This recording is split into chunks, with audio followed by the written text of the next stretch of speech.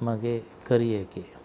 ඔබ ඉම්රාන් ගැන කතා කරපු නිසා මම මතකය ගෙන යන්න කැමති 1985 වර්ෂයේ ඔක්තෝබර් 17 වෙනිදා ඔබගේ 20 වෙනි උපන්දිනයේ ෆයිසලාබාද්දී ඔබ තරඟ ඉවර කරනකොට ලකුණු 93යි නොදැවි ඊළඟ දවස් උදේ ඔබ 20 වෙනි උපන්දිනයේදී ශතකය ලබා ගන්නවා ඉම්රාන් ඛාන්ට හුක් පාරක් කියලා කරමින්. ඒ දවස නැවත මතක් කළොත්. ඔව් ඒ මගේ පළවෙනි ටෙස්ට් 100 එක මම හිතන්නේ රොයි ඩයස්ගේ උපන්දිනේ තියෙන්නේ 18 වෙනිදා. ඉතින් මේ රොයියට හුඟක් වෙලාවට කියන්නේ මේ මගේ ෆස්ට් 100 එක ගිහුවේ රොයිගේ බර්ත් එක දවසේ. ඉතින් ඒක හන්දා මට ඒක හුඟක් දුරට අමතක වෙන්නේ නැහැ කියලා. අද වෙනකොට ඉම්රාන් ඛාන් පාකිස්තානයේ අගමැති. ඔව් එනමුත් මම අගමැති නෙමෙයි මේ රටේ. ඔබ උට සුබපෙන් පණිවිඩයක් එම යවුවද? ඔව් මම මේ ටෙක්ස්ට් මෙසේජ් එකකින් පණිවිඩයක් යවුවා. කොහොමද ඉම්රාන් වගේ කෙනෙක් ඔබ ඔහුගේ නායකත්වය ගැන කතා කරා මොන වගේ දේවල්ද ඔබ ඉගෙන ගත්තේ ඔහුගේ නායකත්වය තුලින්? ඔව් මම හිතන්නේ එයාගේ කැරක්ටර් එක දැන් මේ මම හිතන්නේ පාකිස්තාන් කණ්ඩායම කොහොමද හැරෙව්වේ කියලා මේ හිට් ගොඩක් ටැලන්ට් තිබුණ සයිඩ් එකක්. ඒ වුණාට ඒගොල්ලන්ව එක ඩිසිප්ලින් ලොට් එකක් හැටියට හදලා ඒගොල්ලන්ට වර්ල්ඩ් කප් එකක් දිනන්න පුළුවන් තත්යකට බිලීෆ් එකක් ගෙනාවා. ගෙනල්ලා ඒක ඉෂ්ට කරපු එක මම හිතන්නේ ඉතාමත් දක්ෂ දෙයක්. මොකද ඊට වඩා ටැලන්ටඩ් කට්ටිය හිටපු අවස්ථාවකවත් ඒගොල්ලන්ට කරගන්න බැරි දෙයක් කරගත්තා. ඒ වගේම මම හිතන්නේ ක්‍රිකට් කරියරකින් පස්සේ වුණත් අවුරුදු ගාණක් ඔච්චර අමාරු වුණත් කවදක්වත් give up කරන්නේ නැති never say die කියන ඇටිටියුඩ් එකකින් තමයි යා හැම දෙයක්ම බලන්නේ. ඉතින් මම හිතන්නේ අද ඒ රටේ ප්‍රයිම් මිනිස්ටර් වෙන්නත් ඒ වගේම අමාරු දුෂ්කරතාවයන් යටතේ එයා ඒක කොහොම හරි එයාගේ අධිෂ්ඨාන ඉෂ්ට කරගත්තා. 92 ඉම්රාන් ලෝක කුසලානේ දිනනකොට ශ්‍රී ලංකන් නායක නායකයා වෙන්නේ. ඔබ පාකිස්තානයේ ඒ තරඟාවලිය ගියා කාලේ ඔබ හිතුවද ඔවුන් ජයග්‍රහණය කරයි කියලා? නෑ ඒක තමයි මම හිතන්නේ ෆස්ට් රවුන්ඩ් එකේ මැචස් ටික පෙරදිලා අර වැස්සෙන් එක මැච් එකක් ඊක්වල් ඩ්‍රෝ වෙලා ඊක්වල් පොයින්ට්ස් හම්බු වෙච්ච තරඟෙන් තමයි ඒගොල්ලන් ඇතුළට ආවේ. ඒ අවස්ථාවේ ඉඳන් මම හිතන්නේ එයා ඒ වෙලාවෙත් ඒ තිබුණ විශ්වාසය නැති කරගත්තේ නැහැ. මට වසීම් මේ හම්බුච්ච වෙලාවල් වල කිව්වා එයා ඒ වෙලාවෙත් කිව්වේ අපිට මේක දිනන්න පුළුවන් කියලා. ඉතින් මම හිතන්නේ එක ඇම්බිෂන් එකක් තියාගෙන ඒක කරා මොන බාධක තිබුණත් කඩාගෙන යන්න පුළුවන් ඇටිටියුඩ් එකක් මම හිතන්නේ ලීඩර් කෙනෙකුට තියෙන්න ඕනේ. ඒක තමයි මම අඩ්මයර් කරන ක්වොලිටි එක.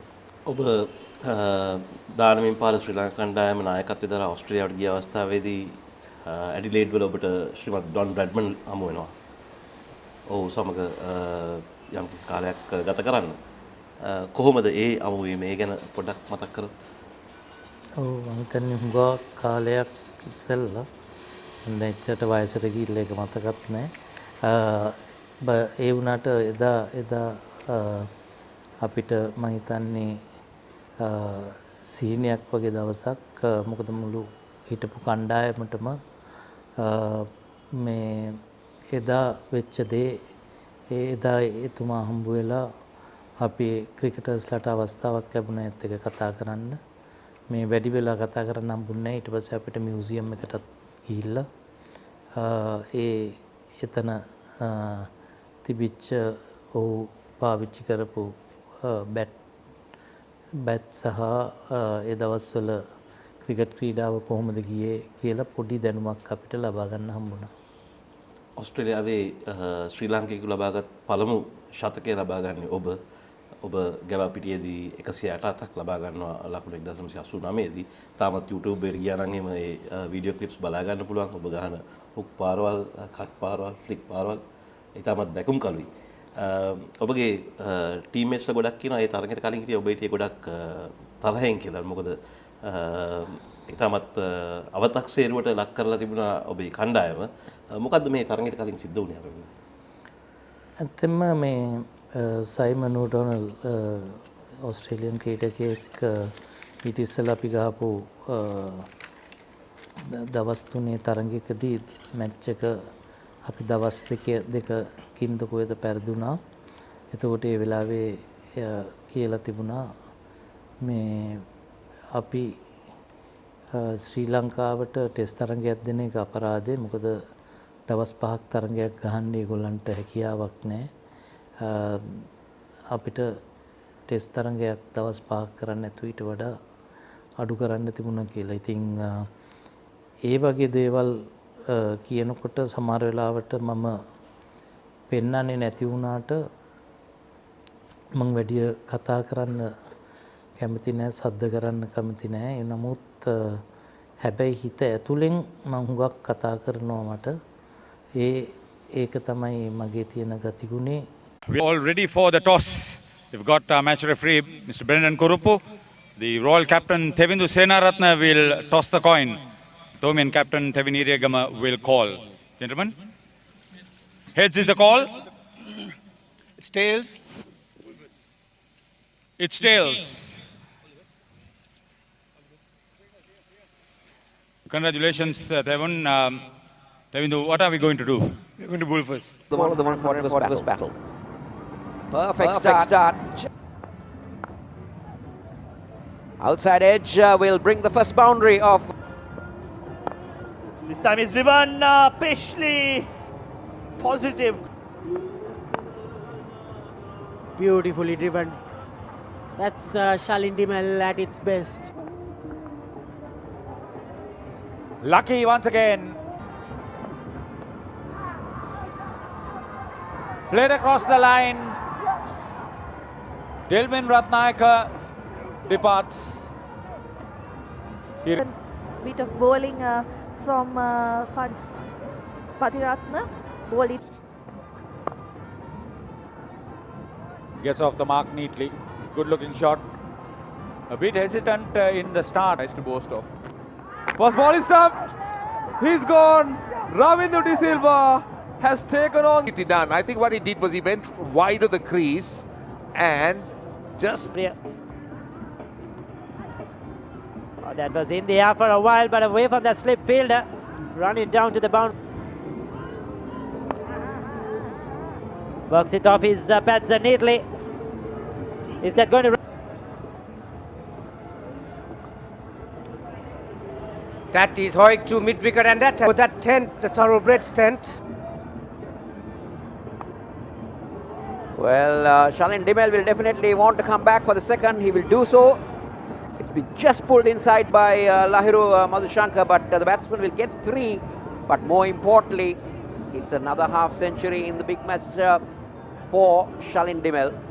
This is a very responsible knock. This is not the way usually Shalin Dimel scores 50.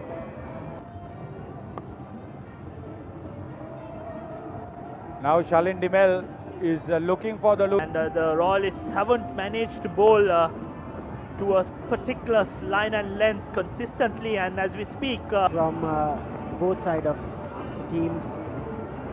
Beautiful. Oh, that was close. was placed, but he could hold on to it. This time comes down the track. What a big hit towards the group of 2000. And the skipper continues, but Fernando has neatly driven him past extra cover. And that either they are going to bowl outside or stump, or that is gone. That is a beautiful catch down at square leg. Well, you talked about a partnership breaker in the captain, and he's just done that. But Shalin Dimel, I thought Shalin Dimel, that was short. It was there for the taking, but it was done with minimum effort by Shalin Dimel. I thought he was not aware of that feat. That is bowled him. There we go. One brings 2, the second wicket in 2 consecutive. Well, the batsman had crossed over while that catch was taken. Now he... That's exactly what he wanted, but Ryan has been too good because he's found the gap. Stand full toss. and hit over mid on. But Royals, most of Royals' victory, and the next ball. Feature them in our live streaming. Oh, Brilliant hit.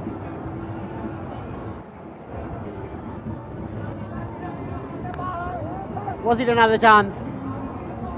That was going very quickly.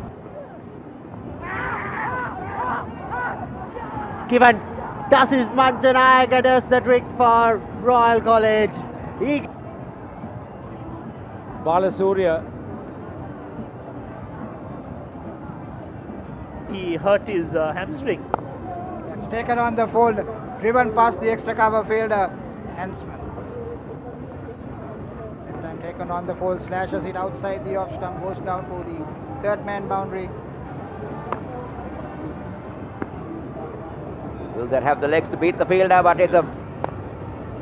I wonder if he's a Sri Lankan or well, is that a wicket there? Yes, he's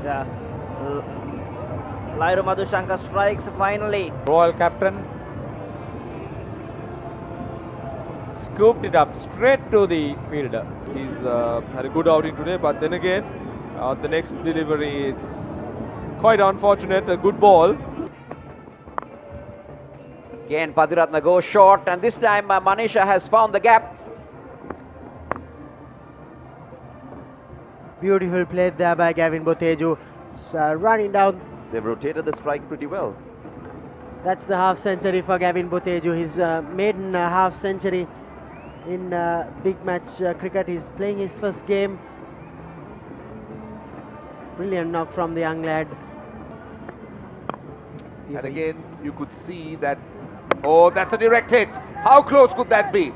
How close could that be? Now he's gone upstairs. Direct hits always excite me. It still says decision pending, but there is a lot of celebration. Oh, there comes this. Outside the option. Oh, there's a louder pin. And the dreaded finger goes up. Yes, Rasi Rodrigo, LBW. That's the second wicket of Pathiratna. The lengthy balls. Another look, right in front. Oh, that's hammered through extra cover by Iriagama. This one is a full toss, but couldn't make use of that one. There's a misfield. Oh, there's a chance of a run out. This could be curtains for Gavin Boteju. There was a lot of yes, a lot of no's. And the basic rule is if you have a hesitation, get back to your respective places. But that did Tied to his left and stopped the ball. There was a misfield. He didn't feel it cleanly, but Iriagama was just coming down to the other end, and Boteju was just watching at the ball. Yeah, like you said, it's yes, sorry. As we speak about good ground field to the field again. Here comes Iriagama. He's showing it with the team. Oh, this is very neatly driven back past the bowler. There's no pressure. And short and wide. If you bowl there, he's going to hit that all day. His fitness level. Neatly played away by Iriagama. He'll pick up a single. Will he come back for two? Yes, he will. Bowling side with two of their bowlers over 50 wickets. Is that another boundary running there? Well, Colombo. Oh, played fine. That could run down. Oh, Trevin Iriagama is gone. I think he's Kamil Mishara, quick to whip off the bails. We'll take a look at that.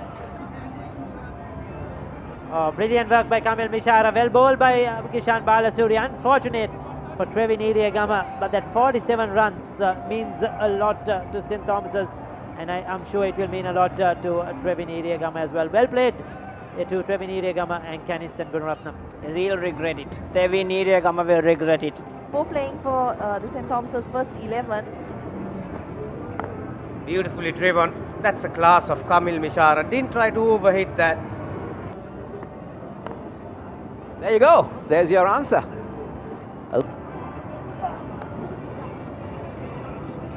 Yes, you're on point there.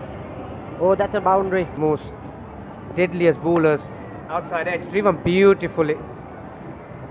Beautiful batting from Kaushan Kulasurya. And that's very neat. You have Munasinghe tossing the ball up.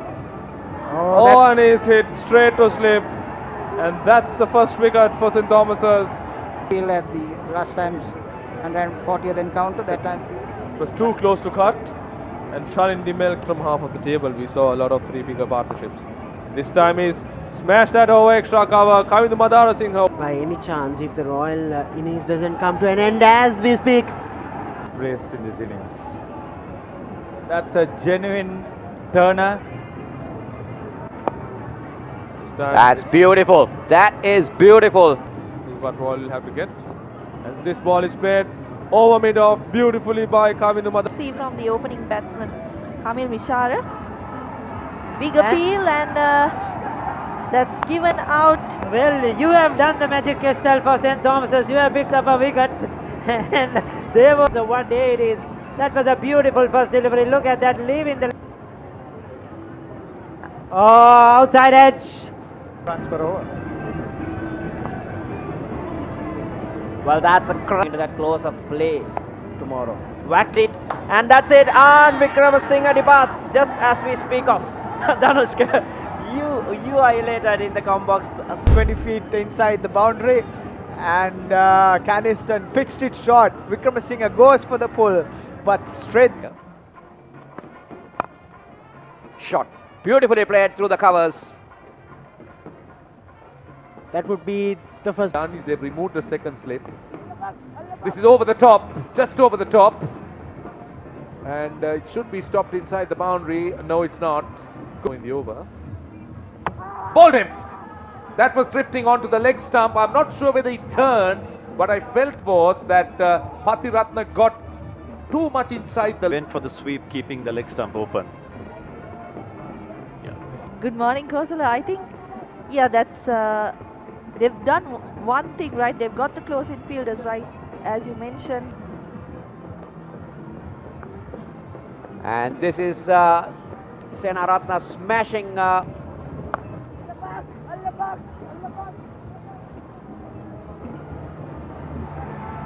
you go. The long on has worked. But for one thing, a moment I thought that, but Devindu Senaratna down to a very good catch. Lucky he was a tall lad. He didn't get underneath that one. That is the reason, Estelle. And I thought Yasuru almost made a mistake. Out of the 6 wickets to fall, 5 have been for some poor shot selection. He's just hit on the offside, a bit of a slight misfield in the process. Now that was there an inside edge? Oh, given! My goodness, that's a big wicket. That is a huge wicket. Umpire Vimal Siri took his time, but I like the way this knows that he was the man. Another look. Oh, he's gone. He's dead. He's dead.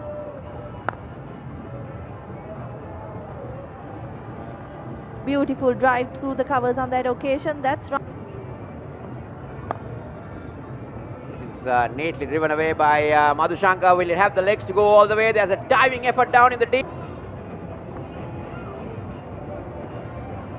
And he's delivered a poor... To declare again. That's India. But took their time as well. Didn't go for declarations or quick runs, as that one is clipped off his bats. This time it's... And try to get some wickets, maybe declared around 340. Beautifully played. That's a fantastic shot. He's shown some guts. Madhushankar gets an edge past third man. He's running down the boundary line and it... Leg spinner. But I think if you're a good enough player, and I think he has proved to be good enough. By the two schools. Short and fly to Madhushankar. You know, put his foot down there. There's the edge and that's been caught. Madhushankar's innings has come to an end. Singer did the rest.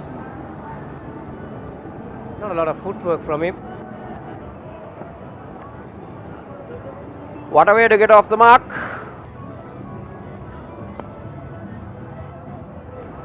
And Kassis has... Oh, great start. What a shot. Picked it. They want to make things happen. Unfortunately, it's come 2 days late. That's a beautiful shot. Beautiful shot. Steps out Ratnaka. That time he clears it. over mid on. That's a 6. Oh, that's a 21. Mishara bowls. And that's another chance taken. Yes, Shalin Dimel in this Tomian second innings. The bat turned on his hand.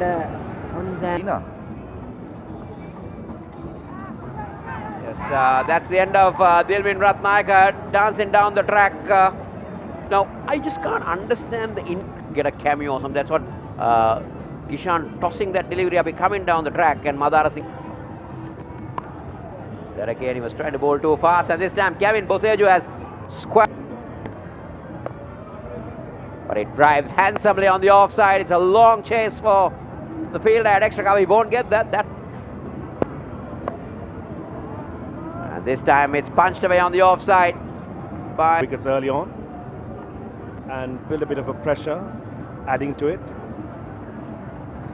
Long chase for the Royal captain, I don't think.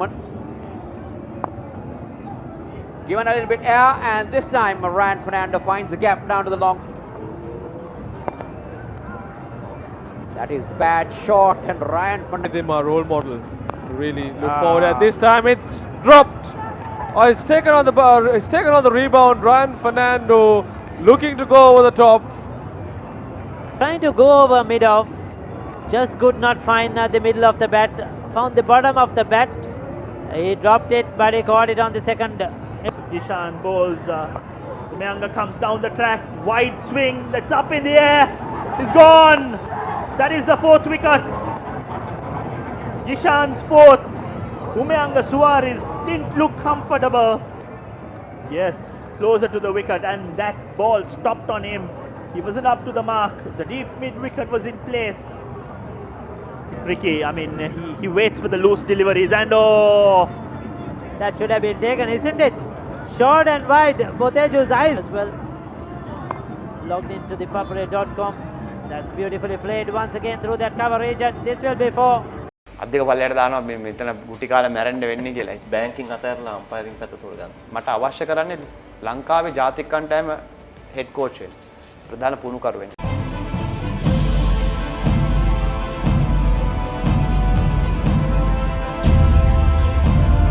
ලෙජන්ඩ්ස් වැඩසටහන තුලින් අත්දිනා පාමුවන්නේ ලෝක කුසලානය දිනාගත් කණ්ඩායමේ සමාජිකයෙක් මෙන්ම cricket ක්‍රීඩාවේදී මේ දවස්වලත් ඔබ නිතරම දකින පුද්ගලයෙක්. ඔහු අන්කවරෙක් නව කුමාර් ධර්මසේන. අයිබෝන් කුමාර්. අයිබෝන්. කුමාර් විනිශ්චයකාරයෙක් ගැන ඔබගේ කාර්යභාරය ගැන මට ගොඩක් දේවල් අහන්න තියෙනවා. නමුත් මම පටන් ගන්න කැමති ඔබගේ ක්‍රිකට් ක්‍රීඩකෙක් ඇටියට ගෙවුණු කාල පරිච්ඡේදය ගැන කතා කරන්න. මුලින්ම ඔබ නාලන්ද විද්‍යාලයට පිට අවුරුදු 2ක් කඩලු 100 ලබා ගන්නවා. ඊටමත් නිතරම සිද්ධ වෙන දෙයක් නෙවෙයි. හරිම සුලභ දෙයක්. ඉතින් ඔබ හිතනවාද මේ කඩලු 100 බැක් සීසන්ස් වලදී ලබාගත් එහින් ඔබට 93 වසරේදී ටෙස්ට් ක්‍රිකට් කණ්ඩායමට පිවිසෙන්නට කාලේ අවස්ථාව ලැබුණයි කියලා? කඩලු 100 ලබා ගැනීම විතරක් නෙවෙයි රෙක්ස්, මම හිතන්නේ මම ඉස්සෙල්ලම නාලන්දාවට ക്രീഡා කරේ 1985 දී. 85 ඉඳන් 90 වෙනකන් ක්‍රීඩා කරපු අවුරුදු 5 තුල මම ලකුණු 3000කුත් කඩලු 300කුත් ලබා ගත්තා. මම හිතන්නේ ඒක විශේෂ දෙයක් ඒ කාලේ හැටියට.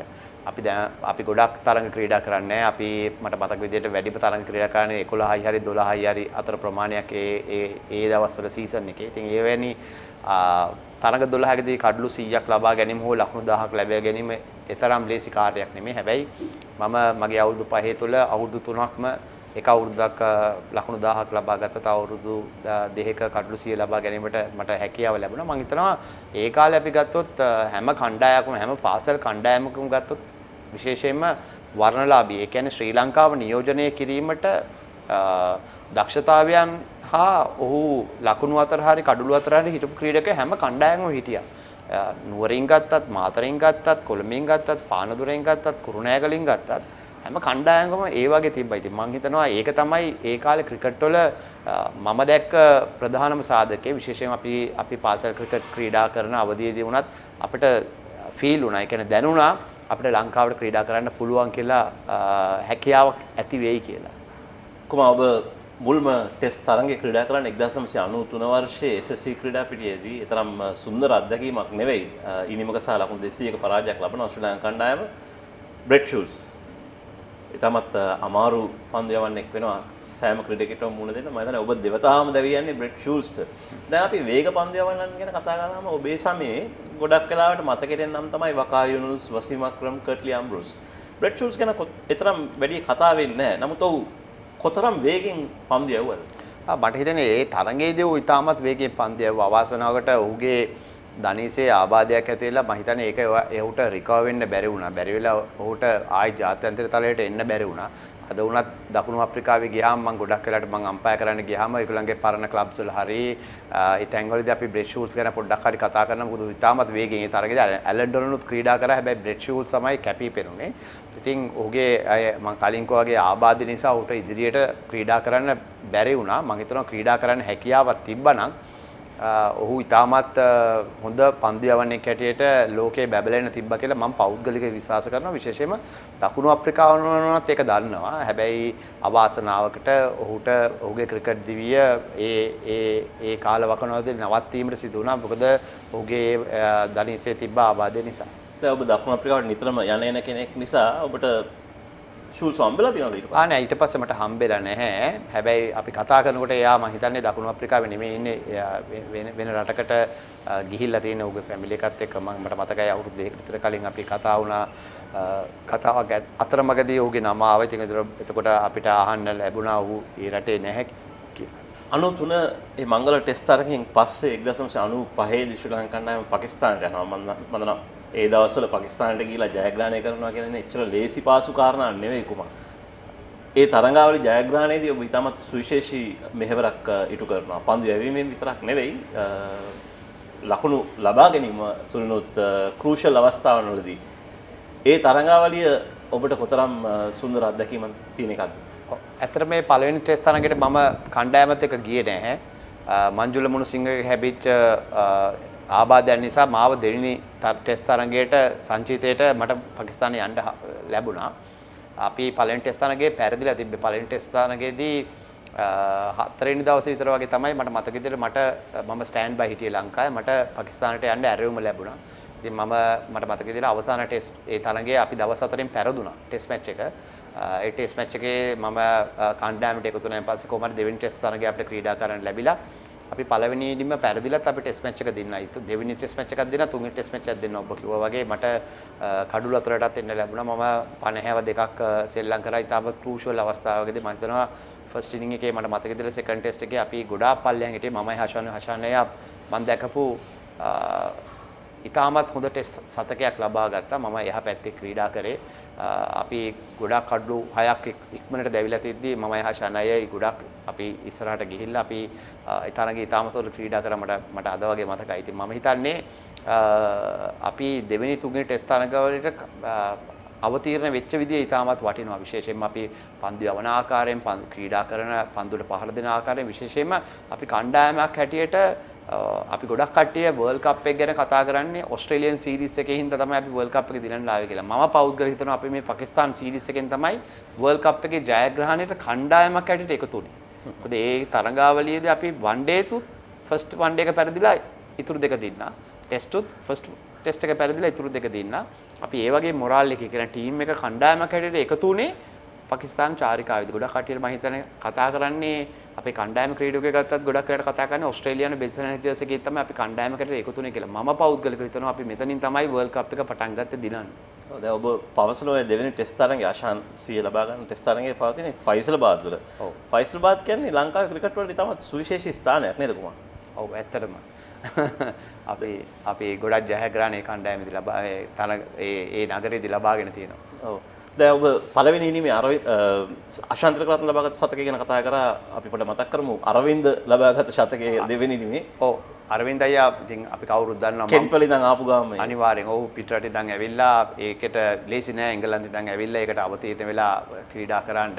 විශේෂයෙන් මම අදරත් කියන දෙයක් තමයි මම අදරත් අම්පයර් කරනකොට මම දකිනවා ක්‍රීඩකයෙකු කොහොමද ක්‍රීඩා කරන්නේ කියලා. මගේ ඇස් දෙකෙන් දැකපු හොඳම පිටකරුවක් මට අවිවාදයෙන් කියන්න පුළුවන් අරවින්ද ඩිසිල්ලා. මොකද නෙට්ස් වල ක්‍රීඩා කරන තැන ඉඳන් මැච් එකට යන තැන ඉඳන් ක්‍රීඩා කරනවා මම දැකලා තියෙනවා. ඔහුගේ තියෙන දක්ෂතාවය, ඔහුට තියෙන බෝලේ බලන්න තියෙන හැකියාව මම අදට වෙන ක්‍රීඩකයෙක්ගෙන් එහෙම දැකලා නැහැ. හැබැයි ඉතින් ඒ කාලේ ඔය ඇවරේජස් වලින් බැලුවොත් ගොඩක් කට්ටිය කියනවා අරවින්දගේ ඇවරේජ් එක අඩුයි කියලා. මම කීපවතාවම අරවින්දට පෞද්ගලිකව කියලා තියෙනවා අරවින්ද ඇවරේජ් එක බලලා ක්‍රීඩා කරන්න කියලා ඔය hina වෙලා යනවා. ඒ කියන්නේ යා කවදාවත් ඇවරේජ් වලට ක්‍රීඩා කරපු කෙනෙක් නෙමෙයි. හැබැයි ක්‍රීඩකයෙක් හැටියට දක්ෂතාවය ඇති බැලුවම ඕනෑම වැටුණු වෙලාවක ක්‍රීඩා කරන්න පුළුවන් අති විශිෂ්ට ක්‍රීඩකයෙක්. දැන් මේ තරඟාවලියේදී ඔබයි මුරලි දරුණි තමයි දඟපන්දු යැවීමේ විශාලම කාර්යභාරය කරන්නේ. කොහොමද කුමා මුරලිත් එක්ක පන්දු යවනකොට ඔබ ඒ කොහොමද එන්ජොයි කරන්නේ? මම ගොඩක් වෙලාවට කියන්නේ මුරලි තමයි අපේ විකට් එක. අපි ඒක අවිවාදයෙන් නම් කරන්න ඕන දෙයක්. මගේ තියෙන්නේ සයිඩ් එකෙන් සපෝට් එකක් දෙන එක. ඒ කියන්නේ අපි ප්‍රෙෂර් එක බිල්ඩ් කරන්න ඕන. ඉතින් මම කරන්නේ ගොඩක් වෙලාවට මගේ පැත්තෙන් මම රන්ස් බෝල් කරන්නේ නැතුව රන්ස් දෙන්නේ නැතුව පුළුවන් තරම් තදට රන්ස් නැතුව තියාගන්න එක. ඒකෙන් තමයි ප්‍රෙෂර් එක බැට්ස්මන්ලාගේ බිල්ඩ් වෙන්නේ. බිල්ඩ් වෙලා කොහේ හරි chance එකක් ගන්න ගියාම ගොඩක් වෙලාවට මුරලිගේ තියෙන හැකියාවත් එක්ක ඌගේ පන්දු කරණයේ තියෙන විවිධත්වය නිසා ඌට කඩුව ලබා ගැනීමට හැකියාව ලැබෙනවා. හැබැයි ගොඩක් කට්ටියට ඒක තේරෙන්නේ ඒ කියන්නේ ක්‍රිකට් දන්න කට්ටියට තේරෙනවා අනිත් පැත්තෙනුත් යම්කිසි කාර්යයක් කරන්න ඕන. මොකද එක පැත්තකින් බුරුල්ල දුන්නොත් මුරලිට ওই කියන විදිහට ලේසියෙන් කඩලු ගන්න බෑ. ඉතින් මම ඒ කාලේ මගේ කරේ මම අනිත් පැත්තෙන් ගොඩක් වෙලාට ඒ කියන්නේ බැට්ස්මන්ලට ලේසියෙන් Tamanට පුළුවන් පහරවල් වලට යන්න බැරි වෙන විදිහට පන්දු යැවීම. ඉතින් මම දකිනවා ඒකෙන් ඒ කාලේ අපි දෙන්නගේ කම්බිනේෂන් එකක් තිබ්බා. හොඳ පාර්ට්නර්ෂිප් එකක් තිබ්බා. ඒකම අපේ වේග පන්දු යවන හිටියා අපිට ප්‍රමෝද් දෙ හිටියා වාස් හිටියා. ඒකම සනතුත් ඇවිල්ලා පොඩ්ඩක් බෝල් කරන්න පුළුවන්. සනත් ඉතාමත් හොඳ ඕල් රවුන්ඩර් කෙනෙක් හැටියට ක්‍රීඩා කරේ. අපේ ඒ ඔක්කොට වඩා අපේ කණ්ඩායම ඇතුළේ පවුලක් වගේ අපි ක්‍රීඩා කරා. ඒක තමයි අද විශේෂත්වය මම හිතනවා. කට ඇරලා අයියා කෙනෙකුට අයියා කියන්න පුළුවන් අයියා කෙනෙකුට අපිට මල්ලි කියන්න පුළුවන් අපි ඒ ෆැමිලි එකේ පවුලක් වගේ අපි ක්‍රීඩා කරපු එක අපේ තිබ්බ හයිය කියලා තමයි මම අදටත් දකින්නේ. ඔබට කණ්ඩායමෙන් පටපැදුණු නාමයක් තමයි උනන්දුව කියන එක. කොහොමද ඒක සිද්ධ වුනේ? මම ඇත්තටම දන්නේ නැහැ. මං හිතන්නේ ඔය ගම්වල කට්ටිය හරි මැච් බලන කට්ටිය හරි තමයි ඕක පටබැදුනේ. මොකද මම සාමාන්‍යයෙන් මම දැන් මගේ පරණ වීඩියෝස් බලනවා රෙක්ස් බලනකොට මටම hina යනවා. මම සාමාන්‍යයෙන් පොඩ්ඩක් කතා කරනවා වගේ මම දන්නේ නැහැ මම කතා කරන්නේ කියලා. මම පොඩ්ඩක් කතා කරනවා වගේ මට තේරෙනවා මම රන් අප් එකට යනකොට කවුරු හරි කැච් එකක් ඇල්ලුවත් මේ කරත් අපි ඒක ජයග්‍රහ ඒ කියන්නේ කැච් එකේ ඒකේ මේ ඒ කැච් එක අල්ලලා විකට් එක දවාගත්ත එකේ විඳින ආකාරය තුල මම හිතන මිනිස්සු මොකක් හරි මගෙන් දකින්න ඇති කියලා. මම දැන් අද පරණ වීඩියෝස් බලනකොට මටම ඇත්තටම hina යනවා මේ මමද මේ දේවල් කරන්නේ කියලා. හැබැයි පොඩි විශේෂත්වයක් තියෙනවා කියලා මට තේරෙනවා. මොකද මම ඒ කාර්යයට ඒ අවස්ථාවේදී හැසිරෙන විලාසය අනුව. ඉතින් ඒක වෙන්න ඇති මම හිතනවා ප්‍රේක්ෂකයේ නම මට දාන්න ඇත්තේ. දැන් අපි පාකිස්තාන සංචාරය ඉවර වෙලා අවුරුද්දකින් වගේ තමයි ලෝක කුසලානය පවතින්නේ. ඔබ ජයග්‍රහණය කරන කණ්ඩායමේ විශාල කාර්යභාරයක් කරනවා කොහොම මට පොඩක් කියනකොම මේ දැන් අපි සෙල්ලම් කරන මැචස් 3 ෆයිසලාබාද් කල්කටා ලාහෝර් හයි ප්‍රෙෂර් මැචස් 3ක් මේ මැච් තුනෙන් ඔබට වැඩිම පීඩනයක් දැනුනේ මොන තරම්ද කල්කටා ඉන්දියා අපිට මොකද සෙමි ෆයිනල් එක ඇත්තටම මට පොඩි ප්‍රෙෂර් එකක් තිබ්බා පෞද්ගලිකව මොකද හේතුව ඉන්දියාවත් එක්ක ඉන්දියාවේ ක්‍රීඩා කරන්නලා ජයග්‍රහණය කරන්න ලේසි නෑ මොකද අපි ෆස්ට් රවුන්ඩ් එකේ ජයග්‍රහණය කරා දිල්ලි වල.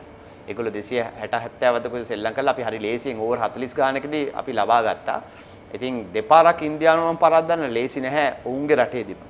ඉතින් හැබැයි ඒත් අපේ කණ්ඩායම ගැන අපිට ලොකු විශ්වාසයක් තිබ්බා. අපේ ක්‍රීඩකයෝ ගැන විශ්වාසයක් තිබ්බා. අපි ක්‍රීඩකයාට කොහොමද ක්‍රීඩා කරන්නේ? අපේ ඒ කාලේ S2 දිහා බලලා අපි බැට් කරද්දී අපිට එහා පැත්තට දුවන්න yes no කියන්න ඕනේ නැහැ. එච්චර අපේ S2 බලලා අපිට තීරණයක් ගන්න පුළුවන් හැකියාව තිබ්බා. අනික හැම ක්‍රීඩකයෙක්ම ඌගේ ෆීල් කරත් මොන පොසිෂන් එකකද ෆීල් කරන්න ඕන කොතනද ඉන්න ඕන කියන හැඟීම. ඒ කියන්නේ ක්‍රිකට් ගැන සෑහෙන දැනුමක් තිබ්බා අපේ ක්‍රීඩකයෝ ඒ සංචිතයට. ඉතින් මම හිතනවා ඒක තමයි ගොඩක්ම වටින්නේ. විශේෂයෙන්ම කල්කටා තරගය ගොඩක් ප්‍රෙෂර්. මොකද ඉන්දියාව දෙපාරක් පරද්දන්න එක ලේසි නැහැ කියලා මම පෞද්ගලිකව හිතනවා. ඔබ මේ ප්‍රෙෂර් එක ගැන කියන්නේ ක්‍රවුඩ් එකකින් ඉන්න ප්‍රෙෂර් එකද? මොකද කල්කටා අපි දන්නවා සාමාන්‍යයෙන් කියනවා ග්‍රවුන්ඩ් එක ඇතුලේ 100,000 එළියේ 200,000 කියලා.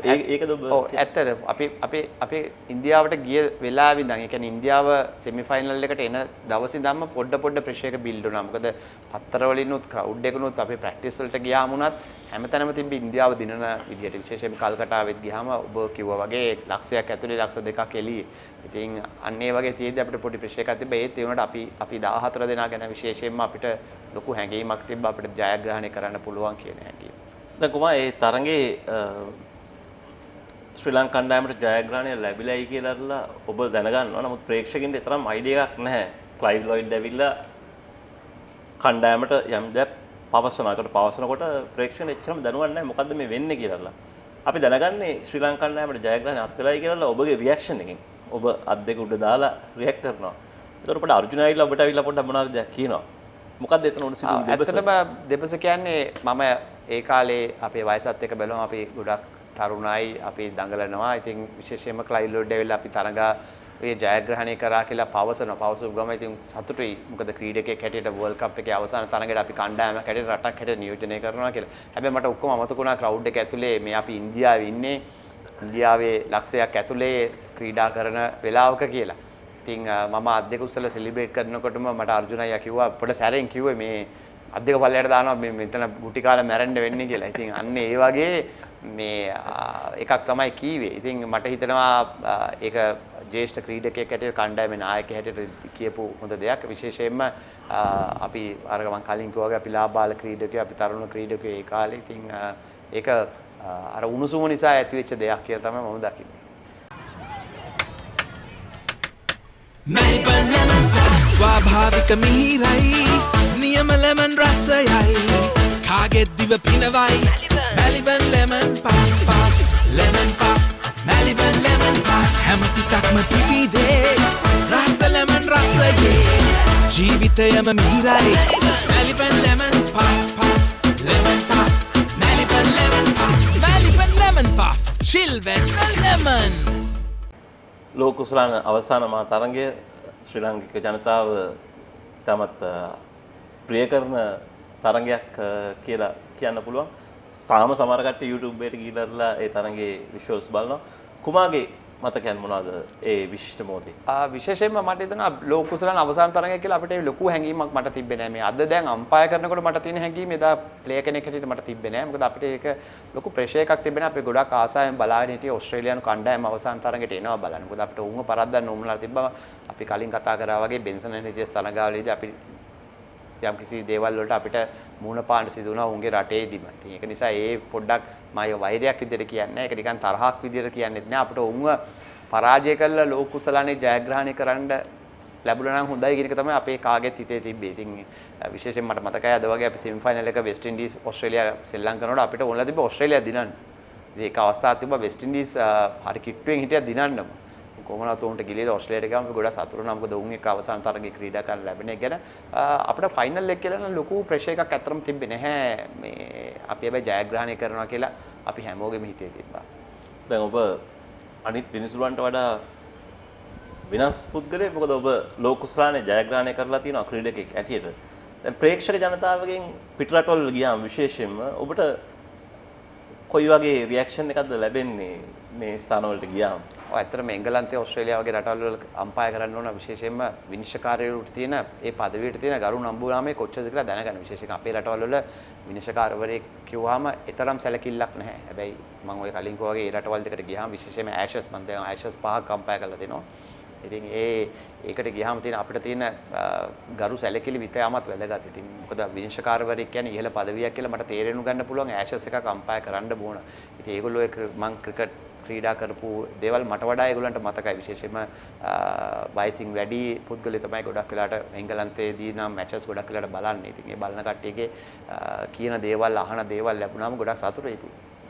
ඇෂස් 5ක් විතර නෙවෙයි කොහොම ඔබට අවස්ථාව ලැබිලා තියෙනවා වර්ල්ඩ් කප් අවසාන තරඟ රාශියක් කරන්න. දෙකක් ෆයිනල් දෙකක් 50 ඕවර්ස් දෙකක් ෆයිනල් කරා. T20 එකක් ෆයිනල් කරලා තිනවා. චැම්පියන්ස් ට්‍රෝෆි දෙකක් ෆයිනල්. ඔව් දැන් මම හිතන්නේ මේ ගැන ඔබ කොතරම් සතුටුයිද? මොකද ලාබාල වයසකදී මෙවැනි දේවල් කිරීමට ලැබීම ගැන. ඇත්තටම මම ක්‍රිකට් අම්පයරින් වල පටන් ගත්තාම මම කවදාවත් හිතුවේ නෑ මගේ මේ වයසේ දැන් මට අවුරුදු 49ක් මේ කාලේ වෙනකොට මම මෙච්චර දේවල් ටිකක් කරන්න පුළුවන් කියලා. මම මේ ඔක්කොම ප්ලෑන් කරේ අවුරුදු 60 වෙන්න කලින් කරන්න. ඉතින් ඇත්තටම අවුරුදු 10කට 11ට කලින් මට කරන්න මම ප්ලෑන් කරපු දේවල් කරලා ඉවරයි. විශේෂයෙන්ම අම්පයර් විදිය කියලා මට දෙපාරක් හම්බුණා. වර්ල්ඩ් කප් අවසාන තරග දෙකම අම්පයර් කරන්න ලැබුණා 2015 2019. ඉතින් මම කලින් කෝගේ T20 World Cup final umpire කරලා තිනවා. චැම්පියන්ස් ට්‍රෝෆි එකක් අම්පයර් කරලා තිනවා. ඉතින් ඒ වගේම IPL තරගාවලිය මම දකින අපි පෞද්ගලික දකින ලොකු තරගාවලියක්. ඒකේ තරගාවලිය 5කම ෆයිනල් මම අම්පයර් කරලා තිනවා. ඉතින් මම විනිශ්චයකාරයෙක් විදිහට හැටියට ලබන්න ඕන උපරිම දේවල් ටික දැනට මම ලබලා දෙනවා. ඉතින් මම දැන් ටෙස්ට් මැච් 65ක් අම්පයර් කරලා තියෙනවා ප්‍රධාන විනිශ්චයකාරවරයා හැටියට. ඉතින් මගේ විනිශ්චයකාර ජීවිතයේ සෑහෙන දුර ගමනක් ඉතාම සතුටින් ඇවිල්ලා තියෙනවා. කුමා ඔබ ක්‍රීඩාවෙන් සමුගත්තට පස්සේ ඇට් නැෂනල් බැංකුවේ වැඩ කළේ ගොඩක් අය ඔබ බැංක් කෙනෙක් වෙලා නවතී කියලා. ඔබ තමත් සාර්ථක දිවියකුත් ගත කරා බැංකුවේ අවස්ථාව වෙනකොට ඇයි ඔබට එකපාරට මිතුනේ බැංකින් අතහැරලා අම්පයරින් පැත්ත තෝරගන්න? මගේ ක්‍රිකට් ක්‍රීඩා කරන කාලේ මගේ තිබ්බ choices දෙකක්. ඒ කියන්නේ මම හිතුවා එක්ක කෝචින් කරනවා එක්ක අම්පයරින් කරනවා කියලා. මට තිබ්බ එකම ගැටලුව තමයි කෝච් කරලා මට කොච්චර ඉහළට යන්න පුළුවන්ද කියලා. මම දන්නවා අදටත් මම හිතනවා මම හොඳ පුහුණු කරුවෙක් වෙන්න තිබ්බා කියලා මට level 1 2 දෙකම මට තියෙන සර්ටිෆිකේට් එක ECB ඉංග්‍රීසි වල මම හැදෑරුවේ. හැබැයි මට තියෙන ගැටලුව තමයි මට අවශ්‍ය කරන්නේ ලංකාවේ ජාතික කණ්ඩායම හෙඩ් කෝච් වෙන්න. ප්‍රධාන පුහුණුකරු වෙන්න. ඉතින් මම හිතනවා ඒකට යන්න තියෙන අවස්ථාව හරි ප්‍රතිශතයක් හැටියට ගත්තොත් හරි පොඩි අඩුයි. හැබැයි අම්පයරින් වලින් මම හිතුවා මුලින්ම පටන් ගත්තා මම හොඳ නම් මට ලෝකේ නම්බර් 1 වෙන්න පුළුවන්. දැන් මම ඉන්න ස්ථානෙට මට එන්න පුළුවන් කියලා. බාධා කිසි දෙයක් නැතුව. ඉතින් මම හිතනවා මම ඒක තමයි ගත්තු තීරණය අම්පයර් කෙනෙක් වෙන්න. ඉතින් මම හිතනවා මම ගත්තු තීරණය ගොඩාක් නිවැරදි.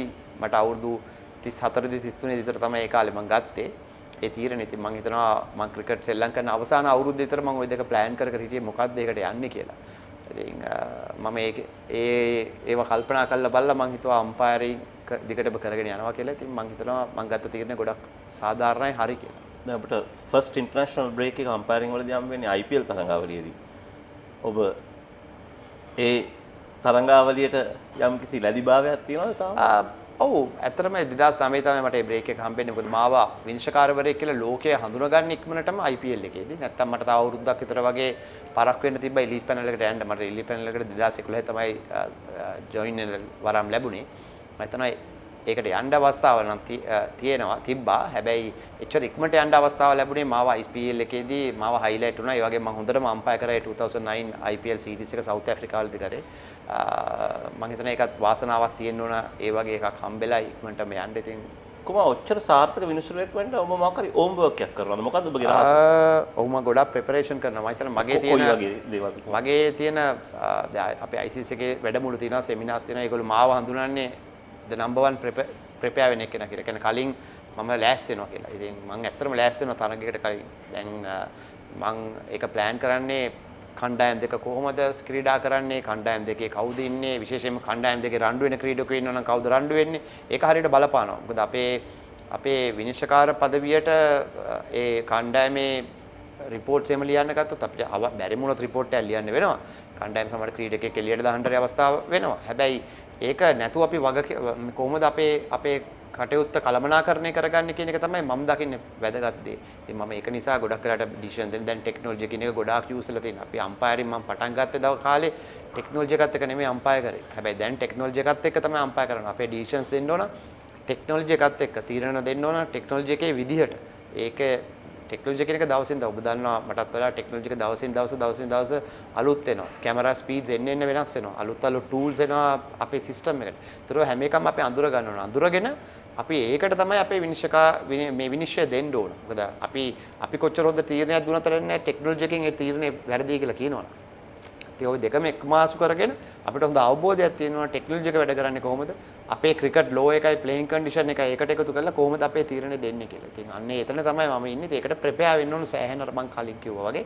ඉතින් වැඩිම ප්‍රෙපෙයාර් වෙන එක තමයි මම හිතනවා ඉස්සරහට එන්න පුළුවන්.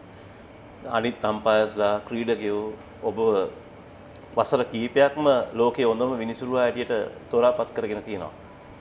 ඔබ කොතරම් මේ දේ ගැන සතුටුපත් වෙනවද? ඇත්තටම ගොඩක් සතුටුයි. මම කලින් කිව්වා වගේ මම මේ ආපු ගම ගැන ගොඩාක් සතුටුයි, ආඩම්බරයි.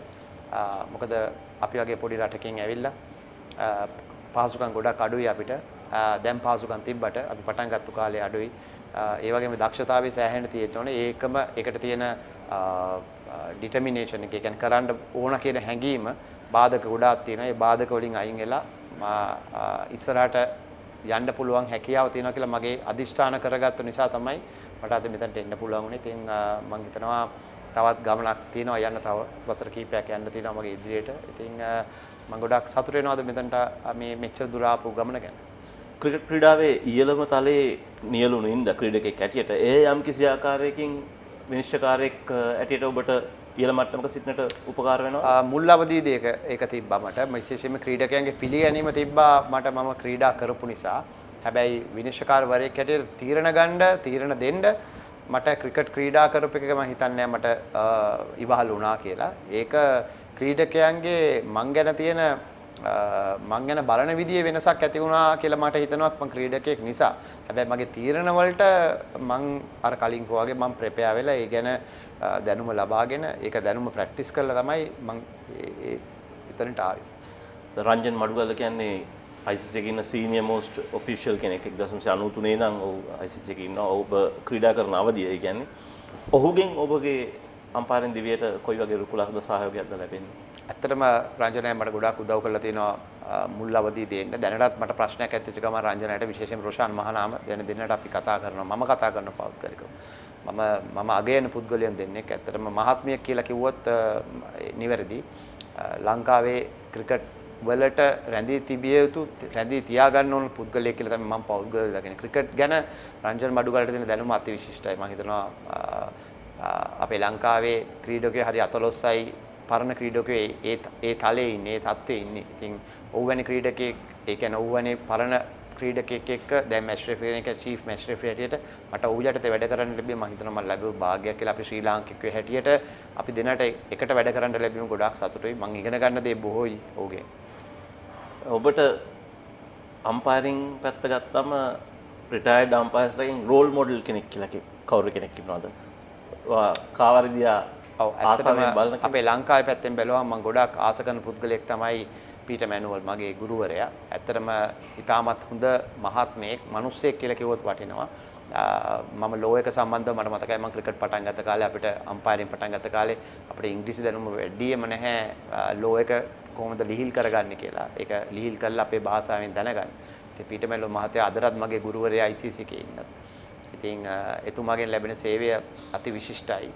එතුමා තමයි මාව අද මෙතන මම ඉන්නවා නම් එතුමා තමයි මාව එතනට මගේ සිංහලෙන් කියනවා මලකඩ ටික අයින් කරලා මාව හරි පැත්තට යොමු කරේ.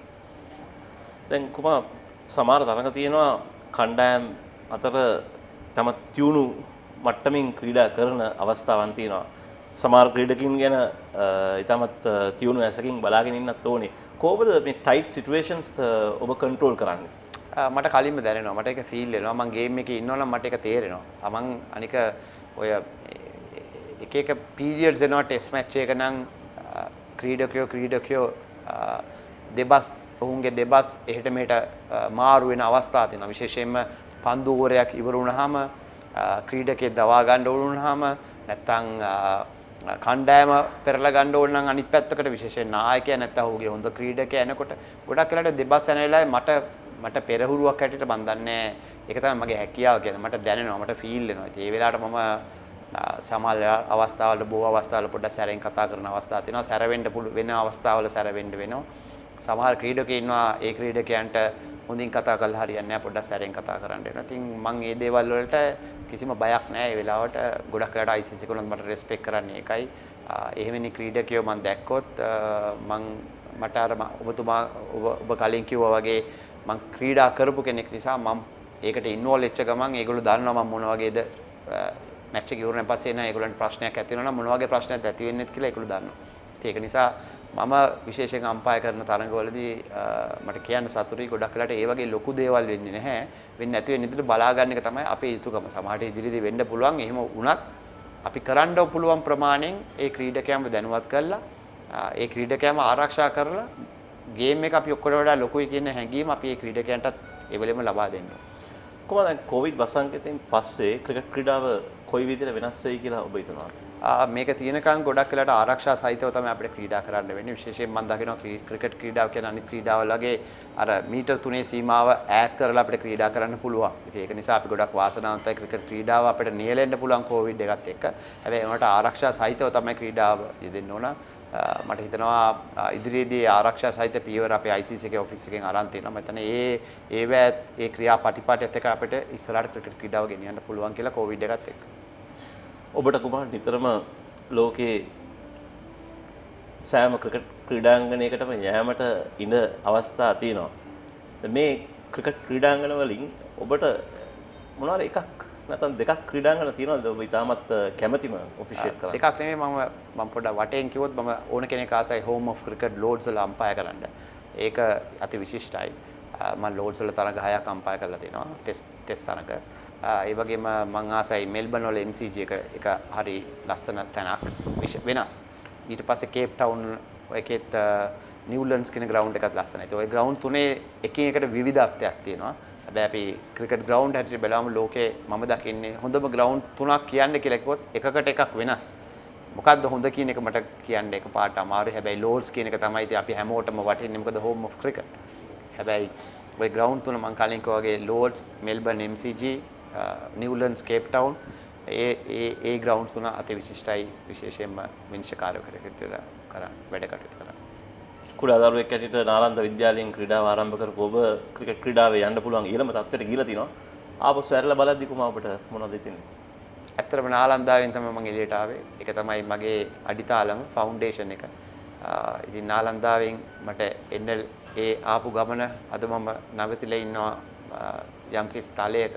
ඉතින් ඒ තලයට එන්න මට බ්ලූම්ෆීල්ඩ් ක්‍රීඩා සමාජයත් ඉවහල් වුණා. මම ගොඩක් කියන්න සතුටුයි. මම ඉස්කෝලේටයි ක්‍රීඩා කරේ, එක ක්ලබ් එකටයි ක්‍රීඩා කරේ. මගේ මුළු ජීවිතේදීම මම වෙන තැන්වල ක්‍රීඩා කළා නෑ. ඉතින් නාලන්දේ බ්ලූම්ෆීල්ඩ් එකයි කියන්නේ මගේ අම්මයි තාත්තයි වගේ ක්‍රිකට් ක්‍රීඩාවේ.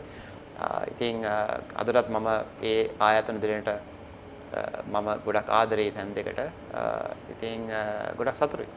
තරුණ විනිසුරුවන්ට ඔබ ප්‍රවීණයෙක් ඇටියට දැන් දෙන අවවාදය? ඇත්තටම කියන්න තියෙන්නේ අධිෂ්ඨානයෙන් විනිශ්චයකාරවරයෙක් හැටියට අධිෂ්ඨානය කියන එක තියෙන්න ඕන. ඒ වගේම කවදාවත් හොඳක් අහන්න වෙන්නේ නැති ජොබ් එකක්. ඒක ඉගෙන ගන්න ඕන අපි. අපි වැරද්දක් කරොත් තමයි දෙපාරක් highlights වලට දෙපාරක් පෙන්නන්නේ. හොඳ decisions ටෙස්ට් මැච් එකක් ගත්තොත් decisions 50ක් විතර දෙනවා හොඳ ඒවා. decisions එකක් දෙකක් වරදිනවා. සමහරට එකකින් game එක වෙනස් වෙන්න පුළුවන්. ඉතින් ওই game එක වෙනස් වෙන්න පුළුවන් decision එක තමයි හැමදාම highlight එකේ දවස් 5ම පෙන්නන්නේ. ඒකට තමයි ලෑස්ති වෙන්න ඕන. විශේෂයෙන්ම අන්නේ හැඟීම Tamanටගේ හිතේ තියෙනවනම් Tamanට ඒක හැඟීමත් එක්ක ඒක ෆේස් කරන්න පුළුවන් වෙනවා. Tamanට ඒකට මුහුණ දෙන්න හැකියාව තියෙනවා. අන්න ඒකට හැකියාව තියෙනවනම් ඔහුට ඉදිරි ගමනේ ලොකු ගමනක් යන්න පුළුවන්. අප අද සිටින්නේ රජ සමුද්‍ර හෝටලේ කොළඹ. අප එම හෝටලයට සහ ඒ කාර්ය මණ්ඩලයට ස්තුතිවන්ත වෙනවා අපිට මේ අවස්ථාව ලබා දීමට සම්බන්ධයෙන්. ඒ වගේම කුමාර ධර්මසේන ඔබටත් බෙහෙන්ම ස්තුතිවන්ත වෙනවා. The Legends වැඩසටහනට සහභාගී වුණාට. බොහොමත් ස්තුතියි. බොහොම ස්තුතියි. Thanks.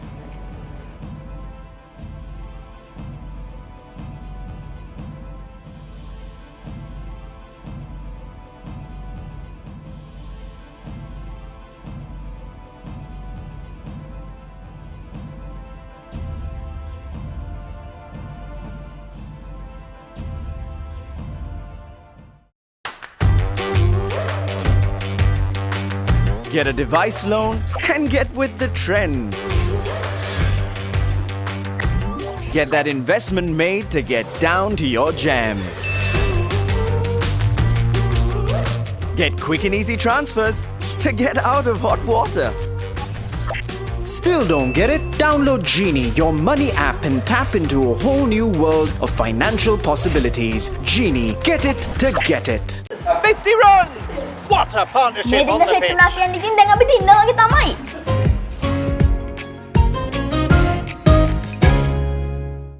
Brilliant fielding! He saved 3 runs for his team.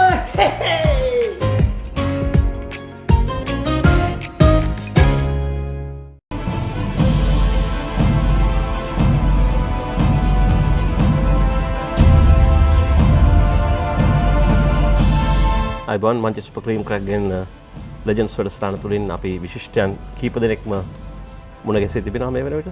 අද දින අප මුණ ගැසෙන්නේ ජාත්‍යන්තර ක්‍රිකට් කවුන්සිලේ පිතිකරුවන්ගේ ශ්‍රේණිගත කිරීම අතරින් අංක 1 ස්ථානයට පැමිණි එකම ශ්‍රී ලාංකිකයා. අයිබෝන් කුමාර සංගකාර. අයිබෝන්. කුමාර ඔබට සුබ පතන අතර MCC සභාපති වීම පිළිබඳව අප ඔබගෙන් දැනගන්න කැමති සාකච්ඡාව ආරම්භ කරනවත් එක්කම මොන වගේ කාර්යභාරයක්ද සභාපතිවරයාගෙන් ඉටුවේ යුත්තේ සහ ක්‍රීඩාවට බලපාන අභියෝග මොනවද ඉදිරියට?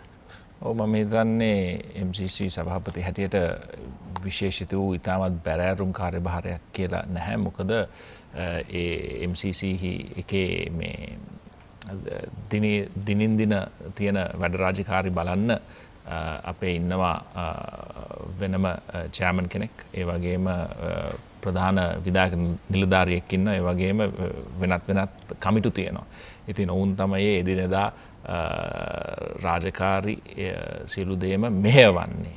මගේ ධූරයේ හැටියට මට තියෙන්නේ MCC එකේ මං තෝරාගත්ත අංශ වලට මගේ දැනුම මගේ අත්දැකීම් යොදලා මගේ අදහස් එකතු කරලා ඒ අංශ කොහොමද වැඩි දියුණු කරන්නේ, ඒ වගේම MCC එකේ ජාත්‍යන්තර ප්‍රතිරූපය තව තවත් වර්ධනය කරලා ධනාත්මක විදියට ගොඩනගන්නේ කොහොමද කියන ඒ දේවල් ගැන තමයි බලන්න තියෙන්නේ.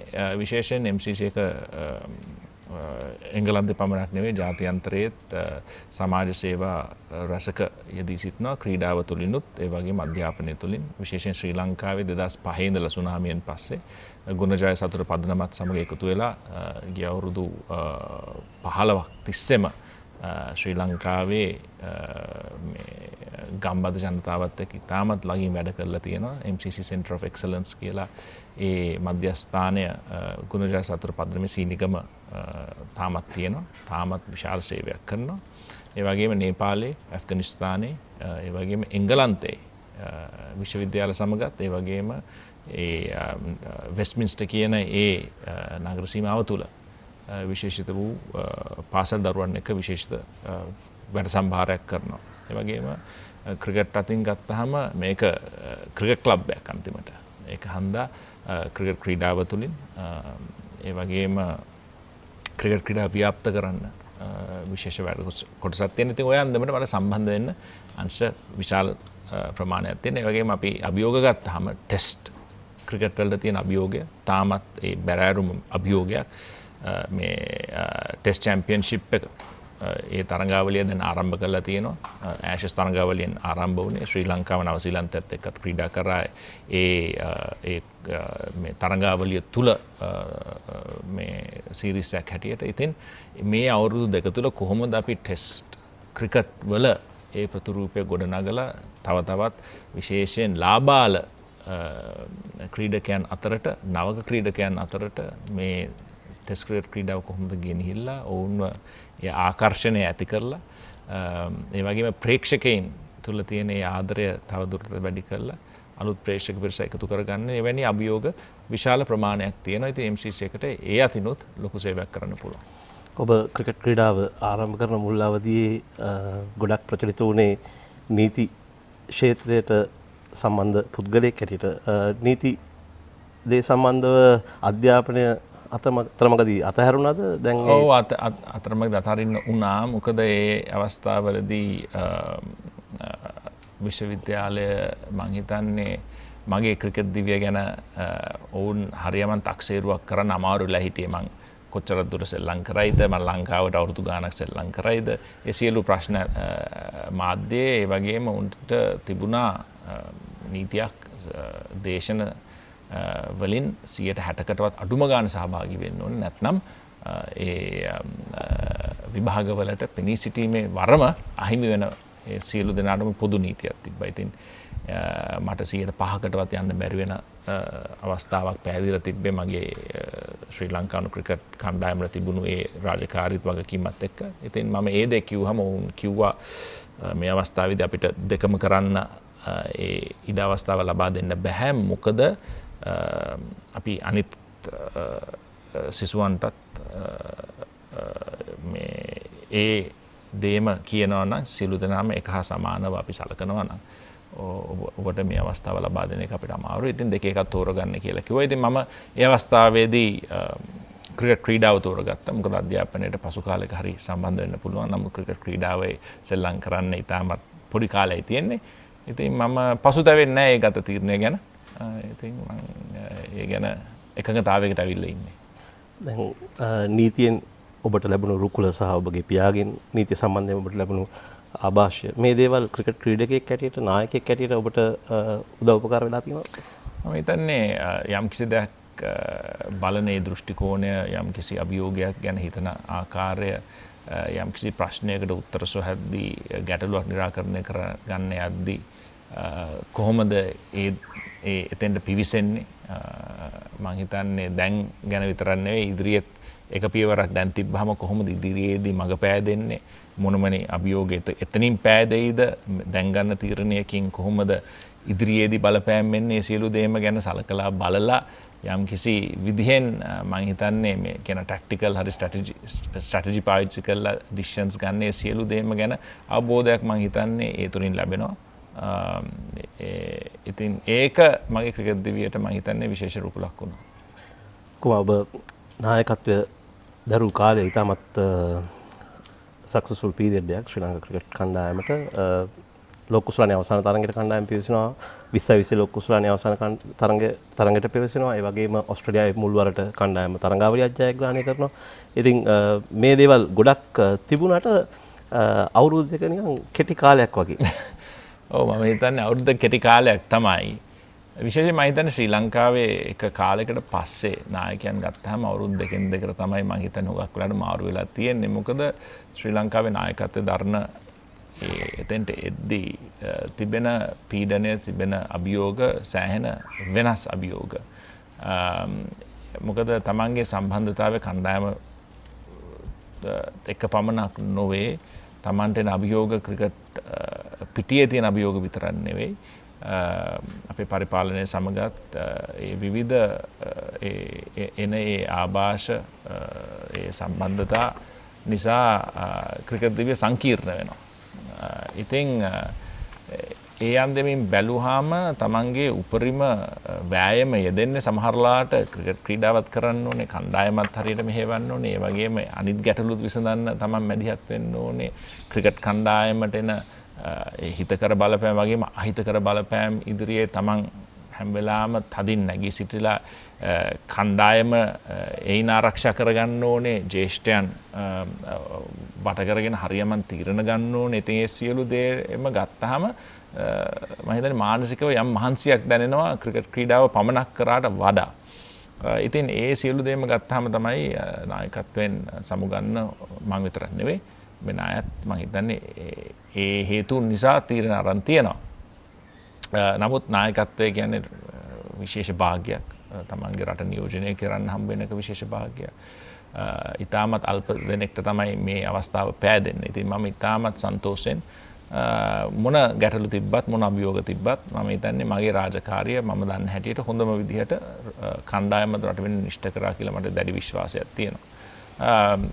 ජය පරාජය ගත්තාම මම හිතන්නේ අපේ විශේෂ අවස්ථා දෙකෙන්ම තිබ්බා. මම හිතන්නේ ඔක්කොලම් බලන්නේ ලෝක කුසලාන ජයග්‍රහණය කරන්න අපිට අවස්ථා කිහිපයක් තිබ්බා. මං නායකත්වයට රැඳි අවස්ථා දෙකක් තිබ්බා 20 50 ඒ වගේම මහල ජයවර්ධන නායකත්වයේ දරද්දිත් එවැනි අවස්ථා දෙකක් පෑදුනා. පසුතැවීම් තියෙනවා. ඒ වගේම විශේෂයෙන් සන්තෝෂ වෙන අවස්ථා තියෙනවා. නමුත් අන්තිමට බලන්න ඕනේ අපි මේ අවුරුදු දෙක තුල කොහොමද අපි තාමත් හොඳ විශිෂ්ට අන්දමට ක්‍රිකට් ක්‍රීඩා කරා. අපේ ලෝකයේ දැවැන්තයන් ඉස්සරහා අපි දැවැන්තම කණ්ඩායමක් හැටියට තමයි ඕනෑම කෙනෙක් ගත්තේ. ඕනෑම ක්‍රිකට් තරඟාවලියක 20 වෙන්න පුළුවන්, එක් දින වෙන්න පුළුවන්, ටෙස්ට් වෙන්න පුළුවන්. ඉතින් මම විශේෂයෙන් සන්තෝෂ වෙනවා අපේ ක්‍රිකට් තරඟ කිරීමේ මට්ටම ඉතාමත් ඉහළ තත්වයකට ගේන්න මට අවස්ථාව ලැබුණා කියන එක. ඉබ්‍රාහිම් ලින්කන් වරක් පවසා තියෙනවා victory has 1000 fathers but defeat is an orphan කියලා. ජයග්‍රහණය බෙදා ගන්න ගොඩක් කට්ටිය ඉන්නවා. නමුත් පරාජය මම හිතන්නේ මගේ නම් හැම වෙලාවම මගේ සිතුවිල්ල උනේ තමයි තරඟ ජයග්‍රහණය කරාම අපි කියලා කතා කරලා තමන් ප්‍රශංසා කරන්න ඕනේ තමන්ගේ කණ්ඩායමත් ඒ ජයග්‍රහණයට දායකුන් සියලු දෙනාවත්. ඒ වගේම පරාජය වුණාම මම හිතන්නේ තමන් නායකයෙකුට වගකීමක් තියෙනවා. මං කියලා ඒ වෙලාවේ කතා කරන්න. මං ගත්ත තීරණ මට තව දෙයක් කරන්න තිබ්බද? මම හරියමං විදියට ස්ථානෝචිතව ඒ අභියෝග වලට හරියමං තීරණ අරන් මුහුණ දුන්නද? ඒ සියලු ප්‍රශ්න මගේ කරට අරගෙන පීඩනේ මගේ කරට අරගෙන කණ්ඩායමේ පීඩණයෙන් අයින් කරන්න ඕනේ. කණ්ඩායමට මොන හරි කියන්න තියෙනවා නම් උඹ වෙනම අරන් ගිහිල්ලා තනියම හෝ කණ්ඩායමක් හැටියට මාධ්‍යයෙන් පිටත ගිහිල්ලා කතා කරලා පෞද්ගලිකව මේ ප්‍රශ්න විසඳා ගන්න ඒ ක්‍රමවේදයක් අපේ කණ්ඩායමේ තිබ්බා.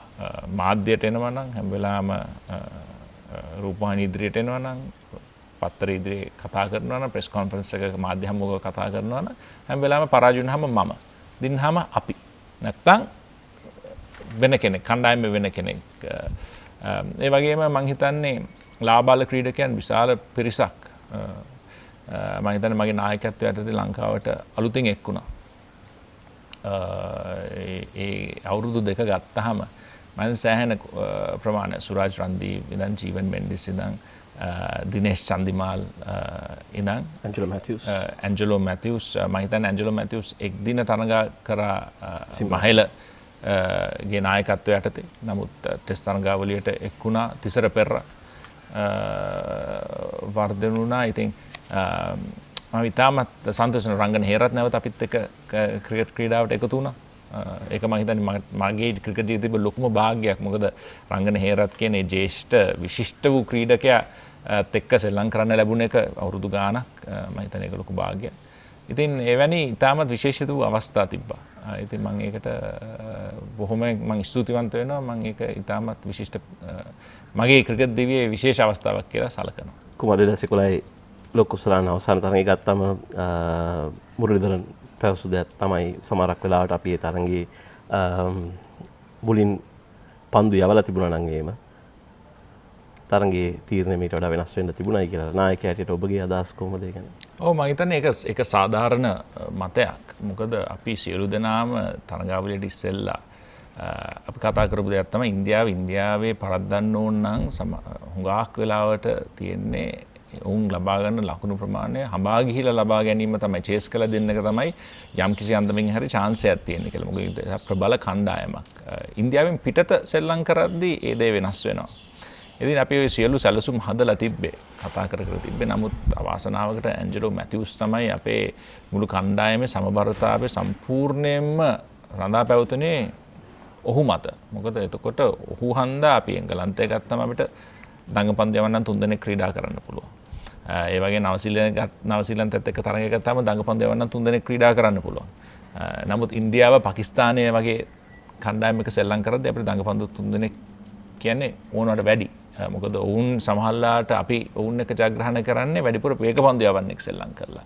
ඉතින් මේ අවශ්‍ය වෙනස්කම් කරන්න ඕන නම් ඇන්ජලෝ මැතිව්ස් හැම වෙලාවෙම ඔහුගේ පන්දු යැවීම ඉතාමත් වැදගත් වෙනවා. ඔහුගේ පිටිහරඹයත් ඉතාමත් වැදගත් වෙනවා. නමුත් ඒ සමබරතාවය රැකෙන්නේ ඒ තුන්විරියවෙන්ම කැපිපෙන ක්‍රීඩකයෙක් හන්දා. ඉතින් ඔහුගේ නවසීලන්ත ඒ තරඟේ ආබාධයත් එක්ක අපිට කිසිම අවස්ථාවක් තිබ්බේ නැහැ කණ්ඩායම වෙනස් නොකර ගහන්න. මොකද අපි දඟපන්දු 3 දෙනෙක් ගැහුවා කියලා. ඒක හරියමන් දැන් නෙවෙයි. අපි තව වේගපන්දු යවන්නෙක් එකතු කර ගන්න ඕනේ. ඉතින් ඒක තමයි අපි හැම වෙලාවම මේ අපි තිසර පෙර වෙක් කරගත්තේ. වෙනස් ස්කීම් තුනක් නැත්නම් හතරක් පමණ වුණා. නමුත් පිටතින් ආපු එකම ක්‍රීඩකයා තමයි සුරාජ් රන්දීප්. මොකද ඒ අවස්ථාවේදී අපිට වෝනින් එකක් දීලා තිබ්බ අම්පයර්ස්ලා මුත්තයි මුරලිදරන්ගේ කකුලේ ආබාධයත් එක්ක මුත්තයි මුරලිදරන් තරඟේ ක්‍රීඩා කිරීමෙන් එළියට ගියොත් ඕවර් දෙකකට වඩා අපිට 10 දෙනෙක් එක්ක ෆීල් කරන්න කියලා තිබ්බේ. ඉතින් ඒ සියලු දේම බැලුවාම අපිට අන්තිමට 6-5ක අපි කොම්බිනේෂන් එකක් තමයි ගැහුවේ. පිටිකරුවන් 6යි තුන්නිරයවෙන් ක්‍රීඩාවට ඉතාම ලාබාල නමුත් හැකියාවක් දැක්වුතු ඉස්සර පෙරරවෙක් කරගෙන අපි ඒ අන්දමට තමයි අන්තිමට සියලු දෙනාම සාකච්ඡා කළා. ජ්‍යෙෂ්ඨයන් හමු වෙලා පිටිකරුවන් මේ පුහුණුකරුවන් හමු වෙලා තේරුම් කමිටු හමු වෙලා අන්තිමට තීරණය කළේ. ඉතින් එහෙම ගත්තාම තමන්ගේ පන්දු යැවීම නම් විශේෂයෙන් බලපාන්නේ තරගයේ ජයග්‍රහණයට. ඉතින් අපි ඒ දේ හැම වෙලාවෙම දෙවෙනියට කරන්න ඕනේ. අපි ශක්තිමත් දේ අපි දෙවෙනියට කරන්න ඕනේ.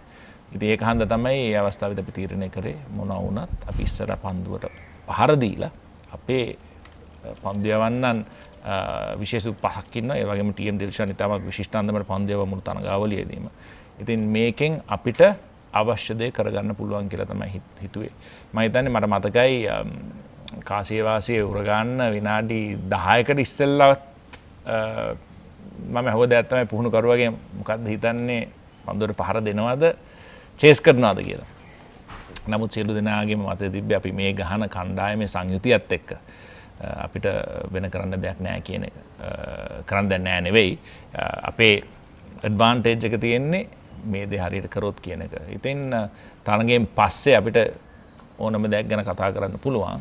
අපිට මේක කරන්න තිබ්බ මේක කරන්න තිබ්බ අරක කරන්න තිබ්බ කියලා. හැබැයි මම විශ්වාස කරනවා අපිට හරියමං සමබර කණ්ඩායමකට සෙල්ලම් කරන්න අවස්ථාව තිබ්බනම් මැතිව්ස්ගේ ආබාධය නැතුව මුරලි කියන කතාව සම්පූර්ණයෙන් ඇත්ත. එහෙනම් අපි හැම වෙලාවම පන්දුවට දෙවනියට පහර දෙන්න ඕනේ. පළවෙනියට පන්දු යවන්න ඕනේ. ඉතින් තරගයක් ඉවරුනාට පස්සේ අපි පස්ස බලද්දී එක තව අලුත් විසඳුම් අපිට එනවා. අලුත් අදහස් එනවා. නමුත් අවාසනාවකට ඒතර තරගය ඉවරයි. නමුත් අපිට තරගයේ ඒ අවස්ථාවේදීත් අපිට ජයග්‍රහණය කරන්න විශේෂ වූ අවස්ථා කීපයක් තිබ්බා. නමුත් උඩ පන්දුවක් ගිලිහී යාම ඒ වගේම යම් කිසි ක්‍රූෂල් වැදගත් සන්ධිස්ථානයක හරි දේ නොකරාම කොච්චර හොඳට කරත් තරගයක් පරදින අවස්ථාව වැඩි විශේෂයෙන් ලෝක කුසලානයක් අවසාන තරගය ගත්තාම. කුමාර සාමාන්‍ය පිතිකරුවෙක් ඇටියට ක්‍රීඩා දිවිය පටන් ගන්නා ඔබ අතිවිශිෂ්ට පිතිකරුවෙක් ඇටියට ක්‍රීඩාවෙන් සමුගන්නවා. මේ දෙයට ඔබ කරන්ට උණු කැපවීම මොනවද? කොහොමද මේ දේ ඔබ ලබා ගත්තේ? මම හිතන්නේ කැපවීම කියන දේ හැම කෙනෙක්ටම පොදු. දැන් මගේ කැපවීම ගත්තාම වෙනස් අන්දමක කැපවීමක්. මොකද මම මගේ ක්‍රිකට් දිවිය පටන් ගද්දී ඉස්කෝලේ යන කාලේ මං ඉපදුන පවුල මගේ දෙමාපියන්ගේ මහන්සිය නිසා ඉතාමත් ස්ථාවර ආර්ථික මට්ටමක අපේ පවුල තිබ්බේ. ඉතින් ඒ අතින් බලද්දී මම දන්නවා අපේ කණ්ඩායමට එකතු වුණු හුඟක් දෙනෙක් ඉතාමත් දුෂ්කර විදිහට ඒ පළමු අවුරුදු ටිකත් කණ්ඩායමට එක් වෙනකම්ම උන් ඉතාමත් දුක් විඳලා තමයි එතෙන්ට ආවේ. මගේ කැපවීම වෙනස්. මොකද මගේ මහන්සිය තිබ්බේ මට අවස්ථාවක් පාදලා දුන්නාම මට ඒ වාසනාව තිබ්බා. කියන්නේ හුඟක් දේවල් ගැන හිතන්නේ නැතුව මට අවස්ථාවක් තිබ්බා ගිහිල්ලා මගේ ක්‍රීඩාවන් කරන්න. ටෙනිස් ක්‍රීඩාව, බැඩ්මින්ටන් ක්‍රීඩාව, ක්‍රිකට් ක්‍රීඩාව සියලු දේම. ඉතින් මට දුන්න අවවාදය තමයි මගේ දෙමාපියෝ කරන දෙයක් හරියට කරන්න. ඔයා වාසනාවන්ත අන්දමකට ඔයාගේ ජීවිතේ තියෙනවා නම් ඔයාට මේ ඕනෑම දෙයක් කරන්නේ අවස්ථාව අපිට පාදලා දෙන්නේ අපේ භාග්‍ය තියෙනවනේ ඒක ඔබ ඒක අප්‍රීෂিয়েට් කරන්න ඕනේ. නිකන් ගිහලා කාලේ නාස්ති කරලා වැඩක් නැහැ. ඉතින් කරන දෙයක් හරියට කරන්න. ඉතින් ඒ අවවාදයේ මත තමයි මම මගේ ක්‍රිකට් දිවියත් කරන හුඟක් දේවල් මම ඒක පිළිඹු වෙන අන්දමට තමයි මම හැම වෙලාවම මහන්සි වෙන්න බලන්නේ. ඉතින් ක්‍රිකට් ක්‍රීඩාව ජාත්‍යන්තර තලයට ආවහම විශේෂයෙන් බැලුවාම පවුලත් සමග ගෙවන කාලය, ගෙදර ඉන්න කාලේ සියලු දේම කැප කරන්න වෙනවා. මොකද තමන්ට රාජකාරී ක්‍රිකට් ගහන්න නම් තමන්ගේ මුළු ජීවිතේම ඒකත් එක්ක හැඩගස්ස ගන්න ඕනේ. ඒ වගේම තමන්ගේ බිරිඳට, දරු පවුලට, දෙමව්පියන්ට, සහෝදර සහෝදරියන්ට සියලු දෙනාටම තියෙන කාලය අඩු වෙනවා. ඉතින් මට විතරක් නෙවෙයි ඒ මගේ ජීවිතයට ළඟින්ම සම්බන්ධ කට්ටියටත් හුඟක් කැපකිරීම කරන්න වෙනවා. ඔවුන්ගේ ජීවිතය සියලු දේම වෙනස් කරගන්න ඕනේ මගේ ජීවිතයට ඉඩ දෙන්න. මගේ මේ ක්‍රිකට් දිවියට ඉඩ දෙන්න. ඉතින් මම විශේෂයෙන් මගේ භාර්යාවටත් මගේ පවුලේ සාමාන්‍යයෙන්ම විශේෂ ස්තුතිවන්ත වෙනවා මට මේ අවස්ථාව ලබා දුන්නේ. මොකද මානසිකත්වය හරියට තියෙන්න ඕනේ ක්‍රිකට් ගහන්න. මම හිතන්නේ සැහැල්ලුව හැම වෙලාවම තියෙන්න ඕනේ. හරියම විදිහට ක්‍රිකට් ගහන්න. ඉතින් මේ අවස්ථාව මට පෑදුනා. ඉතින් ඕනෑම කෙනෙක්ට මම කියන්නේ ඒ දේ තමයි කොතරම් අභියෝග තිබ්බත්, කොතරම් දුෂ්කර ජීවිතයක් ගත කරා, කොතරම් වාසනාවන්ත ජීවිතයක් තිබ්බත් තමන්ගේ උප්පත්තියෙන් තමන්ට තියෙන සහජ හැකියාවන් තුලින් විතරක් ඉදිරියට යන්න අමාරුයි. ඒකට අපි එකතු කරගන්න ඕනේ මහන්සිය, දාඩිය මහන්සිය, කැපවීම, හරියමන් තීරණ ගැනීමේ ශක්තිය, අත්දැකීම්, පරිණතභාවය, ඒ වගේම අපි හරි වෙලාවේ හරි තීරණයක් ගැනීම, මහන්සි වෙනවා නම් හරි විදියට මහන්සි වීම, කාලය නාස්ති කරන්නේ නැතුව, ඒ වෙහෙස නාස්ති කරන්නේ නැතුව, ඒ සියලු දේම හරියමං විදියට සංයෝගයක් හැටියට තමන්ගේ පෞරුෂයට ජීවිතයට එකතු කර ගන්න ඕනේ. එතකොට තමයි ඉදිරියට යන්න පුළුවන්. ඉතින් මම බැලුවම මම දන්නවා මගෙත් එක්ක ක්‍රීඩා කරපු හුඟක් කට්ටියට මට වඩා හුඟක් අභියෝග තිබ්බා. නමුත් අපි සියලු දෙනා මේ අභියෝග මැද්දේ එක තැනකට ආවට පස්සේ එතනින් එක එක්කෙනා අන්තිමට ක්‍රිකට් ඉවර වෙද්දී ඒ යන මට්ටම් යම් කිසි අන්දමකින් පොඩ්ඩක් වෙනස් වෙනවා. කණ්ඩායමක් හැටියට තමන් ඉතාමත් විශිෂ්ට කණ්ඩායමක් ගොඩනගන්න පුළුවන්. නමුත් කණ්ඩායම ඇතුළත ඒ ඉන්න එක එක පුද්ගලයන්ගේ දස්කම් ලෝකයේ ශ්‍රේණිගත කරාමත් ඒ වගේම ලංකාවේ ශ්‍රේණිගත කිරීම අතරත් එක එක මට්ටම් වල තමයි අන්තිමට ඉවර වෙන්නේ. ඉතින් ඒක කොහොමද උච්චතම ස්ථානයට දාගන්න කියන එක කණ්ඩායමේ අභිමතාර්ථයත් ඉටු කරගෙන තමන්ගේ පෞද්ගලික අභිමතාර්ථයත් ඉටු කරගන්නේ කොහොමද සංයෝගය හරියට බැලන්ස් කරලා එකතු කරගන්න කියන එක හරියට ඉෂ්ට කරගන්න කියන එක තමන් හරියට හිතලා බලන්න ඕනේ. ඉතින් එතකොට තමයි තව තවත් මහන්සි වෙන්න ඕනේ. අලුත් ක්‍රමවේදයක් හොයාගන්න ඕනේ. වෙන කෙනෙක් එක්ක කොහොමද තමන් පිටිකරුවෙක් නම් කොහොමද තමන්ගේ දස්කම් උපරිමයටම ගෙනියන්නේ. මොකද එතෙන්ට ගෙනිච්චොත් තමයි තමන්ගේ කණ්ඩායමට වැඩක් වෙන්නේ. ඉතින් ඒ ගැන හරියට හිතලා බලන්න ඕනේ. ඉතින් මගේ හුඟක් දේවල් මගේ තාක්ෂණය මම වෙනස් කරලා තියෙනවා. මගේ මානසිකත්වය වෙනස් කරගෙන තියෙනවා. මම හැම වෙලාවෙම හිතුවේ අලුත් අභියෝගයක්. මට එකම තැන හැමදාම එකම විදිහට ඉන්න මම ආසවුන් නැහැ. ඉතින් මට ඕන උනේ මගේ හැම වෙලාවෙම එක පියවරක් ඉදිරියෙන් ඉන්න. මට අභියෝගයක් කරන මගේ මේ කණ්ඩායමේ කට්ටියට ඒ වගේම කණ්ඩායමට එකතු වෙන්න ඉන්න කට්ටිය ඒ වගේම මගේ ප්‍රතිවාදීන් සියලු දෙනාමත් එක්ක මම සෙල්ලම් කරද්දි කොහොමද මගේ දස්කම් හැම වෙලාවෙම එක පියවරක්වත් අඩුම ගානේ ඉදිරියට ගෙනියන්න කියන එක තමයි මම හිතුවේ. ඉතින් ඒක මට වැඩ කරා. ඔබගේ බිරිඳ ගැන කතා කරපින් දාන්නේ ඉතාලියේ පාපන්දු නායකයෙක් හිටියා පවුලෝ මල්ඩිනි කියලා. ඔහුට කියන්නේ one club one woman man කියලා. ඔබ ඔබගේ බිරිඳ සම්මානයේ පාසල් සමයේ ඔබ මම දැන් විවාහ වෙලා අවුරුදු 16ක් වෙනවා. ඔව් මම හිතන්නේ ඉතාමත් විශේෂිත අවස්ථාවක් මට පාදලා දුන්නා එහාලි. මගේ ක්‍රිකට් දිවියත් මගේ පෞල් ජීවිතයත් ගෙදර දොර සිළු රාජකාරී ඒ බර කරට අරගෙන මට මගේ ජීවිතයට ඉඩ දීලා තියෙනවා. ඉතින් දැන් ක්‍රිකට් දිවියෙන් සමුගත්තට පස්සේ මම හිතන්නේ ඒක යම් කිසි අන්දමකින් පොඩ්ඩක් වෙනස් කරලා තාමත් වෙනස් වෙමින් පවතින. මොකද මගේ තාමත් වැඩ රාජකාරී ප්‍රමාණයක් තියෙනවා. නමුත් ඒ සියලු දේ මම හිතන්නේ කාලයත් එක්ක මම දැනගන්න ඕනේ කොහොමද වෙනස් කරගෙන දැන් ඇයට අවස්ථාව ලබා දෙන්නේ කොහොමද? ඇයගේ ජීවිතයට කොහොමද මම ධනාත්මක විදිහට එකතු වෙන්නේ? මගේ දරුවන්ගේ ජීවිතවලට කොහොමද ධනාත්මක විදිහට එකතු වෙන්නේ කියන එතෙන්ට එන්න ඕනේ. එකඟතාවයට මම එන්න ඕනේ. ඉතින් දැන් මම සමුවරගෙන අවුරුදු 4ක් වෙනවා. ඉතින් හිමින් මමත් මගේ ජීවිතය යම් අන්දමකින් වෙනස් කරගෙන දැන් මගේ මානසිකත්වය මගේ බලාපොරොත්තු සියලු දේම ක්‍රිකට් වලින් අයින් කරගෙන කොහොමද ඉදිරි අවුරුදු ප්‍රමාණය පවුලක් හැටියට මගේ බිරිඳත් දරුවන් එක්ක කොහොමද මේ ජීවිතය සාර්ථක කරගන්නේ මින් ඉදිරියට කියන එතෙන්ට මම එන්න ඕනේ. නමුත් මෙතෙක් තාක්කල් මං හිතන්නේ මට වඩා කැපවීම විශාල ප්‍රමාණයක් කරේ මගේ බිරිඳයි මගේ දරුවන් දෙන්නයි. මේ දවස්වල කතිකාවක් තියෙනවා කුමා නැවතත් ක්‍රිකට් ක්‍රීඩාව පාකිස්තානයේ සිදු වේවිද කියලා. ඔබ 2009 වසරේ කණ්ඩායම් බස් රථයේ හිටියා. ඔබ පියෙක් වෙන්න මාස කිහිපයක් තිබුණේ සිද්ධිය වෙනකොට. මානසික වශයෙන් ඒ ඔබට කොතරම් බාධාවක් ගෙන දෙනවද?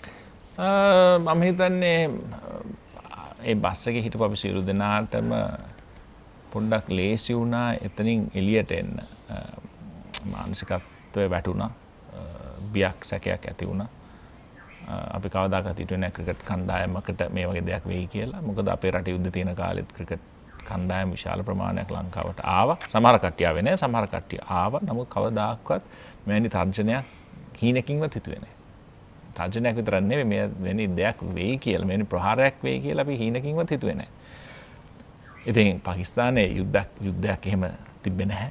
නමුත් අපි යද්දී මෙවැනි ත්‍රස්ත ප්‍රහාරයක් අපිට වුණා කියන එක අපිට ඒත්තු ගැන්වෙන්න අපිට වෙලා ගියා. වාසනාවකට කවුරු ජීවිතක්ෂයටපත් වුණේ නැහැ. එහෙම වුණා නම් මම හිතන්නේ ඒක තවත් දුෂ්කර වෙනවා මානසිකත්වය හදාගෙන ජීවිතෙන් සහ ක්‍රීඩාවෙන් දෙකෙන්ම ඉදිරියට යන්න. නමුත් මම හිතන්නේ වඩා අමාරුනේ එදා බස් එකේ හිටපු නැති කට්ටියට. අපි පවුල් වල කට්ටිය මොකක්ද උනේ?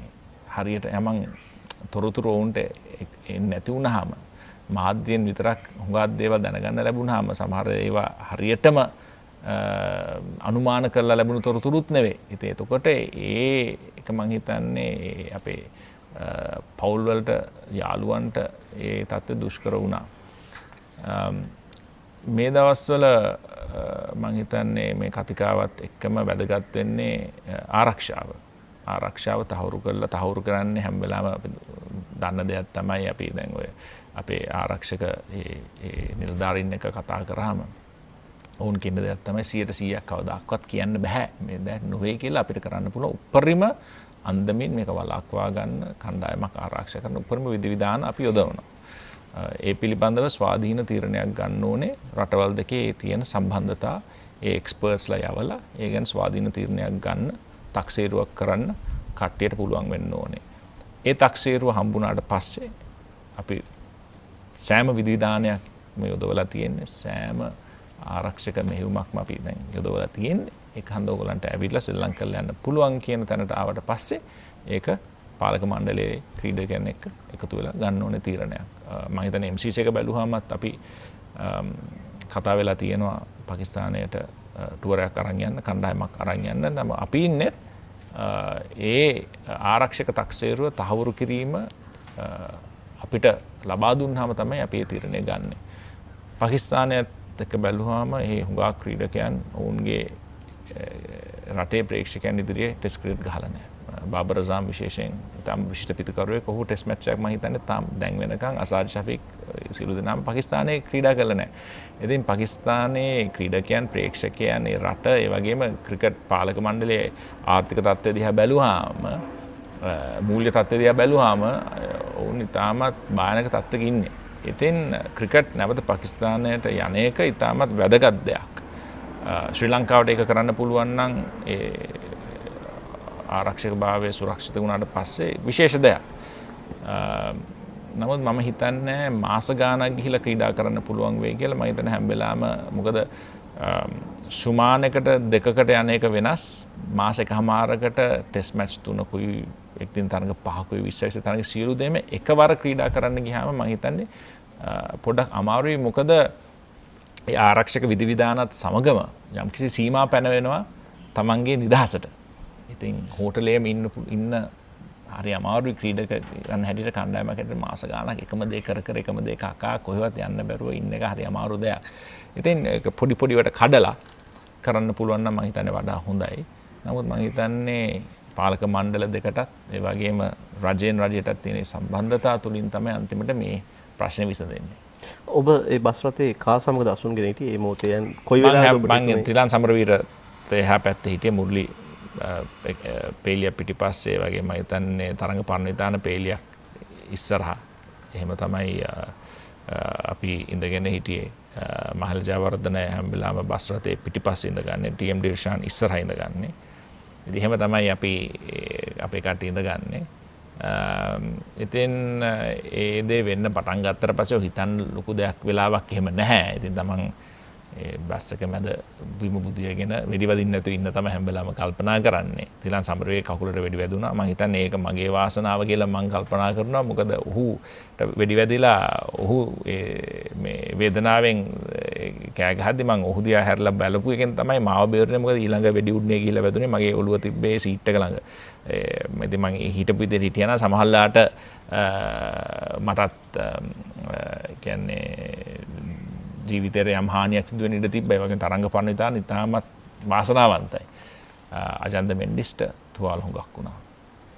ඉතින් එහෙම බැලුවාම අපි සියලු දෙනාම තරගාවලිය තරංග පරණවිතාන තරඟේ පාලමේ මට මතකයි මම ඒ වෙලාවේ හිතුවා දැන් සියලුම ඒ බිය ඔක්කොම සියලුම මැදත් මේ මට විහිළු මේ විදිහට සිතුවිලි පෑවුණා. මොකද මේ පළවෙනි තරඟාවලිය බිඳුවයි දුවද්දි දැවී යාමකුයි දැන් මේ වෙඩි වැදිලා මිනිස්සයා මලා නේද කියලා දැන් අයියෝ මේක මං හිතන්නේ ක්‍රිකට් ක්‍රීඩකයෙක්ගේ අවාසනාවන්තම සංචාරය කියලා දැන් එහෙම හිතුවිලි පෑදුනා. හැබැයි මං හිතන්නේ අන්තිමට ඒ දේ දිහා බැලුවාම මං හිතන්නේ හැම වෙලාවෙම මං විශේෂයෙන් ස්තුතිවන්ත වෙන්නේ කවුරුත්ත් ජීවිතයට හානි වෙන තරමක මම හිතන්නේ ආබාධයක් ජීවිතක්ෂයට පත් වෙන තරමට ඒ අවස්ථාව බැරෑරුම් නෑ කියන එක අපි කණ්ඩායම ගත්තාම. නමුත් මම හිතන්නේ පාකිස්තානයේ ආරක්ෂක සෙබළුන් ගත්තාම උන්ගේ පවුල් වලට මහත් දුකක් තිබ්බා. මොකද සෑහෙන දිනක් ජීවිතක්ෂයට පත් වුණා. අපේ රියදුරයි තාම නිර්භීත අන්දමට රිය පදවලා අපිව කණ්ඩායම ග්‍රවුන්ඩ් එක ඇතුළට ගෙනිච්චා. ඒ වගේම මම හිතන්නේ අපේ රටේ තිබ්බ වාතාවරණයත් එක්ක මම හිතන්නේ අපේ සංවේදී භාවය තව පොඩ්ඩක් වැඩි වුණා. මොකද අපිට තේරුණා යම් කිසි අන්දමකට මේක අපිට විනාඩි 5ක් උනේ. නමුත් ශ්‍රී ලංකාවේ අපේ සෙබළුන් ඒ වගේම අපේ යුද්ධය පැවතුණු ඒ පළාත්වල මිනිස්සුන්ගේ දෛනික අත්දැකීම මොන වගේ දෙයක්ද කියන එකට යම් කිසි අන්දමකින් දැනුමක් අපිට එක්ුණා. ඉතින් මම හිතන්නේ අපේ මානසිකත්වය ගත්තාම අපේ සිතුවිලි ගත්තාම ඒ දේ පිළිබඳ අලුත් දැක්මක් අලුත් වැටහීමක් අලුත් සංවේදී භාවයක් අපි තුළ ඇති වුණා. ඒ සිද්ධියෙන් පස්සේ සොල්දාදුවෙක් ඔබට ඉතාමත් සංවේදී කතාවක් කියනවා. ඔව් මම හිතන්නේ මම මේ කොම්පැනි විදිහේ පැත්තෙන් යද්දි තමයි මාව නවත්තලා මම හිතන්නේ එයාර් ෆෝස් එබලෙක් හිටියේ. ඔහු නවත්තලා කිව්වා මාව අඳුරගත්තට පස්සේ කොහොමද දැන් හොඳයිද අපි කොච්චර බය වෙලාද අපි කොච්චර දුක් වුණාද ඕගොල්ලන්ට මෙහෙම හානියක් වුණා නේද ඕගොල්ලන්ට කවදාකවත් මෙහෙම වෙන්න ඕනේ නැහැ කිව්වා. මම ඉතින් කිව්වා ඉතින් මට වඩා ඕගොල්ලන් නේද මේක හැමදාම මේකට මුහුණ දෙන්නේ. අපි විනාඩි දෙකක් වෙඩි වැදුනාම අපි හැමදාම නිවුස් එකේ. හැබැයි ඕගොල්ලන්ට මේක හැමදාම වෙද්දි කවුරුත් වැඩිය කතා කරන්නේ නැහැ බලන්නේ නැහැ නේද කියලා. ඒතර ඔහු ඒක කියපු කතාව තමයි නෑ මේක මගේ කොන්ත්‍රාත්තුව මේක මේ රාජකාරිය. රට වෙනුවෙන් ඕගොල්ලන් වෙන්නේ දීපු දෙනක ඒක මගේ වැඩක්. ඕගොල්ලන්ගේ වැඩක් නෙවෙයි ඒක. ඒක හන්දා ඕගොල්ලන් තමයි මේ හීරෝස්ලා කියලා. ඉතින් මට ඇත්තටම තාමත් දුක හිතුණා. මොකද ඇත්තටම අපි තමයි මේ කාඩ්බෝඩ් හීරෝස්ලා කිව්වොත් අපි ඇත්ත මේ හීරෝස්ලා වුන්. හැමදාම ජීවිතේ පරදුර තබලා රට වෙනුවෙන් සටන් කරන්න යන කට්ටිය ඒ පළාත්වල ඉන්න අහිංසක ජනතාව දෛනිකව මුහුණ දෙන ඒ මරණ ජීවිතයත් අතර සටන ඒ සියලු දේම ගැනම බැලුවාම අතන වුන් තමයි ඇත්ත හීරෝස්ලා. වුන් තමයි ඇත්ත ඒ විශේෂ වූ කැපකිරීම් කරලා දුෂ්කරන්දම ජීවිත ගෙන යන කට්ටිය තමයි මම හිතන්නේ ඇත්ත හීරෝස්ලා. පාකිස්තානය කියන්නේ ඔබට අමතක නොවන ස්ථානයක්. මොකද ලෝකයා කුමාර සංගක්කාර ගැන දැනගන්නේ පාකිස්තානයේදී ඔබගේ ද්විත්ව ශතකයේ මුල්ම ද්විත්ව ශතකයේ. මම හිතන්නේ ඒ තරඟයේ ඔබ දවස පුරාම කඩලු රකින්නවා. කඩලු läකලා මාවන් කලින් අවුට් නම් ඔබ පළවෙනි ඕවරේද කොහෙද පන්දුට පාර දෙන්න යනවා. ඔව් මම තාම හරියට පැඩ්ස් එකත් ගලවලා මේ බැටිං පැඩ්ස් එකවත් ඇඳ ගන්න බැරුණා. මකා යුනිවර්සිටියේ පළවෙනි පන්දුවේ මම හිතන්නේ මාව නඩපත්තු පුල් පාරක් හරි හුක් පාරක් හරි ගහලා ඩීප් ෆයින් ලෙග් සානේදී අවුට් වෙනවා. ඉතින් මම ඉක්මනට දුවලා ගිහිල්ලා මම බැලුවේ මේ පළවෙනි බෝල් ටික බේර ගන්න ඕනේ කියලා. මොකද මකා යුනිවර්සිටියේ මම ෆේස් කරන පළවෙනි අවස්ථාව. ඉතින් ඒ වගේම ෂොයිබ් අක්තර් හිටියා, මොහමඩ් සමී හිටියා, අබ්දුල් රසක් හිටියා. සියලු දෙනාම හිටියා. ඉතින් ලාබාල ක්‍රීඩකයෙක් හැටියට මේක ඉතාමත් විශේෂ අභියෝගයක්. තනකොළ තිබුණ විකට් එක. තනකොළ තිබුණ විකට් මේ චරිත බුද්ධික ෆර්නෑන්ඩෝ ඉතාම විශිෂ්ට අන්දමට පන්දු යවුවා. ඒකේ මුරලිදරන් ඉතින් හැමදාම විශිෂ්ට අන්දමට පන්දු යවනවා. නමුත් මම හිතන්නේ සමහරවිට ඒක උදව් වුණත් වෙන්නේ නැති. මට වැඩි හිතන්න වෙලාවක් තිබ්බේ නැහැ, බලන්න වෙලාවක් බලලා බය වෙන්න වෙලාවක් තිබ්බේ නැහැ. ඔය ෂොයිබ් අක්තර් හයියෙන් පන්දු යවනවා. ඉතින් මම ගිහිල්ලා සනත් ජයසූරිය හැපැත්තේ හිටියේ. ඔහුත් එක්ක සම්බන්ධතාවයක් ගොඩනගලා මම ඔහු ලකුණු 95 10ක්ද කොහොද ලබා ගත්තා.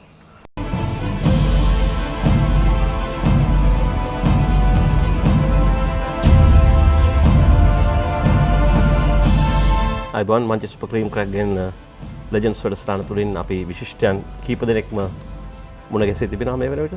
අද දින අප මුණ ගැසෙන්නේ ජාත්‍යන්තර ක්‍රිකට් කවුන්සිලේ පිතිකරුවන්ගේ ශ්‍රේණිගත කිරීම අතරින් අංක 1 ස්ථානයට පැමිණි එකම ශ්‍රී ලාංකිකයා.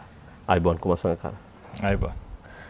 කුමාර ඔබට සුබ පතන අතර MCC සභාපති වීම පිළිබඳව අප ඔබගෙන් දැනගන්න කැමති සාකච්ඡාව ආරම්භ කරනවත් එක්කම මොන වගේ කාර්යභාරයක්ද සභාපතිවරයාගෙන් ඉටුවේ යුත්තේ සහ ක්‍රීඩාවට බලපාන අභියෝග මොනවද ඉදිරියට?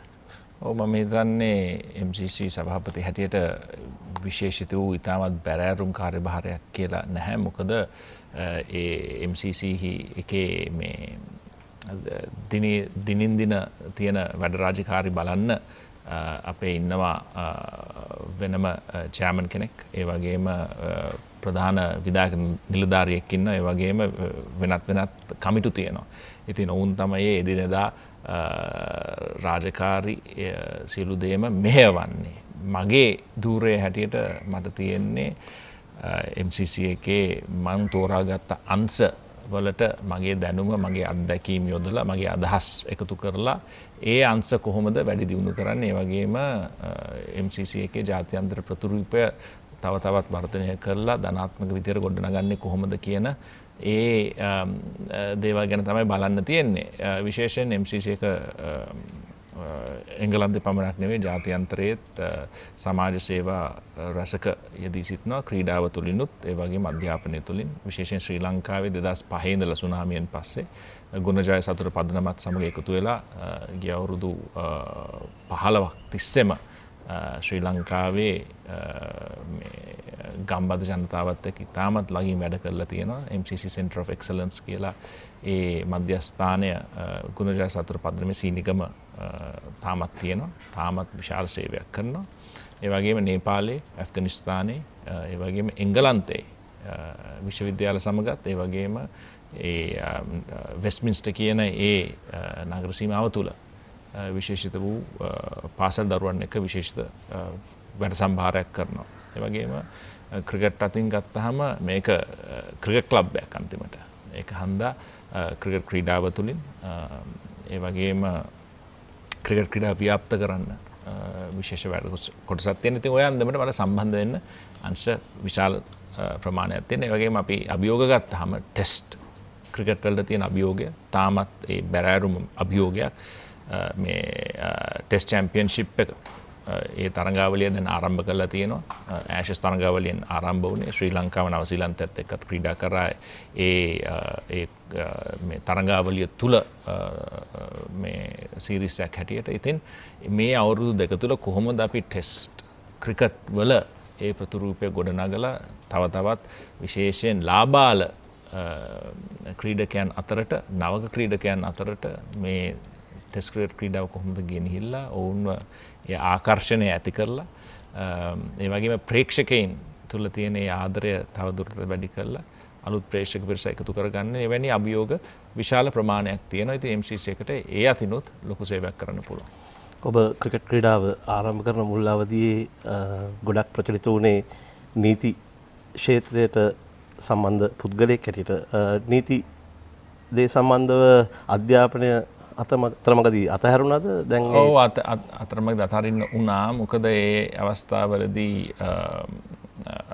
විශ්වවිද්‍යාලය මං හිතන්නේ මගේ ක්‍රිකට් දිවිය ගැන ඔවුන් හරියම තක්සේරුවක් කරන්න අමාරුලා හිටියේ. මං කොච්චර දුර සෙල්ලම් කරයිද, මම ලංකාවට අවුරුදු ගාණක් සෙල්ලම් කරයිද, ඒ සියලු ප්‍රශ්න මාධ්‍යයේ ඒ වගේම උන්ට තිබුණා නීතියක් දේශන වලින් 60%කටවත් අඩුම ගාන සහභාගී වෙන්න ඕනේ. නැත්නම් ඒ විභාගවලට පෙනී සිටීමේ වරම අහිමි වෙන ඒ සියලු දෙනාටම පොදු නීතියක් තිබ්බා. ඉතින් මට 105%කටවත් යන්න බැරි වෙන අවස්ථාවක් පැහැදිලිලා තිබ්බේ මගේ ශ්‍රී ලංකානු ක්‍රිකට් කණ්ඩායමට තිබුණු ඒ රාජකාරීත් වගකීමත් එක්ක. ඉතින් මම ඒ දෙක කිව්වම ඔවුන් කිව්වා මේ අවස්ථාවේදී අපිට දෙකම කරන්න ඒ ඉඩ අවස්ථාව ලබා දෙන්න බෑ. මොකද අපි අනිත් සිසුවන්ටත් මේ ඒ දේම කියනවා නම් සියලු දෙනාම එක හා සමානව අපි සලකනවා නම් ඔබට මේ අවස්ථාව ලබා දෙන එක අපිට අමාරුයි. ඉතින් දෙක එකක් තෝරගන්න කියලා කිව්වා. ඉතින් මම ඒ අවස්ථාවේදී ක්‍රිකට් ක්‍රීඩාව තෝරගත්තා. මොකද අධ්‍යාපනයට පසු කාලයක හරි සම්බන්ධ වෙන්න පුළුවන්. නමුත් ක්‍රිකට් ක්‍රීඩාවේ සෙල්ලම් කරන්න ඉතාමත් පොඩි කාලයයි තියෙන්නේ. ඉතින් මම පසුතැවෙන්නේ නැහැ ඒ ගත තීරණය ගැන. ඉතින් මම ඒ ගැන එකඟතාවයකට අවිල්ලා ඉන්නේ. දැන් නීතියෙන් ඔබට ලැබුණු රුකුල සහ ඔබගේ පියාගෙන් නීතිය සම්බන්ධයෙන් ඔබට ලැබුණු ආభాෂය මේ දේවල් ක්‍රිකට් ක්‍රීඩකයෙක් හැටියට නායකයෙක් හැටියට ඔබට උදව් උපකාර වෙලා තියෙනවද? මම හිතන්නේ යම් කිසි දෙයක් බලන ඒ දෘෂ්ටි කෝණය, යම් කිසි අභියෝගයක් ගැන හිතන ආකාරය, යම් කිසි ප්‍රශ්නයකට උත්තර සොයද්දී ගැටලුවක් निराකරණය කරගන්න යද්දී කොහොමද එතෙන්ට පිවිසෙන්නේ? මම හිතන්නේ දැන් ගැන විතරක් නෙවෙයි ඉදිරියේත් එක පියවරක් දැන් තිබ්බහම කොහොමද ඉදිරියේදී මඟ පෑදෙන්නේ? මොනමනේ අභියෝගයට එතනින් පෑදෙයිද? දැන් ගන්න තීරණයකින් කොහොමද ඉදිරියේදී බලපෑම් වෙන්නේ? සියලු දේම ගැන සලකලා බලලා යම් කිසි විදිහෙන් මම හිතන්නේ මේ කියන ටැක්ටිකල් හරි ස්ට්‍රැටජි පාවිච්චි කරලා ඩිසිෂන්ස් ගන්න ඒ සියලු දේම ගැන අවබෝධයක් මම හිතන්නේ ඒ තුලින් ලැබෙනවා. ඉතින් ඒක මගේ ක්‍රිකට් දිවියට මම හිතන්නේ විශේෂ රුකුලක් වුණා. කොහොම ඔබ නායකත්වය දරු කාලේ ඉතාමත් සක්සස්ෆුල් පීරියඩ් එකක් ශ්‍රී ලංකා ක්‍රිකට් කණ්ඩායමට ලෝක කුසලානේ අවසාන තරඟයට කණ්ඩායම පිවිසෙනවා 2020 ලෝක කුසලානේ අවසාන තරඟයට පිවිසෙනවා. ඒ වගේම ඕස්ට්‍රේලියාවේ මුල්වරට කණ්ඩායම තරඟාවලිය ජයග්‍රහණය කරනවා. ඉතින් මේ දේවල් ගොඩක් තිබුණාට අවුරුදු දෙක නිකන් කෙටි කාලයක් වගේ. ඔව් මම හිතන්නේ අවුරුදු කෙටි කාලයක් තමයි. විශේෂයෙන්ම මම හිතන්නේ ශ්‍රී ලංකාවේ එක කාලයකට පස්සේ නායකයන් ගත්තාම අවුරුදු දෙකෙන් දෙකට තමයි මම හිතන්නේ හුඟක් වෙලාට මාරු වෙලා තියෙන්නේ. මොකද ශ්‍රී ලංකාවේ නායකත්වයේ දරන එතෙන්ට එද්දී තිබෙන පීඩනය තිබෙන අභියෝග සෑහෙන වෙනස් අභියෝග. මොකද තමන්ගේ සම්බන්ධතාවය කණ්ඩායම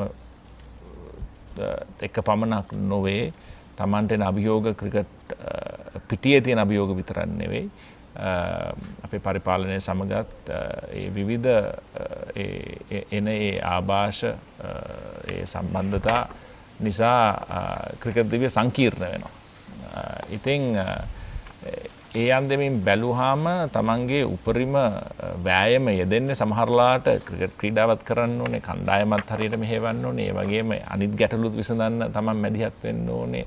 ක්‍රිකට් කණ්ඩායමට එන හිතකර බලපෑම් වගේම අහිතකර බලපෑම් ඉදිරියේ තමන් හැම වෙලාවම තදින් නැගී සිටිලා කණ්ඩායම එයින් ආරක්ෂා කරගන්න ඕනේ, ජ්‍යෙෂ්ඨයන් වට කරගෙන හරියමන් තීරණ ගන්න ඕනේ. ඉතින් ඒ සියලු දේම ගත්තාම මම හිතන්නේ මානසිකව යම් මහන්සියක් දැනෙනවා ක්‍රිකට් ක්‍රීඩාව පමණක් කරාට වඩා.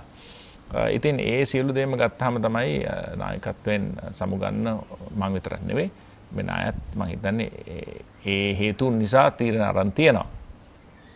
නමුත් නායකත්වය කියන්නේ විශේෂ භාග්‍යයක්. තමන්ගේ රට නියෝජනය කරන්න හම්බ වෙන එක විශේෂ භාග්‍යයක්. ඉතාමත් අල්ප දෙනෙක්ට තමයි මේ අවස්ථාව පෑදෙන්නේ. ඉතින් මම ඉතාමත් සන්තෝෂෙන් මොන ගැටලු තිබ්බත් මොන අභියෝග තිබ්බත් මම හිතන්නේ මගේ රාජකාරිය මම දන්න හැටියට හොඳම විදිහට කණ්ඩායම රට වෙන නිෂ්ඨ කරා කියලා මට දැඩි විශ්වාසයක් තියෙනවා. ජය පරාජය ගත්තාම මම හිතන්නේ අපේ විශේෂ අවස්ථා දෙකෙන්ම තිබ්බා. මම හිතන්නේ ඔක්කොලම් බලන්නේ ලෝක කුසලාන ජයග්‍රහණය කරන්න අපිට අවස්ථා කිහිපයක් තිබ්බා. මං නායකත්වයට රැඳි අවස්ථා දෙකක් තිබ්බා 20 20 50 50. ඒ වගේම මහල ජයවර්ධන නායකත්වයේ දරද්දිත් එවැනි අවස්ථා දෙකක් පෑදුනා. පසුතැවීම් තියෙනවා. ඒ වගේම විශේෂයෙන් සන්තෝෂ වෙන අවස්ථා තියෙනවා. නමුත් අන්තිමට බලන්න ඕනේ අපි ඒ අවුරුදු දෙක තුල කොහොමද අපි තාමත් හොඳ විශිෂ්ට අන්දමට ක්‍රිකට් ක්‍රීඩා කරා. අපේ ලෝකයේ දැවැන්තයන් ඉස්සරහා අපි දැවැන්තම කණ්ඩායමක් හැටියට තමයි ඕනෑම කෙනෙක් ගත්තේ. ඕනෑම ක්‍රිකට් තරඟාවලියකට 20 වෙන්න පුළුවන්, එක් දින වෙන්න පුළුවන්, ටෙස්ට් වෙන්න පුළුවන්. ඉතින් මම විශේෂයෙන් සන්තෝෂ වෙනවා අපේ ක්‍රිකට් තරඟ කිරීමේ මට්ටම ඉතාමත් ඉහළ තත්ත්වයකට ගේන්න මට අවස්ථාව ලැබුණා කියන එක. ඉබ්‍රාහිම් ලින්කන් වරක් පවසා තියෙනවා victory has 1000 fathers but defeat is an orphan කියලා. ජයග්‍රහණය බෙදා ගන්න ගොඩක් කට්ටිය ඉන්නවා. නමුත් පරාජය මම හිතන්නේ මගේ නම් හැම වෙලාවම මගේ සිතුවිල්ල උනේ තමයි තරඟ ජයග්‍රහණය කරාම අපි කියලා කතා කරලා තමන් ප්‍රශංසා කරන්න ඕනේ තමන්ගේ කණ්ඩායමත් ඒ ජයග්‍රහණයට දායකුණු සියලු දෙනාවත්. ඒ වගේම පරාජය වුණාම මම හිතන්නේ තමන් නායකයෙකුට වගකීමක් තියෙනවා. තමන් මං කියලා ඒ වෙලාවේ කතා කරන්න. මං ගත්ත තීරණ මට තව දෙයක් කරන්න තිබ්බද? මම හරියමං විදියට ස්ථානෝචිතව ඒ අභියෝග වලට හරියමං තීරණ අරන් මුහුණ දුන්නාද? ඒ සියලු ප්‍රශ්න මගේ කරට අරගෙන පීඩනේ මගේ කරට අරගෙන කණ්ඩායමේ පීඩණයෙන් අයින් කරන්න ඕනේ. කණ්ඩායමට මොන හරි කියන්න තියෙනවා නම් උඹ වෙනම අරන් ගිහිල්ලා තනිවම හෝ කණ්ඩායමක් හැටියට මාධ්‍යයෙන් පිටත ගිහිල්ලා කතා කරලා පෞද්ගලිකව මේ ප්‍රශ්න විසඳා ගන්න ඒ ක්‍රමවේදයක් අපේ කණ්ඩායමේ තිබ්බා. මාධ්‍යයට එනවා නම් හැම වෙලාවම රූපවාහිනී ඉදිරියට එනවා නම් පත්තර ඉදිරියේ කතා කරනවා නම් ප්‍රෙස් කොන්ෆරන්ස් එකක මාධ්‍ය හමුවක කතා කරනවා නම් හැම වෙලාවම පරාජය වුණාම මම දින්හම අපි නැත්තම් වෙන කෙනෙක් කණ්ඩායමේ වෙන කෙනෙක්. ඒ වගේම මම හිතන්නේ ලාබාල ක්‍රීඩකයන් විශාල පිරිසක් මම හිතන්නේ මගේ නායකත්වයට ලංකාවට අලුතින් එක්ුණා. ඒ අවුරුදු දෙක ගත්තාම මම සෑහෙන ප්‍රමාණය සුරාජ් රන්දීප් ඉඳන් ජීවන් මෙන්ඩිස් ඉඳන් දිනේෂ් චන්දිමාල් ඉඳන් ඇන්ජලෝ මැතිව්ස් මම හිතන්නේ ඇන්ජලෝ මැතිව්ස් එක් දින තරඟා කරා මහේල ගේ නායකත්වය යටතේ. නමුත් ටෙස්ට් තරඟාවලියට එක්ුණා තිසර පෙරරා වර්ධන වුණා. ඉතින් මම ඉතාමත් සන්තෝෂ වෙනවා රංගන හේරත් නැවත අපිත් එක්ක ක්‍රිකට් ක්‍රීඩාවට එකතු වුණා. ඒක මම හිතන්නේ මගේ ක්‍රිකට් ජීවිතේ තිබ්බ ලොකුම භාග්‍යයක්. මොකද රංගන හේරත් කියන්නේ ජ්‍යෙෂ්ඨ විශිෂ්ට වූ ක්‍රීඩකයා එක්ක සෙල්ලම් කරන්න ලැබුණ එක අවුරුදු ගාණක් මම හිතන්නේ ඒක ලොකු භාග්‍යයක්. ඉතින් එවැනි ඉතාමත් විශේෂිත වූ අවස්ථා තිබ්බා. ඉතින් මම ඒකට බොහොම මම ස්තුතිවන්ත වෙනවා. මම ඒක ඉතාමත් විශිෂ්ට මගේ ක්‍රිකට් දිවියේ විශේෂ අවස්ථාවක් කියලා සලකනවා. කුමාර 2011 ලෝක කුසලාන අවසාන තරඟය ගත්තම මුරලිදරන් පැවසු දෙයක් තමයි සමහරක් වෙලාවට අපි ඒ තරඟේ මුලින් පන්දු යවලා තිබුණා නම් එහෙම තරඟේ තීරණය මීට වඩා වෙනස් වෙන්න තිබුණයි කියලා නායකයාට හිට ඔබගේ අදහස් කොහොමද ඒ ගැන? ඔව් මම හිතන්නේ ඒක සාධාරණ මතයක්. මොකද අපි සියලු දෙනාම තරඟාවලියට ඉස්සෙල්ලා අපි කතා කරපු දෙයක් තමයි ඉන්දියාවේ පරද්දන්න ඕන නම් හුඟක් වෙලාවට තියෙන්නේ ඔවුන් ලබා ගන්න ලකුණු ප්‍රමාණය හඹා ගිහිලා ලබා ගැනීම තමයි චේස් කළ දෙන්න එක තමයි යම් කිසි අන්දමින් හරි chance එකක් තියෙන්නේ කියලා. මොකද ප්‍රබල කණ්ඩායමක්. ඉන්දියාවෙන් පිටත සෙල්ලම් කරද්දී ඒ දේ වෙනස් වෙනවා. ඉතින් අපි ඔය සියලු සැලසුම් හදලා තිබ්බේ කතා කර තිබ්බේ. නමුත් අවාසනාවකට ඇන්ජලෝ මැතිව්ස් තමයි අපේ මුළු කණ්ඩායමේ සමබරතාවය සම්පූර්ණයෙන්ම රඳා පැවතුනේ ඔහු මත. මොකද එතකොට ඔහු හන්දා අපි එංගලන්තය ගත්තම අපිට දඟපන්දු යවන්නන් 3 දෙනෙක් ක්‍රීඩා කරන්න පුළුවන්. ඒ වගේ නවසීලන්තයත් එක්ක තරඟ ගත්තාම දඟපන්දු යවන්නන් 3 දෙනෙක් ක්‍රීඩා කරන්න පුළුවන්. නමුත් ඉන්දියාව පාකිස්තානය වගේ කණ්ඩායමක සෙල්ලම් කරද්දී අපිට දඟපන්දු 3 දෙනෙක් කියන්නේ ඕනවට වැඩි. මොකද ඔවුන් සමහරලාට අපි ඔවුන් එක්ක ජයග්‍රහණය කරන්නේ වැඩිපුර වේගපන්දු යවන්නෙක් සෙල්ලම් කරලා. ඉතින් ඒ අවශ්‍ය වෙනස්කම් කරන්න ඕන නම් ඇන්ජලෝ මැතිව්ස් හැම වෙලාවෙම ඔහුගේ පන්දු යැවීම ඉතාමත් වැදගත් වෙනවා. ඔහුගේ පිටිහරඹයත් ඉතාමත් වැදගත් වෙනවා. නමුත් ඒ සමබරතාවය රැකෙන්නේ ඒ තුන් ඉරියව්වෙන්ම කැපිපෙන ක්‍රීඩකයෙක් හන්දා. ඉතින් ඔහුගේ නවසීලන්ත ඒ තරඟේ ආබාධයත් එක්ක අපිට කිසිම අවස්ථාවක් තිබ්බේ නැහැ කණ්ඩායම වෙනස් නොකර ගන්න. මොකද අපි දඟපන්දු 3 දෙනෙක් ගැහුවා කියලා. ඒක හරියමන් දැන් නෙවෙයි. අපි තව වේගපන්දු යවන්නෙක් එකතු කර ගන්න ඕනේ. ඉතින් ඒක තමයි අපි හැම වෙලාවම මේ අපි තිසර පෙර වෙක් කරගත්තේ. වෙනස් ස්කීම් තුනක් නැත හතරක් පමණ වුණා. නමුත් පිටතින් ආපු එකම ක්‍රීඩකයා තමයි සුරාජ් රන්දීප්. මොකද ඒ අවස්ථාවේදී අපිට වෝනින් එකක් දීලා තිබ්බා අම්පයර්ස්ලා මුත්තයි මුරලිදරන්ගේ කකුලේ ආබාධයත් එක්ක මුත්තයි මුරලිදරන් තරඟේ ක්‍රීඩා කිරීමෙන් එළියට ගියොත් ඕවර් දෙකකට වඩා අපිට 10 දෙනෙක් එක්ක ෆීල් කරන්න කියලා තිබ්බේ.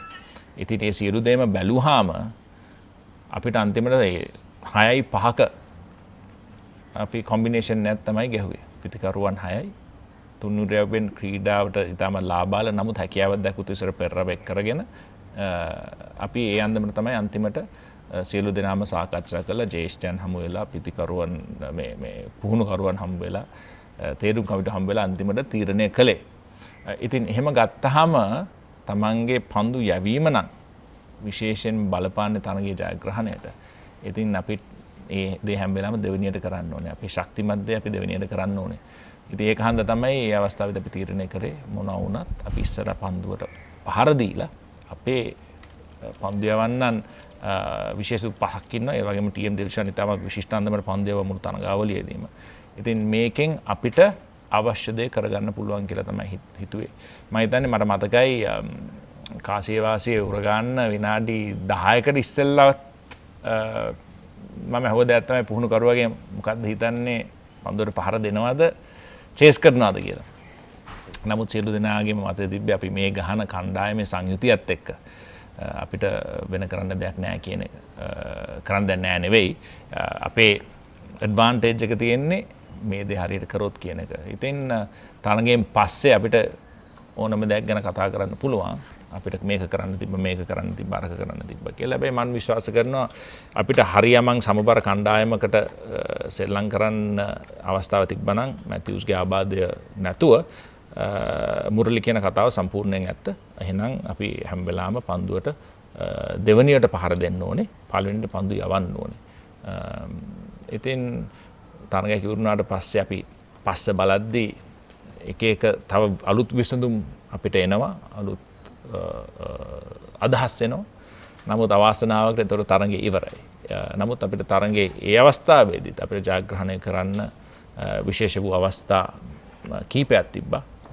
නමුත් උඩ පන්දුවක් ගිලිහී යාම ඒ වගේම යම් කිසි ක්‍රූෂල් වැදගත් සන්ධිස්ථානයක හරි දේ නොකරාම කොච්චර හොඳට කරත් තරගයක් පරදින අවස්ථාව වැඩි විශේෂයෙන් ලෝක කුසලානයක් අවසාන තරගය ගත්තාම. කුමා සාමාන්‍ය පිතිකරුවෙක් ඇටියට ක්‍රීඩා දිවිය පටන් ගන්නා ඔබ අතිවිශිෂ්ට පිතිකරුවෙක් ඇටියට ක්‍රීඩාවෙන් සමුගන්නවා. මේ දේට ඔබ කරන්ට උණු කැපවීම මොනවද? කොහොමද මේ දේ ඔබ ලබා ගත්තේ? මම දැන් කැපවීම කියන දේ හැම කෙනෙක්ටම පොදු. දැන් මගේ කැපවීම ගත්තාම වෙනස් අන්දමක කැපවීමක්. මොකද මම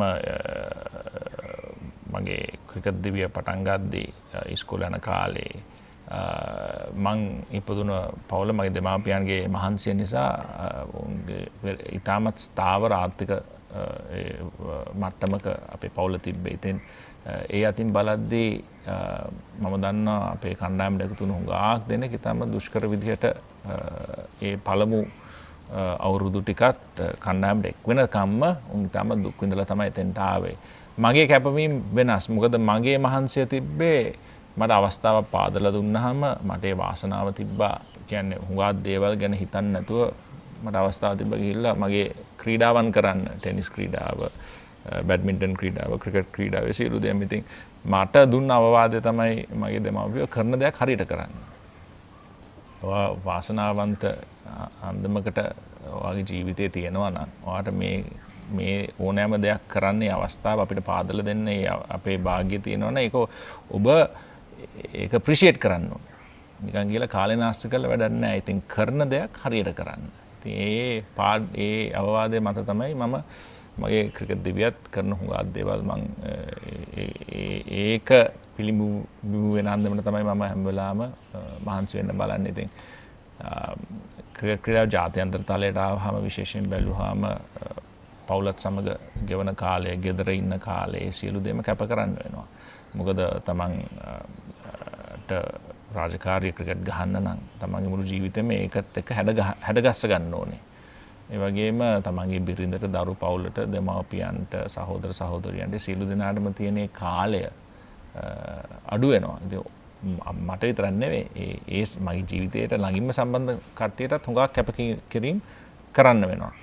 ඔවුන්ගේ ජීවිතය සියලු දේම වෙනස් කරගන්න ඕනේ මගේ ජීවිතයට ඉඩ දෙන්න. මගේ මේ ක්‍රිකට් දිවියට ඉඩ දෙන්න. ඉතින් මම විශේෂයෙන් මගේ භාර්යාවටත් මගේ පවුලේ සාමාන්‍යයෙන්ම විශේෂ ස්තුතිවන්ත වෙනවා මට මේ අවස්ථාව ලබා දුන්නේ. මොකද මානසිකත්වය හරියට තියෙන්න ඕනේ ක්‍රිකට් ගහන්න.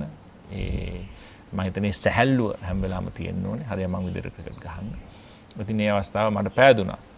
ඉතින් ඕනෑම කෙනෙක්ට මං කියන්නේ ඒ දේ තමයි කොතරම් අභියෝග තිබ්බත්, කොතරම් දුෂ්කර ජීවිතයක් ගත කරා, කොතරම් වාසනාවන්ත ජීවිතයක් තිබ්බත් තමන්ගේ උප්පත්තියෙන් තමන්ට තියෙන සහජ හැකියාවන් තුලින් විතරක් ඉදිරියට යන්න අමාරුයි. ඒකට අපි එකතු කරගන්න ඕනේ මහන්සිය, දාඩිය මහන්සිය, කැපවීම, හරියමන් තීරණ ගැනීමේ ශක්තිය, අත්දැකීම්, පරිණතභාවය, ඒ වගේම අපි හරි වෙලාවේ හරි තීරණයක් ගැනීම, මහන්සි වෙනවා නම් හරි විදියට මහන්සි වීම, කාලේ නාස්ති කරන්නේ නැතුව, ඒ වෙහෙස නාස්ති කරන්නේ නැතුව, ඒ සියලු දේම හරියමං විදියට සංයෝගයක් හැටියට තමන්ගේ පෞරුෂයට ජීවිතයට එකතු කර ගන්න ඕනේ. එතකොට තමයි ඉදිරියට යන්න පුළුවන්. ඉතින් මම බැලුවා මම දන්නවා මගෙත් එක්ක ක්‍රීඩා කරපු හුඟක් කට්ටියට මට වඩා හුඟක් අභියෝග තිබ්බා.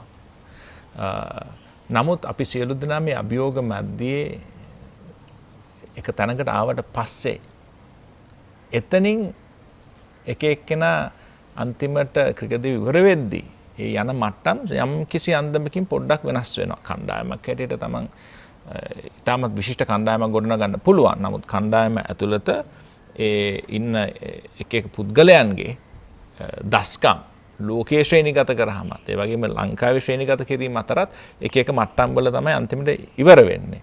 ඉතින් ඒක කොහොමද උච්චතම ස්ථානයට දාගන්න කියන එක කණ්ඩායමේ අභිමතාර්ථයත් ඉටු කරගෙන තමන්ගේ පෞද්ගලික අභිමතාර්ථයත් ඉටු කරගන්නේ කොහොමද සංයෝගය හරියට බැලන්ස් කරලා එකතු කරගන්න කියන එක, හරියට ඉෂ්ට කරගන්න කියන එක තමන් හරියට හිතලා බලන්න ඕනේ. ඉතින් එතකොට තමයි තව තවත් මහන්සි වෙන්න ඕනේ. අලුත් ක්‍රමවේදයක් හොයාගන්න ඕනේ.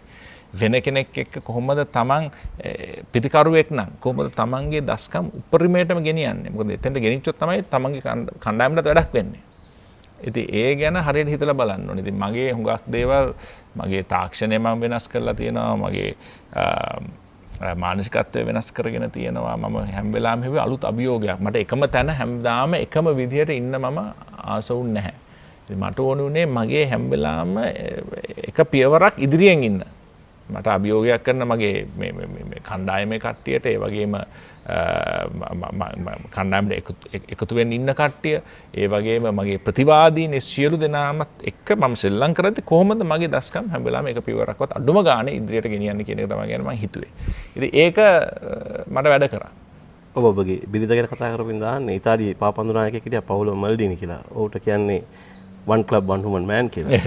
ඔබ ඔබගේ බිරිඳ සම්මානයේ පාසල් සමයේ ඔබ මම දන්නේ විවාහ වෙලා අවුරුදු 16ක් වෙනවා. ඔව් මම හිතන්නේ ඉතාමත් විශේෂිත අවස්ථාවක් මට පාදලා දුන්නා එහාලි.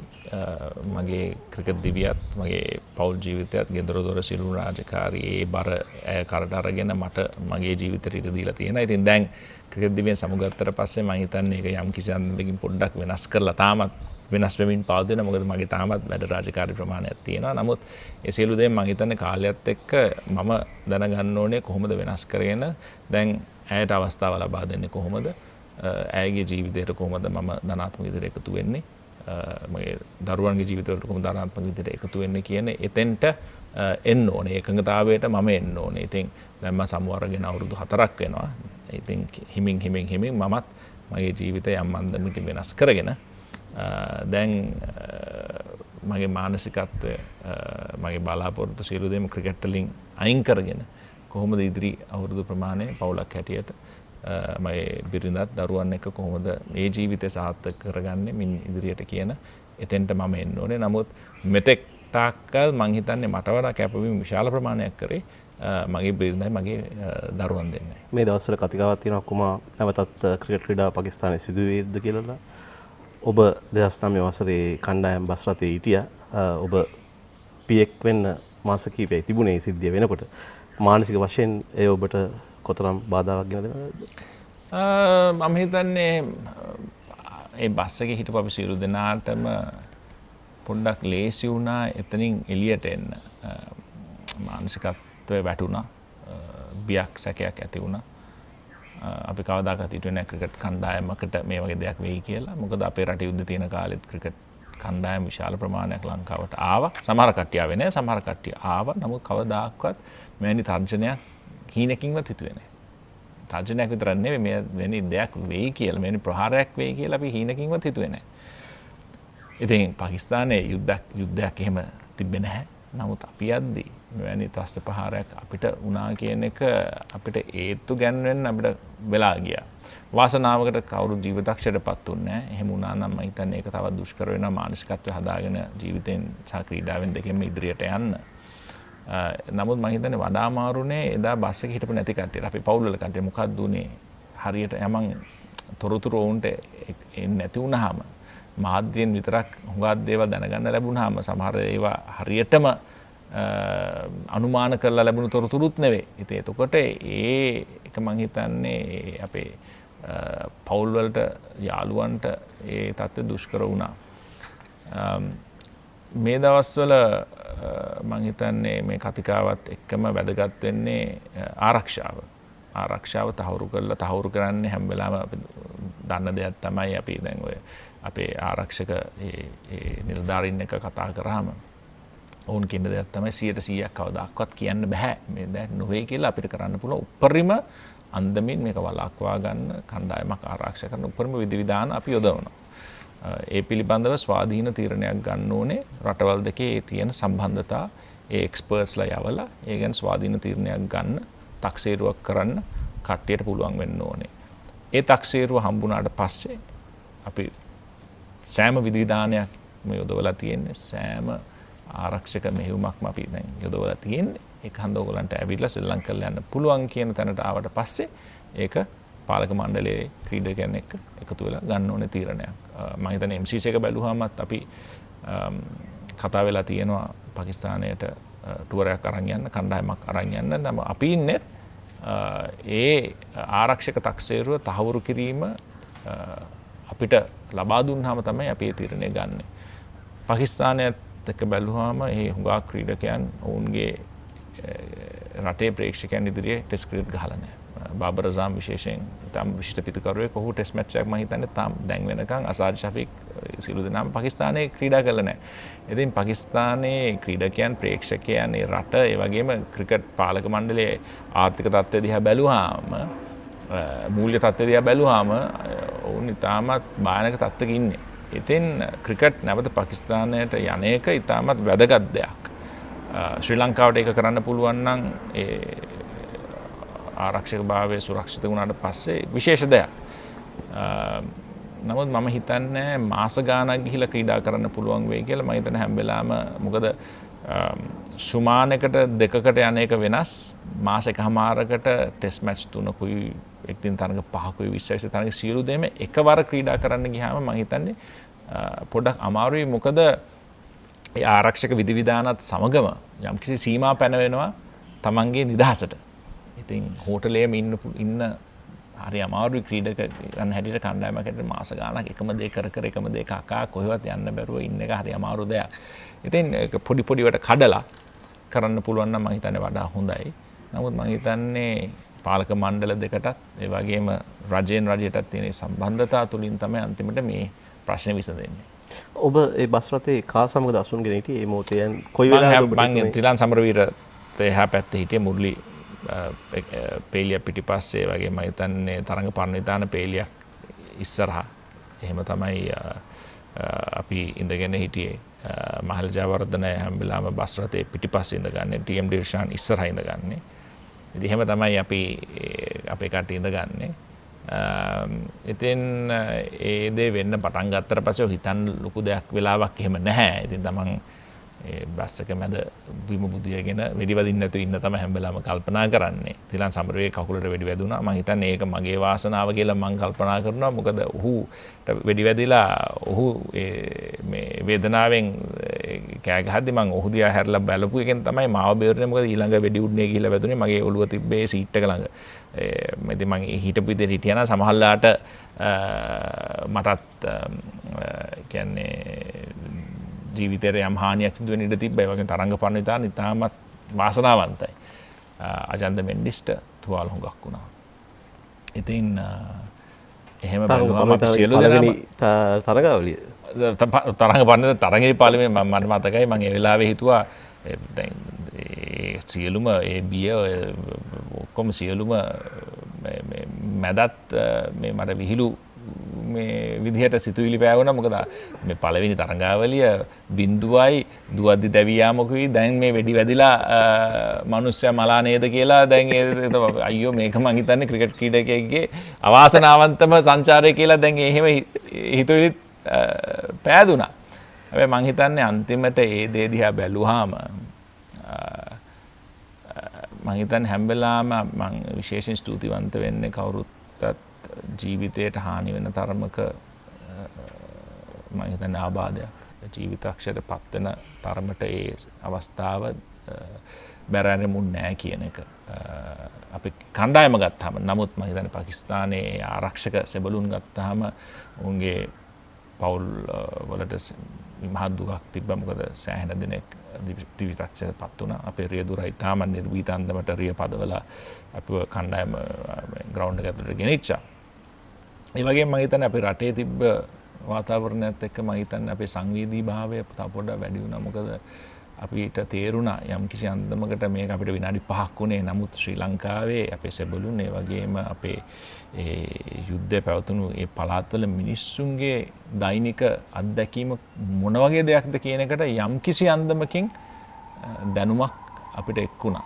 ඉතින් මම හිතන්නේ අපේ මානසිකත්වය ගත්තාම අපේ සිතුවිලි ගත්තාම ඒ දේ පිළිබඳ අලුත් දැක්මක් අලුත් වැටහීමක් අලුත් සංවේදී භාවයක් අපි තුල ඇති වුණා. ඒ සිද්ධියෙන් පස්සේ සොල්දාදුවෙක් ඔබට ඉතාමත් සංවේදී කතාවක් කියනවා. ඔව් මම හිතන්නේ මම මේ කම්පැනි විදිය පැත්තෙන් යද්දි තමයි මාව නවත්තලා මම හිතන්නේ එයාර් ෆෝස් එකක් හිටියේ. ඔහු නවත්තලා කිව්වා මාව අඳුරගත්තට පස්සේ කොහොමද දැන් හොඳයිද අපි කොච්චර බය වෙලාද අපි කොච්චර දුක් වුණාද ඕගොල්ලන්ට මෙහෙම හානියක් වුණා නේද ඕගොල්ලන්ට කවදාකවත් මෙහෙම වෙන්න ඕනේ නැහැ කිව්වා. මම ඉතින් කිව්වා ඉතින් මට වඩා ඕගොල්ලන් නේද මේක හැමදාම මේකට මුහුණ දෙන්නේ. අපි විනාඩි දෙකක් වෙඩි වැදුනාම අපි හැමදාම නිවුස් එකේ. හැබැයි ඕගොල්ලන්ට මේක හැමදාම වෙද්දි කවුරුත් වැඩිය කතා කරන්නේ නැහැ බලන්නේ නේද කියලා. ඒතර ඌ ඒක කියපු කතාව තමයි නෑ මේක මගේ කොන්ත්‍රාත්තුව මේක මේ රාජකාරිය. රට වෙනුවෙන් ඕගොල්ලෝ වෙන්නේ දීපු දෙනක ඒක මගේ වැඩක්. ඕගොල්ලන්ගේ වැඩක් නෙවෙයි ඒක. ඒක හන්දා ඕගොල්ලන් තමයි මේ හීරෝස්ලා කියලා. ඉතින් මට ඇත්තටම තාමත් දුක හිතුණා මොකද ඇත්තටම අපි තමයි මේ කාඩ්බෝඩ් හීරෝස්ලා කිව්වොත් අපි ඇත්ත මේ හීරෝස්ලා වුන් හැමදාම ජීවිතේ පරදුර තබලා රට වෙනුවෙන් සටන් කරන්න යන කට්ටිය ඒ පළාත්වල ඉන්න අහිංසක ජනතාව දෛනිකව මුහුණ දෙන ඒ මරණ ජීවිතයත් අතර සටන ඒ සියලු දේම ගැනම බැලුවාම අතන වුන් තමයි ඇත්ත හීරෝස්ලා. වුන් තමයි ඇත්ත ඒ විශේෂ වූ කැපකිරීම් කරලා දුෂ්කරන්දම ජීවිත ගෙන යන කට්ටිය තමයි මම හිතන්නේ ඇත්ත හීරෝස්ලා. පාකිස්තානය කියන්නේ ඔබට අමතක නොවන ස්ථානයක්. මොකද ලෝකයා කුමාර සංගක්කාර ගැන දැනගන්නේ පාකිස්තානයේදී ඔබගේ ද්විත්ව ශතකයේ මුල්ම ද්විත්ව ශතකයේ. මම හිතන්නේ ඒ තරඟයේ ඔබ දවස පුරාම කඩළු රකින්නවා. කඩළු läකලා මාවන් කලින් අවුට් නම් ඔබ පළවෙනි ඕවරේද කොයිද පන්දුට පාර දෙන්න යනවා. ඕ මං තාම හරියට පැඩ්ස්වත් ගලවලා මගේ බැටින් පැඩ්ස් එකවත් ඇඳගන්න බැරුණා. මකා යුනිවර්සිටියේ පළවෙනි පන්දුවේ මම හිතන්නේ මාව නඩපත්තු පුල් පාරක් හරි හුක් පාරක් හරි ගහලා ඩීප් ෆයින් ලෙග් සානේදී අවුට් වෙනවා.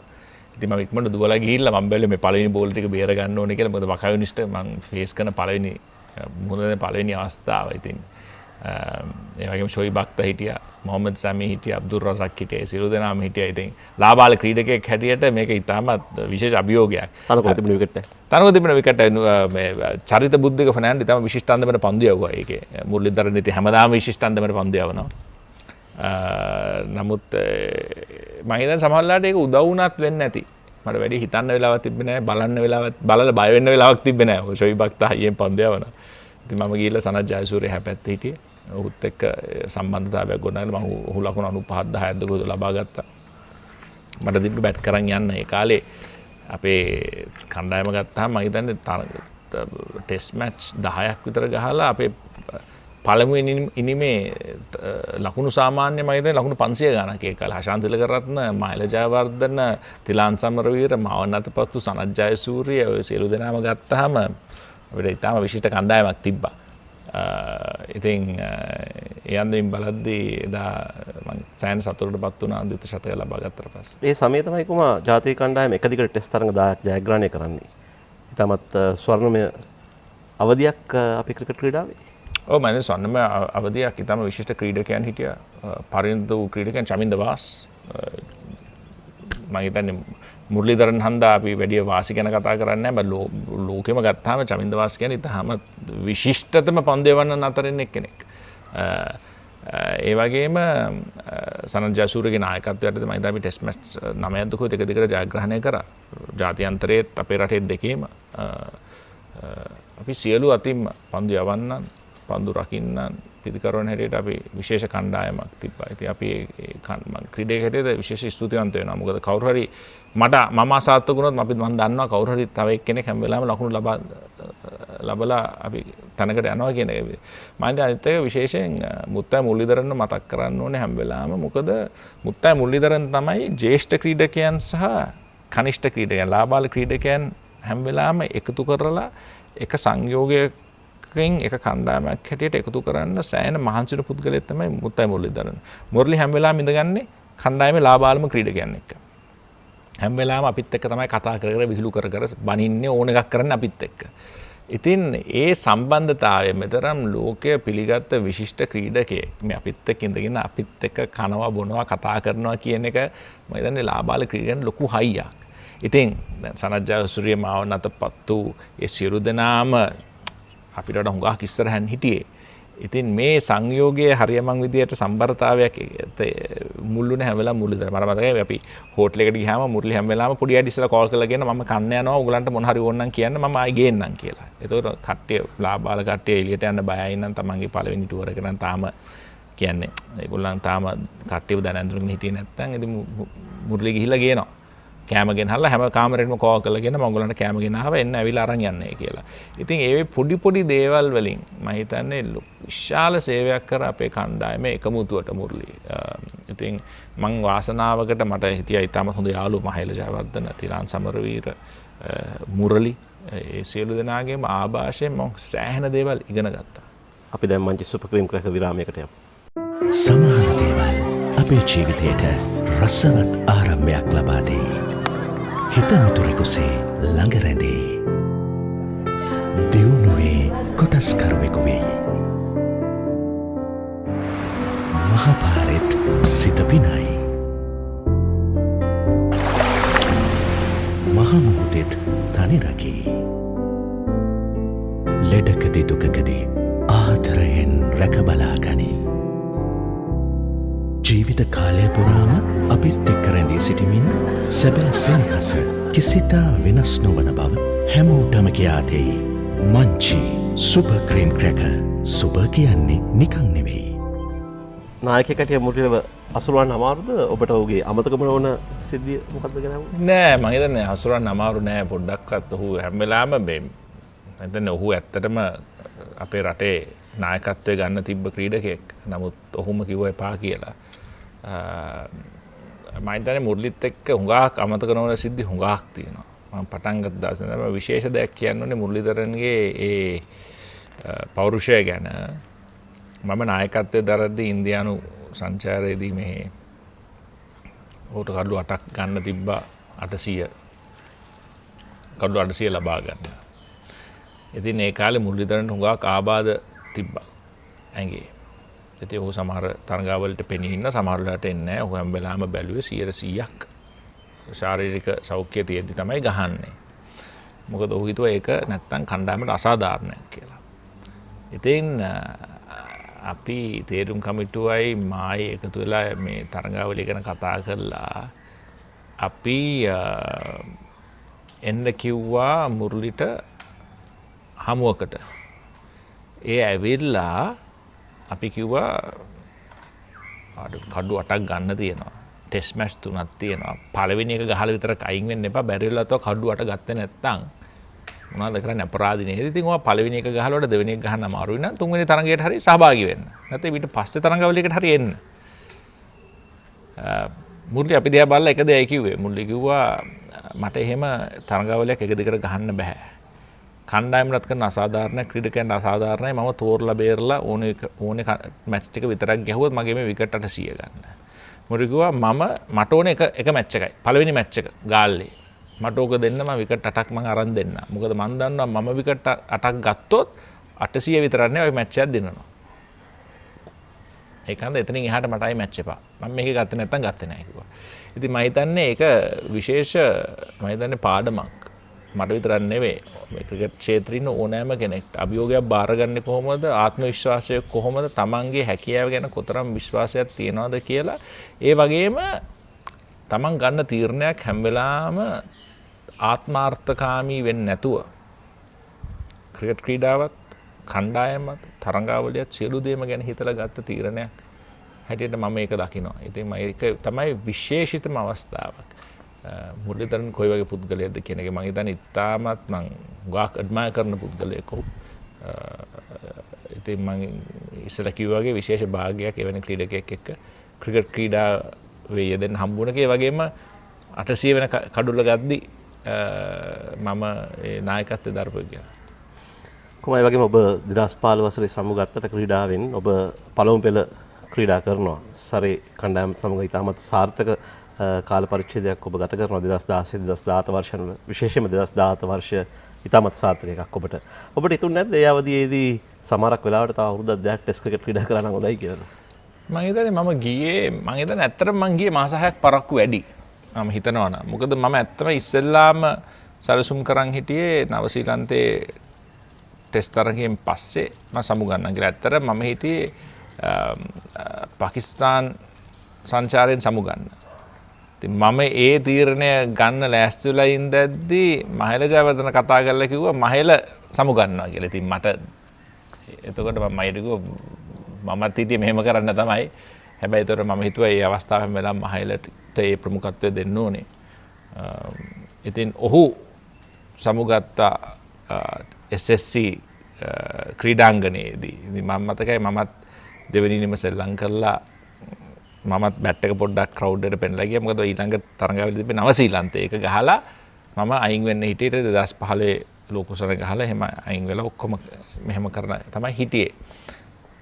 නමුත් තේරුම් කමිටුව කතා කරලා මගෙන් කරපු ඉල්ලීමකට මම කිව්වා මට තව රුද්දක් දෙකක් ගහන්න බෑ.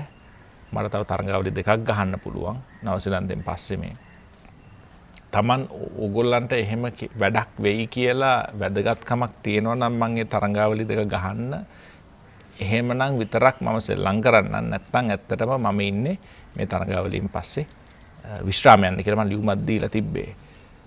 ඉතින් ඔවුන් කිව්වා නෑ මේ ටෙස්ට් මැච් 4ක් තව ගහන්නේ කියලා. ඉතින් මම දුන්න වචනේ තමයි මම පාකිස්තාන් සංචාරයත් ඒ වගේම ඉන්දියානු සංචාරයත් මැච් දෙක ගහලා අයින් වුණේ. මම ඇත්තටම හිතන අපරාධයේ තරඟාවල් දෙක ගහුවේ මට නවසීලන්තෙන්ම යන්න තිබ්බා කියලා. මොකද තමන් හිතන හැම වෙලාවම මම මේ තීරණය ගත්තේ කිසිම මේ පසුතැවිල්ලකින් හෝ තරහකින් නෙවෙයි. මම හරියට හිතලා බලලා මම දැනගත්ත ඒක තමයි හරි කාලේ. දැන් අපි සමහරවිට හිතන අයියෝ ක්‍රීඩකයන් 3-4 දිනක් එකට රිටයර් වුණා නේද? නෑ, අපේ ක්‍රීඩකයන්ට ඕනෑ තරම් හැකියාවක් තියෙනවා. ටැලන්ට් එකක් තියෙනවා අපේ අඩුව පුරවන්න. නමුත් මගේ වගකීම තියෙන්නේ අපේ පළමු පෙළ ක්‍රීඩා සමාජ අපේ ෆස්ට් ක්ලාස් තරඟාවලියේ තියෙන දුර්වලතා මගේ කරට මට ගන්න බෑ. මට කරන්න පුළුවන් මගේ සේවය උපරිම කළා හරියමං කාලේ කණ්ඩායමෙන් යන එක. ඊට පස්සේ එන කට්ටියට වගකීමක් තියෙනවා. උන්ගේ දස්කම් තුලින් ඒ අඩුව පුරවන්න විතරක් නෙවෙයි මගේ දස්කම් අභ්‍යවහා යන්න උන්ට ඒ වගකීමක් තියෙනවා. උන්ට හැකියාවක් තියෙනවා. මම අද ක්‍රීඩා කරන ක්‍රීඩකයන් දිහා බැලුවාම ඔවුන්ගේ වයසේදී මට තරම් හැකියාවක් තිබ්බේ නැහැ. ඔවුන් විශේෂිත වූ ක්‍රීඩකයන්. නමුත් අපේ තරඟාවලියේ පළමු පෙළ විශේෂයෙන් තියෙන දුර්වලතා නිසා ඔවුන්ට මේ තත්ත්වයට එන්න කල් යනවා. ඉතින් එහෙම බැලුවාම මම හිතන්නේ තව ඉස්සරහට ගහන්න පුළුවන්ද බැරිද කියන ඒ ප්‍රශ්නයට වඩා මම හිතන්නේ වැදගත් වෙන්නේ තමන් ඒ අවුරුද්දක ක්‍රීඩා කිරීමෙන් කණ්ඩායමේ වැඩක් තියනවද කියන එක. මොකද කවදා හරි තමන් නවතින්න එපායි. ඉතින් එහෙම බලලා තමයි මම ඒ සියලු දේම බලලා තමයි තීරණය ගත්තේ. ටෙස්ට් ශතක 38න් 11ක්ම ද්විත්ව ශතක ඩොන් බ්‍රැඩ්මන් පමණයි ඔබට වඩා ද්විත්ව ශතක ලබාගෙන තිබෙන්නේ 12ක්. මේ ශතක ද්විත්ව ශතක වලට පරිවර්තන කිරීමේ කලාව ඔබ ප්‍රගුණ කරගත්තේ කෙසේද? මම හිතන්නේ ඒක ඉබේම ආපු දෙයක්. මම පළවෙනි ද්විත්ව ශතකේ ලබා ගත්තා. මට තාම මතකයි මම හිතන්නේ ෆ්ලික් කිරීමකින් ෆයින් ලෙග් පහු කළා තමයි 4ක් ගහලා 200ට ආවේ පාකිස්තානයත් එක්ක. ඉතින් මම හිතන්නේ මහේල අනිත් පැත්තේ ඉතින් මම ඇතර මහේලට හැරලා මට හිතා ගන්න මං කිව්වා මචන් 200ක් නේද කියලා මේක. හැබැයි ඊට පස්සේ මම කල්පනා කරේ ලකුණු 100ක් ලැබුණාට පස්සේ මම විශේෂ දෙයක් කරන්න බැලුවේ නෑ. නැවතත් අර ලකුණු 100 ආපු විදිහටම නැවතත් ක්‍රීඩා කරලා ලකුණු 10 20 ම ස්කෝර් බෝඩ් එක දිහා බැලුවේ නෑ 100න් පස්සේ. මම බලන්නේ 100 පැය භාගයකට පැයකට විතර පස්සේ බැලුවා රයිට් දැන් 140 150යි දැන්.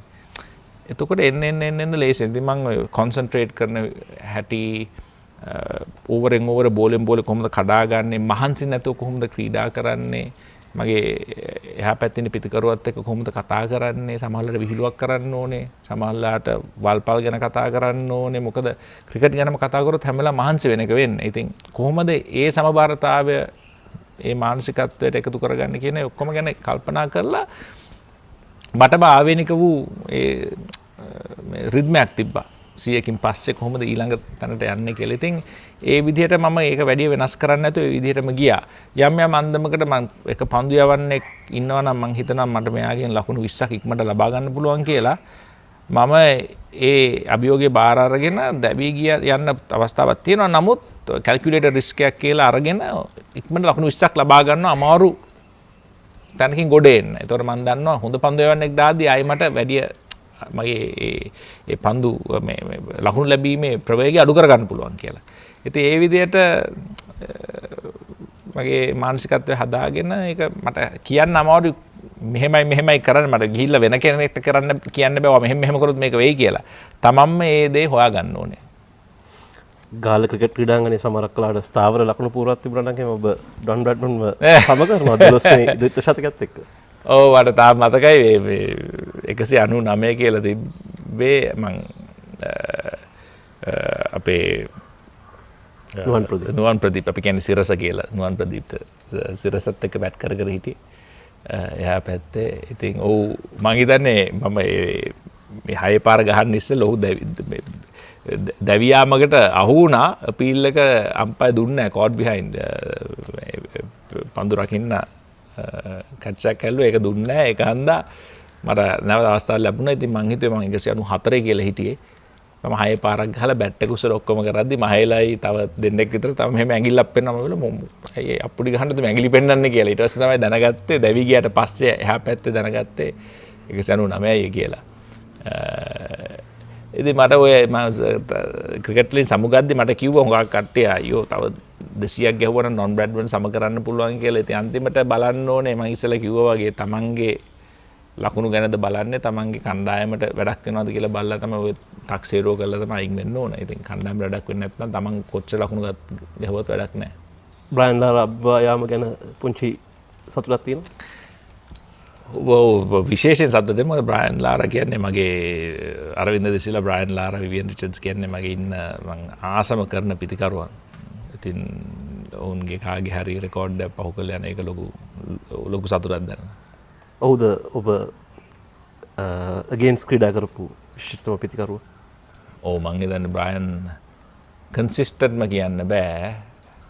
හැබැයි හොඳම තරගයක් තනියම ජයග්‍රහණය කරන්න පුළුවන් ඕනෑම වන්ඩේද ටෙස්ට්ද ඕනම දෙයක් ඉතාලම හරිම ලස්සනයි බලන් ඉන්න බැට් කරනවා මම හිතන්නේ මේ ලංකාවට ලකුණු 680 ගණන් දුකෝ ටෙස්ට් මැච් තුනකින් ක්‍රීඩා කරලා ලබාගෙන ඒත් බටහිර ඉන්දියා කොදේ කණ්ඩායම 3-0කින් හැටියට තරඟවල අපිට පරාදය වුණා.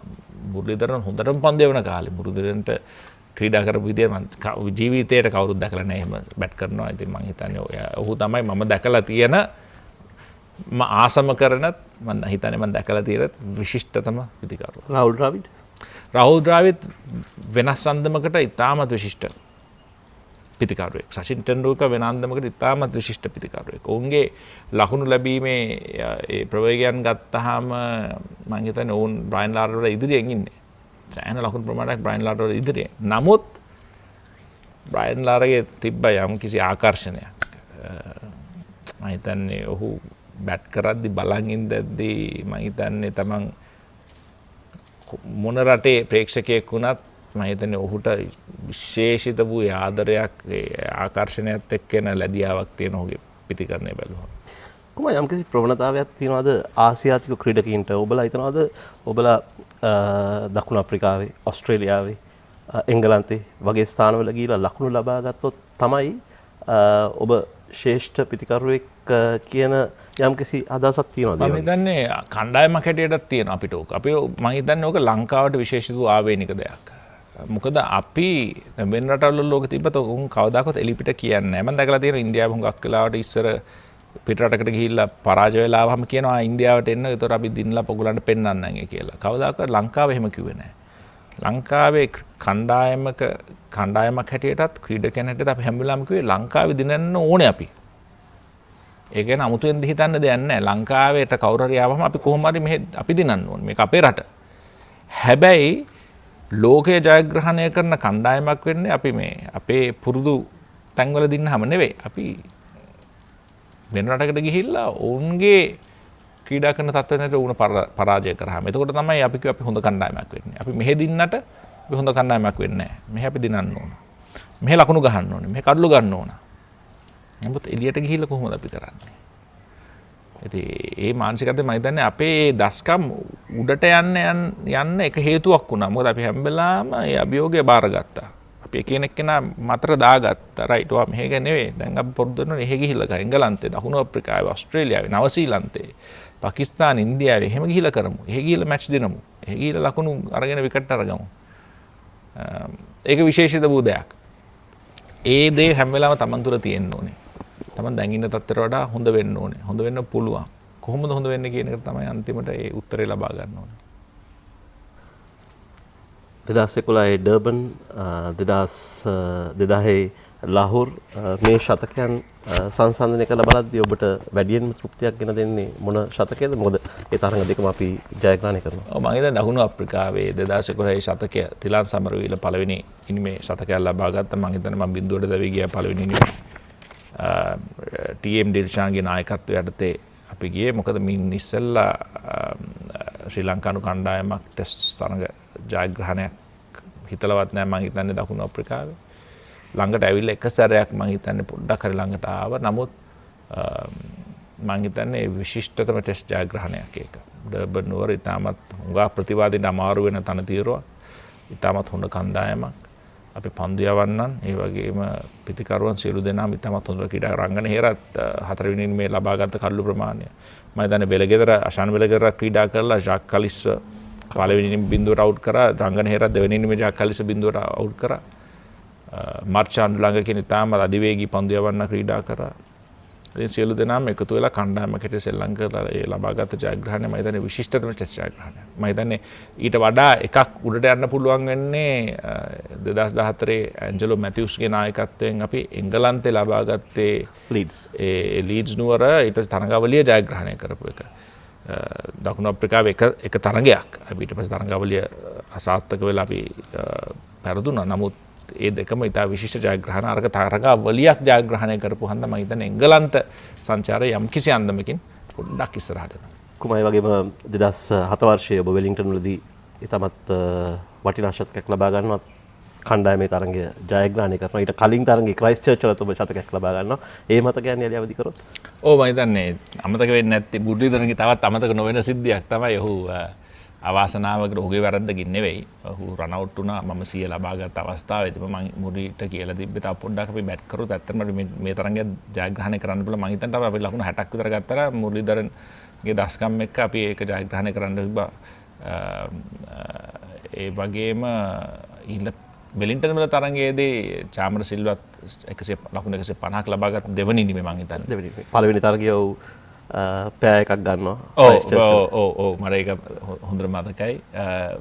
මටත් වාසනාවට සතකයක් ලබා ගන්න පුළුවන් වුණා. නමුත් මම හිතන්නේ ඒ තරඟයේ මම හිතන්නේ ඒ තරඟාවලියේ එක් දින තරඟාවලියක් 2-2 20-20 1-1 ඊට පස්සේ ටෙස්ට් තරඟාවලිය 1-1 හන්දමට අවසන් වුණා. ඉතින් අපි පිටරටකට ගිහිල්ලා ඊටම විශිෂ්ට හන්දමට ක්‍රීඩා කරපු තවත් අවස්ථාවක් එක. ඒ වගේම කුමා ගොඩක් අය ඔබගේ පන්දුවට පාර දීම ගැන කතා කරාට ඔබගේ කඩු රැකීම ගැන අමතක කරනවා. ගොඩක් අය දන්නේ නැහැ එක් දින ජාත්‍යන්තර තරඟාවලියේ වැඩිම දවා ගැනීම තියෙන්නේ කුමා සංගක්කාරට කියලා.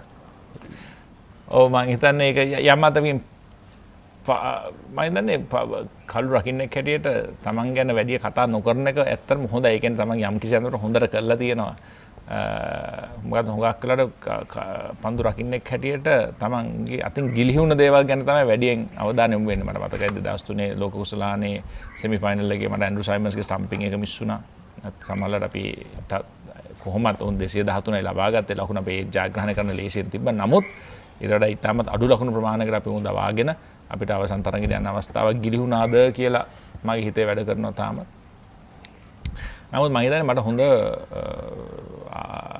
ආදර්ශයන් හිටිය අපේ කණ්ඩායමට රොමේෂ් කලුවිතාරණ මම හිතන්නේ ඉතාමත් විශේෂයෙන් කියන්න ඕනේ. මොකද මම කණ්ඩායමට එද්දී රොමේෂ් අය තමයි හිටියේ.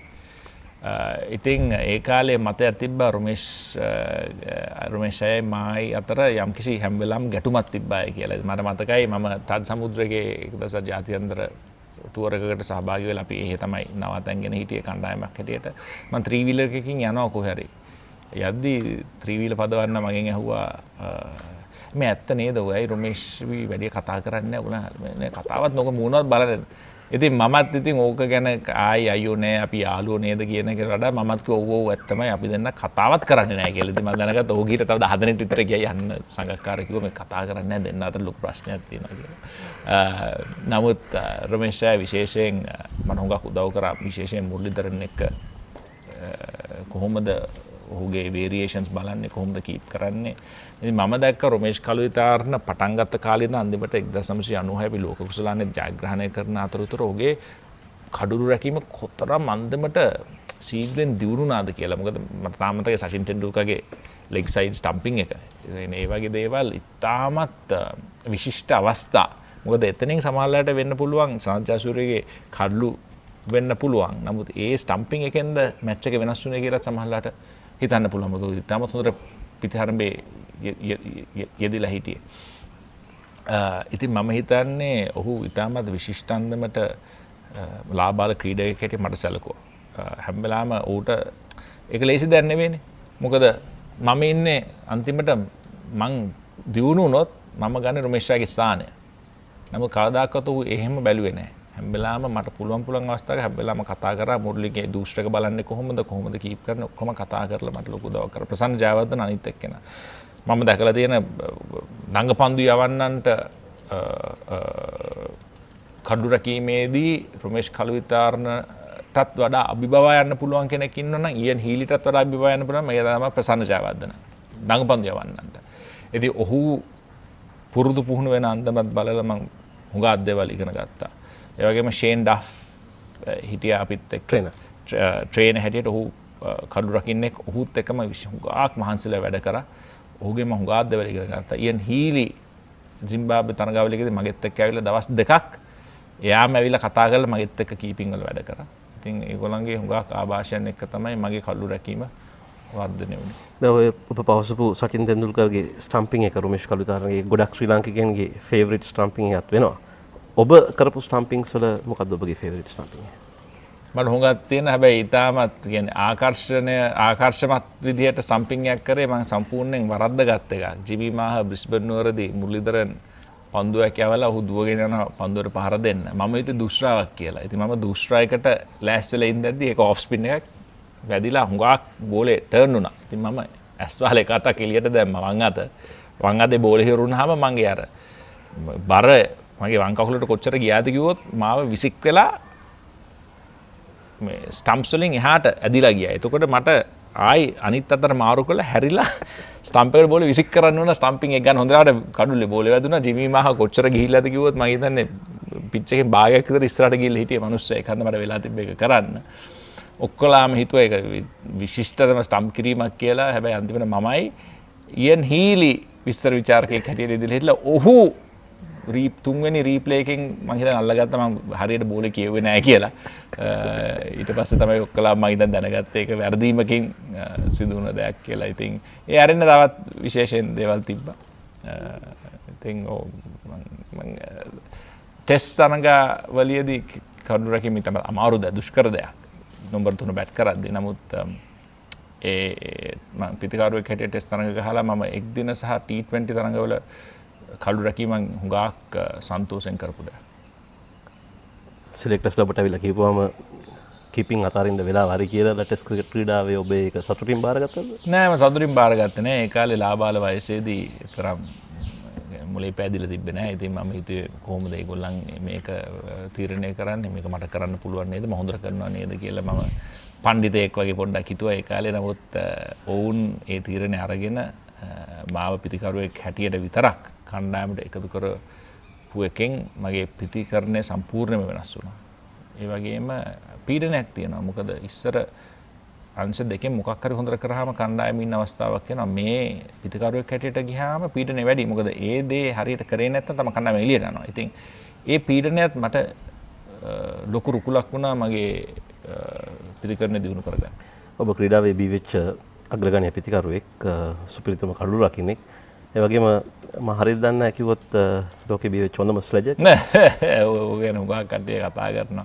මම හිතන්නේ ඒකත් තමන්ගේ ක්‍රිකට් දිවියේ තමන්ගේ පරිණත වීමත් එක්ක අඩු වෙන දෙයක්. ඔබ ස්ලෙජ් කරන්න ලෑස්ති වෙනවද තරඟයකට කලින්? නෑ මම හිතන්නේ අපි අර්ජුන රණතුංගගේ නායකත්වයෙන් පස්සේ මම හිතන්නේ අපි කණ්ඩායමක් හැටියට ඒ අභියෝගය අපි බාරගත්තා. ඉස්සර අපි පොඩ්ඩක් ඒ අභියෝගයේදී අපි අහක බලා ගන්නවා. නමුත් අර්ජුන රණතුංග මම හිතන්නේ කණ්ඩායමට කියලා දුන්නා ඕනෑම අභියෝගයක් ඉදිරියේ කරට කර මූණට මූණ බලලා ප්‍රතිවාදියාගේ ඇස් දෙක දිහා කෙලින් බලලා තමන්ට හයියෙන් හිටගෙන කතා කරලා හෝ අන්තිමට පිත්තෙන් හෝ බෝලෙන් හරි දස්කම් දක්වන්න ඕනේ මොනවා කිව්වත්.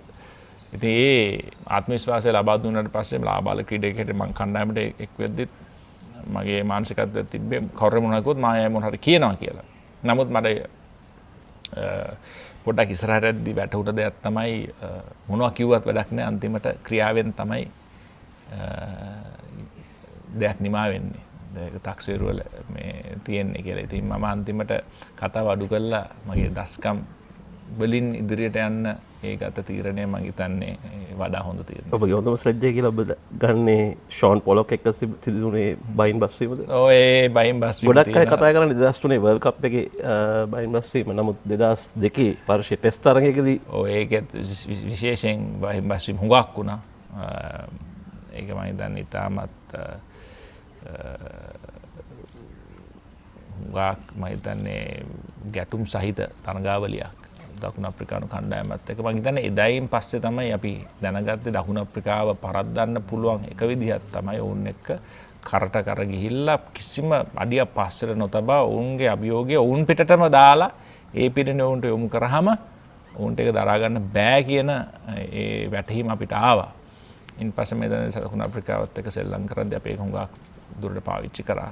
එච්චර ගැටුම් සහිතව නෙවෙයි. නමුත් එන්න මං හිතන්නේ ඒ කණ්ඩායම් අතර ඒ අන්‍යෝන්‍ය අවබෝධය වැඩි වෙලා තියෙනවා. ඉතින් ඒ ගරුත්වය වැඩි වෙලා තියෙන එක හන්ද මේ ස්ටේජින් වලට තියෙන අවස්ථාව හුඟක් අඩු වෙලා තියෙනවා දැන්.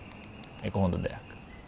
කුමාර බොහොමත්ම ස්තුතියි ලෙජන්ඩ්ස් වැඩසටහන සමග පහ එක්ුණාට මං ජීවිතින් පිරිනමන මේ පුංචි සීවට්නේ ලබා ගන්න වෙන මොහොමකින් කාර්මික වෙලා සිටිනවා. බොහොම ස්තුතියි. බොහොම ස්තුතියි.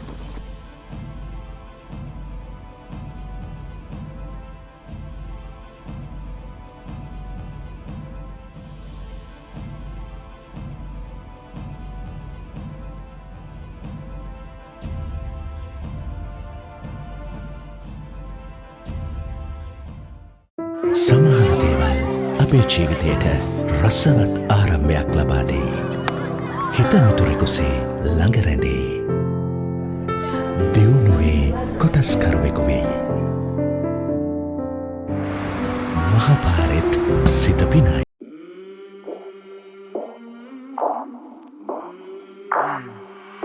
I came from the mud. There's dirt on my hands.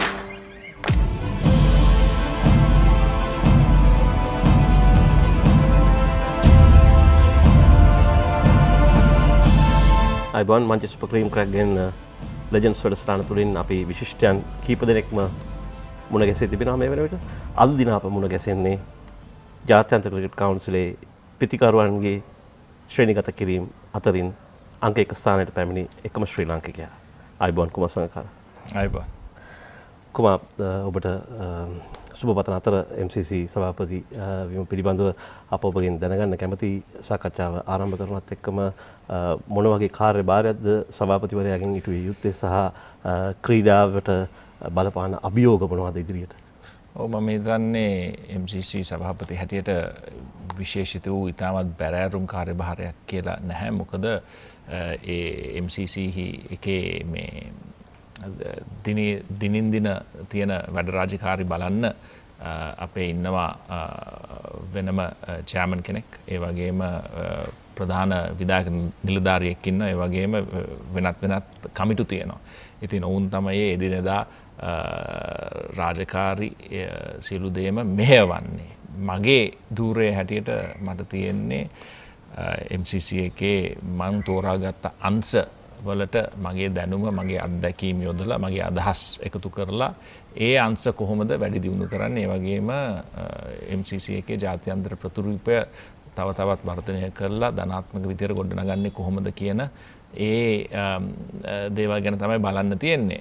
විශේෂයෙන් MCC එක එංගලන්තේ පමණක් නෙවෙයි ජාත්‍යන්තරයේත් සමාජ සේවා රසක යෙදී සිටිනවා, ක්‍රීඩාව තුලිනුත් ඒ වගේම අධ්‍යාපනය තුලින්. විශේෂයෙන් ශ්‍රී ලංකාවේ 2005 ඉඳලා සුනාමියෙන් පස්සේ ගුණජය සතුට පදනමත් සමග එකතු වෙලා ගිය අවුරුදු 15ක් තිස්සෙම ශ්‍රී ලංකාවේ ගම්බද ජනතාවත් එක්ක ඉතාමත් ළඟින් වැඩ කරලා තියෙනවා. MCC Center of Excellence කියලා ඒ මධ්‍යස්ථානය ගුණජය සතුට පදනමේ සීනිගම තාමත් තියෙනවා. තාමත් විශාල සේවයක් කරනවා. ඒ වගේම නේපාලේ, ඇෆ්ගනිස්තානයේ, ඒ වගේම එංගලන්තයේ විශ්වවිද්‍යාල සමගත්, ඒ වගේම ඒ වෙස්ට්මින්ස්ටර් කියන ඒ නගර සීමාව තුළ විශේෂිත වූ පාසල් දරුවන් එක්ක විශේෂිත වැඩ සම්භාරයක් කරනවා. ඒ වගේම ක්‍රිකට් අතින් ගත්තාම මේක ක්‍රිකට් ක්ලබ් එකක් අන්තිමට. ඒක හන්දා ක්‍රිකට් ක්‍රීඩාව තුළින් ඒ වගේම ක්‍රිකට් ක්‍රීඩා ව්‍යාප්ත කරන්න විශේෂ වැඩ කොටසක් තියෙන. ඉතින් ඔය අන්දමට මට සම්බන්ධ වෙන්න අංශ විශාල ප්‍රමාණයක් තියෙන. ඒ වගේම අපි අභියෝග ගත්තාම ටෙස්ට් ක්‍රිකට් වලට තියෙන අභියෝගය තාමත් ඒ බැරෑරුම් අභියෝගයක් මේ ටෙස්ට් චැම්පියන්ෂිප් එක ඒ තරඟාවලිය දැන් ආරම්භ කරලා තියෙනවා. ඇෂස් තරඟාවලියෙන් ආරම්භ වුණේ ශ්‍රී ලංකාව නවසීලන්තයත් එක්කත් ක්‍රීඩා කරා. ඒ මේ තරඟාවලිය තුල මේ සීරීස් එකක් හැටියට. ඉතින් මේ අවුරුදු දෙක තුල කොහොමද අපි ටෙස්ට් ක්‍රිකට් වල ඒ ප්‍රතිරූපය ගොඩනගලා තව තවත් විශේෂයෙන් ලාබාල ක්‍රීඩකයන් අතරට නවක ක්‍රීඩකයන් අතරට මේ ටෙස්ට් ක්‍රිකට් ක්‍රීඩාව කොහොමද ගෙනහිල්ලා ඔවුන්ව ඒ ආකර්ෂණය ඇති කරලා ඒ වගේම ප්‍රේක්ෂකයින් තුල තියෙන ඒ ආදරය තවදුරටත් වැඩි කරලා අලුත් ප්‍රේක්ෂක පිරිස එකතු කරගන්න එවැනි අභියෝග විශාල ප්‍රමාණයක් තියෙනවා. ඉතින් MCC එකට ඒ අතිනුත් ලොකු සේවයක් කරන්න පුළුවන්.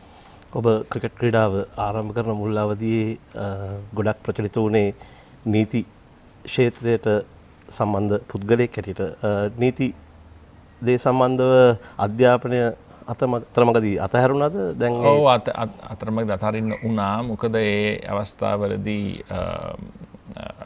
විශ්වවිද්‍යාලය මං හිතන්නේ මගේ ක්‍රිකට් දිවිය ගැන ඔවුන් හරියම තක්සේරුවක් කරන්න අමාරු වෙලා හිටියේ. මං කොච්චර දුර සෙල්ලම් කරයිද, මම ලංකාවට අවුරුදු ගාණක් සෙල්ලම් කරයිද, ඒ සියලු ප්‍රශ්න මාධ්‍යයේ ඒ වගේම උන්ට තිබුණා නීතියක් දේශන වලින් 60%කටවත් අඩුම ගාන සහභාගී වෙන්න ඕනේ. නැත්නම් ඒ විභාගවලට පෙනී සිටීමේ වරම අහිමි වෙන ඒ සියලු දෙනාටම පොදු නීතියක් තිබ්බා. ඉතින් මට 5%කටවත් යන්න බැරි වෙන අවස්ථාවක් පැහැදිලිලා තිබ්බේ මගේ ශ්‍රී ලංකානු ක්‍රිකට් කණ්ඩායමල තිබුණු ඒ රාජකාරීත් වගකීමත් එක්ක. ඉතින් මම ඒ දෙක කිව්වම ඔවුන් කිව්වා මේ අවස්ථාවේදී අපිට දෙකම කරන්න ඒ ඉඩ අවස්ථාව ලබා දෙන්න බෑ. මොකද අපි අනිත් සිසුවන්ටත් මේ ඒ දේම කියනවා නම් සියලු දෙනාම එක හා සමානව අපි සලකනවා නම්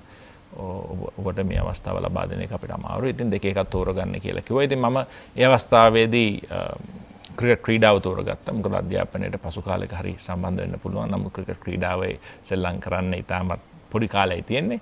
ඉතින් මම පසුතැවෙන්නේ නැහැ ඒ ගත තීරණය ගැන. ඉතින් මම ඒ ගැන එකඟතාවයකට අවිල්ල ඉන්නේ. දැන් නීතියෙන් ඔබට ලැබුණු රුකුල සහ ඔබගේ පියාගෙන් නීතිය සම්බන්ධයෙන් ඔබට ලැබුණු ආభాෂය මේ දේවල් ක්‍රිකට් ක්‍රීඩකයෙක් හැටියට නායකයෙක් හැටියට ඔබට උදව් උපකාර වෙලා තියෙනවද? මම හිතන්නේ යම් කිසි දෙයක් බලන ඒ දෘෂ්ටි කෝණය, යම් කිසි අභියෝගයක් ගැන හිතන ආකාරය, යම් කිසි ප්‍රශ්නයකට උත්තර සොයද්දී ගැටලුවක් निराකරණය කරගන්න යද්දී කොහොමද ඒ එතෙන්ට පිවිසෙන්නේ? මම හිතන්නේ දැන් ගැන විතරක් නෙවෙයි ඉදිරියට එක පියවරක් දැන් තිබ්බහම කොහොමද ඉදිරියේදී මඟ පෑදෙන්නේ? මොනමනේ අභියෝගයට එතනින් පෑදෙයිද? දැන් ගන්න තීරණයකින් කොහොමද ඉදිරියේදී බලපෑම් වෙන්නේ? සියලු දේම ගැන සලකලා බලලා යම් කිසි විදිහෙන් මම හිතන්නේ මේ කියන ටැක්ටිකල් හරි ස්ට්‍රැටජි පාවිච්චි කරලා ඩිසිෂන්ස් ගන්න ඒ සියලු දේම ගැන අවබෝධයක් මම හිතන්නේ ඒ තුලින් ලැබෙනවා. ඉතින් ඒක මගේ ක්‍රිකට් දිවියට මම හිතන්නේ විශේෂ රුකුලක් වුණා. කොහොම ඔබ නායකත්වය දරු කාලේ ඉතාමත් සක්සස්ෆුල් පීරියඩ් එකක් ශ්‍රී ලංකා ක්‍රිකට් කණ්ඩායමට. ලෝක කුසලානේ අවසාන තරඟයට කණ්ඩායම පිවිසෙනවා. 2020 ලෝක කුසලානේ අවසාන තරඟයට පිවිසෙනවා. ඒ වගේම ඕස්ට්‍රේලියාවේ මුල්වරට කණ්ඩායම තරඟාවලියක් ජයග්‍රහණය කරනවා. ඉතින් මේ දේවල් ගොඩක් තිබුණාට අවුරුදු දෙක නිකන් කෙටි කාලයක් වගේ. ඔව් මම හිතන්නේ අවුරුද්ද කෙටි කාලයක් තමයි. විශේෂයෙන්ම මම හිතන්නේ ශ්‍රී ලංකාවේ එක කාලයකට පස්සේ නායකයන් ගත්තාම අවුරුදු දෙකෙන් දෙකට තමයි මම හිතන්නේ හුඟක් වෙලාට මාරු වෙලා තියෙන්නේ. මොකද ශ්‍රී ලංකාවේ නායකත්වයේ දරන එතෙන්ට එද්දී තිබෙන පීඩනය, තිබෙන අභියෝග සෑහෙන වෙනස් අභියෝග. මොකද තමන්ගේ සම්බන්ධතාවය කණ්ඩායම එක්ක පමණක් නොවේ, තමන්ට එන අභියෝග ක්‍රිකට් පිටියේ තියෙන අභියෝග විතරක් නෙවෙයි. අපේ පරිපාලනය සමගත් ඒ විවිධ එන ඒ ආభాෂ ඒ සම්බන්ධතා නිසා ක්‍රිකට් දිවිය සංකීර්ණ වෙනවා. ඉතින් ඒ අන්දමින් බැලුවාම තමන්ගේ උපරිම වෑයම යෙදෙන්නේ සමහරලාට ක්‍රිකට් ක්‍රීඩාවත් කරන්න ඕනේ, කණ්ඩායමත් හරියට මෙහෙවන්න ඕනේ, ඒ වගේම අනිත් ගැටලුත් විසඳන්න තමන් මැදිහත් වෙන්න ඕනේ.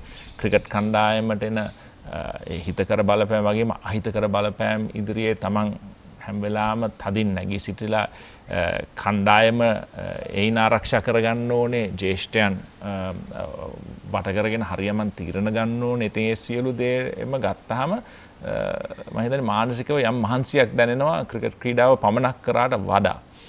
ඉතින් ඒ සියලු දේම ගත්තාම තමයි නායකත්වයෙන් සමුගන්න මම විතරක් නෙවෙයි වෙන අයත් මම හිතන්නේ ඒ හේතුන් නිසා තීරණ අරන් තියෙනවා. නමුත් නායකත්වය කියන්නේ විශේෂ භාග්‍යයක්. තමන්ගේ රට නියෝජනය කරන්න හම්බ වෙන එක විශේෂ භාග්‍යයක්. ඉතාමත් අල්ප දෙනෙක්ට තමයි මේ අවස්ථාව පෑදෙන්නේ. ඉතින් මම ඉතාමත් සන්තෝෂෙන් මොන ගැටලු තිබ්බත් මොන අභියෝග තිබ්බත් මම හිතන්නේ මගේ රාජකාරිය මම දන්න හැටියට හොඳම විදිහට කණ්ඩායම රට වෙන නිෂ්ඨ කරා කියලා මට දැඩි විශ්වාසයක් තියෙනවා. ජය පරාජය ගත්තාම මම හිතන්නේ අපේ විශේෂ අවස්ථා දෙකෙන්ම තිබ්බා. මම හිතන්නේ ඔක්කොලම් බලන්නේ ලෝක කුසලාන ජයග්‍රහණය කරන්න අපිට අවස්ථා කිහිපයක් තිබ්බා. මං නායකත්වයට රැඳි අවස්ථා දෙකක් තිබ්බා 20 20 50 50. ඒ වගේම මහල ජයවර්ධන නායකත්වයේ දරද්දිත් එවැනි අවස්ථා දෙකක් පෑදුනා. පසුතැවීම් තියෙනවා. ඒ වගේම විශේෂයෙන් සන්තෝෂ වෙන අවස්ථා තියෙනවා. නමුත් අන්තිමට බලන්න ඕනේ අපි මේ අවුරුදු දෙක තුල කොහොමද අපි තාමත් හොඳ විශිෂ්ට අන්දමට ක්‍රිකට් ක්‍රීඩා කරා. අපේ ලෝකයේ දැවැන්තයන් ඉස්සරහා අපි දැවැන්තම කණ්ඩායමක් හැටියට තමයි ඕනෑම කෙනෙක් ගත්තේ. ඕනෑම ක්‍රිකට් තරඟාවලියක 20 වෙන්න පුළුවන්, එක් දින වෙන්න පුළුවන්, ටෙස්ට් වෙන්න පුළුවන්. ඉතින් මම විශේෂයෙන් සන්තෝෂ වෙනවා අපේ ක්‍රිකට් තරඟ කිරීමේ මට්ටම ඉතාමත් ඉහළ තත්වයකට ගේන්න මට අවස්ථාව ලැබුණා කියන එක.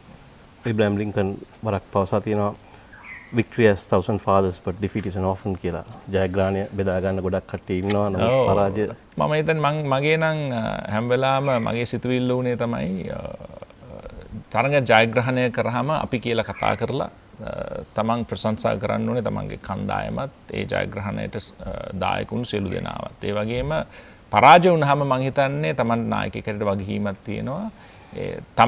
මං කියලා ඒ වෙලාවේ කතා කරන්න. මං ගත්ත තීරණ මට තව දෙයක් කරන්න තිබ්බද? මම හරියමං විදියට ස්ථානෝචිතව ඒ අභියෝග වලට හරියමං තීරණ අරන් මුහුණ දුන්නද? ඒ සියලු ප්‍රශ්න මගේ කරට අරගෙන පීඩනේ මගේ කරට අරගෙන කණ්ඩායමේ පීඩණයෙන් අයින් කරන්න ඕනේ. කණ්ඩායමට මොන හරි කියන්න තියෙනවා නම් උඹ වෙනම අරන් ගිහිල්ලා තනියම හෝ කණ්ඩායමක් හැටියට මාධ්‍යයෙන් පිටත ගිහිල්ලා කතා කරලා පෞද්ගලිකව මේ ප්‍රශ්න විසඳා ගන්න ඒ ක්‍රමවේදයක් අපේ කණ්ඩායමේ තිබ්බා.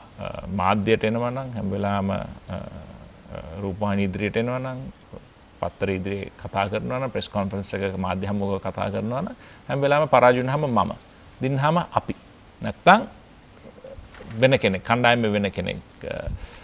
ඒ වගේම මම හිතන්නේ ලාබාල ක්‍රීඩකයන් විශාල පිරිසක් මම හිතන්නේ මගේ නායකත්වයට යටතේ ලංකාවට අලුතින් එක් වුණා.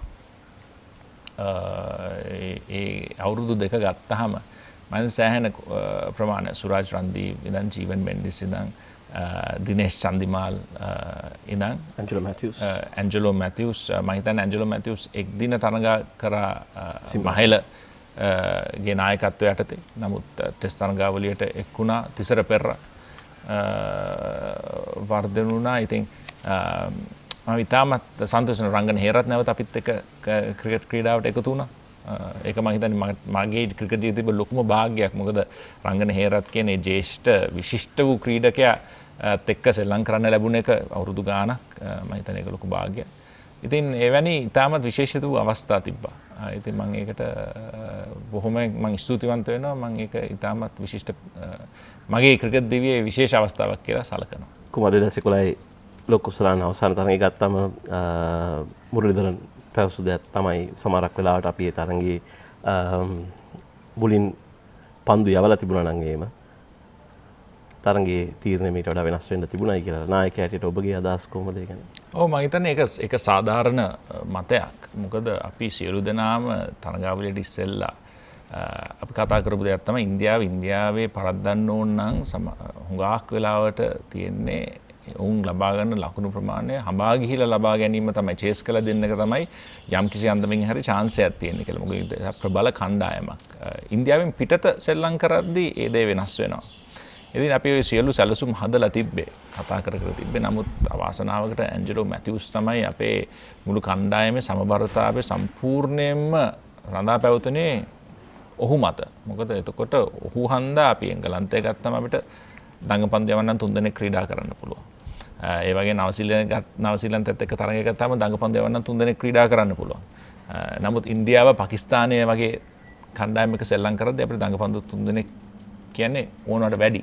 මොකද ඔවුන් සමහරලාට අපි ඔවුන් එක ජයග්‍රහණය කරන්නේ වැඩිපුර වේගපන්දු යවන්නෙක් සෙල්ලම් කරලා.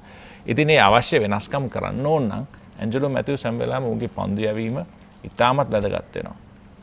ඔහුගේ පිටිහරඹයත් ඉතාමත් වැදගත් වෙනවා. නමුත් ඒ සමබරතාවය රැකෙන්නේ ඒ තුන්විරියවෙන්ම කැපිපෙන ක්‍රීඩකයෙක් හන්දා. ඉතින් ඔහුගේ නවසීලන්ත ඒ තරගේ ආබාධයත් එක්ක අපිට කිසිම අවස්ථාවක් තිබ්බේ නැහැ කණ්ඩායම වෙනස් නොකර ගහන්න. මොකද අපි දඟපන්දු 3 දෙනෙක් ගැහුවා කියලා. ඒක හරියමන් දැන් නෙවෙයි. අපි තව වේගපන්දු යවන්නෙක් එකතු කර ගන්න ඕනේ. ඉතින් ඒක තමයි අපි හැම වෙලාවම මේ අපි තිසර පෙර වෙක් කරගත්තේ. වෙනස් ස්කීම් තුනක් නැත්නම් හතරක් පමණ වුණා. නමුත් පිටතින් ආපු එකම ක්‍රීඩකයා තමයි සුරාජ් රන්දීප්. මොකද ඒ අවස්ථාවේදී අපිට වෝනින් එකක් දීලා තිබ්බ අම්පයර්ස්ලා මුත්තයි මුරලිදරන්ගේ කකුලේ ආබාධයත් එක්ක මුත්තයි මුරලිදරන් තරඟේ ක්‍රීඩා කිරීමෙන් එළියට ගියොත් ඕවර් දෙකකට වඩා අපිට 10 දෙනෙක් එක්ක ෆීල් කරන්න කියලා තිබ්බේ.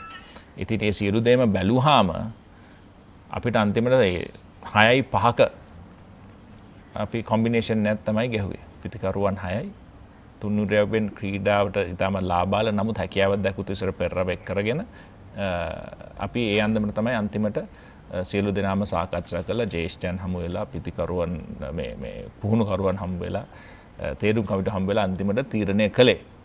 ඉතින් එහෙම ගත්තාම තමන්ගේ පන්දු යැවීම නම් විශේෂයෙන් බලපාන්නේ තරගයේ ජයග්‍රහණයට.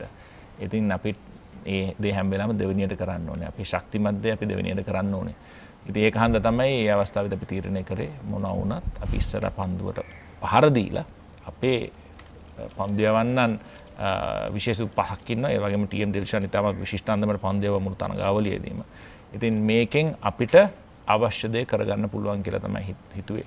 මම හිතන්නේ මට මතකයි කාසිය වාසිය උරගන්න විනාඩි 10කට ඉස්සෙල්ලවත් මම හොද ඇත්තමයි පුහුණු කරුවගේ මොකක්ද හිතන්නේ පන්දුවට පහර දෙනවද චේස් කරනවද කියලා. නමුත් සියලු දෙනාගේම මතය තිබ්බේ අපි මේ ගහන කණ්ඩායමේ සංයුතියත් එක්ක අපිට වෙන කරන්න දෙයක් නැහැ කියන එක.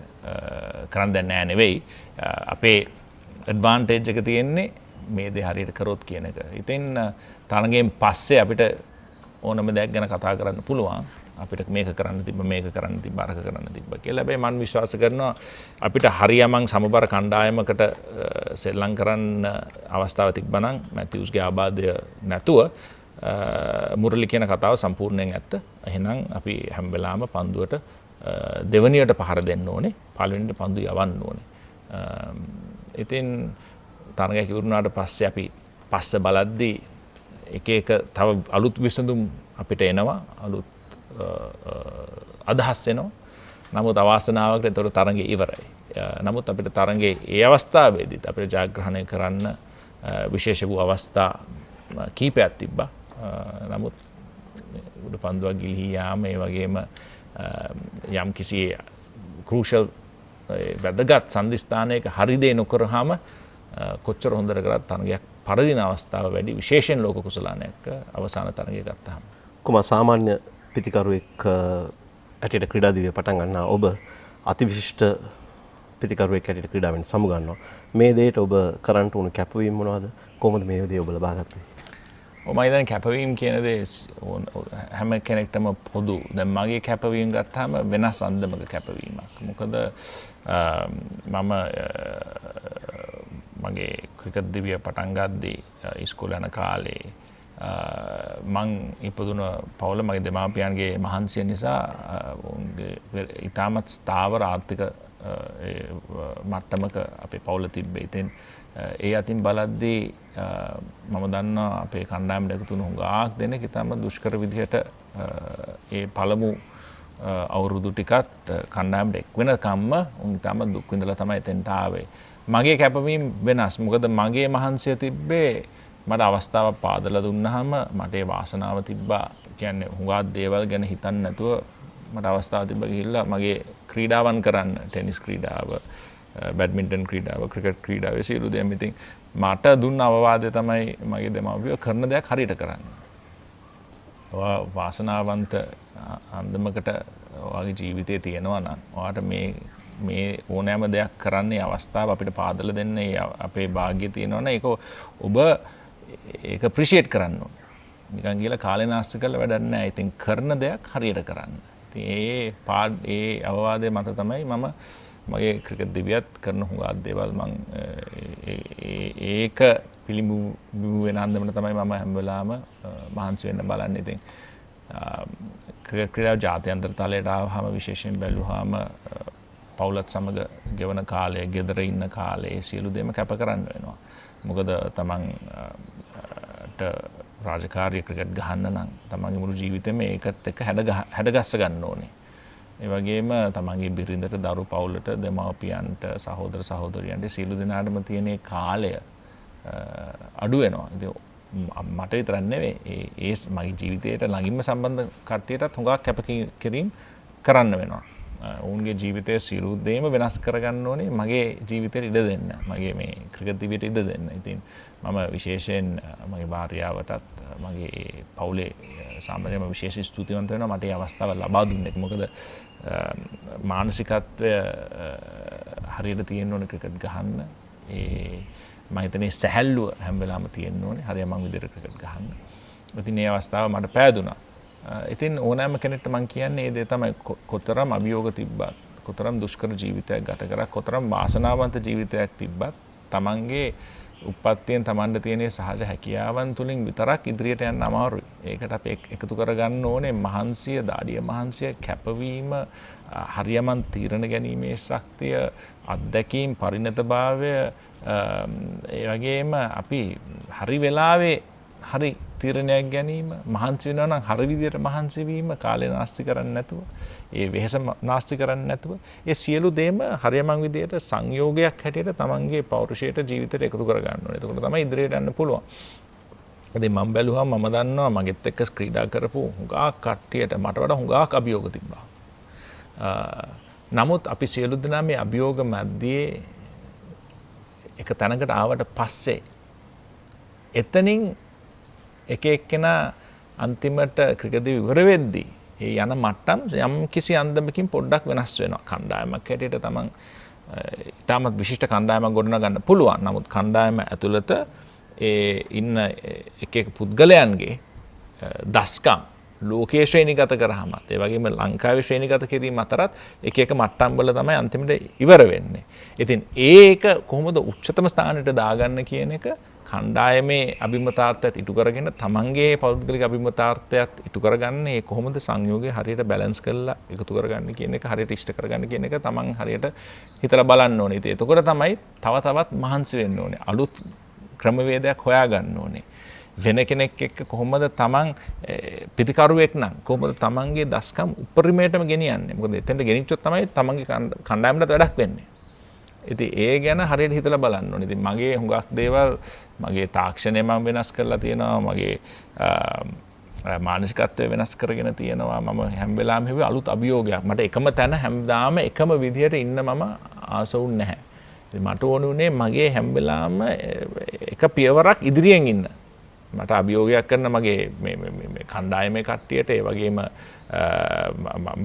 කණ්ඩායමට එකතු වෙන්න ඉන්න කට්ටිය ඒ වගේම මගේ ප්‍රතිවාදීන් සියලු දෙනාමත් එක්ක මම සෙල්ලම් කරද්දී කොහොමද මගේ දස්කම් හැම වෙලාවෙම එක පියවරක්වත් අඩුම ගානේ ඉදිරියට ගෙනියන්න කියන එක තමයි මම හිතුවේ. ඉතින් ඒක මට වැඩ කරා. ඔබගේ බිරිඳ ගැන කතා කරමින් දාන්නේ ඉතාලියේ පාපන්දු නායකයෙක් හිටියා පවුලෝ මල්ඩිනි කියලා. ඔහුට කියන්නේ one club one woman man කියලා. ඔබ ඔබගේ බිරිඳ සාමාන්‍යයෙන් පාසල් සමයේ ඔබ මම දන්නවා විවාහ වෙලා අවුරුදු 16ක් වෙනවා. ඔව් මම හිතන්නේ ඉතාමත් විශේෂිත අවස්ථාවක් මට පාදලා දුන්නා එහාලි. මගේ ක්‍රිකට් දිවියත් මගේ පෞල් ජීවිතයත් ගෙදර දොර සිළු රාජකාරී ඒ බර කරට අරගෙන මට මගේ ජීවිතයට ඉඩ දීලා තියෙනවා. ඉතින් දැන් ක්‍රිකට් දිවියෙන් සමුගත්තට පස්සේ මම හිතන්නේ ඒක යම් කිසි අන්දමකින් පොඩ්ඩක් වෙනස් කරලා තාමත් වෙනස් වෙමින් පවතින. මොකද මගේ තාමත් වැඩ රාජකාරී ප්‍රමාණයක් තියෙනවා. නමුත් ඒ සියලු දේ මම හිතන්නේ කාලයත් එක්ක මම දැනගන්න ඕනේ කොහොමද වෙනස් කරගෙන දැන් ඇයට අවස්ථාව ලබා දෙන්නේ කොහොමද, ඇයගේ ජීවිතයට කොහොමද මම ධනාත්මක විදිහට එකතු වෙන්නේ. මගේ දරුවන්ගේ ජීවිතවලට කොහොමද ධනාත්මක විදිහට එකතු වෙන්නේ කියන එතෙන්ට එන්න ඕනේ. එකඟතාවයට මම එන්න ඕනේ. ඉතින් දැන් මම සමුවරගෙන අවුරුදු 4ක් වෙනවා. ඉතින් හිමින් මමත් මගේ ජීවිතය යම් අන්දමකින් වෙනස් කරගෙන දැන් මගේ මානසිකත්වය මගේ බලාපොරොත්තු සියලු දේම ක්‍රිකට් වලින් අයින් කරගෙන කොහොමද ඉදිරි අවුරුදු ප්‍රමාණය පවුලක් හැටියට මගේ බිරිඳත් දරුවන් එක්ක කොහොමද මේ ජීවිතය සාර්ථක කරගන්නේ මින් ඉදිරියට කියන එතෙන්ට මම එන්න ඕනේ. නමුත් මෙතෙක් තාක්කල් මං හිතන්නේ මට වඩා කැපවීම විශාල ප්‍රමාණයක් කරේ මගේ බිරිඳයි මගේ දරුවන් දෙන්නයි. මේ දවස්වල කතිකාවක් තියෙනවා කුමා නැවතත් ක්‍රිකට් ක්‍රීඩාව පාකිස්තානයේ සිදු වේවිද කියලා. ඔබ 2009 වසරේ කණ්ඩායම් බස් රථයේ හිටියා. ඔබ පියෙක් වෙන්න මාස කිහිපයක් තිබුණේ සිද්ධිය වෙනකොට. මානසික වශයෙන් ඒ ඔබට කොතරම් බාධාවක් ගෙන දෙනවද? මම හිතන්නේ ඒ බස් එකේ හිටපු අපි සියලු දෙනාටම පොඩ්ඩක් ලේසි වුණා එතනින් එළියට එන්න. මානසිකත්වය වැටුණා. බියක් සැකයක් ඇති වුණා. අපි කවදාකවත් හිතුවේ නැහැ ක්‍රිකට් කණ්ඩායමකට මේ වගේ දෙයක් වෙයි කියලා. මොකද අපේ රටේ යුද්ධ තියෙන කාලෙත් ක්‍රිකට් කණ්ඩායම් විශාල ප්‍රමාණයක් ලංකාවට ආවා. සමහර කට්ටිය ආවේ නැහැ, සමහර කට්ටිය ආවා. නමුත් කවදාකවත් මෙවැනි තර්ජනයක් හීනකින්වත් හිතුවේ නැහැ. තර්ජනයක් විතර නෙවෙයි මෙවැනි දෙයක් වෙයි කියලා, මෙවැනි ප්‍රහාරයක් වෙයි කියලා අපි හීනකින්වත් හිතුවේ නැහැ. ඉතින් පාකිස්තානයේ යුද්ධයක් එහෙම තිබ්බේ නැහැ. නමුත් අපි යද්දී මෙවැනි ත්‍රස්ත ප්‍රහාරයක් අපිට වුණා කියන එක අපිට ඒත්තු ගැන්වෙන්න අපිට වෙලා ගියා. වාසනාවකට කවුරු ජීවිතක්ෂයටපත් වුණේ නැහැ. එහෙම වුණා නම් මම හිතන්නේ ඒක තවත් දුෂ්කර වෙනවා මානසිකත්වය හදාගෙන ජීවිතෙන් සහ ක්‍රීඩාවෙන් දෙකෙන්ම ඉදිරියට යන්න. නමුත් මම හිතන්නේ වඩා අමාරුනේ එදා බස් එකේ හිටපු නැති කට්ටියට. අපි පවුල් වල කට්ටිය මොකක්ද උනේ? හරියට යමන් තොරතුරු වුන්ට එන්නේ නැති වුණාම මාධ්‍යයෙන් විතරක් හුඟක් දේවල් දැනගන්න ලැබුණාම සමහර ඒවා හරියටම අනුමාන කරලා ලැබුණු තොරතුරුත් නෙවෙයි. ඉතින් එතකොට ඒක මම හිතන්නේ අපේ පවුල් වලට යාළුවන්ට ඒ තත්ත්වය දුෂ්කර වුණා. මේ දවස්වල මම හිතන්නේ මේ කතිකාවත් එක්කම වැදගත් වෙන්නේ ආරක්ෂාව. ආරක්ෂාව තහවුරු කරන්නේ හැම වෙලාවෙම අපි දන්න දෙයක් තමයි අපි දැන් ඔය අපේ ආරක්ෂක නිලධාරීන් එක්ක කතා කරාම ඔවුන් කියන දෙයක් තමයි 100% කවදාවත් කියන්න බෑ මේ දෙයක් නොවේ කියලා අපිට කරන්න පුළුවන් උපරිම අන්දමින් මේක වළක්වා ගන්න කණ්ඩායමක් ආරක්ෂා කරන උපරිම විධිවිධාන අපි යොදවනවා. ඒ පිළිබඳව ස්වාධීන තීරණයක් ගන්න ඕනේ රටවල් දෙකේ තියෙන සම්බන්ධතා ඒ එක්ස්පර්ට්ස්ලා යවලා ඒ ගැන ස්වාධීන තීරණයක් ගන්න තක්සේරුවක් කරන්න කට්ටියට පුළුවන් වෙන්න ඕනේ. ඒ තක්සේරුව හම්බුණාට පස්සේ අපි සෑම විධිවිධානයක් මේ යොදවලා තියෙන්නේ සෑම ආරක්ෂක මෙහෙයුමක්ම අපි දැන් යොදවලා තියෙන්නේ. ඒක හන්ද ඕගලන්ට ඇවිල්ලා ශ්‍රී ලංකාවට යන්න පුළුවන් කියන තැනට ආවට පස්සේ ඒක පාලක මණ්ඩලයේ ක්‍රීඩකයන් එක්ක එකතු වෙලා ගන්න ඕනේ තීරණයක්. මම හිතන්නේ MCC එක බැලුවාමත් අපි කතා වෙලා තියෙනවා පාකිස්තානයට ටුවරයක් අරන් යන්න, කණ්ඩායමක් අරන් යන්න. නම් අපි ඉන්නේ ඒ ආරක්ෂක තක්සේරුව තහවුරු කිරීම අපිට ලබා දුන්නාම තමයි අපි ඒ තීරණය ගන්නෙ. පාකිස්තානයත් එක්ක බැලුවාම මේ හුඟා ක්‍රීඩකයන් ඔවුන්ගේ රටේ ප්‍රේක්ෂකයන් ඉදිරියේ ටෙස්ට් ක්‍රිකට් ගහලා නැහැ. බාබර් අසම් විශේෂයෙන් තම විශිෂ්ට පිටකරුවෙක් ඔහු ටෙස්ට් මැච් එකක් මම හිතන්නේ තාම දැන් වෙනකන් අසාද් ෂෆීක් සියලු දෙනාම පාකිස්තානයේ ක්‍රීඩා කරලා නැහැ. ඉතින් පාකිස්තානයේ ක්‍රීඩකයන් ප්‍රේක්ෂකයන් ඒ රට ඒ වගේම ක්‍රිකට් පාලක මණ්ඩලයේ ආර්ථික තත්ත්වය දිහා බැලුවාම මූල්‍ය තත්ත්වය දිහා බැලුවාම ඔවුන් ඉතාමත් භයානක තත්ත්වයක ඉන්නේ. ඉතින් ක්‍රිකට් නැවත පාකිස්තානයට යන එක ඉතාමත් වැදගත් දෙයක්. ශ්‍රී ලංකාවට ඒක කරන්න පුළුවන් නම් ඒ ආරක්ෂක භාවය සුරක්ෂිත වුණාට පස්සේ විශේෂ දෙයක්. නමුත් මම හිතන්නේ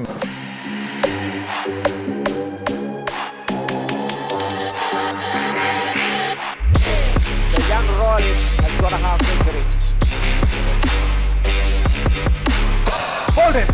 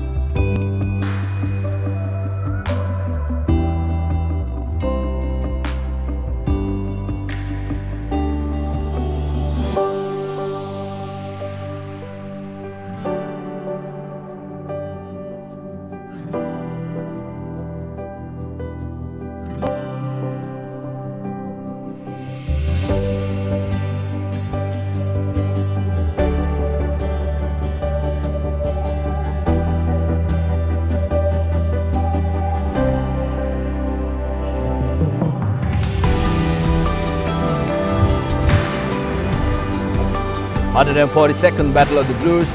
We are coming to you live from Sinhalese Sports Club grounds, and we have very, very good news for all the eager fans who are waiting to see some action here at the Battle of the Blues, 142nd Battle of the Blues. The battle will continue shortly as the Sun has made a visit to SSC, and we are expecting play to resume at 1 p.m. as we lost the entire first day due to inclement weather. But before the play, I have a very esteemed panel of gentlemen who are going to help me chat about the expectations and how the game would have changed, because we've lost an entire day, almost 1.5 days due to inclement weather. And joining me is, first of all, is Mr. Arjun Vaidyasekara, played for St. Thomas's College first 11 in 1993, and also a driving member of the Joint Match Organising Committee. Then no stranger to the Papare.com fans, Gamini Pereira, captained Royal College in 1993 and also coached Royal in 2009, 10 and 11. And in the far corner is Mr. Naresh Adhikaram, who skippered Royal in, skippered St. Thomas's in 1990. I could get in real trouble for that. But gentlemen, I hope all of you are very, very happy that some play is going to happen today, because how it looked like in the morning, it looked like we might not have any play at all on the second day as well. Arjuna? Yeah, well, weather gods have been very kind to us today, this morning. I believe, well, nothing much but to have the toss and let play commence, I guess. Yes, like Arjuna mentioned, yesterday was quite difficult, and we have some pictures for you. If you take a look at the pictures, yesterday it was very heavy rain, and the ground staff has been absolutely amazing. And the Sri Lankan ground staff have been getting accolades from everywhere around the world for their hard work, and SSC ground staff was no different. If you can see on your screens, there you go, that was yesterday.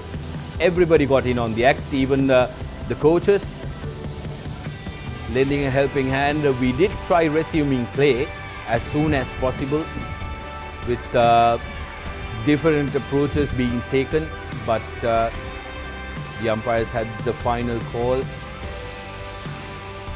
It was persistent rain, Arjuna, yesterday, the whole day. Early in the morning it was very heavy downpour which affected the entire day, and SSC staff was very quick to cover up.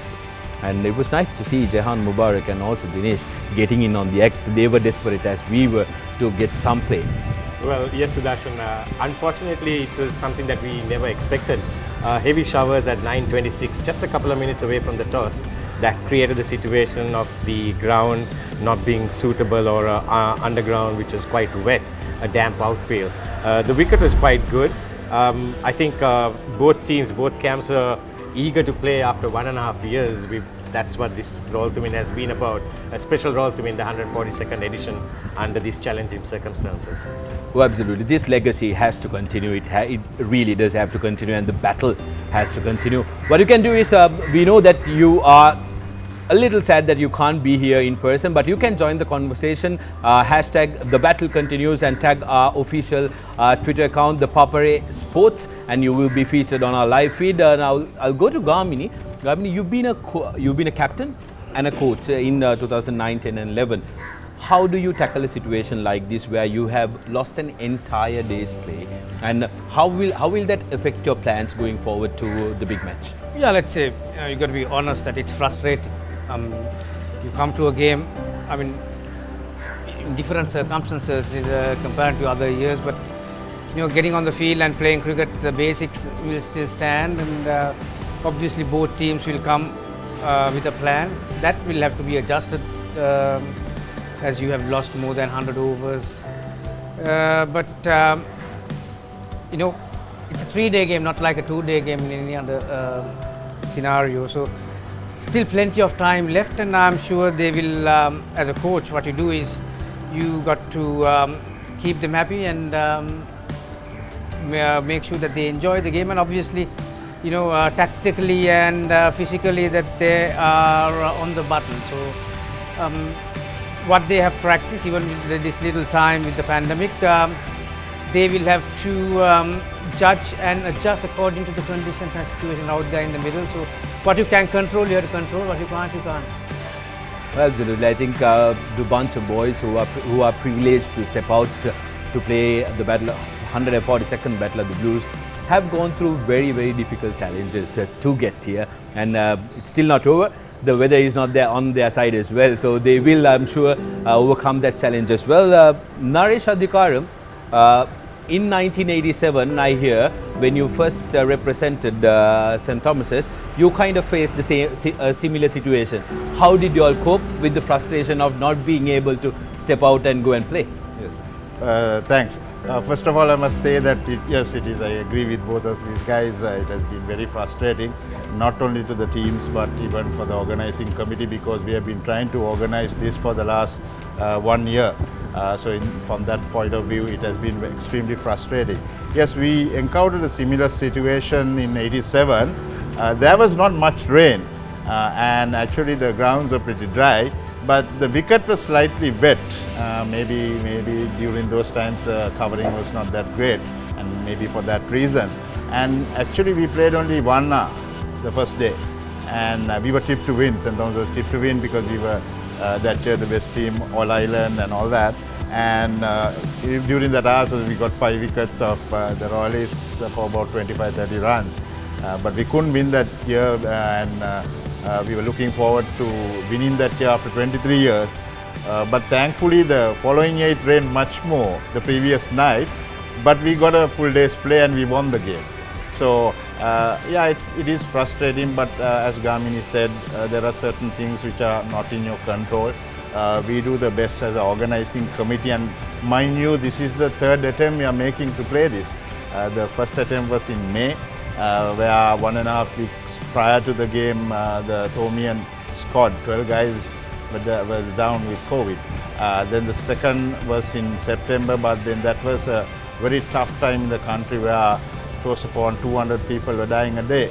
So morally, we felt that it was not the right time to play a game of cricket.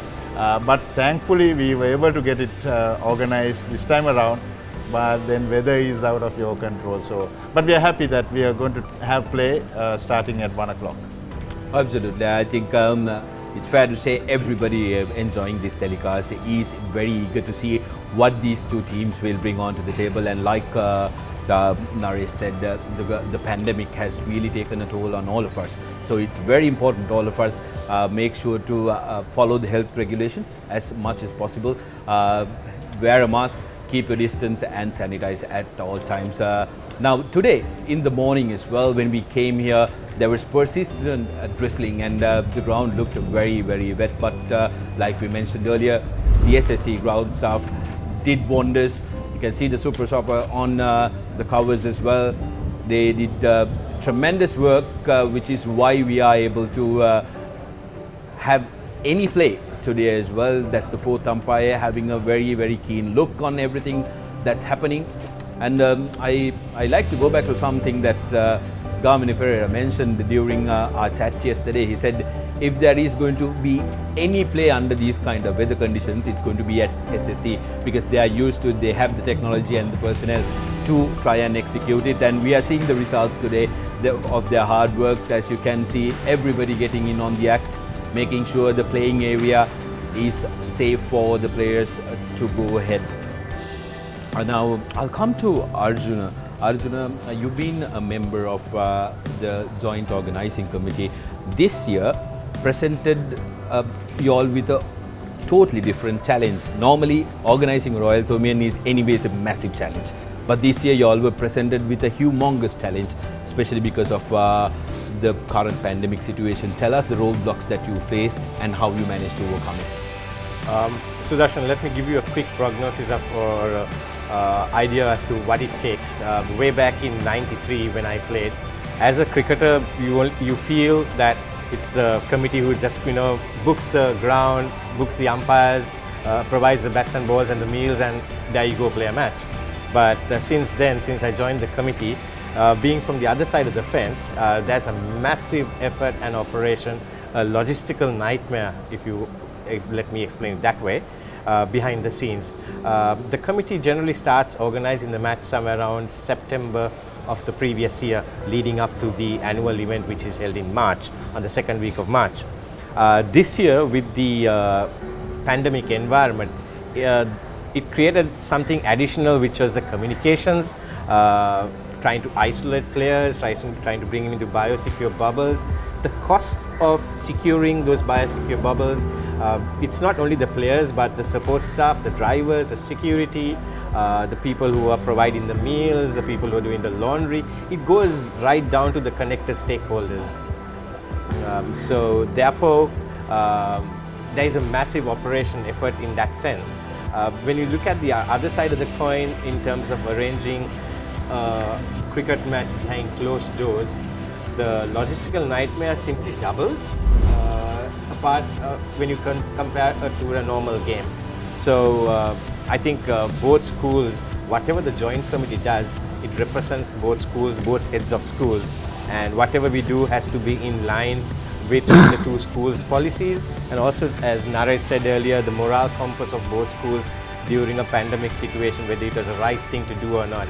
But I guess life needs to go on, and with the initiative of vaccinations, we believe that this was the right time, considering all the other factors of the exams, the schools, the age limit of the boys, expiration of that, and with Sri Lanka under-19 cricket, world cricket taking place, I think the atmosphere was set for a closed-door environment, and that is exactly how we followed to the letter T of the Ministry approvals.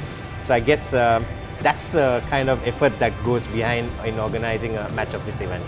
Oh yes, I think that's something that a lot of the people don't see, which happens behind the curtain, and kudos to the Joint Organizing Committee for the effort they have put into making this a tremendous event and to continue the battle, because the legacy needs to continue, as we always mention. Now, earlier today, Farwiz Maharoof chatted to Lyndon Hannibal and Pragit Ragbukal, who are the two men who's going to be in the middle. They were as eager as we are to get the game started. Let's hear what the two umpires had to say about the ground preparation and what the expectations are. Thank you, Sudarshana. I got the stand-in umpires with me, Lyndon Hannibal, Pragit Ragbukal, find out how's the conditions at the grounds as well as the wicket as well. Lyndon, what can you tell us? The stadium looking a little wet. It's a lot of rain from yesterday, but what can you give us update? Well, yeah, given the amount of rain that we have received, we have quite a few areas of concern. But the ground staff have been working right through, and they're putting a lot of hard work. We are positive that we can get some play in as quickly as possible. As soon as we get these areas into a safe mode where we can start play. So that's exactly what's happening. It's not been great given the amount of rain that we had, but the ground staff, with the power that we have had, have continuously been working hard. It's been, the rains have been stopping and coming on, so it's been unforgiving in a way. Absolutely. But hopefully, positively, we're looking at this to start as quickly as we can. Pause is the word, Pragit. Just to add on, the pitch what you're going to play, as well as the little puddles that we had.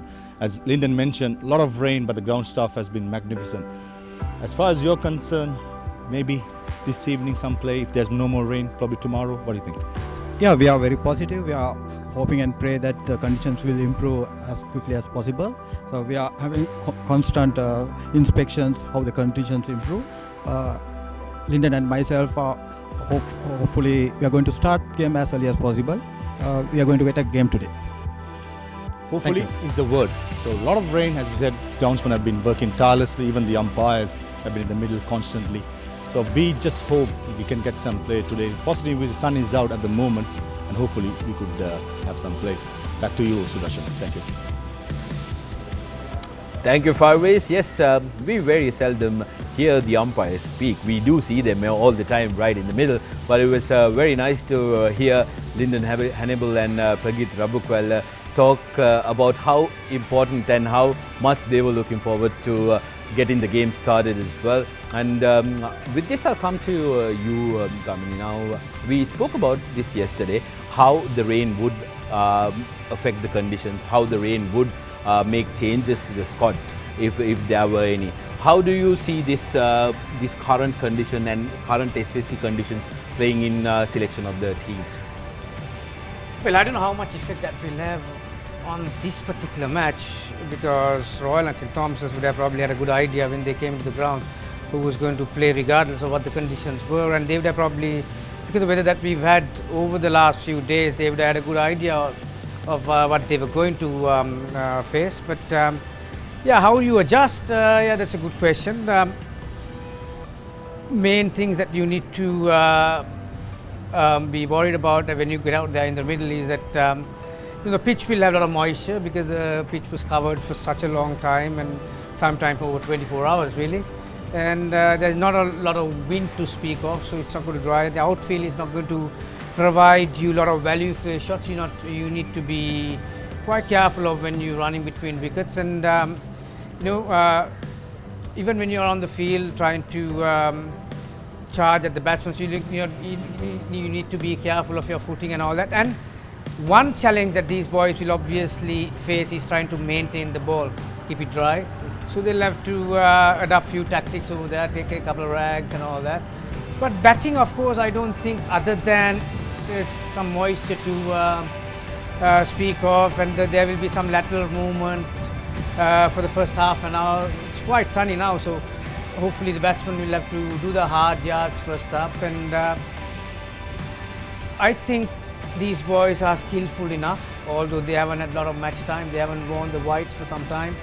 I think the enthusiasm and excitement will topple all these things, so they'll be exciting to get out there in the middle.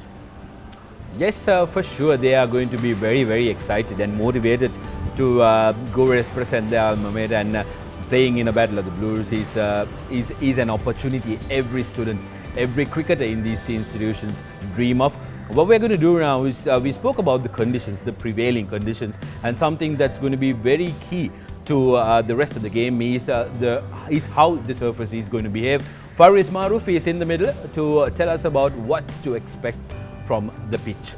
Let's take a look. Finally, we have some sunshine. The ground staff have done a wonderful job getting the conditions in. Looking at the pitch, as of yesterday, it was dry, same as today. It is very hard on top. There are a couple of areas which will interest the bowlers, but those are back of the lane for the fast bowlers, much shorter for the spinners. For the batters, the initial part is going to be tough. Once the batsmen get going, I'm pretty sure they will have some time to adjust as well as score some runs. When it comes to fast bowlers, I mentioned Duke ball. Early on, it'll swing a bit because it's still muggy and humid. Usually when it's muggy and humid with the conditions being wet around, it may swing a little bit. So initial part, the batsmen, if they get through it, I think there's runs to be made. But overall, a big thank you to the groundsmen who have done a wonderful job of getting the conditions right to play this game. Oh, absolutely. I think we can't thank the ground staff enough, like Farwi said, for the incredible work they have done. And like he said, I think any captain winning the toss will relish a ball first, and the batsman coming in will find it a little difficult in the opening exchanges to get runs. Now I'll come to you, Naresh. If you were the captain or the coach going in, if you win the toss, what will you do? Well, given the circumstances, I would put the other side in, purely from the strategical point of view, that you have only 2 days. If you want to try to push for a win, you have better control if you are batting second. For example, if you get the side out, you know how much to score and declare. But if you are batting first, then you need to at least score in a 2-day game, at least we say 200 or 175 minimum. So from that point of view, but as Gamini said, other side is that there could be a little bit of movement and all that.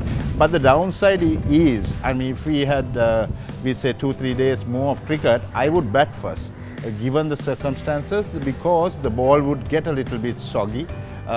It will be difficult to feel. It will be difficult for sometimes the spinners to grip the ball. There's a tinge of grass, so I don't think spinners will get a lot of turn here. But the SSC wicket has over the years changed. Actually, the good old days, there was a lot of life and good. It was good to bat. It was good to bowl, especially the early overs for the fast bowlers. But since late, it has been turning a lot. So it's difficult to say. But if I to answer your question, I would put the other side in. Well, no, we don't have to deliberate anymore because the toss is ready. Let's take a look what happens in this all-important toss and what way the winning captain will go. The two skippers, Ahan Wickramasinghe alongside Shalin Dimel, are making their way to the middle, and we'll take a look at the toss. Shalin Dimel flipping the coin. And Ahan Wickramasinghe has won the toss and he's opting to bowl first. So I think Naresh, you've gotten your message across to the Royal skipper though. And Royalist will relish the fact that they have very good, very experienced seamen in their ranks in Kamindu Patiratna, who will want to go all out and make sure that he picks up a couple of wickets.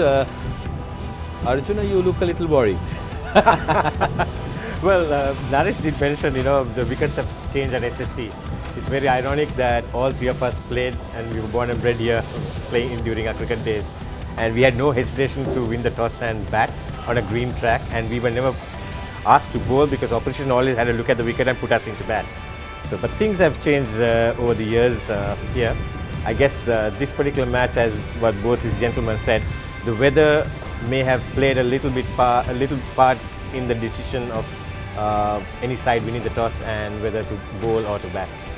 All right, now the Thomians are going to bat first. Let's take a look at the Thomian team card, how the 11 will come up.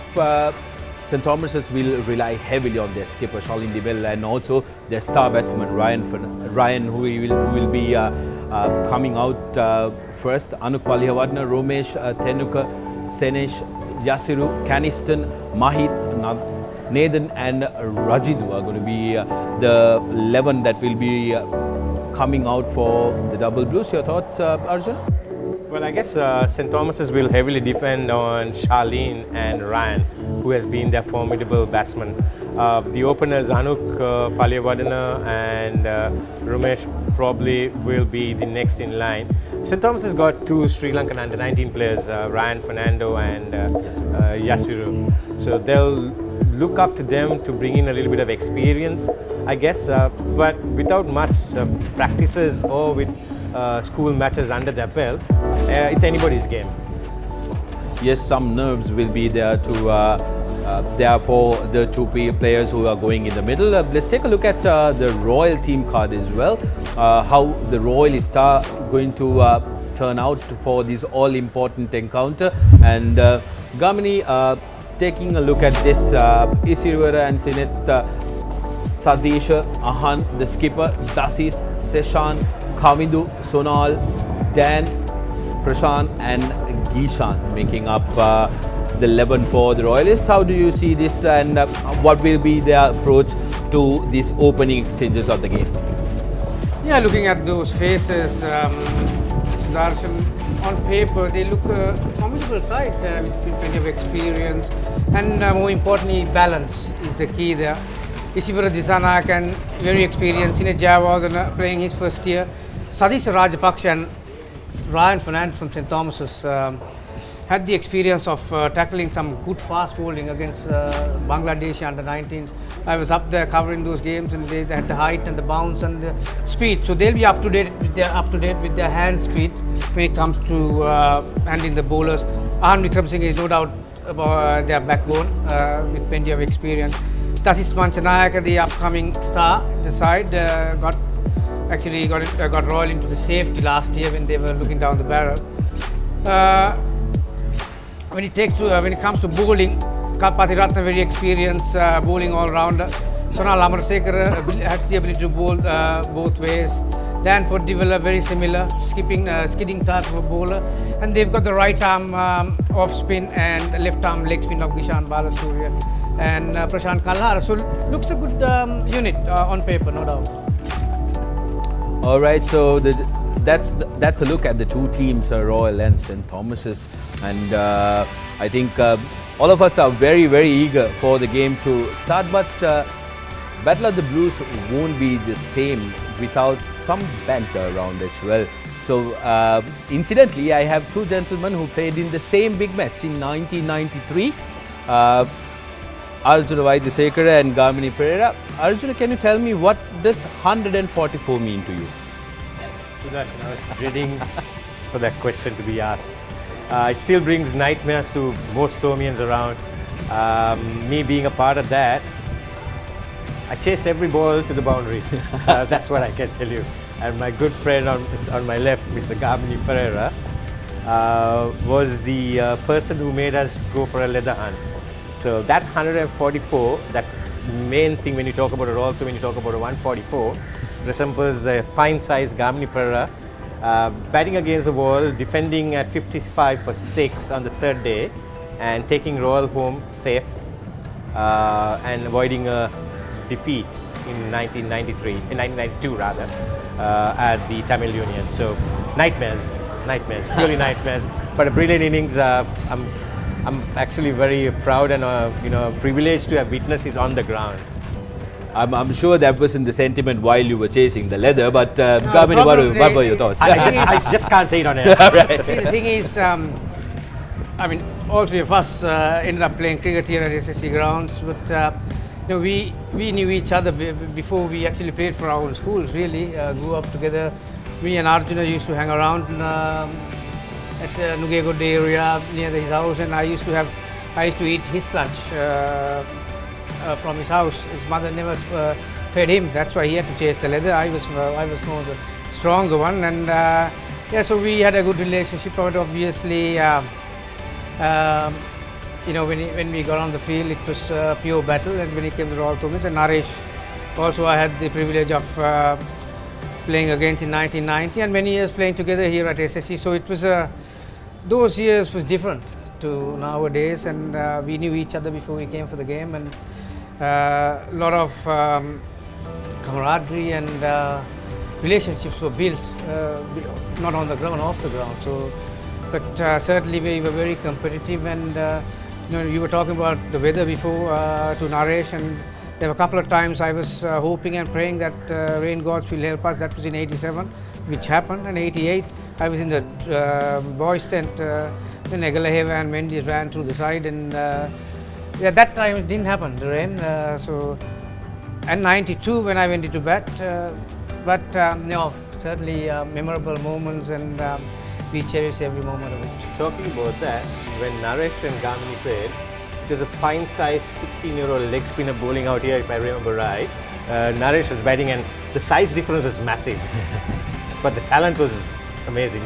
Naresh, when all games are done and dusted, it's this camaraderie that lingers on, isn't it? How beautiful is it to have shared moments like that with people who have gone on to do great things after? Yes, very true actually. I mean, these guys are still my friends after so many years. We still talk to each other every now and then, and we enjoy their company. To give a very good example, the UI captain, the Royal captain was Udaya Vijayasen, and we actually worked side by side at Standard Chartered for about 10 years. He was just sitting next to me and in the next cubicle. So, that bond and friendship goes on field, like Gamini said. Nobody wants to lose at all to him, although in my year we lost. But everybody wants to win, everybody wants to make an impression. It's a big stage for a schoolboy, the biggest stage for a schoolboy. So obviously you want to make an impression. And talking about match innings, I think Gamini played one of the best innings that I have seen. I have seen so many very good batting displays, but I think he stood out because on the third day, they were 200 runs behind and 5 wickets down, so fantastic. Brilliant, some terrific memories being shared here, and I think it's time now for us to cross over to the commentators who will take you through the game. Thank you very much, gentlemen, for joining us and sharing those terrific memories with us. And We are very excited for the game to commence, and we will now cross over to our commentators, Kosala Suresh Chandra and Ricky Sims.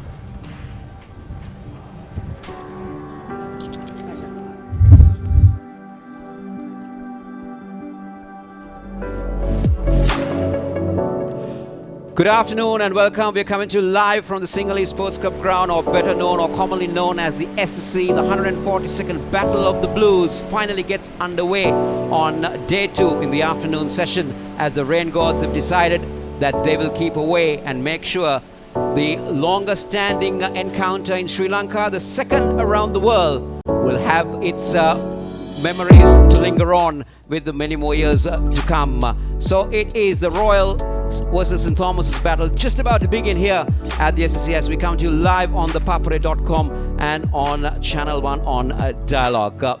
The story that we heard from the centre was that the Royal captain won the toss and he invited the Thomians to bat first. It's going to be an interesting battle because we all know that these youngsters haven't played much cricket, especially in the schools arena, due to the ongoing pandemic around the world. But it's wonderful to see some cricket being played here in Colombo, and a big thank you to the organisers for making sure that this encounter lives on forever and ever without any interruption.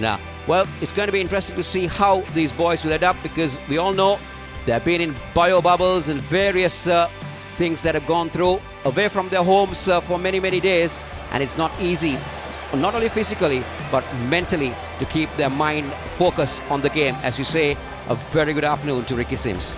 Well, good afternoon, Kosala. Good afternoon to all our viewers joining us on the papare.com and Dialogue TV. As the tradition continues, it's finally here, the much awaited Royal Thomian. It was postponed twice within this last year, but it's finally here, and it's great to see the boys take the field. They have been waiting for this opportunity. Yeah, it's a dream. It's a lifetime dream. It's a school dream to play in the Royal Thomian, to play at the SSC, and to have your names in the record books. So it's great for the organisers from both schools, the joint committee, who have done a terrific job to get this game underway, and also to the umpires and the ground staff at the SSC. They have been working since yesterday morning trying to get play underway, and we are glad to see the first ball about to be bowled in the 142nd Battle of the Blues.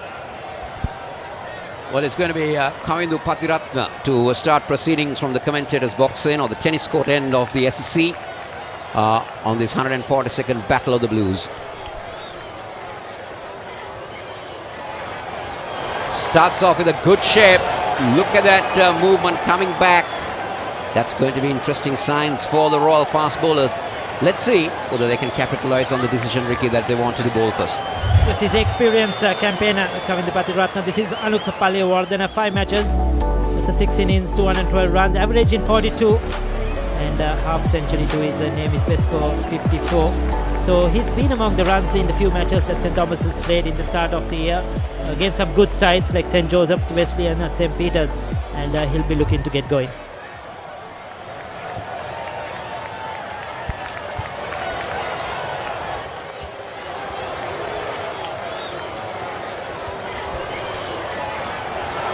Good shape again, this time much straighter from Patiratna, so Anuk will be very watchful. Interesting field, Ricky. You see 2 slips in, the gully is pretty wide. There is a very straightish point, and then a mid-off, and then that short leg coming in. This is Romesh Mendis. He's no stranger to the Royal Thomian, because his father, Manoj Mendis, did play for St. Thomas's in the years of from 90 to 92, if I'm not mistaken. Manoj Mendis, currently match referee, and also was involved in, I think, getting 100 in a big match. Definitely has been a tremendous player over the years, and has made records in the Royal Thomian. Appeal for an LBW Palewardena. Well, umpire Pragit Ramukwella, who is now at the bowling end, with Lyndon Hannibal at square leg, the other 2 officiating umpires in today's game. Good delivery there. Bowling on the stumps, making that ball swing, as you said, a bit of movement. The conditions will help him. Maybe a little fraction too high and did a little bit too much, Ricky. Certainly, probably going over the stumps I feel. Angling in, swinging into the left hand. But he's a very experienced campaigner now, Kavindu Patiratna. He's been here before, he's done it all, and he's a very good bowler.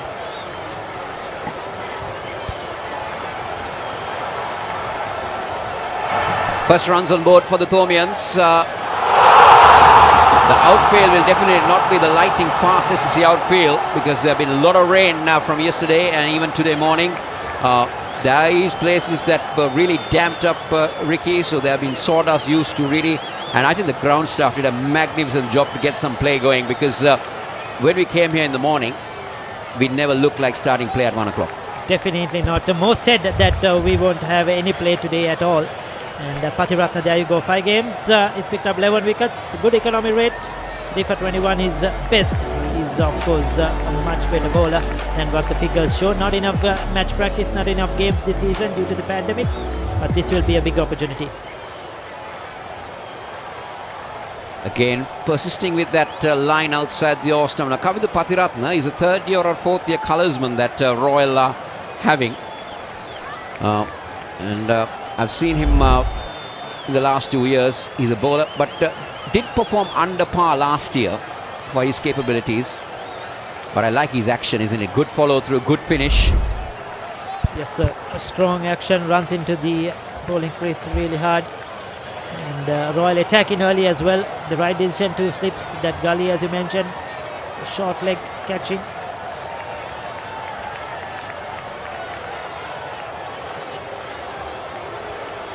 Oh, that's a beauty. That's a beauty. Got the outside edge. Probably did not carry to the wicket keeper. They'll come back for 2. But well bowled. That went the other way, isn't it, Kosala? Yeah, it's very interesting to see. I think it deceived the batsman on that occasion. That one movement pretty late from Patiratna. It held its line more than that. Just fell in front of the wicket keeper. And luck on the par. Oh, in fact, it's a drop catch. He's got a hand to that. End of the over. The first one. 4 for none, St. Thomas's.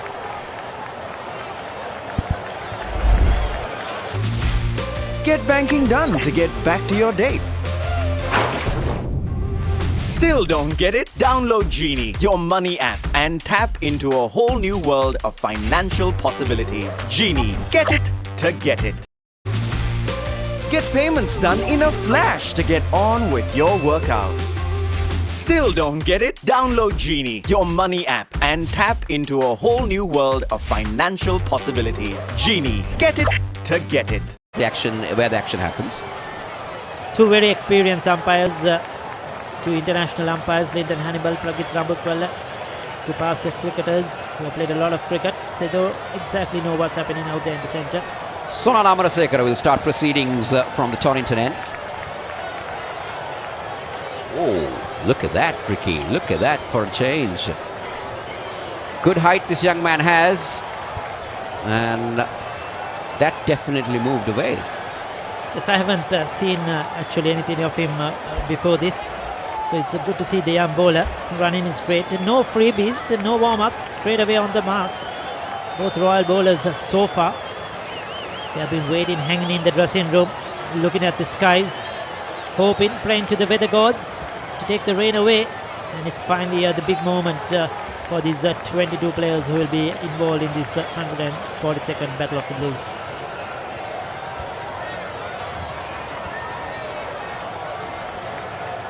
Like to see the numbers behind the t-shirts, Ricky, or the shirts.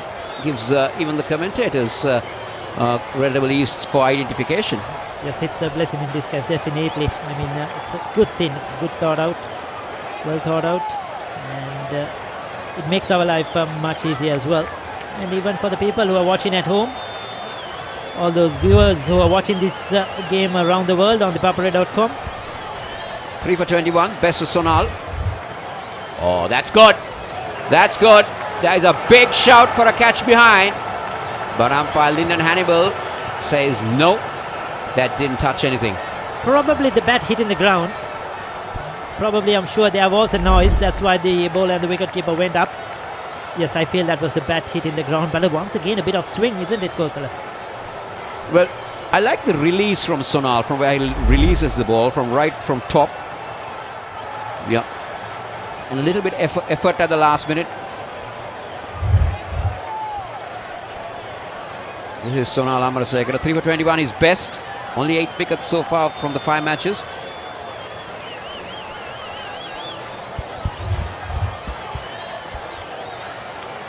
That's close, that's close. Success for Sonal Amarasekara straight away. And that movement that he's getting is really troubled young Mendes. And he will have a sorry walk back to the dressing room. And Royal justifying why they wanted to bowl first on this track. Yes, Mendes has waited for this opportunity for a long time, especially in the last 1.5 days in the dressing room. Just faced a few deliveries spot on by the bowler, making the batsman play on the stumps. And that little bit of a movement is given out LBW without scoring. So St. Thomas's, yes, 4 for the loss of 1 wicket. Get banking done to get back to your date. Still don't get it? Download Genie, your money app, and tap into a whole new world of financial possibilities. Genie, get it to get it.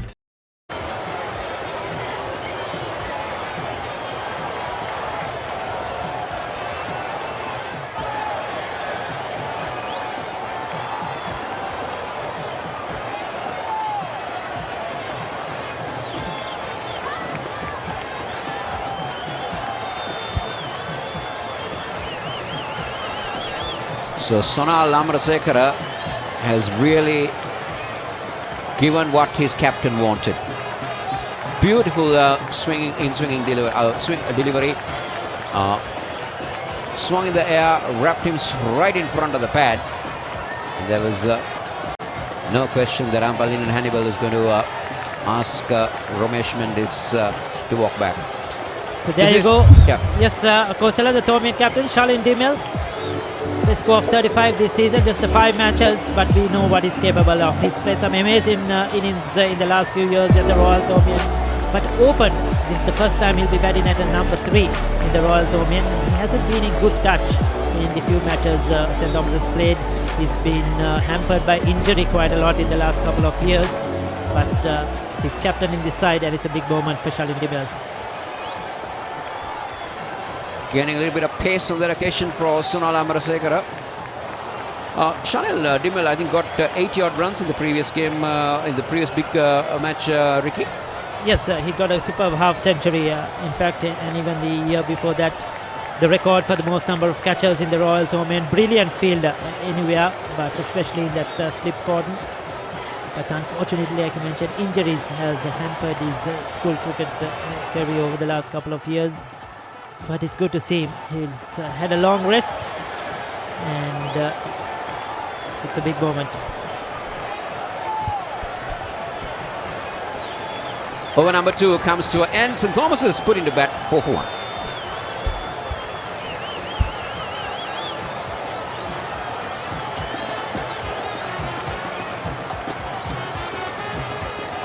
And he's on his way back to the pavilion. අපරාදේ තව ටිකක් wicket එකේ ඉන්න තිබ්බා.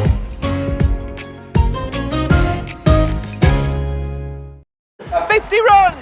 What a partnership මේ on දෙන්න the set pitch. වුණා කියන්නේ ඉතින් දැන් අපි දින්නා වගේ තමයි.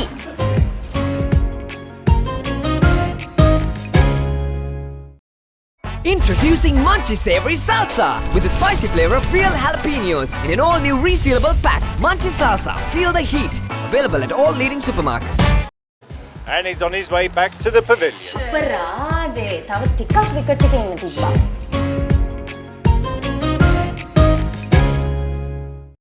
Let's see.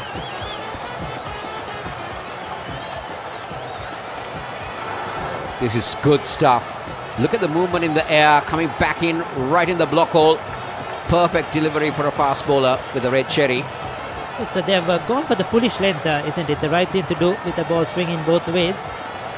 We haven't seen really anything short, and they have preferred that foolish length, and even they got the wicket with that full delivery. And also the fact that this is a Duke ball that they're using, and the Duke ball intends to swing a little bit more.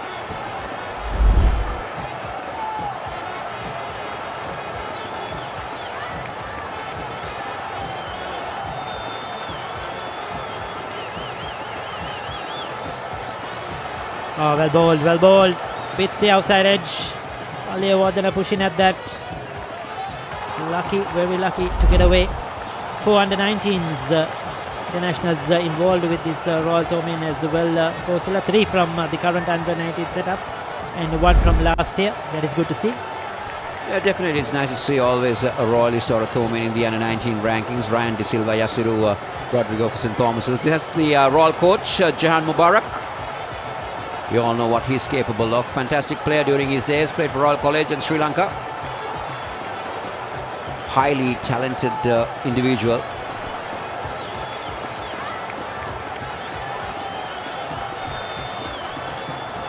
Anuk will be very pleased to get out of the strike. But 2 left-handers out there. Kavidu Pathiratna will like it because the intent is to bring it in to the left-handers from going over the wicket. And keeping that short leg in place gives an indication that it is definitely going to swing into the left-hander. Yes, so far a bit tentative. Anuk Palewardena still probably a bit nervous out there. Even though the match is played under closed doors and there is no crowds making a noise and supporting the players, still it's a big game. It's the Royal Thomaian, and of course it's going live to millions of viewers around the world on the Papare.com and of course on Dialogue TV for all local viewers. Well, it's definitely played closed doors, but I'm really missing that atmosphere, isn't it? The Royal Thomaian atmosphere, the Papare bands, the music bands, the amount of cheering, the amount of noise.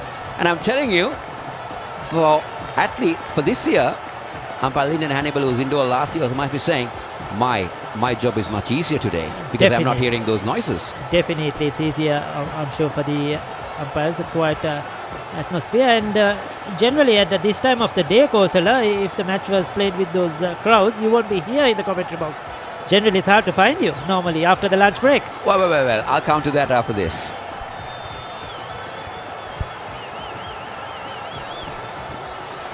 Not where I intended to get it, but he will take it nevertheless. Well. Ricky, coming to your point, well, I just don't want to mention that I'm not a Royalist or a Thomaian, so obviously you being a Thomaian, I wonder who will be easy to find and hard to find. Point taken, Kosala, point taken. The entertainment is unlimited.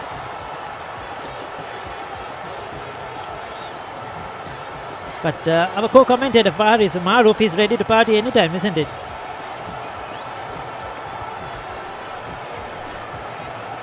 You will have to keep up to your promises, Ricky.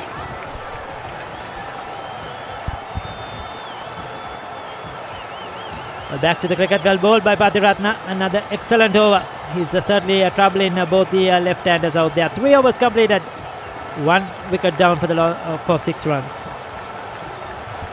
ප්‍රශ්නේ crispy නම් උත්තරේ ක්‍රිස්කෝ Maliban සේවරි click එකේ crispy kick එක ක්‍රිස්පිනේ ක්‍රිස්කෝනේ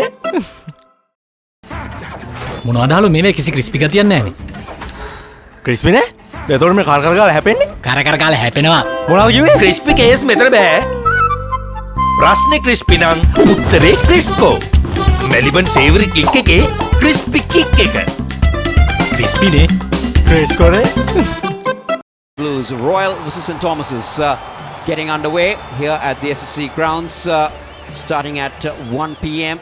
So we got almost 5 sessions remaining in this 140-second battle. Let's see whether the Royalists can take that shield back to Reed Avenue, or will the Thomaians keep it in Mount Lavinia? Yes, certainly it's going to be a great battle. Both teams will do their utmost to try and win this game, try to capitalize. Now this is interesting, Ricky. 3 slips a gully to Shalin Dimel. From what I saw, Sonal is more of an in-swing bowler. Surprising. In-swing bowler to the left hand. Shalin Dimel loves to play outside the off stump. I'm sure Wickramasinghe has seen something. There you go. That's what I was talking about. Anything full and wide. Dimel likes to go for the drive. If it's short, he likes to cut. That's his favorite area. He gets a lot of runs, but that also can be his weak point. We have seen him get out in that fashion, and Ahan Wickramasinghe playing with him for the last couple of years against him would have seen something that the bowler can take from. Well, also the fact that on that occasion Sonal was not trying to bring that ball back, he was just holding its line. Tempting Shalin Dimmel outside the off stump. Go for it. He's opened that extra cover region, just a mid-off.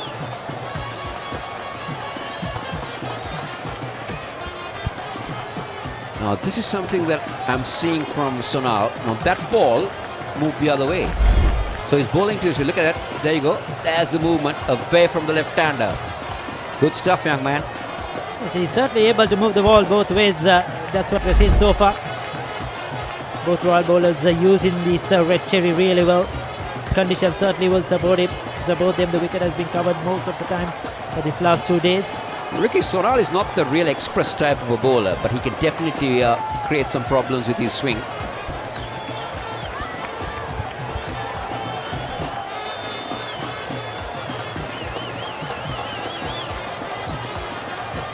Good delivery. We were mentioning about the Stormians and the Royalists who have been a part of the Sri Lankan under-19s lately. Ryan Fernando, Yasiru Rodrigo was in the under-19s playing division in the Bangladesh team. Also Sadisha Rajapaksa from Royal played a huge role in the under-19s. And not forgetting Han Wickramasinghe, who was a part of the Sri Lanka under-19s last year. So there's a lot of experience for both teams, and they will be the players to really to watch out from these two teams. Now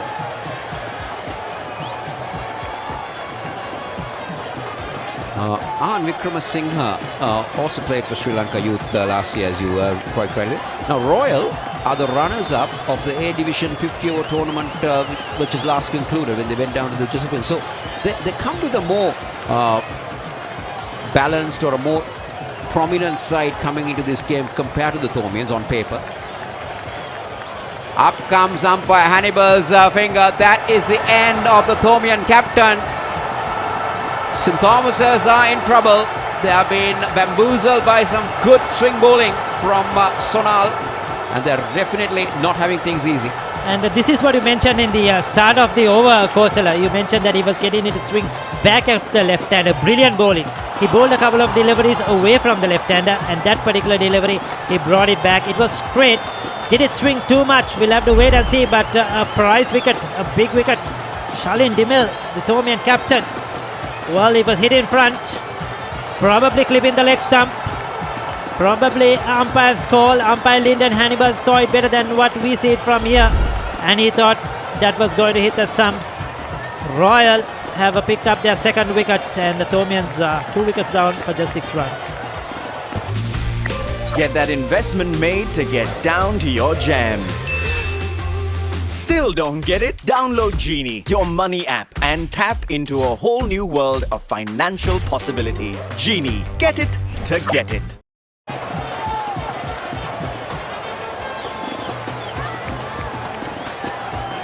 Well, this is the big moment now for the Thormians. Their best batsman probably walking into the centre. Ryan Fernando is been a bit short of runs, Kosala, but this is the big match.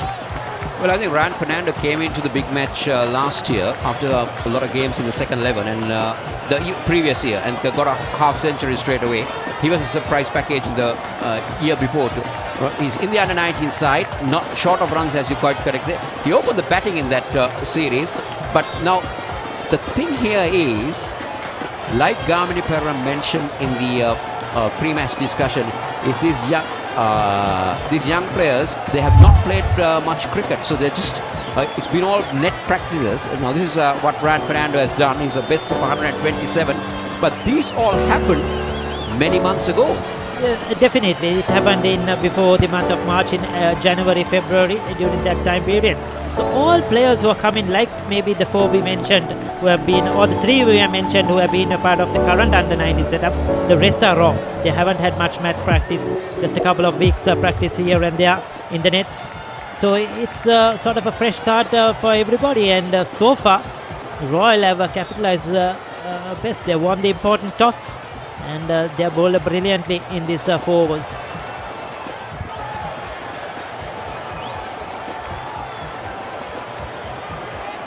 Now look at this field for Ryan. We've got 3 slips, a gully, and a very wideish, maybe a gully, but not really a point. But he is posed in a catching position. So I like the intent from the Royal captain. Attack and attack. Get the best batters back in the pavilion soon. There's another player who's very strong through the offside. Ryan Fernando gets a lot of runs there. But we saw him also in the 2 under-19 games he played. He was caught in the slip and caught at gully. Pushing it outside the deliveries outside the off stump. That can be his weak point as well. So Royal would have been watching him. Beautiful delivery to finish up. Sonal has really caused a few problems here for the Thomians. St. Thomas's have been put into bat, but they're 6 for 2. Million hina visikarane ita atina me atine hari ha gada tiana kale hina hinava tan tiking daraska opportunity apada atavenuva hari ha gada 11 වෙනි මාසේ මුල් දවස් 11 දී දවසට මිලියනය ගන්න මිලියන 11ක් දිනා ගන්න දරා සැප් එකට ලොගින් වෙලා shopping කරන්න. shopping කරන තරමට දිනුම් opportunity වැඩි. 11 වෙනිදාට ලොකුම discount එක shopping කරන්න. 11 opportunity. shopping කරන opportunity.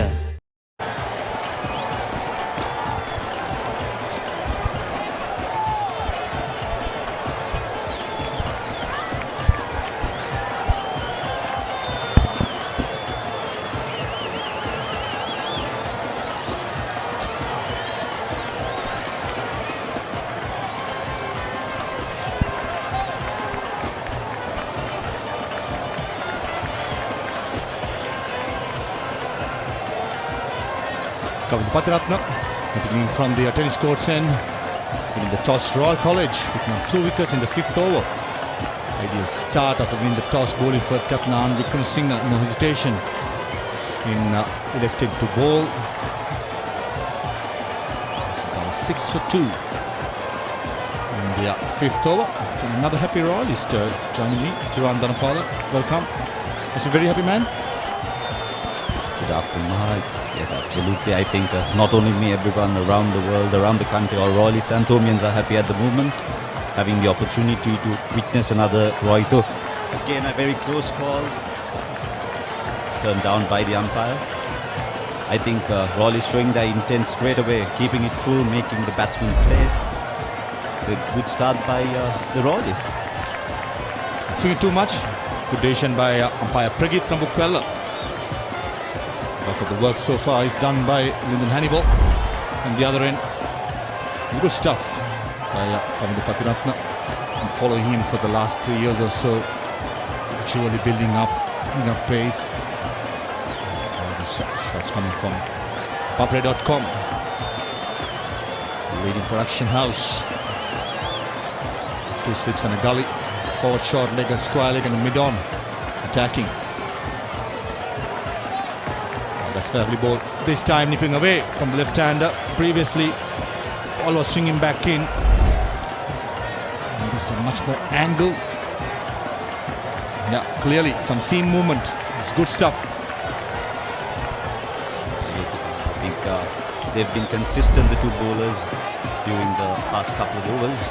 And I think Patiratna, a very good prospect for Royal, will be captain next year for Royal. So I think he has learnt a lot over the past few years that he has played. He has improved a lot over the last couple of years. Beautiful ball again and a quick ball. Nice driven by Anuk Paliwadana towards mid-off. Not good running. Should have been a 3rd run. Ryan Fernando sending back Anuk. Not having the intent which is expected at this level.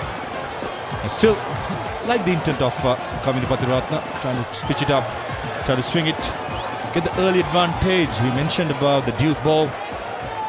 Usually it swings for a while. The conditions being wet, the tough work, keep the ball dry as much as possible.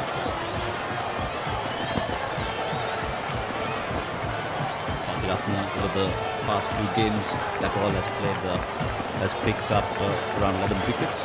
Shortish delivery, quite well left by Anuk.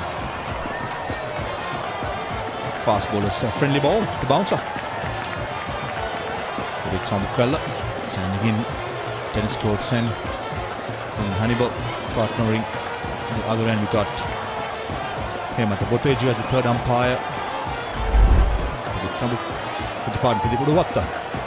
As the fourth umpire and match referee. Graham LeBroy. That's what you're talking about. Just letting the batsman know not to commit too much in the front foot. It's good stuff, good attitude by this young man.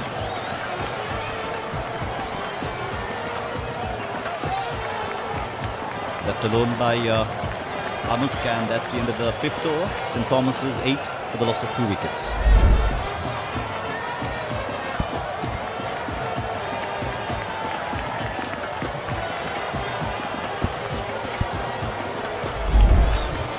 And he's on his way back to the pavilion. අපරාදේ. තව ටිකක් wicket එකේ ඉන්න තිබ්බා.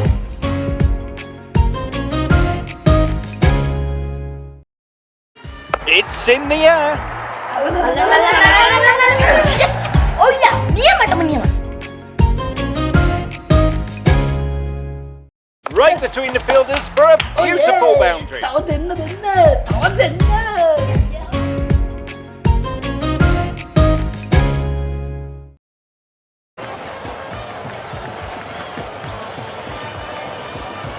That's a man who has done the damage so far. The Royal College, Sonal Amarasekara. Much outside edge this time. Gully fielder, easy catch. This is good stuff. Pitching it up, swinging it away. Expansive drive by Ryan Fernando. A good catch by Satish Rajapaksha. And Royal Cockahut losing, St. Thomas is losing their 3rd wicket. Again, that is very well bowled by Sonal Amarasekara, keeping it full. Again, the slip cordon doing their job. A good catch at the slips. The experienced Ryan Fernando goes. St. Thomas's 8 for the loss of 3 wickets.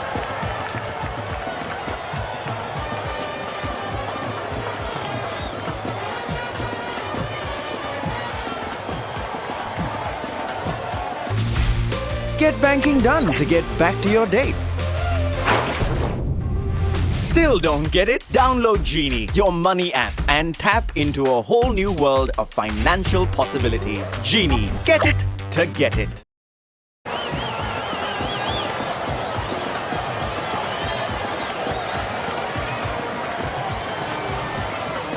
Yes.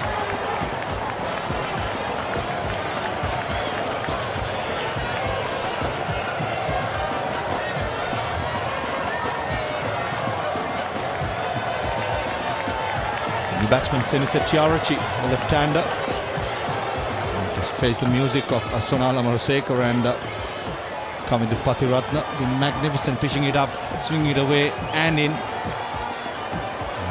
The captaincy of Vikram Singh as well, attacking as expected, winning the toss and bowling first. This is a record. Strike rate of 47, average 27. Number 5, pretty decent, I should say, into this 3rd game.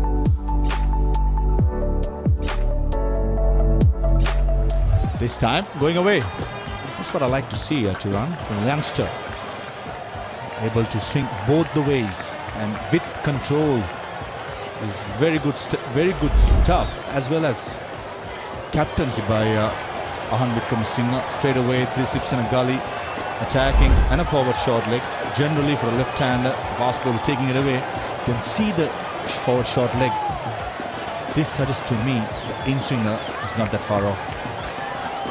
Absolutely. I've been very impressed by Sonal Amarasekar and how he has bowled. He has bowled full, he has kept it straight, he has made the batsman play. Tucked off the hips by the new batsman Sinesh. Gets off the mark. Just going down the line by Sonal Amarasekar. As we were talking, we've been very impressed by how Sonal has bowled his past few overs. He has kept the ball full.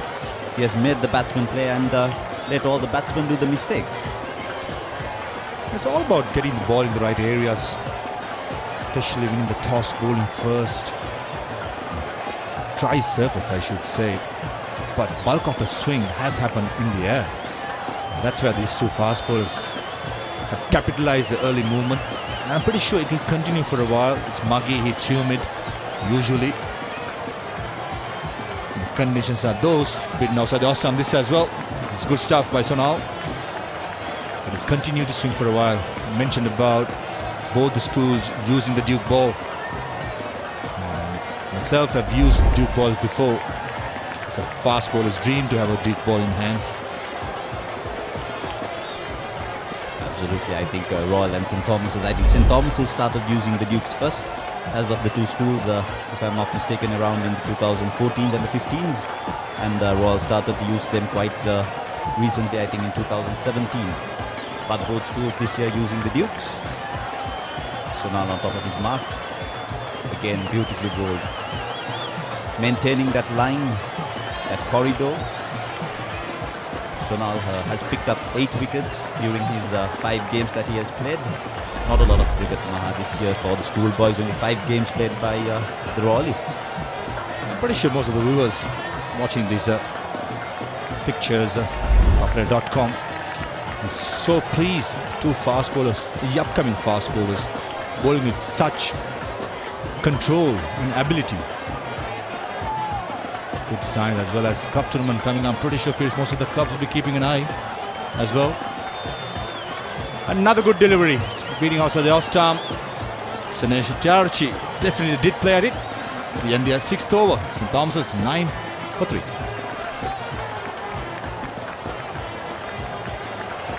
John Keel's Logistics. Distribution Center Services, Fulfillment Center Services, On-Site Management Services, Transportation and Fleet Management, First Mile Delivery Services, Last Mile Delivery Services, Value-Added Services, Tagging, Labeling, Packing, Bundling, Reworking, Barcoding for pre-retail activities, Supply Chain Consultancy, helping businesses achieve superior operational efficiencies, cost reductions and capacity enhancements.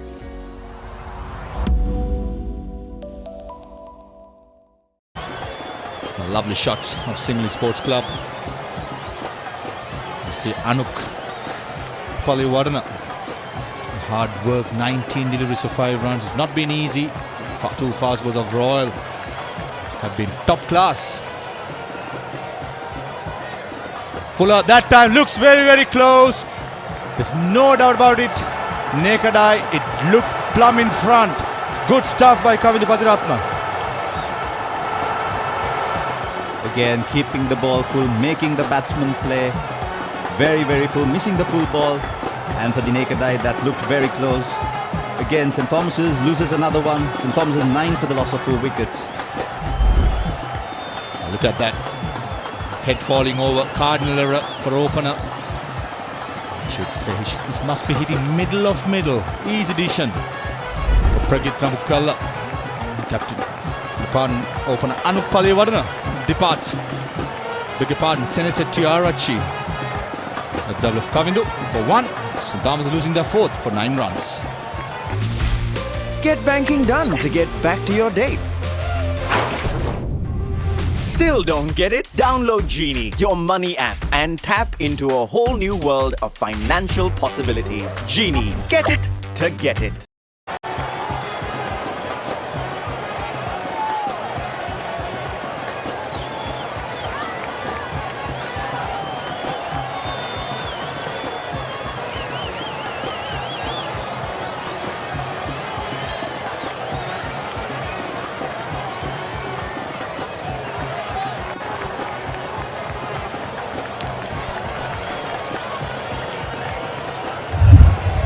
Kanison Gunaratnam, beg your pardon, is a new batsman into his 4th game, 158 runs, average 31, a strike rate of 60 almost, a score of 53, which responsibility on these young shoulders, and try and neglect the earlier swing and seam of these 2 fast bowlers from Royal College.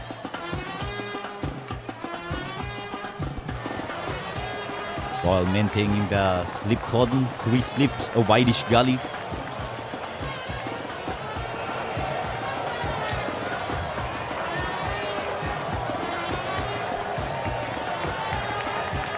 Again, keeping it full by Patiratna, making the batsman play. This is really good bowling, Maha, by the Royalists.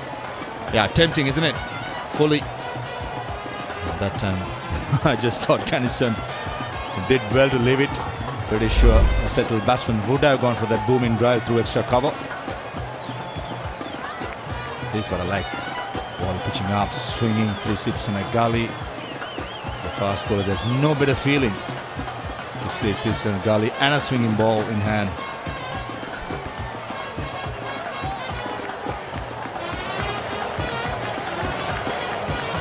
Very well bowled by Patiratna, keeping that extra cover open, tempting the batsman to drive. Massive gap between the cover point and mid-off. Very tempting for the batsman.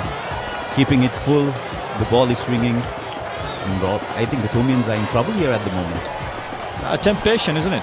As soon as you see the ball full, naturally any attacking batsman would be going for it.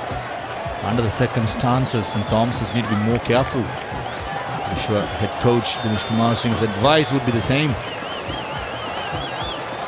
Whether the initial storm, the ball is going to swing, we know that. How are you going to do it? You've got to have a better technique. Can't counter-attack under these circumstances. That's much fuller. Nicely played by Kanis and Gunratnam. So they're putting the 2 runs. Good chase by Captain Anvikram Singh, feeling at mid-off. Temptation is there. Just that your mindset as a batsman, initial part, the 2 fast bowlers are having the tail up.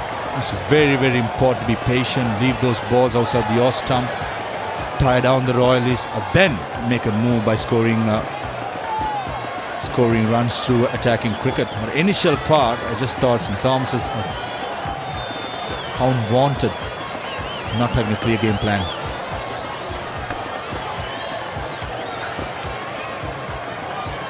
Again, going for that fuller delivery, missing his mark, holding full toss on the hips. I think it's important that Kavindu doesn't go too much, just maintaining his line. I think he has bowled the last few balls, he's trying to go full, he's trying to do too much. I think it's important that these 2 bowlers keep their basics right, do their basics right. They've done it over the past few overs.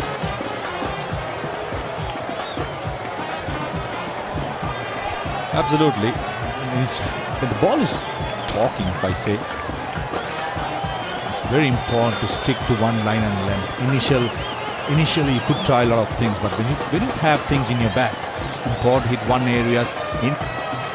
Once in a while, bowl that bouncer and let the batsman know. Not the full toss this time. Trying to bowl another fully Yorker, but at that time Malik Palyawarna did miss out. Into the 7th over, St. Thomas 12 for 4.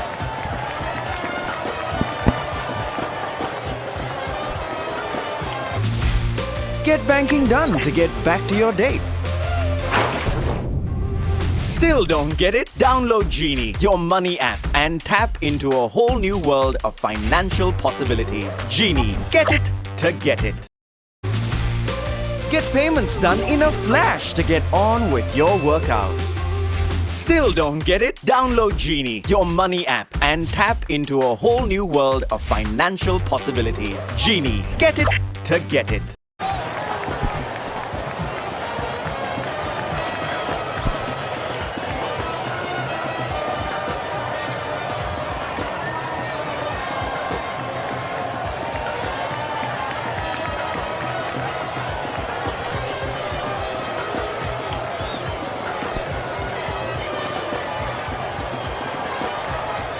Sonal Amarsekara took on his 4th over. 3 wickets, just giving him 1 run. And 2 main overs in process. Nicely played by Caniston. Fuller watching it very, very closely. 3 slips in a gully again by Anvikram Singh.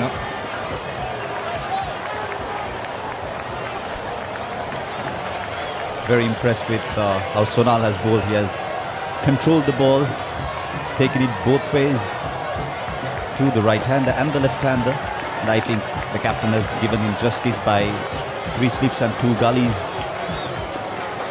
Very impressive.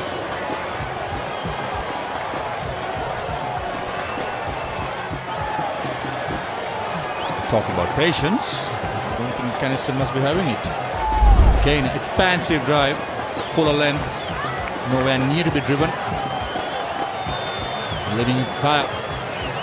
Exactly why Captain Anand Singh is having 3 sips in a gully, as you see in the background. Anup Paliwada letting Kanistan know, leave it outside the off stump.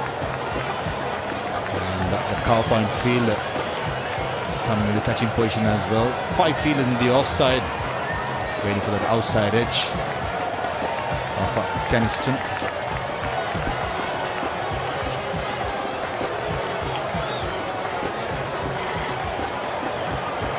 Very well bowled by Sonal Amarasinghe. The in deeper did not pick it up. As you can see on the replay, very well bowled. Very well bowled as well as very well left by Kanistan. Yep, it did jag back in. Just thought Kanistan picked up the length and the line pretty early to let it go. It's exceptional skills, I should say, by this young fast bowler, Sonal Amarasinghe. Swinging both the ways, the lengths, the lines, penetration has been top class.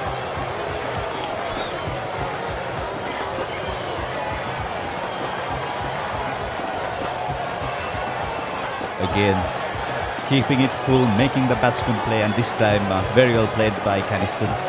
I think a bit of calmness, a bit of coolness is needed by the Thomians. I think it's important for them to occupy the crease for a bit, weather the storm, and then try to score again.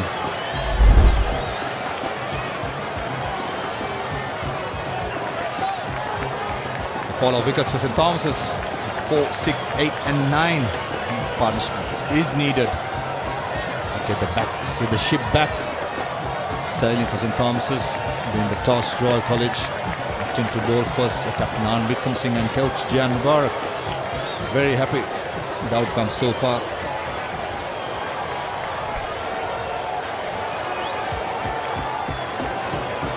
This is what is needed by the Thomians. Occupy the crease a bit, weather the storm.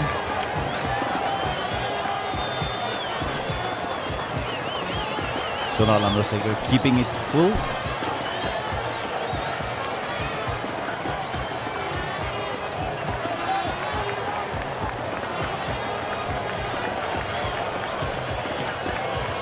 Quick mention about the groundsman as well, Tiran. Circumstance, never thought it was ever game this early. Tirelessly worked from last night, this morning, to get the ground fit enough to play another outswinger, another beaten edge outside the stump. This good stuff by the young fast bowler Sonal Amarasinghe to end the 8th over. St. Thomas's 12 for loss of 4 wickets. Introducing Munchy Savory Salsa with the spicy flavor of real jalapenos in an all-new resealable pack. Munchy Salsa, feel the heat. Available at all leading supermarkets. And he's on his way back to the pavilion. අපරාදේ තව ටිකක් wicket එකේ ඉන්න තිබ්බා.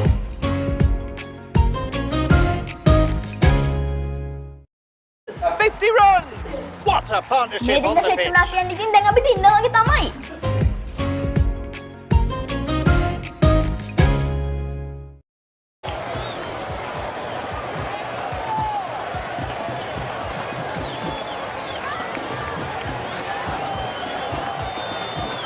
Thank you, Tiran and Favish.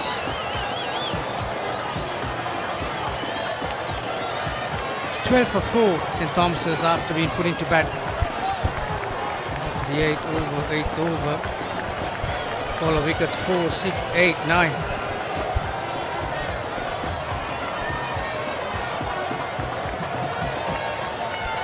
The immaculate length that Royal bowlers have been operating this afternoon have paid dividends.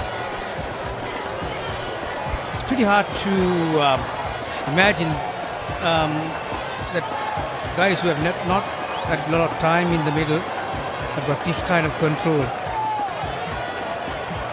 Wide outside the off stump this time.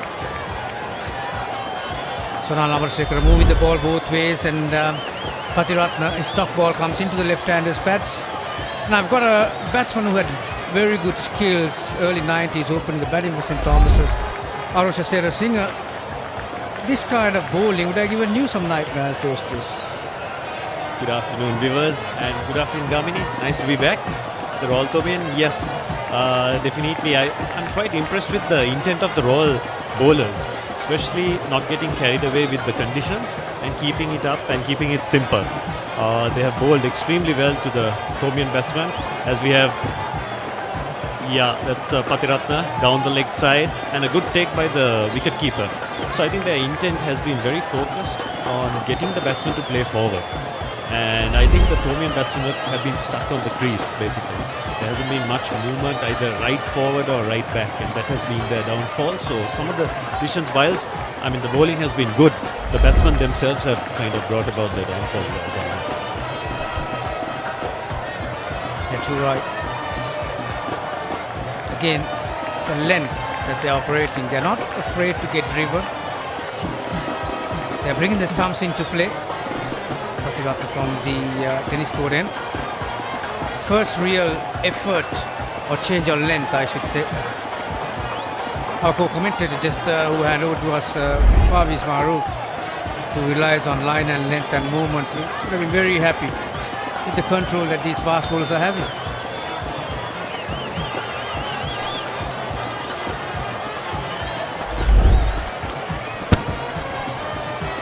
Definitely, Gamini. I think Farviz, during his playing career, he should take great pains in being there and thereabouts, right, at the batsman.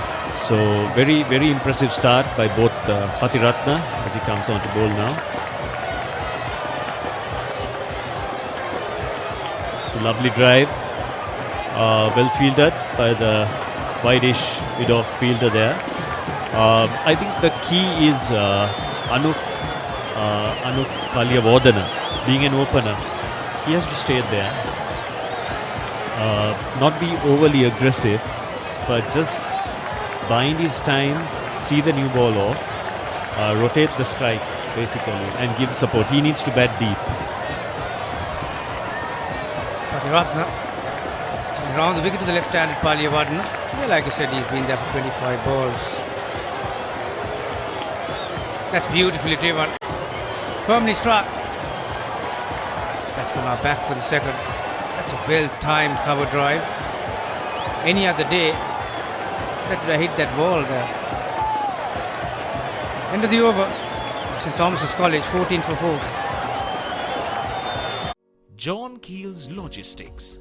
Distribution Center Services, Fulfillment Center Services, On-Site Management Services, Transportation and Fleet Management, First Mile Delivery Services, Last Mile Delivery Services, Value-Added Services, Tagging, Labeling, Packing, Bundling, Reworking, Barcoding for pre-retail activities, Supply Chain Consultancy, helping businesses achieve superior operational efficiencies, cost reductions and capacity enhancements.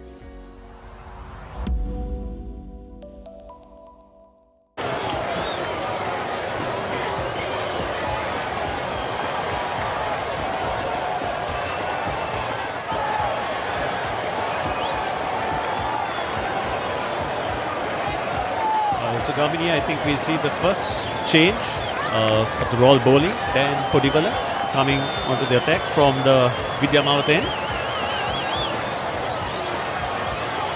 He's a right arm fast bowler. I believe he's first year. Very similar to Sunal Avarsekar, likes to hit the leg hook, got a good release. Starts with that length again, the drivable length. Caniston. Bowling all round really, but there were a couple of contributions he made during the year, didn't he? Again, I think St. Joseph's. He's Dan Podivala. Slightly semi-open action.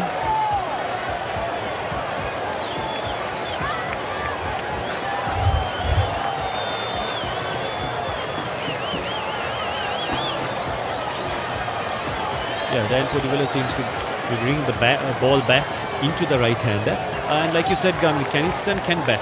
He puts his head down. He had a 50 against St. Joseph's.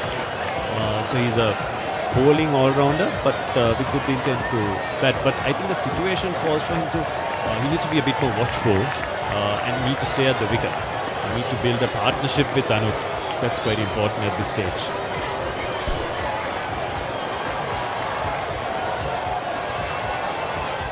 Three slips a gully, cover point, mid-off on the offside. Mid-on, short mid-wicket and a long leg on the leg side. Firmly driven, pass mid-off. Vikramasinghe gives chase. You see the first boundary. Shows how slow these outfield is. Batsman back for the third. So much needed 3 runs for St. Thomas's.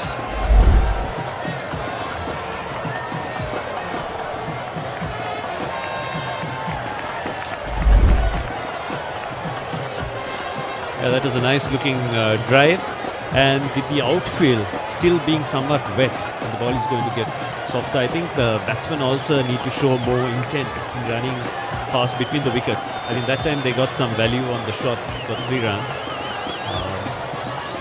And as we see some changes to the field, they brought in 3-4 on the leg side, 2 slips, a gully, power point, and mid-off.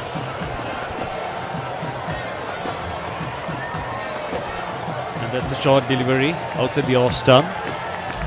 Anuk Paliyavardhana has no problems in leaving that ball. Goes to the keeper. So Damini, as you mentioned, I think at the talk show, I think credit should go to the curator, Halangoda, and the ground staff. They've done a tremendous job in getting the ground ready for us to have a start at 1 o'clock. The way things were in the morning, I don't think anyone thought that was possible. Ball on the left from Paliyavardhana. He's one batsman who has made the bowlers to bowl towards him, leaving anything outside the off stump. It was funny to see Halangoda yesterday, all wet, moving the covers. Only a few days ago I was watching him as the manager of the Sri Lanka under-19, wearing the tie and the jacket, and last evening he was all wet and he was looking another character altogether.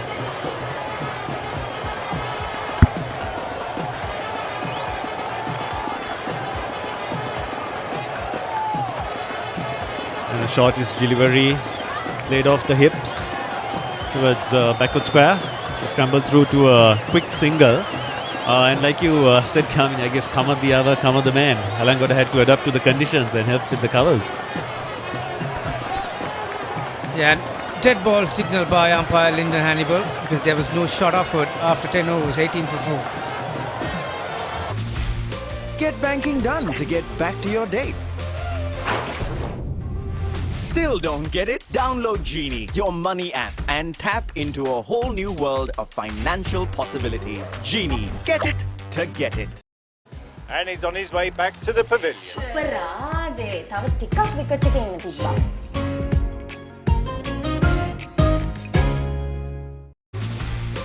Get payments done in a flash to get on with your workout. Still don't get it? Download Genie, your money app, and tap into a whole new world of financial possibilities. Genie, get it to get it. So another change from the tennis court end. Double change from Royal. Pujivela coming from the Vidya Mountain, and this is Gishan Balasuriya. Arosha, very often people misread when you have moisture on the track that it's not going to have turn, and when there's grass, it's difficult to turn. Wow, that's a gift. Let's hit through mid-wicket. Will it run to the boundary? And it will. Wow, just inches short, and the batsmen are back with the third. Poor effort from the Royal. There was no one to support that fielder who was chasing the ball, really. He had to do all by himself. Rank full toss. No matter what the conditions are, you'll accept those deliveries. That's true, Gavini. That was, I think, a real loosener by Gishan. As you can see, the fielder chased it well. It's a bit difficult to get value for your shots with this sort of outfield. There you see the stats of Gishan Balasuriya. 4 matches, 17 wickets. He has had a good season, if you could call it a season this time, under the new normal. Yeah, that 5 for 41 was against Trinity at Reed Avenue. So interested to see how the Royal fielders will maintain the ball as well, Arosha.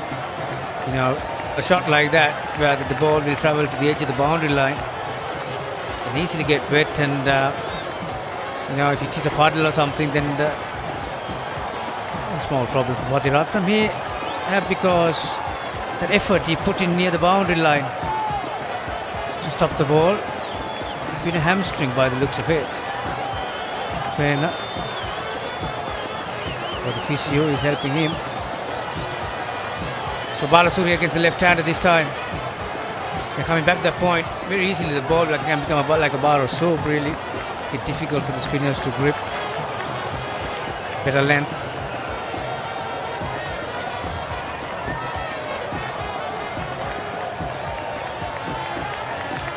Yeah, Kishan Balasuri is an orthodox left-armer. And he comes over the wicket. Much fuller. Want him getting the batsman to drive. And if you... Those are some of the shots for the ground, the outfield, as you can see. Sawdust or the sand has been applied just underneath us. Terrific work. There is that turn and bounce. The point that I was going to make just before that full toss that he bowled, a lot of people misread the wicket. When you see grass and there's moisture, actually those are good conditions for the spinner to get some purchase, and that one certainly did grip on the surface.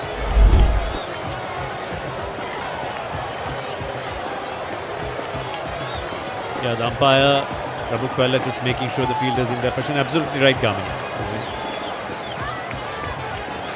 See Kishan Balasuri flighting it, and that's pushed to extra cover. I think he's getting a bit of zip off the wicket with the current conditions. It will be interesting to see. I think they'll give him a long ball.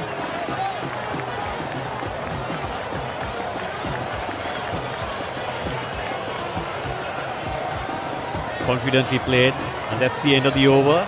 21 for 4 STC.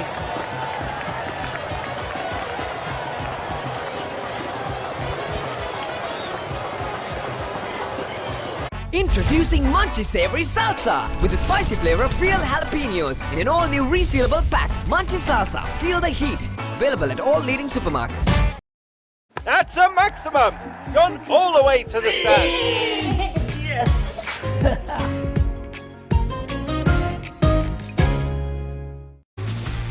Get that investment made to get down to your jam.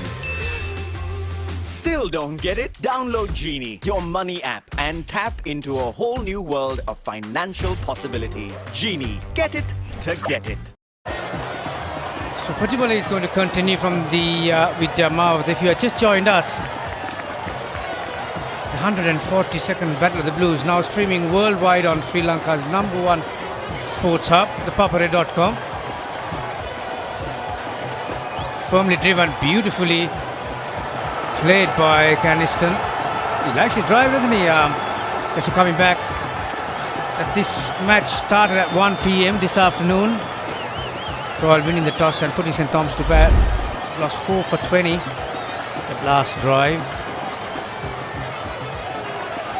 So for everyone overseas who couldn't make it to the grounds this year for many reasons, and or anyone who's around anywhere for that matter, head over to live.thepapare.com/event Royal Tomian portal and get your match pass to watch the match.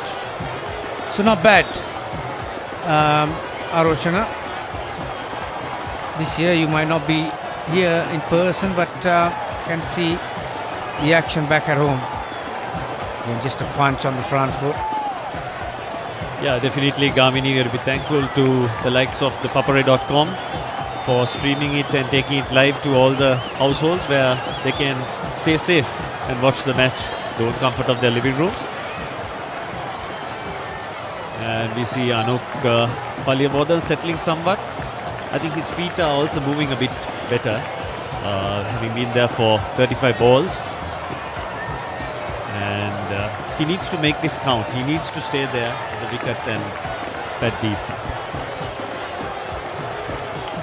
Yeah, like you said, from time and time again, Aroshana, we have mentioned that these boys have not had any match time for months.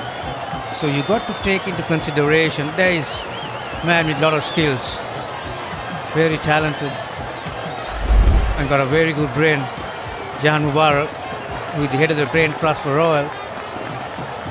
So these guys are not going to be silky with their skills. What Royal have done well early part is that they have bowled a good length. They've brought the stumps into play. The batsman had to play. That's pretty close as well. Yes, the umpire, Linton Hannibal, has raised his finger. There is the 5th wicket for Royal, and St. Thomas's are sinking deeper. Absolutely right, Gamini. That was a good ball. You can see it on the replay. And Anup Palyavardhana, who was trying to shape up, who was batting well. There you see. It's Fuller. Oh yeah, that's Plum. It's going to hit middle stump. Good decision by Lyndon Hannibal. I think he has had a good day today. Along with the Royal fast bowlers, who have been pitching it full and getting the ball to do the talking. Exactly. Just a moment ago, I was mentioning what our Royal bowlers are bringing the stumps into play. 21 for 5. Palyavardhana goes for 8 of 37 balls. Get payments done in a flash to get on with your workout. Still don't get it? Download Genie, your money app, and tap into a whole new world of financial possibilities. Genie, get it to get it.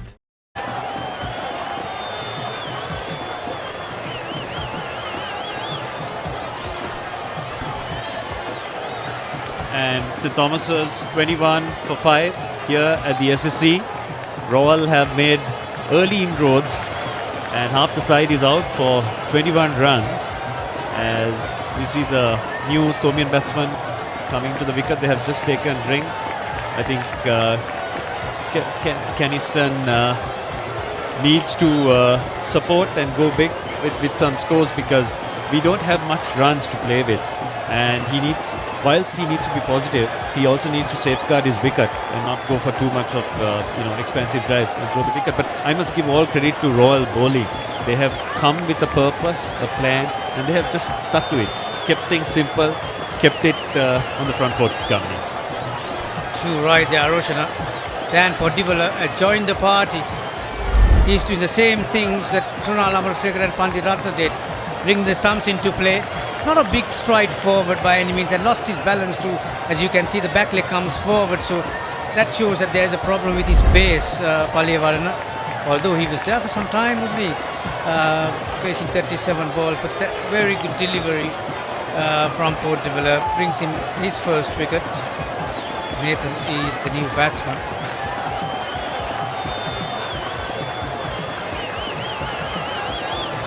And Nathan Caldera making his debut.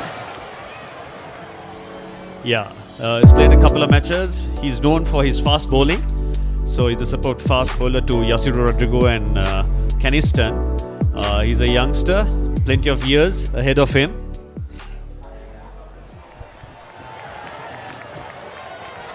He's got a big task ahead. Not only to play the situation, he needs to handle the Royal bowlers who are pretty much on the coin. First ball, full toss.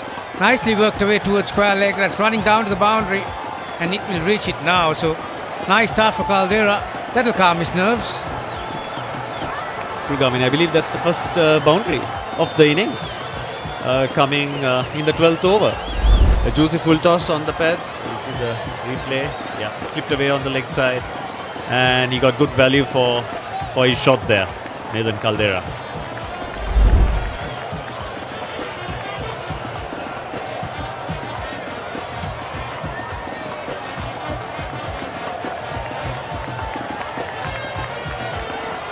Sun is beaming down now. It's pretty muggy out there. The Royal bowlers are showing good skills with the ball in hand. Educated edge, I should say, through gully and the third slip all on the ground. Caldera gets another couple. There's the fourth umpire, Pradeep Udavatta. It's another tick in the box is that we've got very good umpires officiating in this game. 27 for 5. මිලියන හීන විසි කරනෑ හිත ඇතිනම් මේ ඇතිනේ ආහා හරි හා ගාඩක් තියන කාලෙ හිනහෙනවා ටන් ටන් ටන් ටිටින් දරස්ගා opportunity අපට අත වැනුවා ආහා හරි හා ගාඩක් 11 මාසේ මුල් දවස් 11 දවසට මිලියනය ගන්න මිලියන 11ක් දිනා ගන්න දරස් ඇප් එකට ලොගින් වෙලා shopping කරන්න shopping කරන තරමට දිනුම් opportunity වැඩි 11 වෙනිදාට ලොකුම discount එක shopping කරන්න 11 opportunity shopping කරන opportunity. And Gishan Balasuria gets ready to bowl from the press box end. Batsman has nothing to do with it. He leaves it off to the keeper. Gamini have been very impressed with Sonal, young Sonal Lamrasekara. Can he play another year, or is this his last year because his ability to bring the ball in as well as take it out? Actually off, myself and Maruf were having a little chat. Well bowled, beat the outside edge. Ability to swing the ball both ways and get some lateral movement off the track is another thing. And to put it land on the spot is another thing. So ticks all those boxes. Sonal Lamrasekara, although he has not played a lot of game. And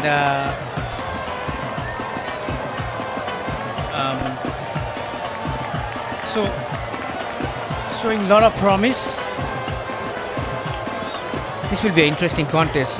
Caniston versus Gishan Balasuria. Gishan Balasuria not afraid to put that ball just above that eye line and get Caniston to go for that big one. That last ball he was lining up, I thought he was going to hit it off, but pulled out at the last second. So short leg comes to a gully position.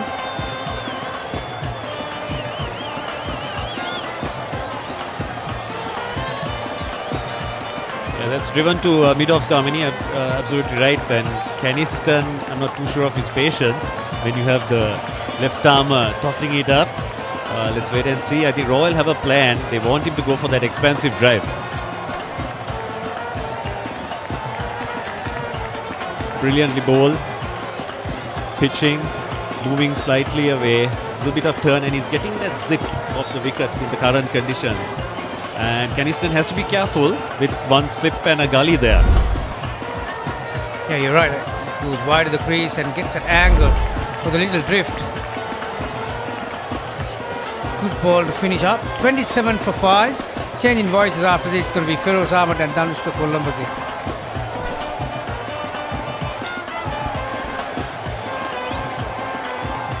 ප්‍රශ්නේ crispy නම් උත්තරේ ක්‍රිස්කෝ Maliban සේවරි click එකේ crispy kick එක ක්‍රිස්පිනේ ක්‍රිස්කෝනේ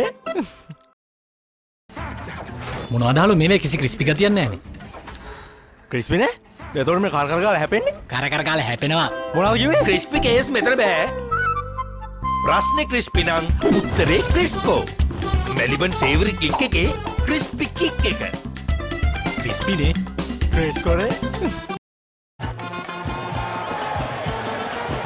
Very good afternoon to our viewers. St. Thomas's 27 for 5.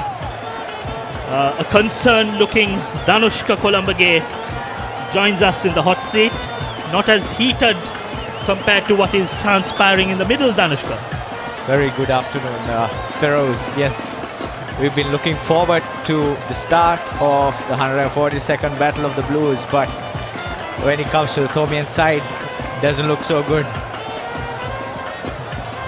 And what's been striking so far is that the Royal fast bowlers have continued to pitch it up.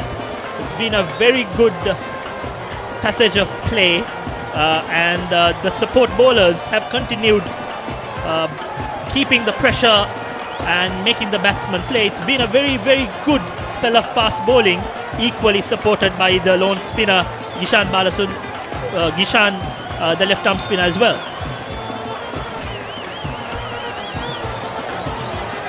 Exactly, Feroz. I was very impressed at how the two opening bowlers, Sonal and Kavindu Patiratna, started the bowling. The control they had, swinging it both ways, and like you said, the key is that they kept the ball right up to the batsman. And the Thomians, you could clearly see that they were rusty, their feet were not moving. And the two bowlers took maximum advantage of that situation. So Nathan is on 6, and we were told he's a fast bowler. So Caniston too is a fast bowler. Have the Thomians shuffled the batting lineup, or is this the usual batting lineup? That time well played by Nathan Caldera. Yes, Feroz. So I believe that Thomians do have Yasiru Rodrigo, who has had some runs with the bat, had a century in this season. So I believe that the Thomians are holding him back until maybe the pitch settles down and the bowlers get a bit tired. So I believe, yes, maybe the batting lineup has shuffled a bit to stop the flow of wickets. So Dan Podivalla bowling his third over. Again takes the edge and it's dropped. That was flying towards the second slip. That would have been curtains but Nathan survives. Leading edge bowled up to the batsman, played away from his body. Oh, that should have been taken by the first slip. The second slip flew across and shelved a pretty straightforward chance. The bowler isn't happy. A close shave, Danushka. Very close shave, Feroz. That would have been 6 wickets down for 28. And like you said, clearly that should have been left for the first slip. Will that be costly, Danushka? We'll have to wait and see. But again, bowled up to and that's also dropped! 2 drop catches. Goodness me, what's happening? Dasis Manchanayaka dropped a fairly straightforward chance, the previous delivery, and this time mid-wicket. Oh, that should have been taken. He did well to reach the ball because it was travelling, but he got both hands to it. He should have held on to it. Dan Podivalla, very unfortunate. He should have had 2 wickets, 2 balls. It should have read 27 for the loss of 7 wickets. A very eventful over by Dan Podivalla, bowling it up to the batsman. This time, Caniston decides to leave. So 2 chances went begging in that over. St. Thomas's survived. 14 overs bowled, 28 for the loss of 5 wickets. Get banking done to get back to your date. Still don't get it? Download Genie, your money app, and tap into a whole new world of financial possibilities. Genie, get it to get it. Got him! Clean ball!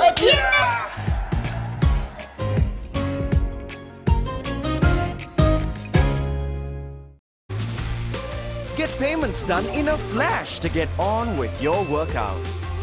Still don't get it? Download Genie, your money app, and tap into a whole new world of financial possibilities. Genie, get it to get it. Come back, and Feroz, you being a fast bowler yourself, in your time would be impressed at how the 3 Royal pacemen have started today. Absolutely. I think for the last 10-15 years, this has probably been the most impressive spell of fast bowling by all 3 bowlers. As we come back, Gishan will continue. Another healthy edge, but all along the ground. Yes, Danushka, I think what has been impressive is that not only have they made the batsman play, they've kept on bowling it up to the batsman. Usually people get carried away when they see some life on the wicket, but these 2 have used their skills and made the batsman play, and the results show in the end. Exactly. The key, like you said, is the pitching the ball up, and they continue with a very attacking feel with 2 slips, Silimidov and Gishan Balasuriya not afraid to flight the ball for us. Again, that takes the edge, falls short. Batsman playing with soft hands. Nathan, he has only a top score of 1 run, so he's bettered his achievement during the season. It was a curtailed season with a couple of matches played, so you can't read into the game. I remember, Feroz, even last year, Gishan Balasuriya bowled extremely well in the second innings, taking, I believe it was 4 wickets he took in the second innings last year. Flight and turn, and he got a few batsmen stumped. Yes, Danushka, and I think slight change in the field. The Silimidov been taken into a wideish gully. The captain making the changes, and this time pitched outside the leg stump. Played towards square leg for an easy single. So Nathan moves to 7, 29 for 5. You've been a middle order batsman, Danushka. What will be your framework, your mindset coming into such a situation? Firstly, you have to get your eye in, and I think when it comes to spinners, using your feet here is the key. You have to push the fielders who are around your back, and for that you need to push those fielders back, and we will come back to that after this over. And at the end of 15 overs, Thomi has 29 for 5 wickets. Get banking done to get back to your date. Still don't get it? Download Genie, your money app, and tap into a whole new world of financial possibilities. Genie, get it to get it. Introducing Munchy Savory Salsa with the spicy flavor of real jalapenos in an all-new resealable pack. Munchy Salsa, feel the heat. Available at all leading supermarkets. It's in the air. Yes! Oh yeah, dia mata menyewa. Welcome back. So St. Thomas is 29 for 5. The fall of wickets, the first one at 4 seconds, 6 runs on the board. The third wicket fell at 8, fourth at 9, and at that time things were looking very bad.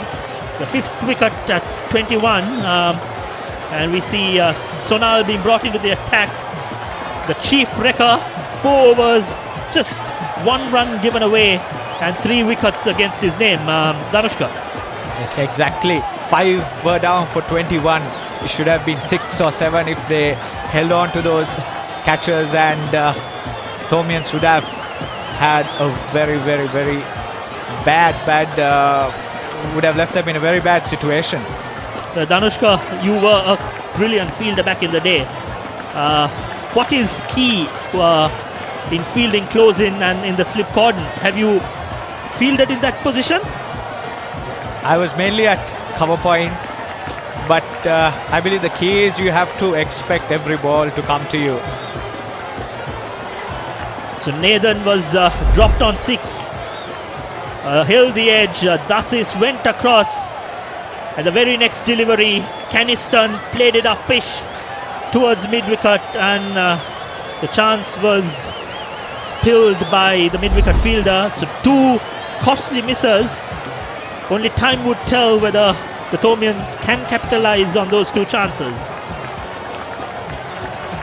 Yes, Feroz, both these batsmen have got a chance each, so it's up to them to take the maximum out of it, and also to get the Thomians out of trouble. Yes, and the captaincy has been quite impressive. He's used the bowlers in short spells, not got carried away and given them longer spells, because you need to be mindful that these bowlers are coming after a long break. They don't have that match fitness, so good utilization and using them in short spells is key. Exactly, Feroz. Then chance for a run out there, but the non-striker manages to get back. Yes, Feroz, like you said, they have not had much of match practice, but I think what the Royalists did well here is they stuck to their basics. Good lines, good lengths, and they let the ball do the talking of the pitch. So swung it both ways, and Thomians were also rusty. The Royals got the maximum out of it. It was a good toss to win.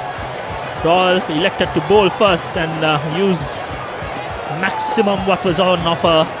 The next delivery is down the leg side. He's not going to get the same amount of swing that he got in the first spell. Trying a little too hard, but nevertheless, he's been very impressive, Sonal. Exactly, Sonal Amarasek. We have not heard of him much, but the control he showed and the accuracy was extremely wonderful. to come back after they have not had much match practice, but to show that control was amazing. Again, Foolish played back towards mid-off. Well, his wrist positioning is very impressive.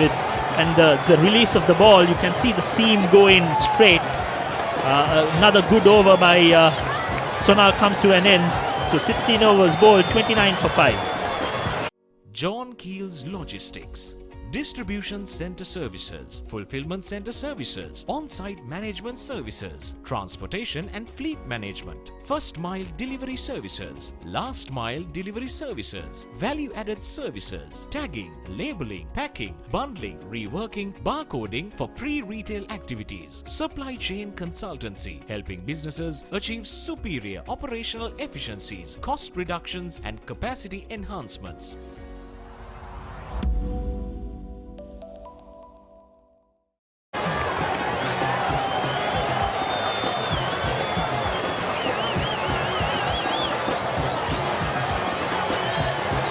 Struggling a lot. So thanks Danishka and Feroz. Warm welcome to Mahroof. It's getting a little bit dark. Plenty of blue skies a while ago. St. Thomas's struggled through after being sent into bat. 29 for 5. 16 completed.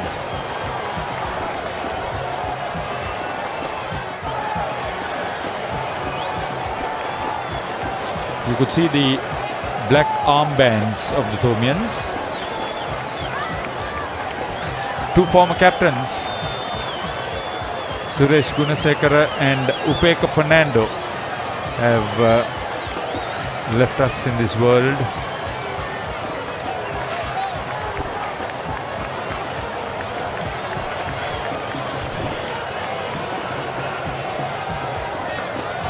And Upeka was a tremendous talent himself. He was player of the match in one of those big matches. Played 5 years if I could remember right, and Suresh Gunasekara almost won the big match. Those great escapes.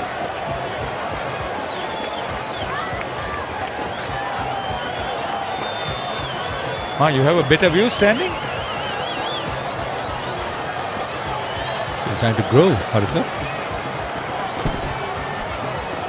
Okay, main story here is that Thomases have survived 2 chances for the 2 batters out in the middle in consecutive balls of Dan Podivela. And whether it is going to have a direct impact on the final outcome of this innings is yet to be seen. But Gunaratnam Caniston, promoted in the batting order because of the possession of wickets, is batting with a lot of confidence. Straight to the fielder. I was just about mentioning about his ability to stay around there, and Ahan Vikramasinghe holds on. That was a very soft dismissal of Kishan Balasuriya. Spoke too early, Haritha. Yes, Caniston was looking good. An easy catch towards extra cover of Captain Ahan Vikramasinghe. Hard work of Kishan Balasuriya, bowling so well in the last couple of overs. Pays off finally for Royal College. St. Thomas College losing their 6th wicket for 31. Out for 12, Caniston. Probably the catch that was missed was having a problem as far as he's concerned. Get banking done to get back to your date. Still don't get it? Download Genie, your money app, and tap into a whole new world of financial possibilities. Genie, get it to get it.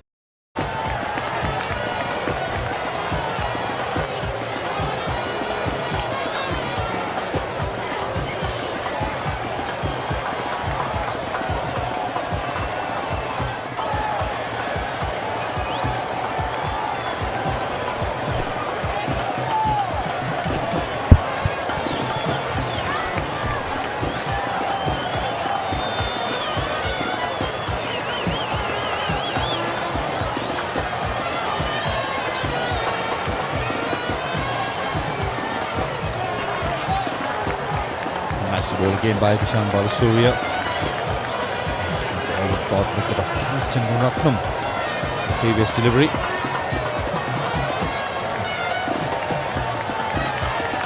Lena Gay. Nathan Caldera. Batsman for St. Thomas's. His responsibility to get a decent first innings score. St. Thomas reeling at 31 for 6. The 17th over, St. Thomas is 31 for 6.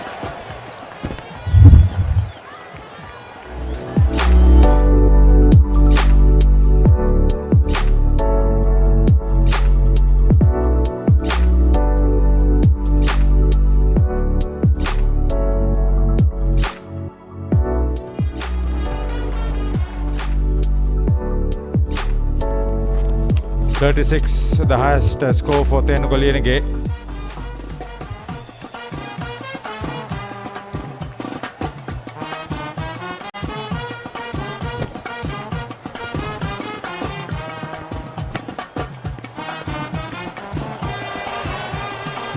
The Royals will be wearing the black armbands. As Zurki Hamid, former player, Joint Organizing Committee member, passed away due to the pandemic. Such a big loss for this big match. Zurki, a personal friend of mine as well. And a friend and mentor for most of young buddy cricketers coming through Royal College. Hard-working Joint Committee member. A big loss indeed, Haritha, as well as you mentioned about Upeka Fernando, the rest. A fantastic batsman in his playing days, Upeka.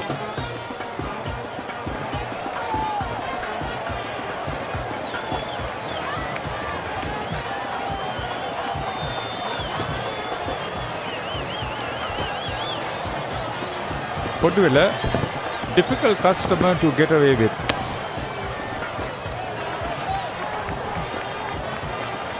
Mainly because of his busyness in his action, runs in very hard. And his arm Vikram Singh at short extra cover, easy as it gets. The captain winning the toss, bowling first, was really happy. Thompson winning at 32 for 6. Still on the attack, 3 slips. Gully, a point field as well. In catching position, captain himself at mid-off or mid-on, a short square leg. A deep fine leg for Royal College.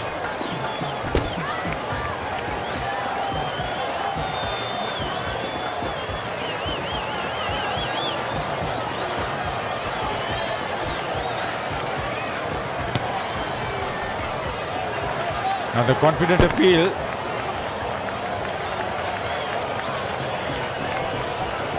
Looks close. Lyndon Hannibal so far has had a good day. Naked eye looked a little down the leg side. This replay will tell us.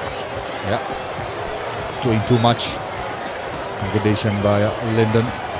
It's good stuff by Dan Podivella coming in as first change, maintaining the pressure which was created by the two opening fast bowlers for Royal College, Sonal Amarasekara and Kavinda Patiratna. One catch by Ahan Wickramasinghe, the other by Sadish Rajapaksa before.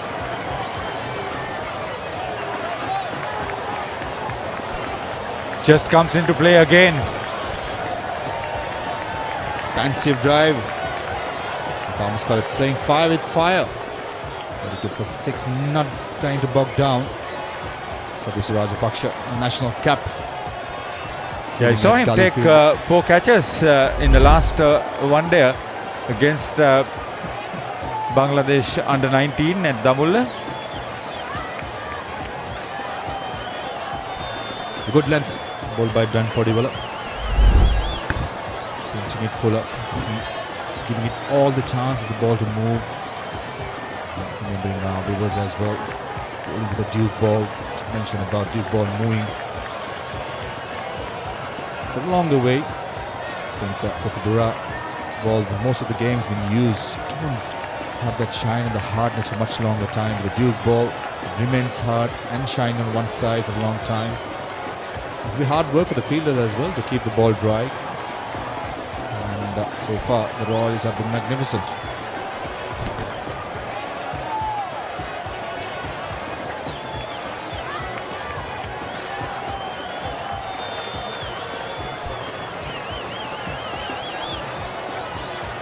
Playing and missing. Superb control from Dan Poddivala once again. Yeah, for that time moving it away off the pitch. Just thought the batsman did play the line, didn't follow the line. If he had it, pretty sure wicket would have had an easy catch. Stenuka playing down the line. It's good stuff by the Royal College, maintaining the pressure. Near the boundary line area, still the ball is travelling much slower, very wet. But the ground staff did a wonderful job preparing this surface, the wicket in particular.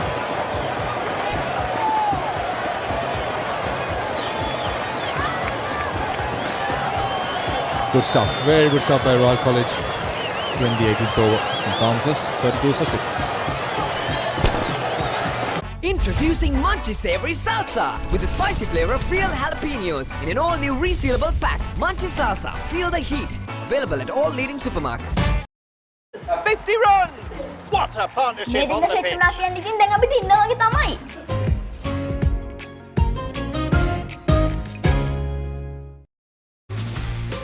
Get payments done in a flash to get on with your workout. Still don't get it? Download Genie, your money app, and tap into a whole new world of financial possibilities. Genie, get it to get it.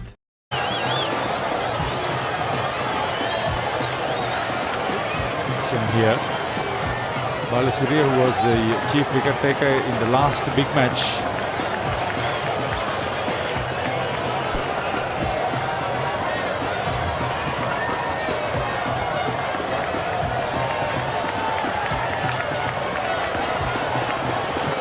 Excellent stuff. It's just about where you bowl and how much of control you have as far as the turn concerned. Nathan Caldera simply followed and another comfortable catch. What an impressive delivery by Kishan. Look at that, the bounce. Right on the middle stump, curve in, angling in I should say. Bounce and an easy catch by Sadiq Rajapaksha. This is good stuff by the Royal College. Maintained the pressure and reaping their rewards. Nathan Caldera gone for 19 of 20 deliveries. St. Thomas's 32 for 7. Bowled him! But wait, no ball! It's a free hit.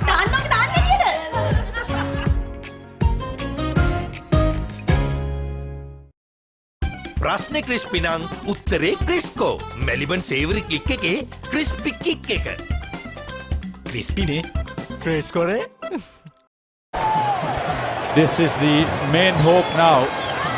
Yasiru Rodrigo is here as a new ball bowler, but he could bat.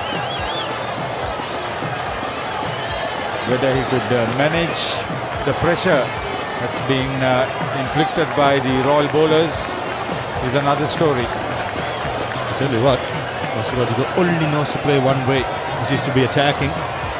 Pretty sure under circumstances might work, might not work. This form of defense is attacking when it comes to Yasiru Rodrigo. Pretty sure he might be continuing that. I was told he has a century as well in his records.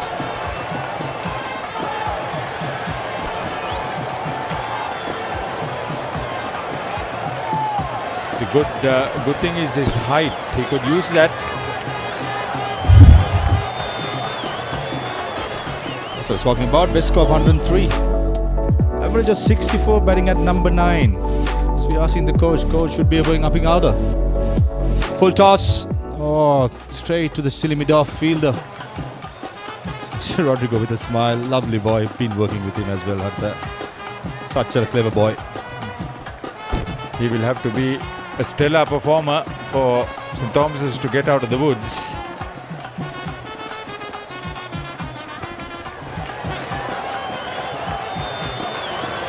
He started off well, won't reach the boundary. Easily driven towards the extra cover, and also like the captaincy of Ahanvikram Singh, having the mid-on fielder up, inviting Yasiru Rodrigo to go over the top. He's the last wicket we're talking about. What a fantastic delivery. Nothing wrong what the batsman did, just played down the line. Just brilliant bowling. Handing Satish Rajapaksha easy catch at the gully.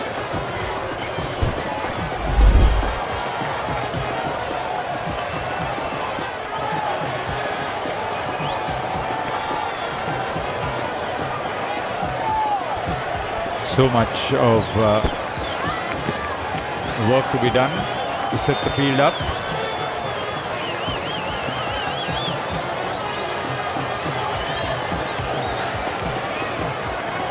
Herat. Rare miss by him. Close call. Left as well. Look at the replay there. Oh, that's so close to that off stump. It's brilliant stuff by Gishan.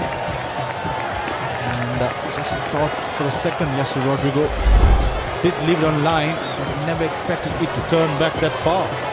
On day one pitch. It's good stuff. Gishan Balasuriya. Nice fight again. Oh, that's a good Brilliant take. Brilliant take. You couldn't have given any more than that. The umpires are consulting. Superb response. Reaction was so quick. Pragit Rambukwala and Lyndon Hannibal.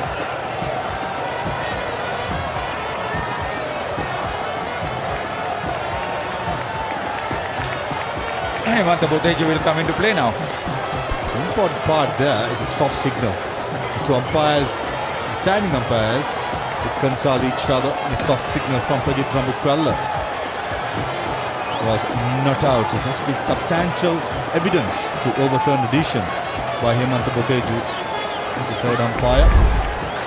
Nekadai looked very, very close from the com box. Interesting replay coming up. Hemanta Boteju got his work cut out. Full stretch from the batsman.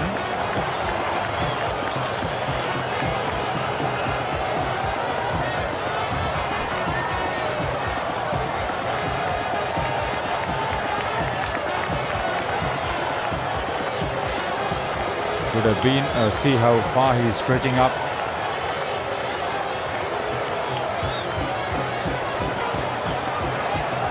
Close-in fielder was watching the ball very closely. Lianage.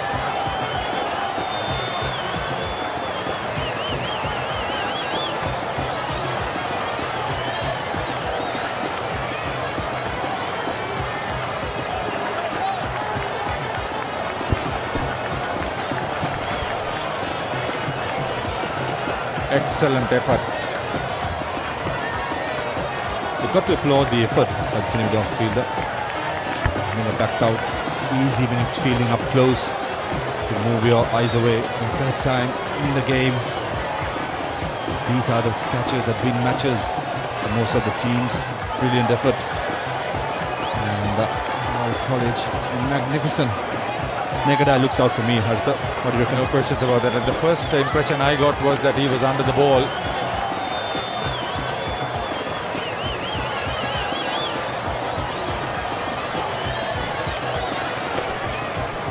Important question is there any substantial evidence to overturn the not-out decision by the standing umpires, Lyndon Hannibal and Pragit Rambukwala?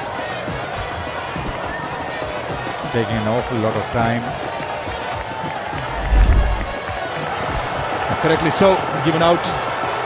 Ishan Balasuriya picking up his third wicket. St. Thomas doing the 8th wicket and losing their way as well. This good stuff by the Royalists, piling on the pressure, never letting Thomians out of their pressure area. And the fielding has been top-notch, bowling has been magnificent. This great stuff by Royal College. We want to work very hard. Now Thomians down to the last couple of batters. 35 for 8.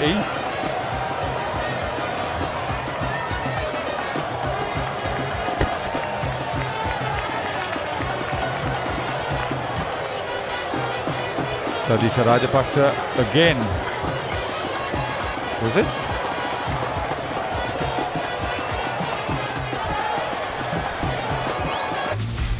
Get banking done to get back to your date. Still don't get it? Download Genie, your money app, and tap into a whole new world of financial possibilities. Genie, get it? And he's on his way back to the pavilion. පරාදේ තව ටිකක් wicket එකේ ඉන්න තිබ්බා.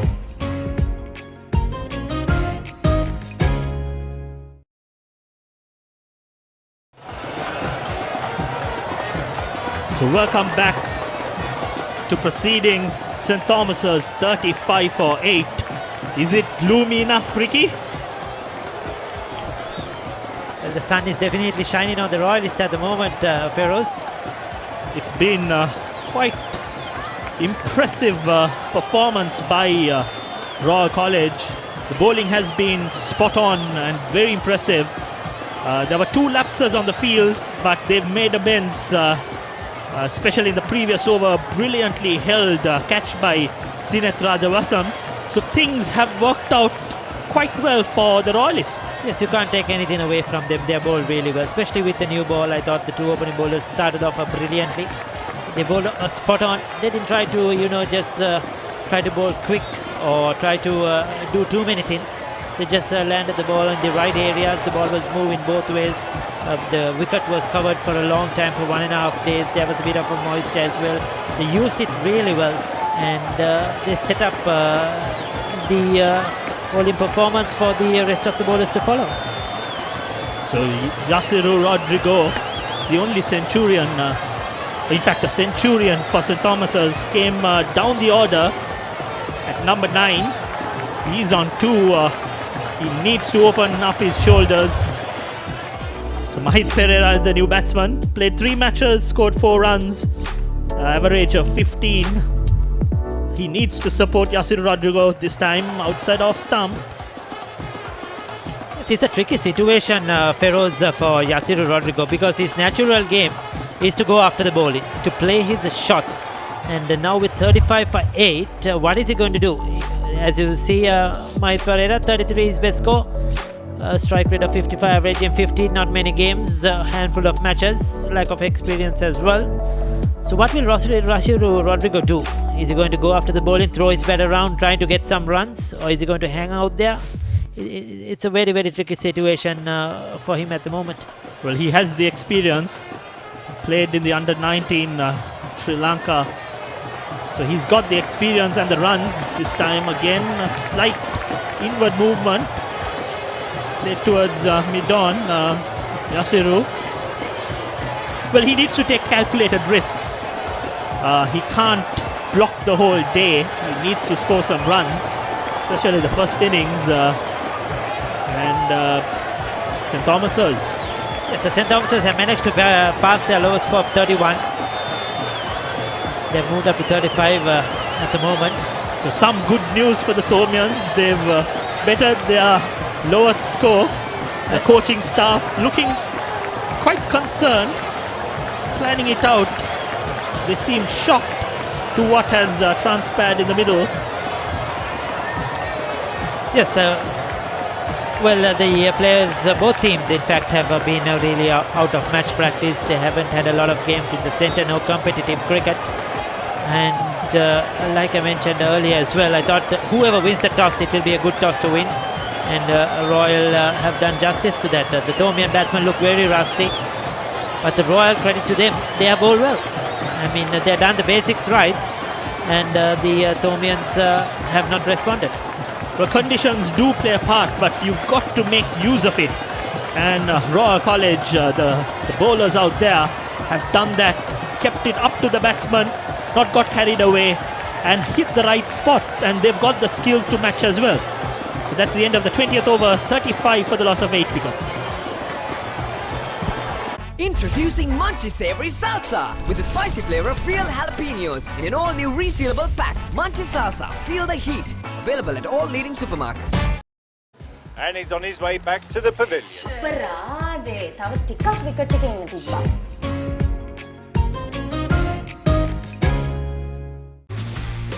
Get payments done in a flash to get on with your workout. Still don't get it? Download Genie, your money app, and tap into a whole new world of financial possibilities. Genie, get it to get it. As well. Yes, he's been a very good bowler for Royal. I mean, in the last couple of years, he's one of the seasoned campaigners when you look at the composition of the team. And yes, he's supported the fast bowlers really well. Very attacking field, a slip, a gully, a short leg, and a silly mid-off. And getting the batsman to come on the front foot. Mahit yet to open his account. Surely he wasn't expecting to be out there this early. Here he is trying to put a partnership with Yasser Rodrigo. They have to put some partnership on the board, try to target, maybe think, okay, our next target is 50 runs, get to 50. From there onwards, say we have to get to 75. Just a small targets they have to set in their mind and try to get some score on the board. Oh, this time pitched outside leg stump, swept finely by the batsman. He's off the mark, so that should give him some semblance of confidence. Mahit is on 2, 37 for 8. The fall of wickets 4, 6, 8, 9. These are looking like telephone numbers. Yes, wickets at regular intervals. None really got in, none really challenged the bowling at all. And sort of it was unplayable for them. If to be honest, the Ethiopian batsman couldn't get bat on ball in most instances. A lot of LBW decisions. They missed a few straight deliveries. But the Royal bowlers, due credit to them. There's some turn on the wicket. Do the Ethiopians have a good bowling attack? They are known for the fast bowling. Do they have a good spin ball attack as well? Yes, the two fast bowlers, Kanistan and Yasir Rodrigo, will lead their attack. The other two experienced bowlers. The spinners are rather inexperienced as well. Not played a lot of cricket, just a handful of matches this season. One of them is very out there, Manit Pereira, the likes of Tilaka Ratna, the young leg spinner who is starting off. So it's a lot of inexperience there as well. So overall, the Ethiopians are an inexperienced side.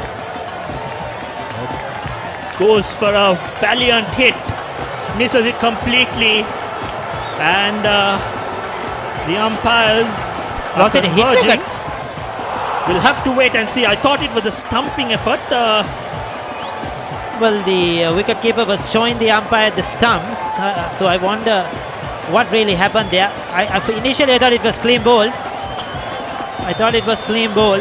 We'll have to take a look. Umpire Lyndon Hannibal and Pragit Rambokwala.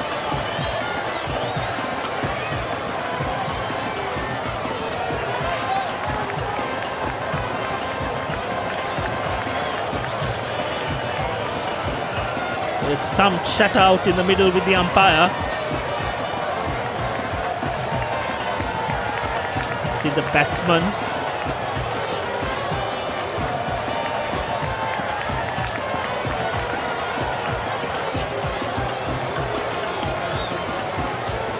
Well, some sort of a chat between the players and the umpire. What were they appealing for? Is the key? Was it? Are they saying the ball hit the stumps and the bails fell off late? Was it something like that? Or we'll have to wait and see. Well, the last play continues. So Kishan will continue this time, flighted and driven pishly. The last two shots have indicated that Mahit is not going to hang in there. He wants to score, he wants to be aggressive, but whether he picks the right ball, we'll have to wait and see. So end of 21 overs, 37 for 8. Brilliant fielding. He saved 3 runs for his team.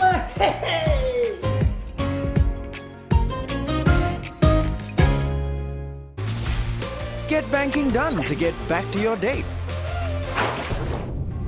Still don't get it? Download Genie, your money app, and tap into a whole new world of financial possibilities. Genie, get it to get it.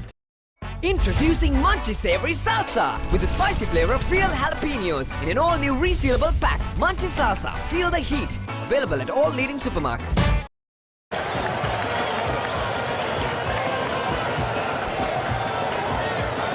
So bowling change, Sonal being brought into the attack. The 2 wicket takers, 3 each bowling in tandem. Starts off with where he left, straight at the batsman, up to the batsman, making him play.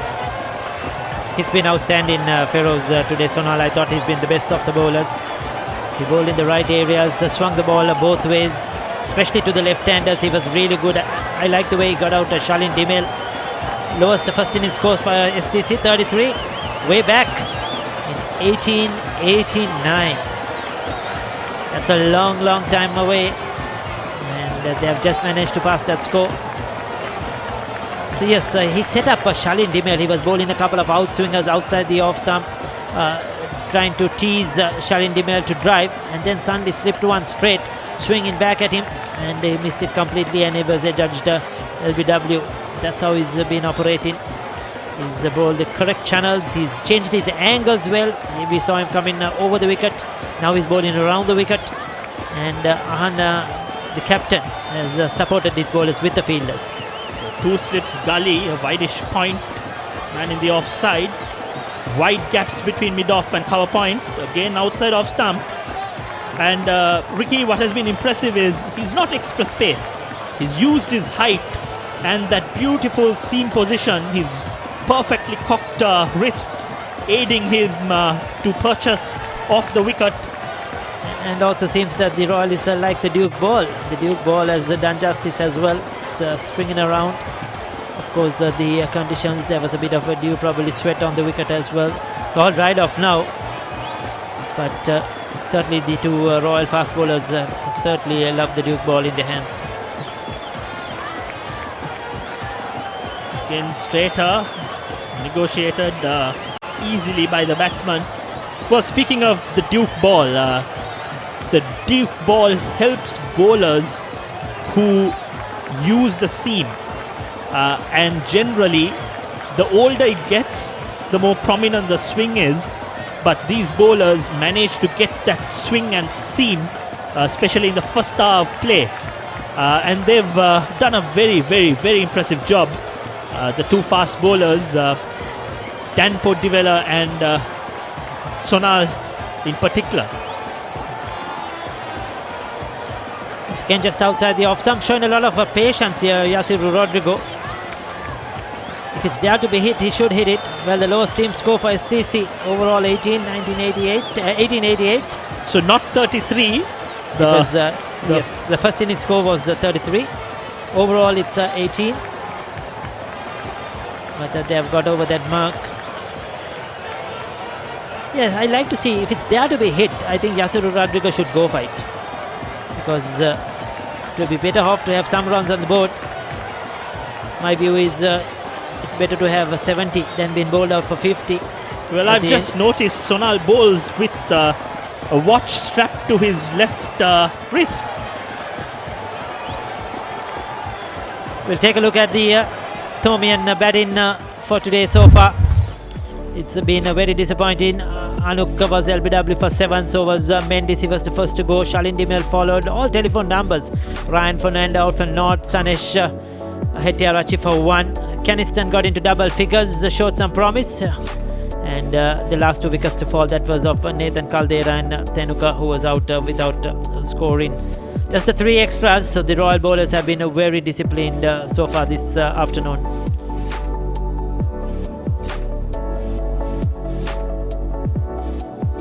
So Kishan continues, short and powerfully pulled towards deep mid wicket.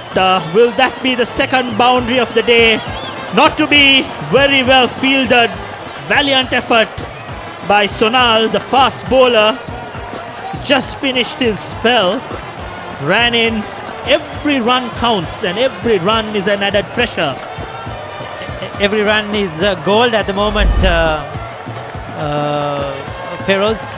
It must be frustrating to be the batsman. A good shot doesn't give that value for your shots, because the heavy outfield prevents the ball moving towards the boundary. So that brings the left-handed Yasiru on strike against the left arm spin. Well flighted, and how did that Mr. Stamps? How did that Mr. Stamps? So well, second time he's done that. He didn't judge it really well at all. What was he thinking, Yasiru Rodrigo? That was the left arm orthodox spin turning into the left-hander, and he left it alone.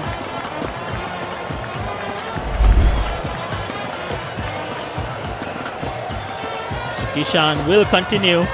Again flighted, this time comes down the track, all along the ground. Some positive intent, good use of the feet, overall good cricket by the batsman, and the bowler is not afraid to toss it up. Well, but I'm also surprised to see the field at the moment. I mean, you're 8 wickets down. I see a long on, I see deep backward square leg and a deep mid wicket on the boundary line. What I would have done is encouraged Yasiru Rodrigo to go over the top. Take on the bowler. Yes, you can probably have one fielder down on the boundary, but take on the bowler, try to hit over the top and maybe see if he's going to make a mistake. I agree with you, Ricky.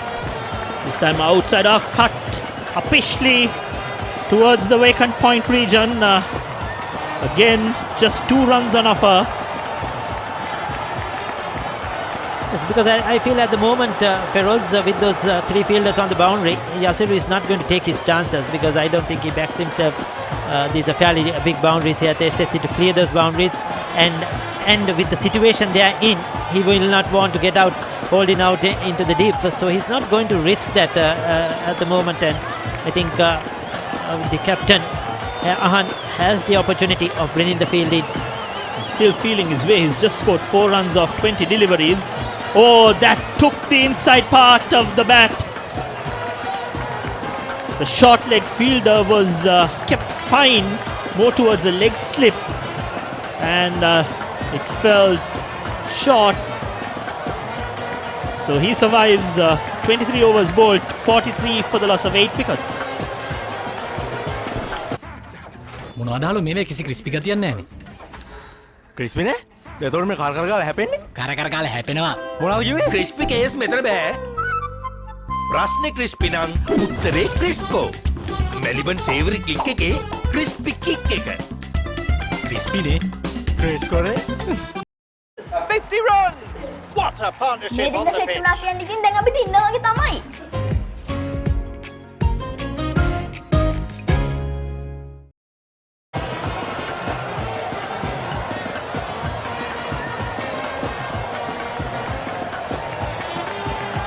So testing times for the Thomian batsman. Still 2 slips, a gully in place, and that backward short leg catching.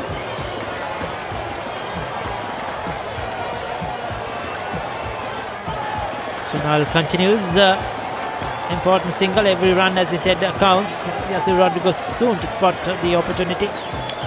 The umpiring has been brilliant as well. Lyndon Hannibal with Rambut Tuello in the centre doing a fantastic job. Hemanta Bodeju is the 3rd umpire for this game. Pradeep Paudawata is the 4th umpire who did all the hard work to get this game underway with the ground staff. And international match referee Graham Labroy, former Sri Lankan player, is in charge of this game as the match referee.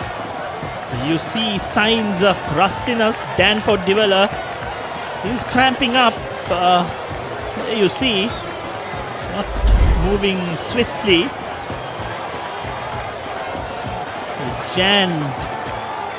He jarred his knee when he fielded, but it looks to be more of a cramp.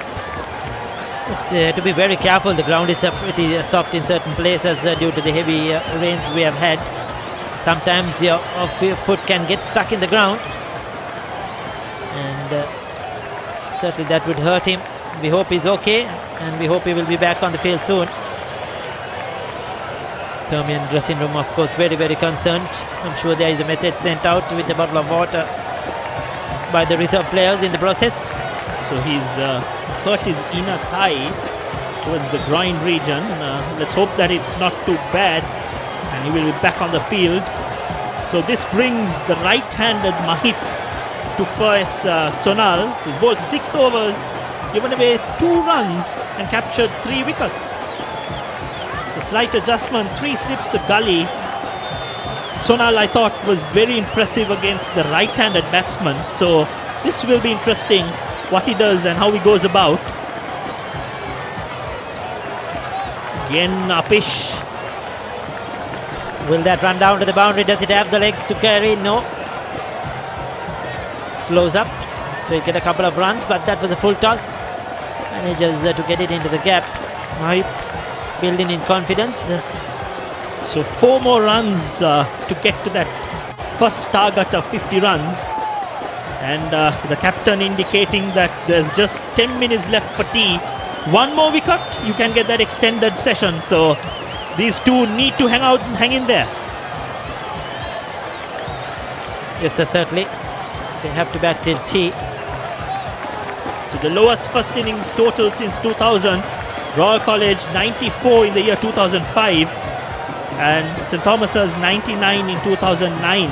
And that year it was Fahim Salim who played that marathon innings of 164 and prevented from a right Royal victory. I remember 94, I was part of the squad back in 2005. Doesn't give good memories. Nevertheless, this situation is far different. There's 1.5 days of play which was lost due to bad weather, and the Royalists have capitalized and got the Thomians 46 for the loss of 8 wickets. So things are looking bright as far as Royal is concerned. So Thomas's need to hang in there. Bet as long as possible. The initial target will be the tea break. Go in for tea, have a chat in the dressing room, come out and see how much they could get. Many the runs, the merrier, but certainly it's not going to be easy. Something on the board, something competitive. If they can get to 3 figures, that will be a real bonus.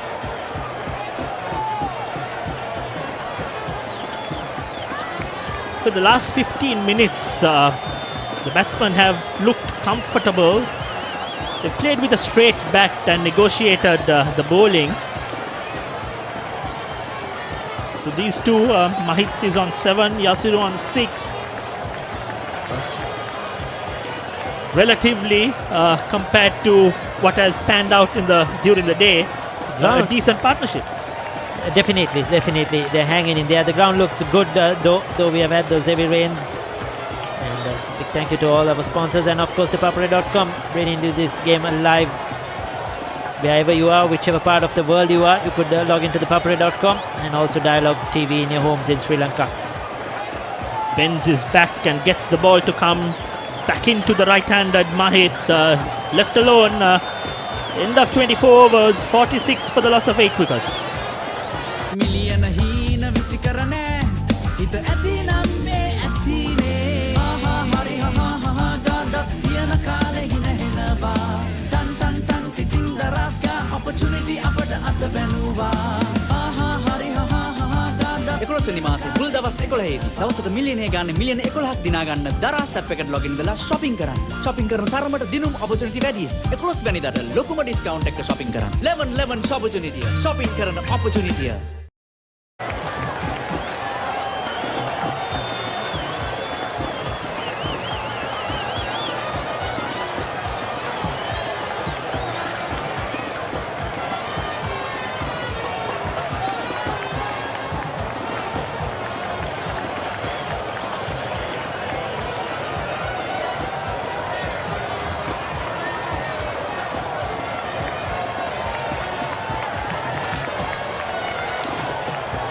Well, we'll continue with spin.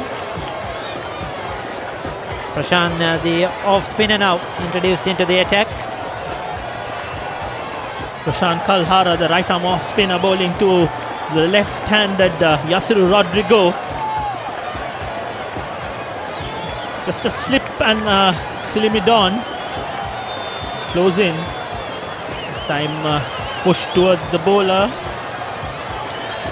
It's a much better field as well. Just a deep backward square on the boundary, encouraging Rodrigo to go over the top, encouraging him to hit across the line as well against the spin.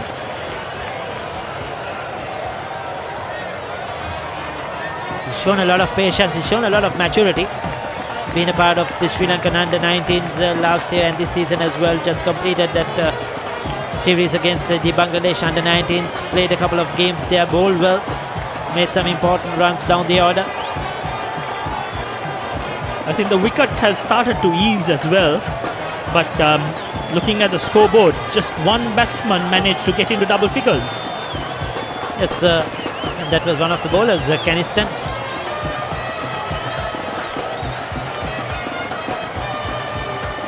Well, Feroz, tell me, are you missing all that entertainment we usually have at the Royal Thomian? Well, it's quite a strange Royal Thomian without the crowd.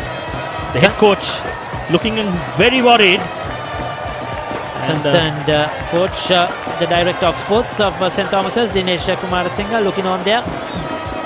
That was a quick over by Kalhara. 25 completed, 46 for 8.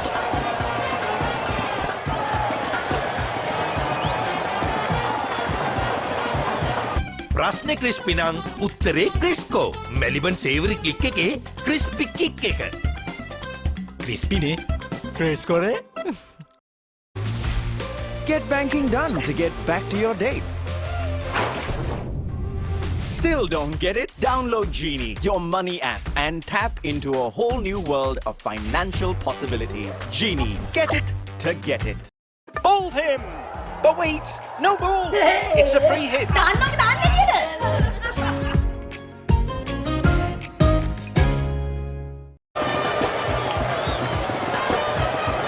So once again, 3 slips, 2 gullies there for Sonal, who's been outstanding so far today.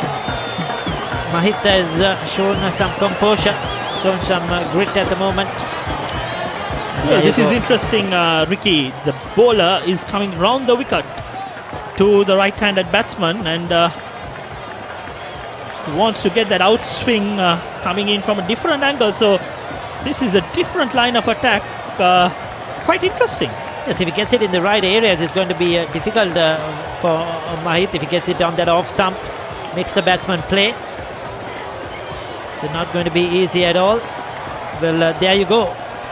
Feroz, good to see you in the commentary box as well.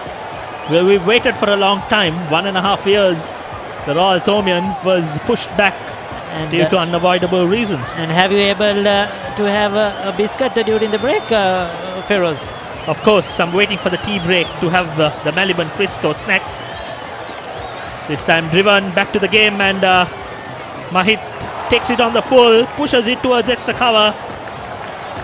And back the running, they need to get their sort of runs, show some aggression. They were very passive, they just took the 2. They could have pushed each other and taken 3 in that occasion. Yes, so we also must not forget to mention the initiative, a play for a cause. Dialogue Asiata has made the pledge to contribute ₹1,000 for every run scored and ₹10,000 for every wicket that falls in this big match. The proceedings are directed in consultation with the 2 schools to support and empower deserving schools across the country. Great initiative, isn't it, by Dialogue Asiata? Well, Ricky, unfortunately, the Tomians haven't played for the cause yet. They've only managed 48 runs. Let's hope that Royalists, on the other hand, do play for a cause and score the runs. But they're contributed in a different way. 10,000 rupees for every wicket that falls. They're given 80,000 to Royal so far and who have contributed. Absolutely. I think they've weighed it and they've decided that wickets contribute more towards the cause than runs. Exactly. Mutual understanding, Feroz. But a great initiative, like I said. There are so many deserving schools around the country that need the support, and the 2 schools, St. Thomas's and Royal, coming together with Dialogue Asiata to make that possible.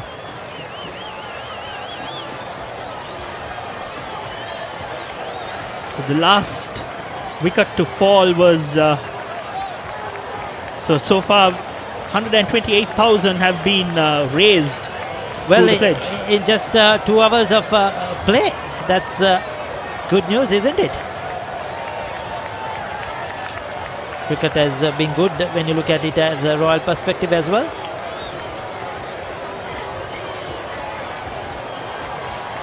So we are closing on tea. Tea will be taken at 3:10 p.m. Sri Lankan time. This should be the last over. We'll have to wait and see whether we can squeeze in another over. So I also wanted to pose the question, Feroz, I just wonder, is this the first big match in the history that no supporters or crowd is allowed at all and the match is played without any support? I mean, even in those years, century ago, there would have been some sort of spectators watching the game. Absolutely. I think it's a good query to put into a historian or a statistician. That's the so St. Thomas's, these 2 batsmen have survived 26 overs, 48 further loss of 8 wickets. So this has been a session that the Royalists have won hands down, and the next session, if they can finish them off under 60-70 runs, this will be an interesting Royal Tomian. Yeah, definitely. Hopes are very high. Feroz, I'm sure they'll have a good cup of tea, get a good break, and the two Tomian batsmen will come out and show that true Tomian grit, the Royal Tomian grit we have seen over the years from all the players that have been involved. But yes, what a session for Royal. 48 for 8, winning the toss, electing to bowl first, justified their decision, bowled brilliantly, started off with a new ball. The spinners have supported the fast bowlers. They have not let the Tomian batsmen get away at all, and all the bowlers have contributed. The catching has been good. There were a couple of chances that should have been taken maybe, but overall the performance on the field has been absolutely fantastic. The captain Ahan and Jan Mubarak, the coach, will be certainly very happy with the performance of the boys out there in the centre.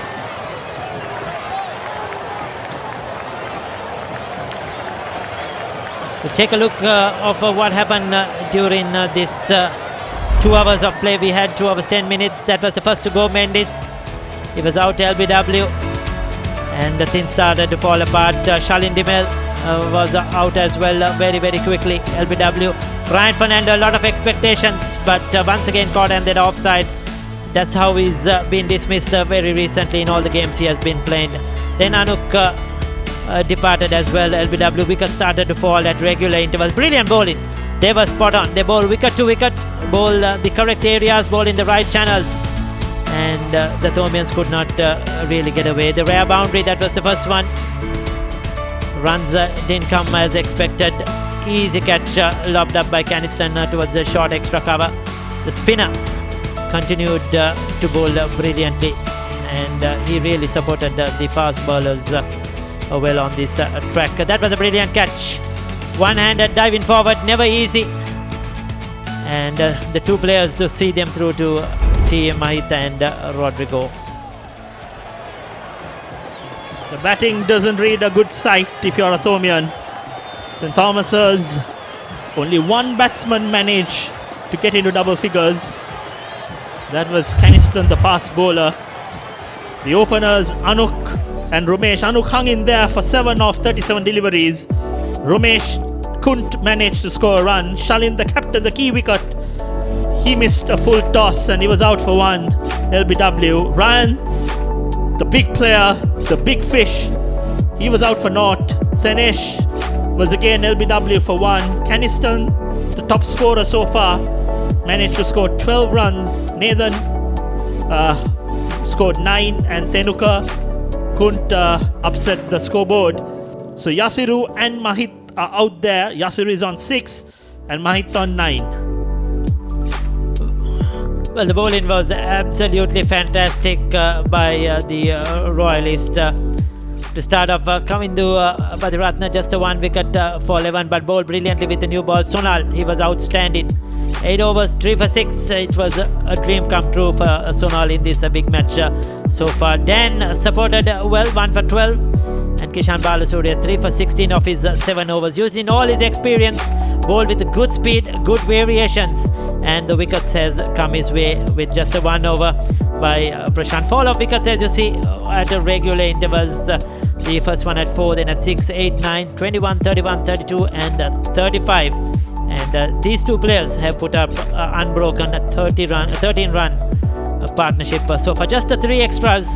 So the Royalists have been very miserly with their runs, giving away any runs, and have been very accurate as well.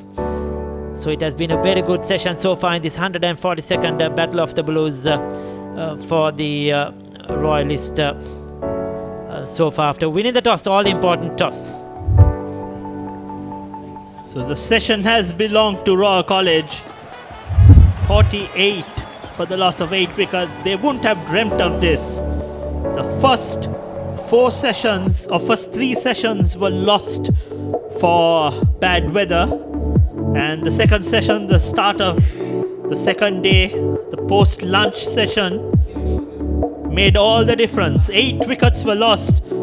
If you're a Royalist, what would you give to have 3 days of play?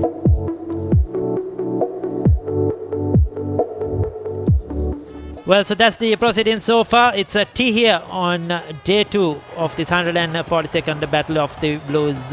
Well, it's over to you, Sudarshana.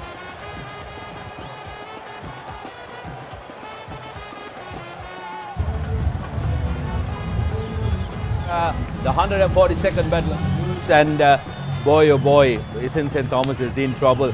Royalists won the toss and put the Thomians in, and they are in absolute trouble. Let's take a look at what has happened so far.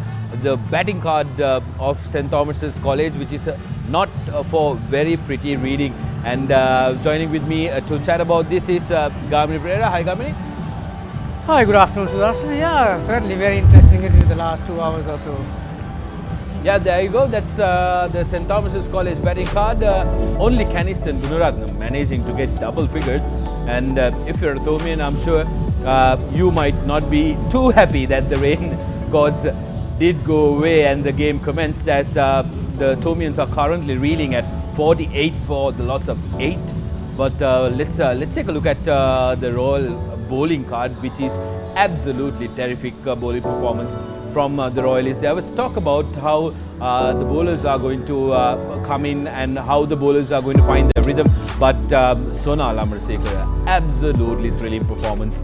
Take a look at the reading. 8 overs, 3 wickets for merely 6 runs, with Gishan Balasurya being a very able partner as well. 3 wickets for 15, and Kavindu Patharatna and also Dan Poddiwala and Prashant ably assisting them. Gamini, terrific bowling performance from Royal. It has been Royal from the get-go. Definitely, I think after winning the toss, that was a plus for the Royalists. And when you look at those bowling figures, I mean, it's good to the eye, but I was very impressed the control that they had. I mean, we spoke about on numerous occasions whether they are going to have the control, whether they'll be able to land the ball where they want. But I was impressed with the immaculate line they operated. In particular, Sonal Amarasekara, you know, swinging the ball both ways is one skill, and landing it is another altogether. And we were having a chat with Maroof of who relies on line and length on his in his heydays, and how impressive, because he's got a beautiful release and 2 different skills to bowl in and out. And more importantly, most of the Royal bowlers were looking to bring the stumps into play. How many? We had 4 LBWs. Ryan Fernandez was caught trying to drive. Bowlers were prepared to get driven. They showed the gaps for them to go for shots. Royal bowlers obviously pretty much on the coin, but St. Thomas's batsman, having said all this, St. Thomas batsman is the exact way that we spoke about. Some of them lacked footwork. They were falling across, a bit slow trying to play around the pad and getting caught right in front. I mean, if you're a batsman, whether you are coming after 6 months or whether you're batting every day, the basic thing is to play the straight ball, don't you? And some of them missed the straight ones. Well, let's take a look at the ones that did miss the straight one, as we have a brilliant highlight package for you of the wickets. Gamini, now when we take a look at the wickets, it's going to be for very interesting viewing. That was the first wicket. Sonal Amarasekara, what a spell. Yeah, that's Shalin Dimel again falling across. You know, the base is all wrong. Not all of that is Ryan Fernandez. That is the prize wicket, and well caught at gully as well. Again, the drivable length. See their footwork, all of them, their back foot ends up beyond the front foot. That shows, you know, the problem with the balance and the base. Again, that same thing, losing the balance on your front foot, back foot ends up all over again. Now, the pretty simple ball. This guy was getting a lot of bounce and turn, as you would expect for a left-arm spinner of that quality on a wicket that has been covered for most of the time. There's a lot of moisture, and that was a terrific catch from the Silly Point field. So, all in all, most of the things have worked for Royal, but St. Thomas showed some fight back in particularly that last 15 minutes, Sudarshan. So, let's hope the penny will drop for them after tea. Yes, I think St. Thomas's College will be quite relieved at the fact that they did pass their lowest first innings total, which was 33 way back in 1981. And the lowest first innings total in the last 100 years since 1921 was Royals 40 runs in 1945. So St. Thomas's did not want that ugly bragging, right? So they've gone past that. Where to from here, Gamini? Because I think I did mention this off where to a couple of people as well.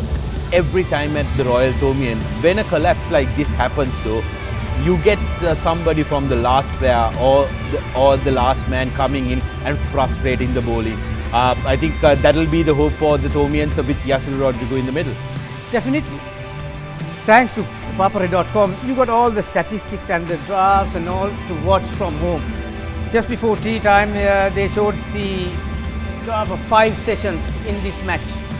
First session as won by Royal, no doubt about that. There is no argument on that. So St. Thomas's immediate plan is to win the next session. How are they going to win the next session? Like I said, they've got a bit of momentum going into the next session because of that 10 runs or so, not overly on runs. The partnership, Yasir Rodrigo is quite a capable batter. I've seen him even that last match under 19 when he played against Bangladesh. The last few overs he came and used the long handle and got 25 runs, played a beautiful cameo for Sri Lankans to get to 228 and something to bowl for the bowlers. So he is capable of using the bat. Pereira apparently playing as a batsman, although he came at number 10. And he's showing some qualities as a batsman. His feet are moving. He's not afraid to get that stride forward and meeting the ball early. Ball is still moving, so you need to play it before it does move. And so immediately they need to look at a partnership, maybe 20 runs, 25 in terms of runs all the time. Half an hour, maybe 40 minutes for the next 2 wickets. From there onwards, then the next half of the session by grabbing few wickets from the Royal top order, that's how you climb back into this game. So if you can, if the St. Thomas's can at least win this, will be even 50-50 the next one, then you have less distance to go tomorrow. But if they lose this session and bundle out in no time after tea, and if the Royal top order gets the better of their bowlers, then that's an uphill task tomorrow.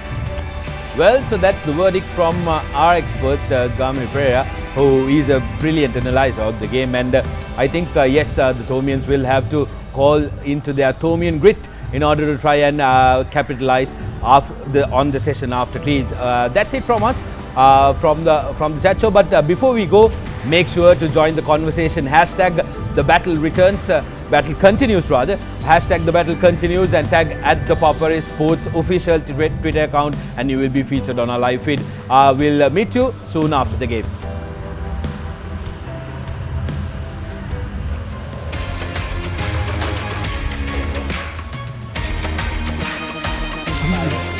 Endorsement it's only 10.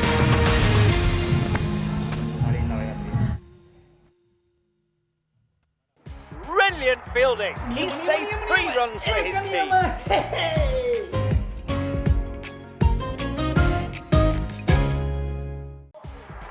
Got him. Clean ball.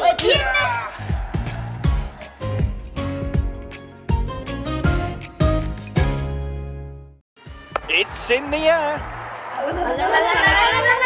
Yes! Oh yeah, dia mata menila. 50 runs. What a partnership on the pitch. Nafian dikin dengan betina kita mai.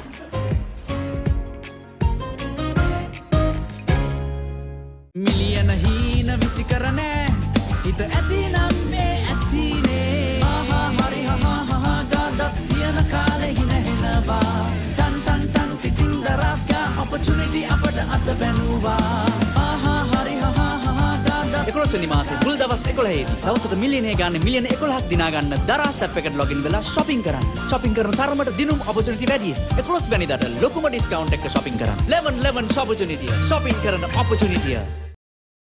And he's on his way back to the pavilion. Parade, තව ටිකක් wicket එකේ ඉන්න තිබ්බා.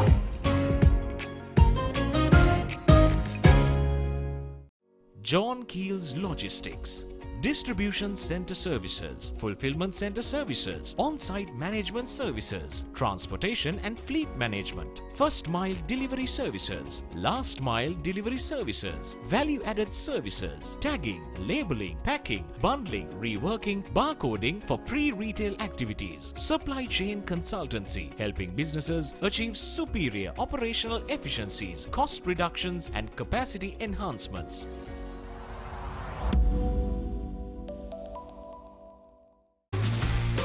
Get payments done in a flash to get on with your workout.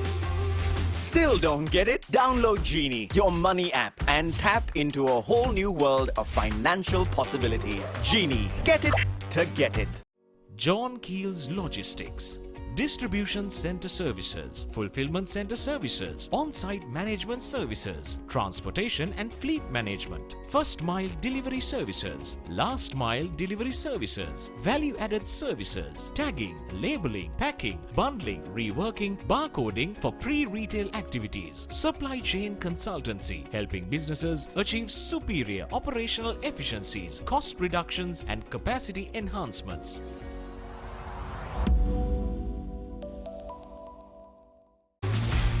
Get banking done to get back to your date. Still don't get it? Download Genie, your money app, and tap into a whole new world of financial possibilities. Genie, get it to get it. Right between the fielders for a beautiful boundary.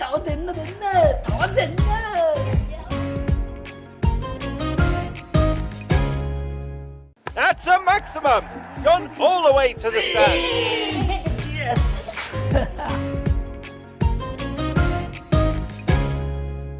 Fun blaster gun plus karala. Enjoy truly unlimited Facebook, WhatsApp, YouTube with additional data for only 347 rupees a month. Activate today the best unlimited plans.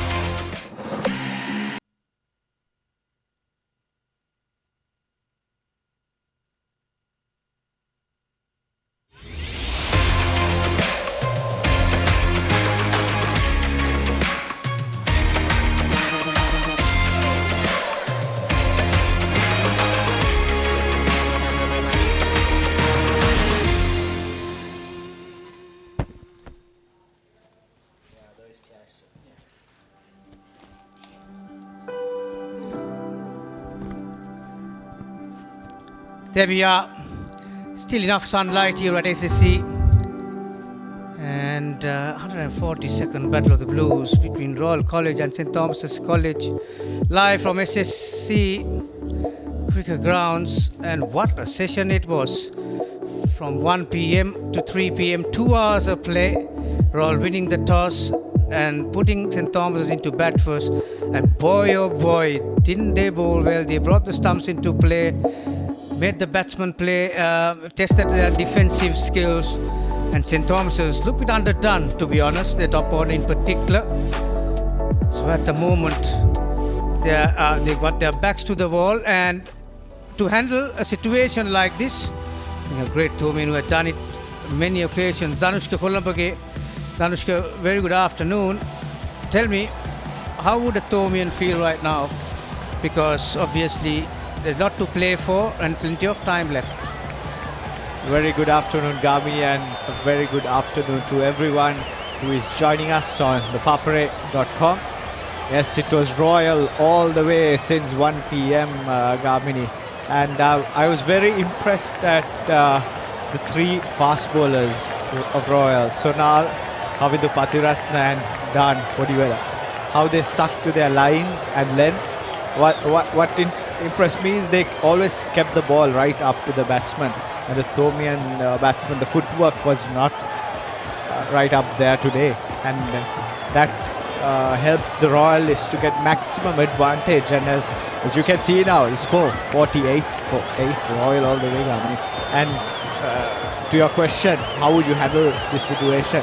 I believe Mahit here is batting quite well, using his feet.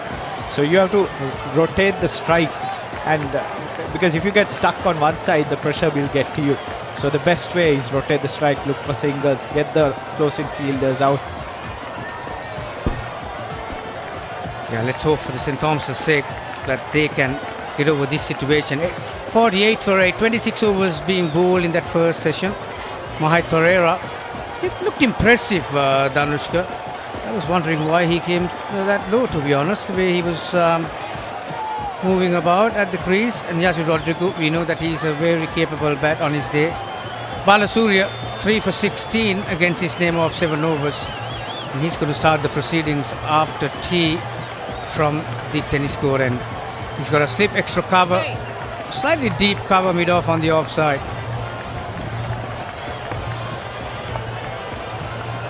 Sprots forward is Rodrigo. He's got a couple of fielders down on the boundary line on the onside. Catcher just under the bat, Silly mid-on. Short mid-wicket, that's Han Wickramasinghe mid-on. Deep mid-wicket and a deep square leg. It's a very intelligent field set by the Royalists, I believe. Yashiro coming forward and getting up to the pitch of the ball and hammering it past with the mid-on fielder. Good use of his feet, Gami. Just like we talked about, they have to use their feet against Gishan Balasuriya. Yeah, and Wickramasinghe obviously having the mid-on in a single saving position. Beautiful use of the feet. Being a tall man, he just needs one stride really to get to the pitch of the ball, but hit firmly down the ground. That one, that replay shows Danushka, the outfield has improved a little. So good comeback from Balasuriya.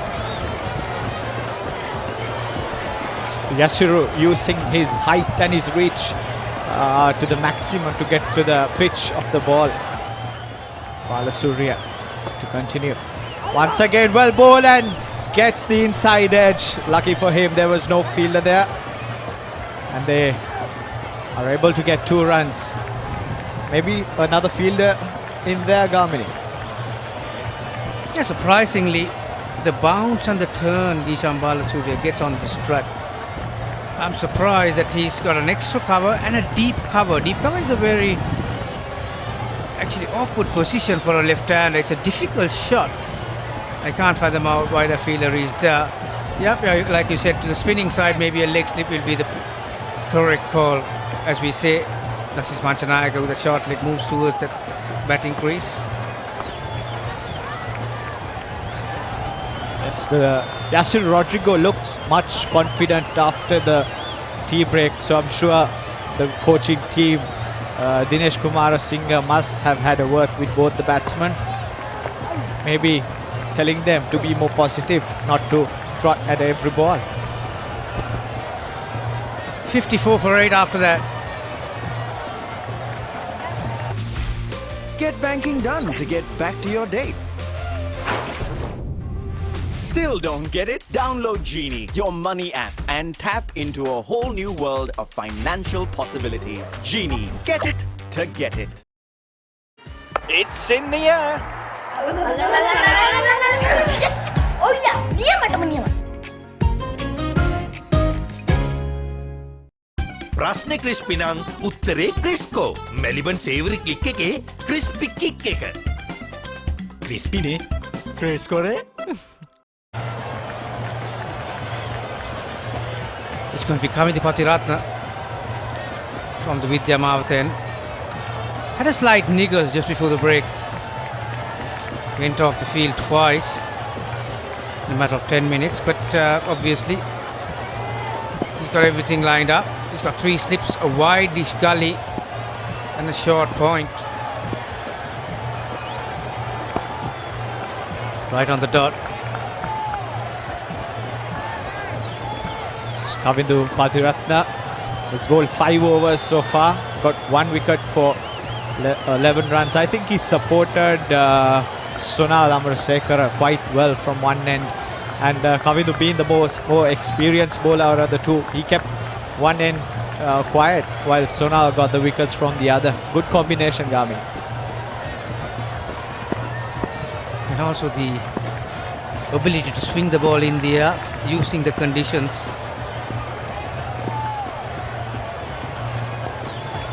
Edged, which is falling in front of that second slip fielder. Manchanayaka did well to get everything behind that ball. It's not the easiest skill to dive forward as a slip fielder. Patiratna still making the ball talk. Perfect outswinger to the right-handed Mahit Pereira.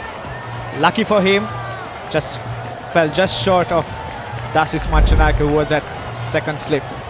Maybe they can move a few steps forward because that ball did not carry.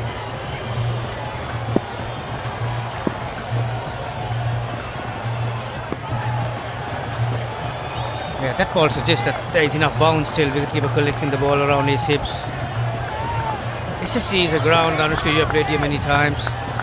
It's not the most difficult place for the slippers because there's a slope from the actual square, so mostly they just carry to the field more often than not. But Mahit actually played with soft hands, so just died off along the way really. Exactly. So the last win for Royal 2016 and for the Thomians coming in 2019. The first innings total since 2000 for Royal was 94 and the Thomians 99. Will they be able to pass 99 Gami? Only 2 wickets left. Yeah, that's a long way away when you look at the scoreboard at the moment. 54. Yeah, they're looking for a partnership, no doubt. Like during the break, I was talking to Sudarshan and I was saying, not in terms of runs only, I think the time-wise as well, need to frustrate the Royalists out there in the middle, trying to win that little period. Just a moment ago, we saw some of the groundsmen have got the covers in their hand, and it's just a slight drizzle at the moment. But Sun is out as well. Flick towards fine leg, comfortable single. Hey, I don't like that. That's Rodrigo. He's holding his hamstring as he was running. That's going to be a double blow if he... Umpire is having to talk to him. Yeah, he's down on the ground. There's some worried faces. That's the last thing you need, Danushka. Yes, that's not a sight which the Thomians would want to see, because these two are batting well, and also Yasiru spearheads the Thomian bowling attack. I hope it's not serious and it's just a cramp. You can see the physio on the ground having a look at Yasiru.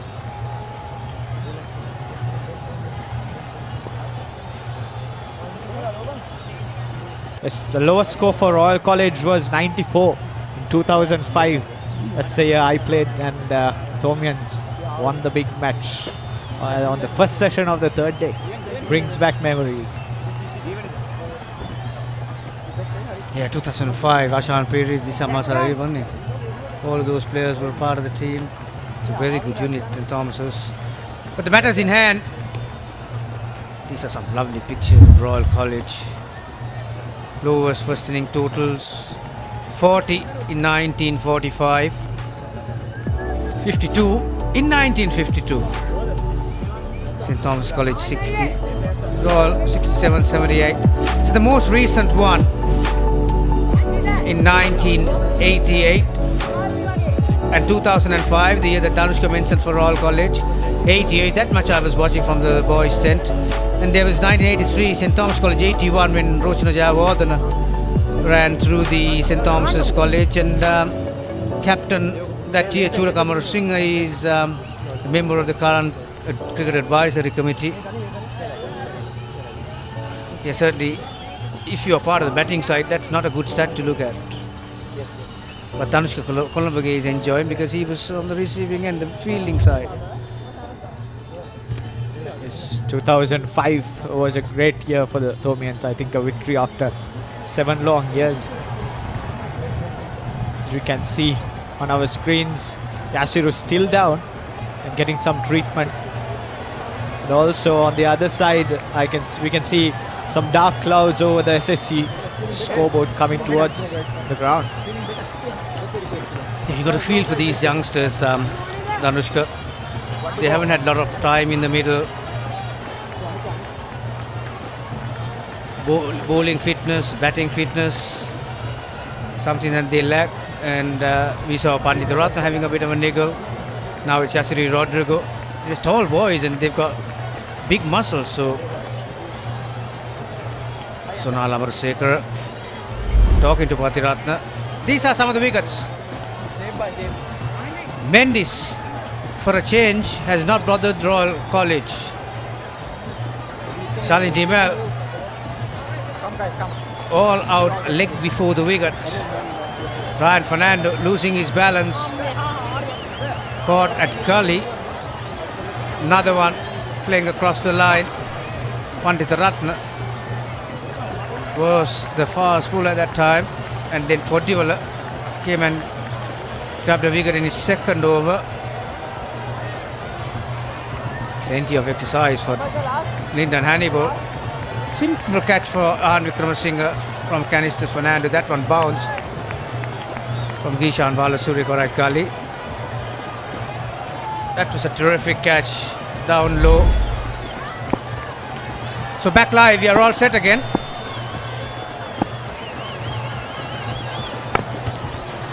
Kavindu Patiratna to continue. Full toss. Played right back to the mid-off fielder, no run there. I believe that's the end of the 28th over, and St Thomas's 55 for the loss of 8 wickets. Get that investment made to get down to your jam. Still don't get it? Download Genie, your money app, and tap into a whole new world of financial possibilities. Genie, get it to get it. 50 runs! What a partnership on the pitch!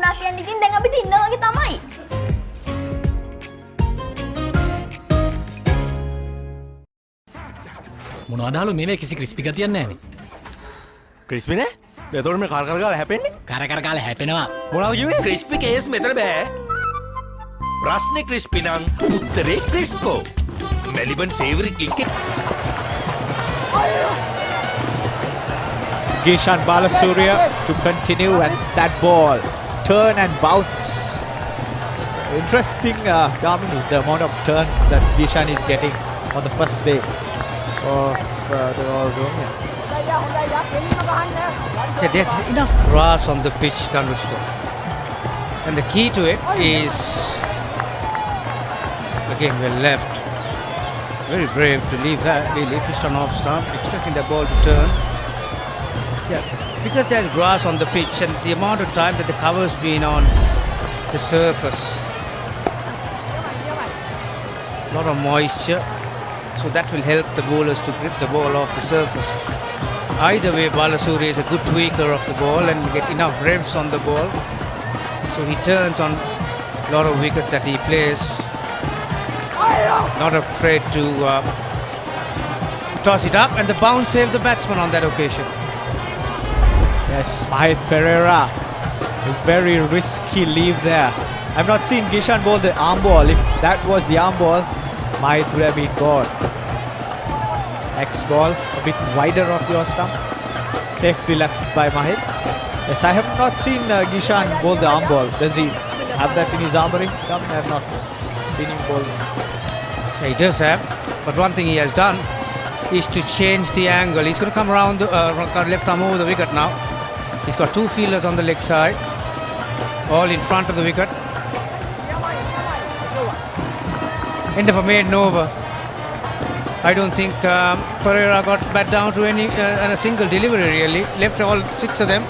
55 for 8.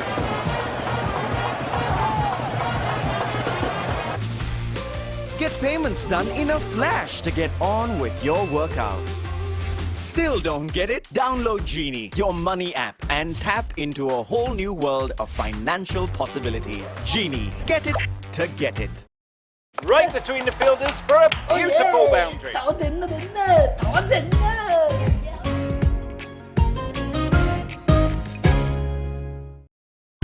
ප්‍රශ්නේ බාබකිව් නම් උත්තරේ ක්‍රික්ස්. Maliban සේවරි click එකේ බාබකිව් kick එක.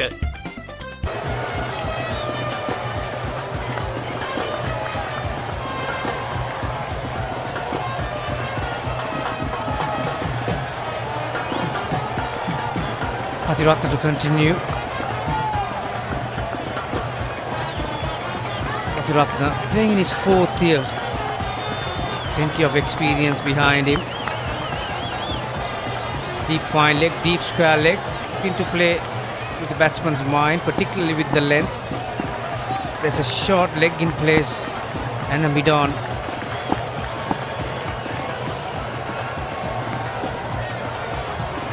Patiratna, the next ball down the leg side. Patiratna still getting some movement of the pitch. Stock delivery coming into the left-handed Yasiru Rodrigo, but he does move the ball both ways. And I remember he bowled, I think last year it was 20 overs on the trot. So he has the stamina, the control. Our stats guru tells us that last year Patiratna got 2 for 85 in his first innings of 30 overs. That's a close one. Umpire Hannibal. I must tell you about Umpire Hannibal. Looks like he had missed the last Christmas and maybe the Easter as well. He has lost a few kilos, I can tell you that much. He looks much fitter out there. That was good going down the leg side. Very good decision. Yes, exactly. By Hannibal looking good. I believe he's working out and it's working well for him. Yes, Kavindu Patiratna, 2 continuous balls on the pads. Yasiru Rodrigo needs to be a bit more careful. Maybe bat a few steps out of the crease to cut down the movement.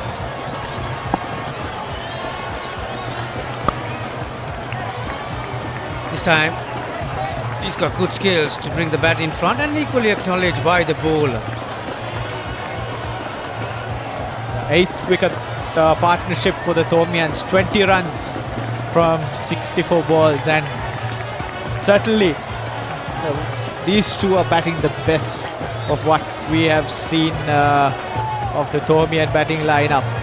They're quite positive, using their feet well.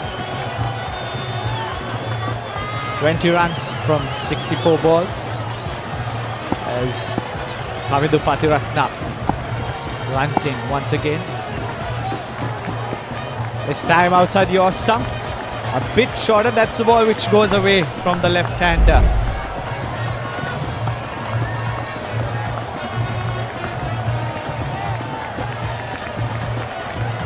As you can see, you were just talking about Patiratna just a moment ago. It's a beautiful presentation of the seam. That's maybe why even at the 30th over he'll still be able to move the ball in the air. Seam is pretty upright. It may look simplistic, but you need to have a good skill set to do that. Last win for RC 2016. STC 2 years ago, 2019. Wavered one from Patiratna. May have looked to angle it across the left-hander. Rodrigo had no interest in that. 55 for 8.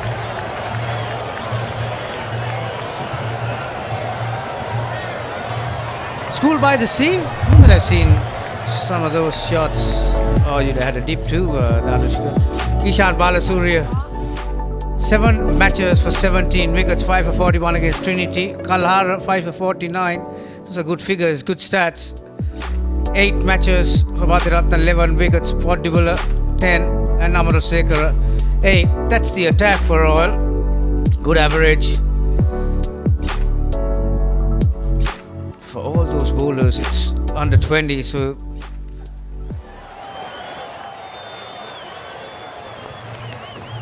I was going to just mention Danushka.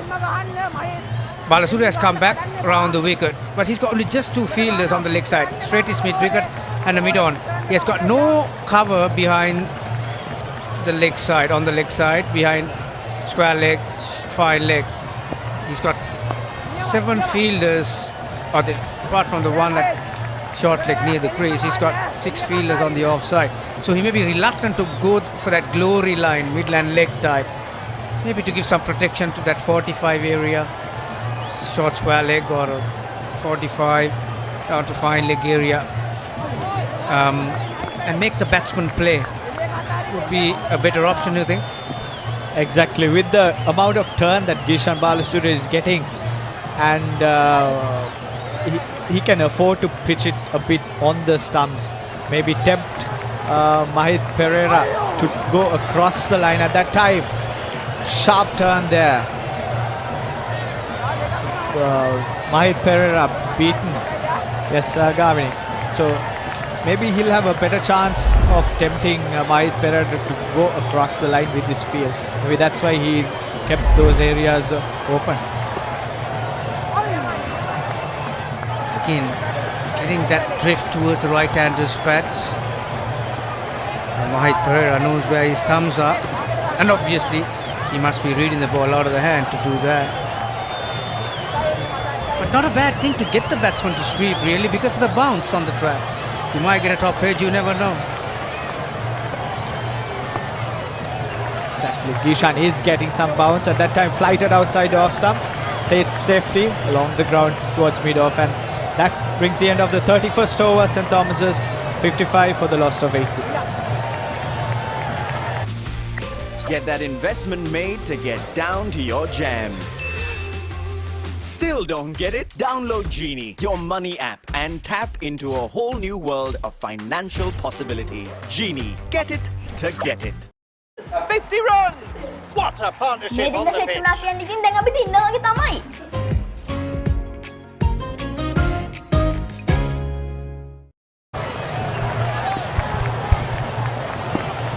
Welcome back to the SSC. St. Thomas's 55 for 8. We have Patiratna straying towards the leg side. It's an easy single towards the fine leg region. So I have with me my co-commentator, former Royal wicketkeeper Tiran Dhanapala. Afternoon, Tiran. Afternoon, Arosha. I think Royalists have extremely well during the past few overs, but Thomians have coped to put on a few runs and get a partnership going. Yeah, I think we were staring down the barrel at 40 odd for 8, 56 for 8. I think this seems to be the best bat moment. That's way outside the off stump, so easy lead for Mahit Perera. Tiran, I was very impressed, I think, with the overall approach what the Royalists had. They kept it simple. The fast bowlers, Sonal and company, they kept it right up there. But also, I found the Thomian batting technique, the top order, a bit wanting in terms of getting themselves LBW, where they were falling across. So they're getting the leg right across and falling across, and that didn't go down too well.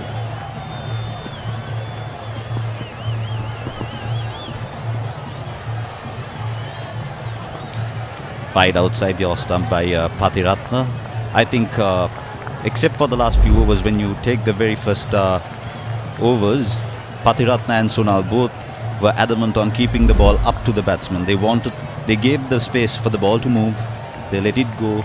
They hit the deck hard. They made the batsman play, and I think all the Thomian batsmen made the mistake. But we got to realize that Thomians did not have a lot of match practice, including the Royalists.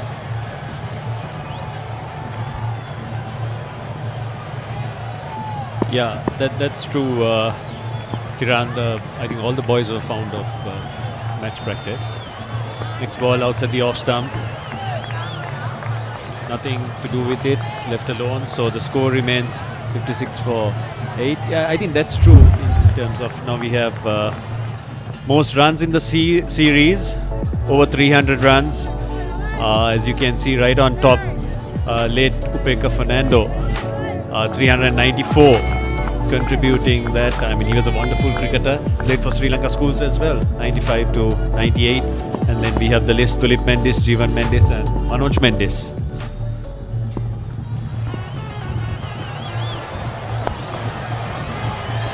Full toss by Patiratna. I think the Royalists have tried too hard in the last couple of overs. They've tried to mix it up. They've tried to make the batsman play. But the line has wavered from Patiratna. I think it's important that the Royalists keep up the plan, make the batsman play, keep it simple. The simple things have worked for them.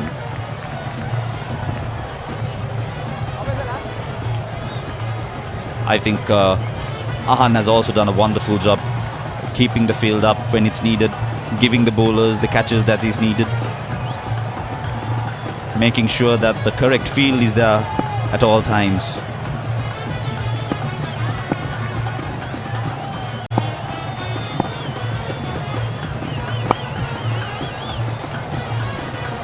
Straying down leg side for an easy single. Yeah, I think Ahan Vikramsinghe has captained really well, especially the bowling changes. I was quite impressed how he brought in Ihan. And that's the end of the over, 58 for 8.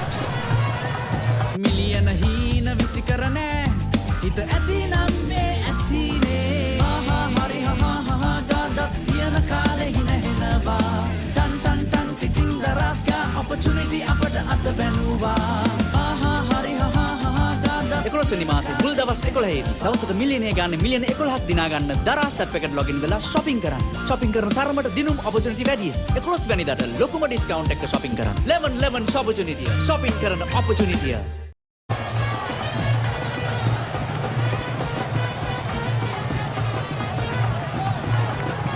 Back at the SSC, we have a bowling change. Prashant Kalhara coming from the tennis court end. Starts off with a good delivery. He's a right arm off spinner.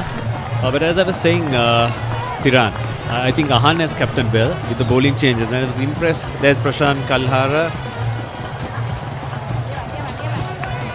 Yasiru has nothing to do with that. Lets it go as an easy leap. As I was saying, Gishan Balasurya, to bring him in with the new ball, because there was a bit of zip.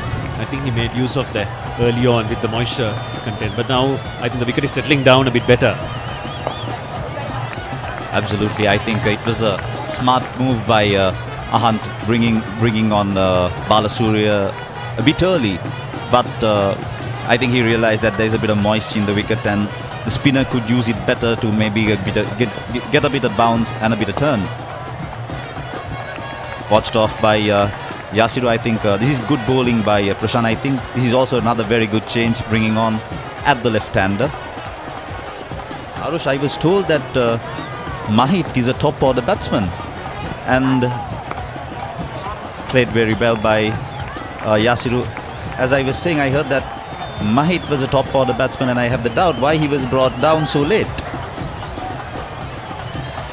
Yeah, Tiran, that's a good point. As we see a slight field change, Silmidov coming into play.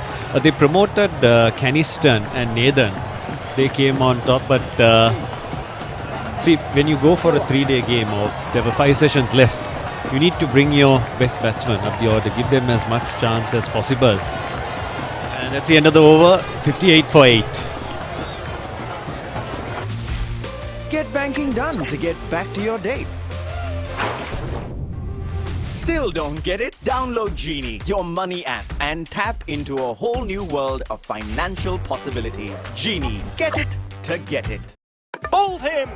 But wait, no ball! It's a free hit.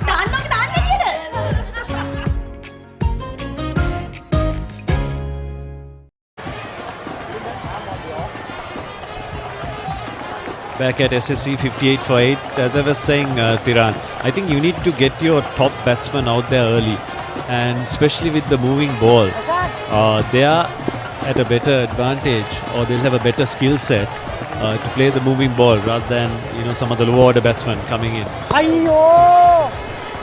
we have Ishan. He's bowling very well. He's mixing it up, and the Tomians are reading him carefully off the wicket. They've been leaving him quite a bit. A change of ends for Balasurya. Poor delivery by Balasurya and very well fielded. It's well done by the field at mid-on. Again, a change of end coming from the other side, trying to extract whatever there is left of this wicket. Yes, as you were saying, I understand, but I actually thought the batsman would have come on top if they've come earlier. Other than exposing your lower middle order, you might have had a better chance, maybe to get a few runs. There's always the opportunity to get it out, but you have to take the risk if it's needed. Yeah, and I think the pressure of the scoreboard is there, because we could have been like 30 or 40 odd for 5, whereas we ended up 40 odd for 8 with the lower batsman coming and getting out. There's a bit of an injury scare to one of the Royal fielders. Tiran, is that Sonal Amarasekara, I believe? Yeah, it is. I believe it is lower abdomen while he was trying to field. We see him walking off the ground with the physio. bit of a stoppage again. As you can see, the drone cam showing the SSC. The beautiful feed being brought by the Papare crew.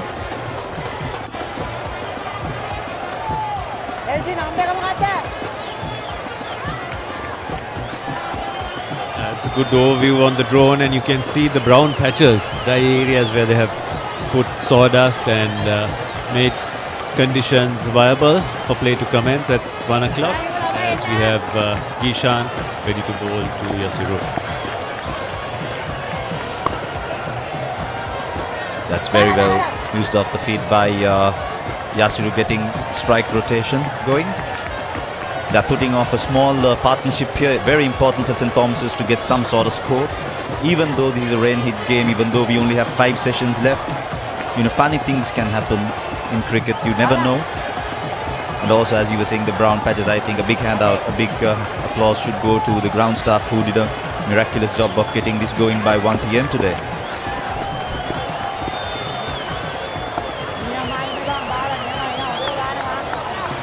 Actually, Yasiru and Mahit have been batting quite well. Yasiru had a good series. I believe he got 20s, 30s against the Bangladeshis. So he's in form. Like you were saying, the rest of the boys are underdone a bit without match practice. But Yasiru has been exposed to the match practice, intense practicing and matches with the Sri Lanka under-19s. And Mahit is also a gutty cricketer who's hanging out there.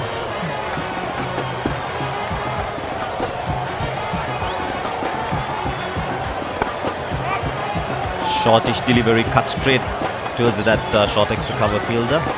And that's the end of the over. St. Thomas's 60 for the loss of 8 wickets. Get payments done in a flash to get on with your workout. Still don't get it? Download Genie, your money app, and tap into a whole new world of financial possibilities. Genie, get it to get it. Introducing Munchy Savory Salsa with the spicy flavor of real jalapenos in an all-new resealable pack. Munchy Salsa, feel the heat. Available at all leading supermarkets.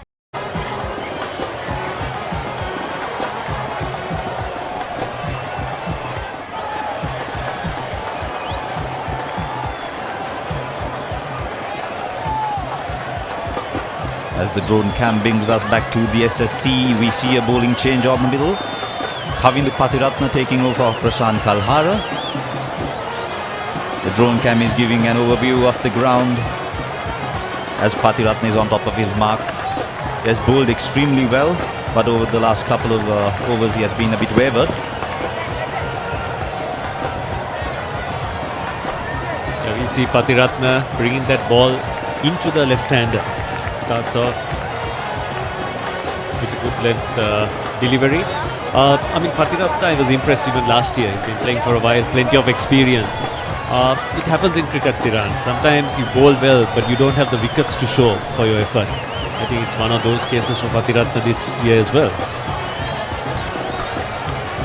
Absolutely, I think he was the spearhead of Royal for maybe the last couple of years. He has been bowling well, but he might not have the wickets to show it. He actually started the season quite well this year, but you know, due to COVID and all the other health regulations, it is a very short season for the schoolboys. I think Royal only played about 5 games. So our hearts go out to the team as well.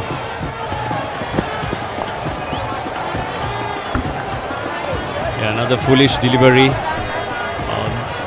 Again, I think Ahan's captaincy comes into play. It's impressive to see that he's keeping 3 slips and a gully and attacking. I think that's the way to go. You're 8 wickets down. You need to create something. And as far as Royal is concerned, I think they want to finish this session, at least get the 2 wickets as early as possible and get their openers in there to see whatever runs they could get, because you never know with the cloud cover and the light conditions how the game is going to progress today. Absolutely, Arush. As we speak, there's a bit of cloud cover coming towards SSC. Shortish delivery, tucked off by the batsman towards the fine leg fielder, very well cleared. As you were saying, very correct. I think Ahan has kept his field up. I think has given the bowler protection when it is needed. And all the places where catches catching fielders are needed, I think he has done a brilliant job in keeping in place. I think Jahan has played a big part here, where providing that knowledge, the skill set to Ahan as well, to to see, to have a vision as a captain to guide the younger ones. And then we see the drone shot there, view of SSC and the surrounding environment. Oh, that's a wide delivery. Easy lead for Yasuru Rodrigo. Yeah, I think the captaincy is key, and you could see that in the bowling changes and the field settings, and also seems to have a basic plan for each batsman. It's not a case of him looking around and trying to figure out where he needs to put the fielders. He's very precise and focused, and they all know what each one has to do. Each one knows their role, and that's very important at this level. Absolutely, I think the Royalists have done their homework against each and every batsman, how they play, what they play, where each and every bowler has to bowl to these batsmen. So kudos to the Royalists for doing their homework.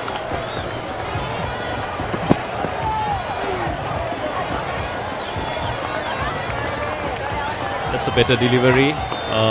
Watchfully left. He was almost committed to that, but at the last moment took his bat away, and it goes harmlessly to wicketkeeper Sehan.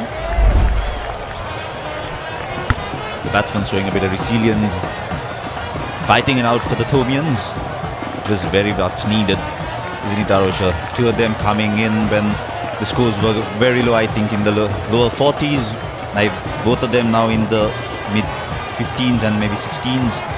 Both of them batted more than 40 deliveries. They put on the hard yards, I think. Again, very well watchfully played by Yasuru.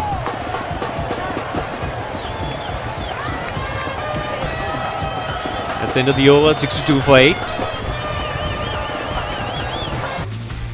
Get that investment made to get down to your jam. Still don't get it? Download Genie, your money app, and tap into a whole new world of financial possibilities. Genie, get it to get it. And he's on his way back to the pavilion. අපරාදේ තව ටිකක් wicket එකේ ඉන්න තිබ්බා.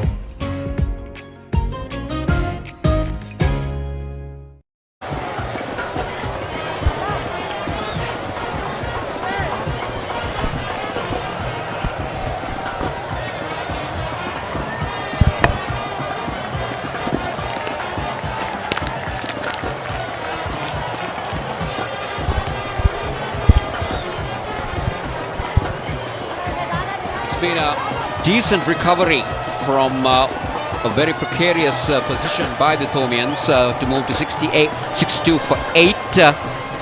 Good contributions from Mahit and Yasiru, trying to bring some respect to the Thomian total. As I say, good evening to Feroz. Very good evening to our viewers. Yes, and these two have put on close to 30 runs. Yasiru on 16 and Mahit on 15. Yeah, you see, this is the drone shot that we are bringing to you on this live coverage, Feroz, and you can see a few patches which will be filled up with soda, but that's beautifully driven on the other end. But the slow outfield will not take it all the way to the boundary. So these pitches coming to you courtesy of the Papare.com. They're coming to you live on Channel 1, Dialog TV, and streaming around the world. Well, these two have batted very well. They took their time. Mahit especially is in the last occasion played an inside-out cover drive.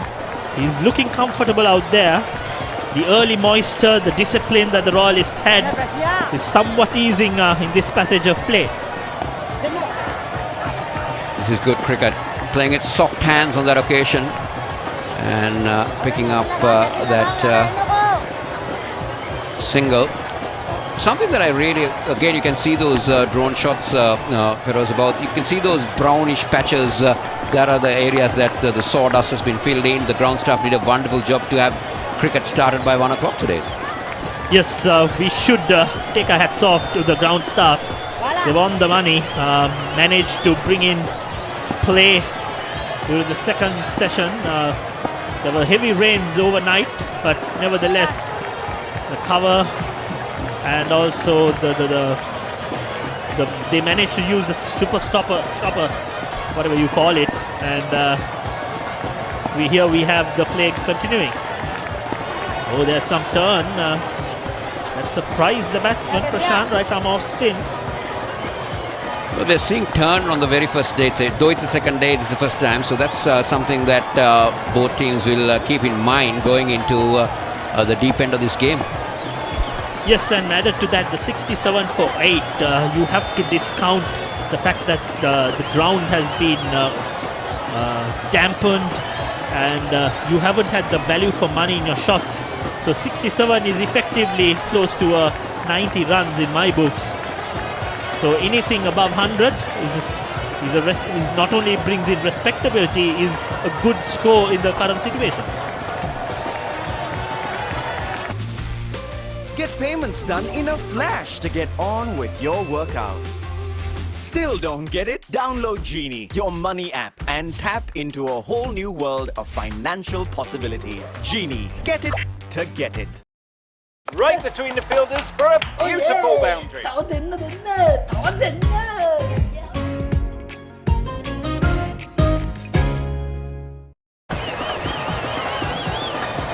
Well, we haven't seen a feast of runs so far. Sonal comes back into the attack, the main destroyer for the Royals. He really tormented the top order of the Thormians.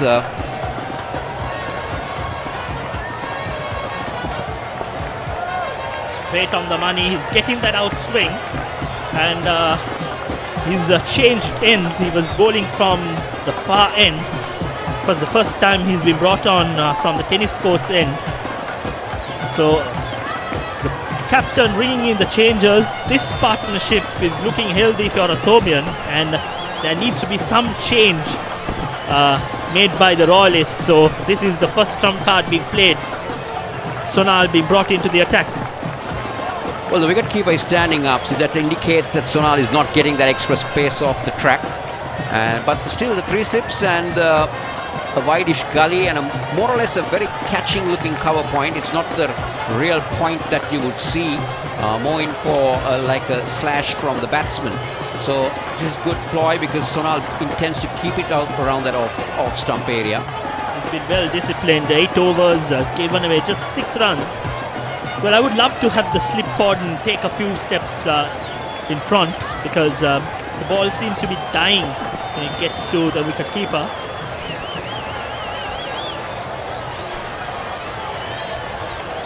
So this partnership is worth 32 runs of 105 deliveries. The grand scheme of things, it has been a very good partnership.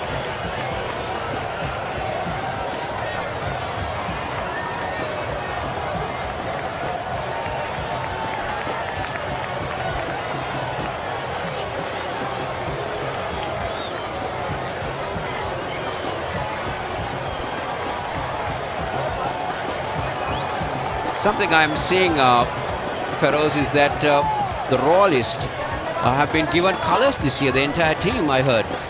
Yes, which used to be the practice many years back.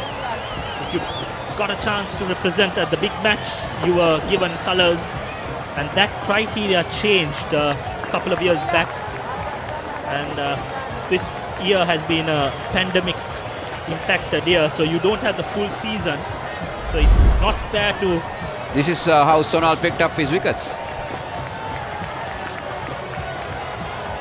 The ball right on the money, isn't it, Feroz? Right on the front foot, and the batsman really made a mess of Sirek. Now this is a good catch. This is, I thought, the best ball that he bowled to Ryan. Floated it up to the batsman, got Ryan to drive. His feet wasn't moving on that occasion, and held the edge, well held.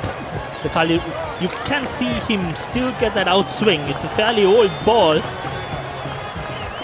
36 overs into the game, and he's still getting... He has a good wrist position. His release point is the key, isn't it? Now this is how Sonal's bowled so far. 8.5, 5 maidens, 6 runs, 3 wickets. Look at that economy, 0.58. Absolutely. Shades of Curtly Ambrose, but minus the pace, using his height and brilliant cocked wrist, sending that seam straight. There you see that outswing again. It's been effortless bowling by Sonal. He just stumbles in, uses his height and releases it. So that's the end of the 37th over, 67 for 8. John Keel's Logistics. Distribution Center Services, Fulfillment Center Services, On-Site Management Services, Transportation and Fleet Management, First Mile Delivery Services, Last Mile Delivery Services, Value-Added Services, Tagging, Labeling, Packing, Bundling, Reworking, Barcoding for pre-retail activities, Supply Chain Consultancy, helping businesses achieve superior operational efficiencies, cost reductions and capacity enhancements.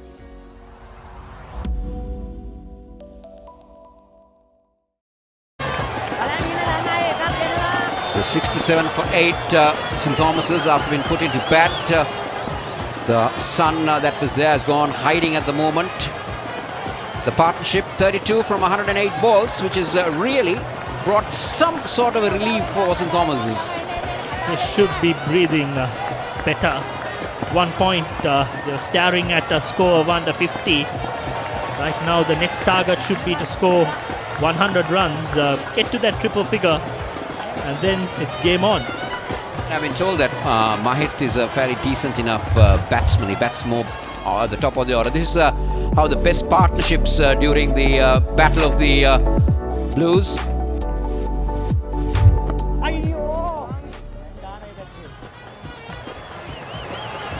They wouldn't mind as long as how they come. Inside edges, outside edges. Absolutely, every run matters. And if you're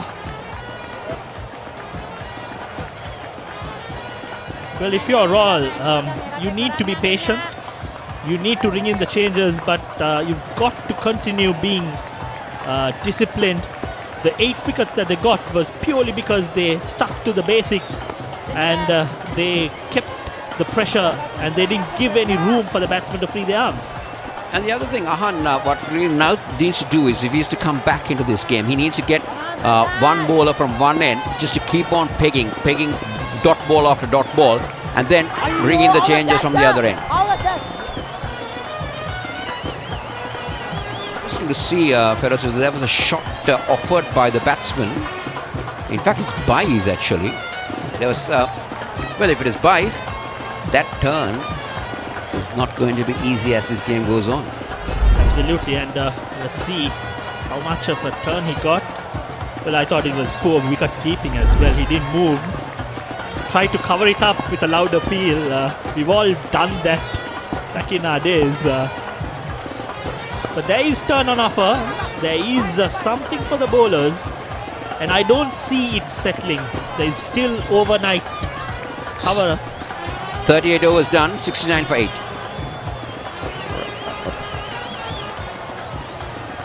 So you were right, Kosala. You've got to have one bowler pegging it, which I think Sonal can do that. And you've got to attack from the other end. Well, there you go. These are the best partnerships that we've seen for the wickets. The 9th wicket partnership is 96 between Thiran Dhanapala and Harit Samarasinghe. So Thiran Dhanapala was just on air with us. So definitely this pair will be looking at that. But the best, 254. That's Anushka Polonovich with Yasas Dharmatha way back in 1996. Well, that 96 was from a similar situation where Royal was, if I remember right, 90 for 8. And that partnership saved the game for them. So these two are out there and they've looked comfortable. We haven't seen the ball miss the outside edge. The oohs and ahs out there from the bowlers. What I can understand from Ahan Wickramasinghe is, I know that he wants a wicket quickly, but what he's doing is he's keeping on changing the bowlers far too early. He needs to get one end blocked up and try and attack from the other end. So I think he's brought in his main left-arm spinner, Gishan, from this end, where he had his success. I'd like to see Sonal continue from the far end because he's disciplined. He can keep on pegging it at the right line and length, restrict scoring, and from the other end you can continue to attack. Well, this is what Gishan does. He goes very wide of the crease, isn't it? And then tries to angle it in. And if you see the 3 wickets that Gishan got, were all that was beautifully played by Mahit. Off the back foot towards the point region, and that is the third boundary for the day. That takes him to 22 of 60. So beautifully played by Mahit off the back foot. So Kosala, I was saying the difference I've seen in the batting is Mahit is not committing onto the front foot. Waiting till he comes on. Yeah, because he went right back on his crease. He was right deep in his crease and waited for the ball to come on to him. And he had ample time to play it where he wanted.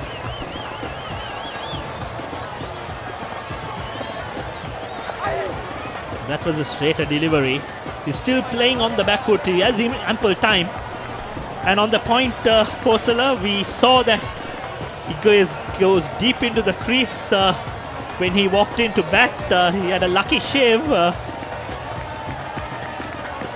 well bowled. That should be out. Oh.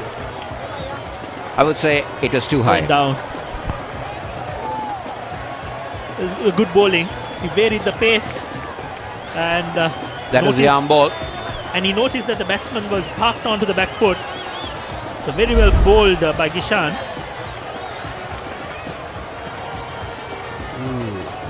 Maybe doing a little bit too much, and also the height, hitting him up on the knee roll, on the top of the pad, most of the flap there. I think the bounce saved him on that occasion. 39 overs completed, 73 for 8. John Keel's Logistics.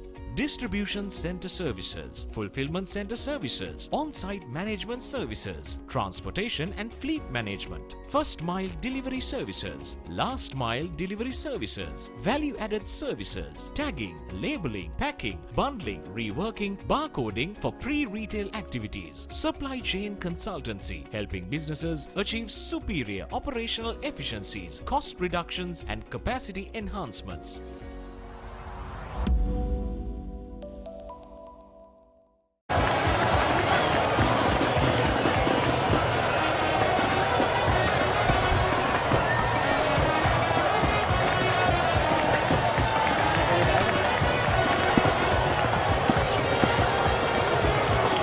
Another change in the bowling, another left-armer coming in.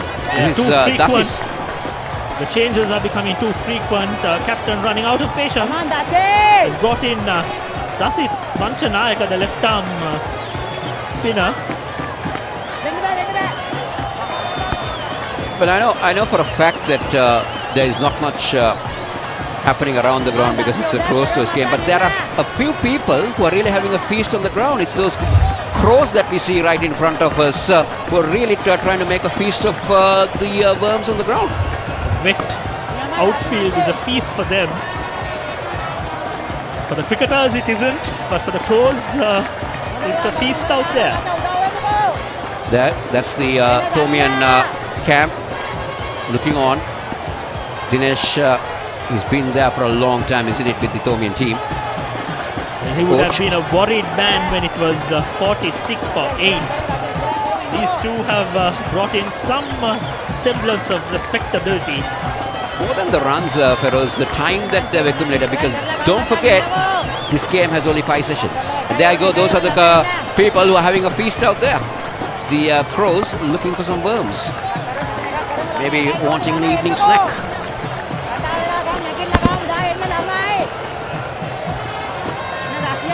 Well, Dasis seems to be bowling. There you see some drizzle out there. Now Dasis that picked up. Oh, that's going to be out! That's the break they needed. The run out. It looked out for me. We'll have to wait for replays, but this was some smart bit of fielding by the captain, Ahan. Things weren't working for him, and there you go. The only thing that can save him is that the bowler did not collect it cleanly. Let's take a look at that again. Oh, it's out. No. Well, that will definitely bring the third umpire into play a lot. Let's wait and see.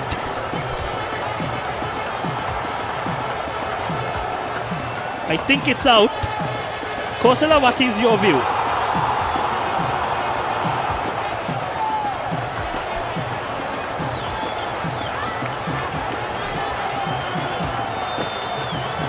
I think it's very good umpiring because the batsman was not in the frame at all. And he was closely looking at the fielder. He knew, and it's given.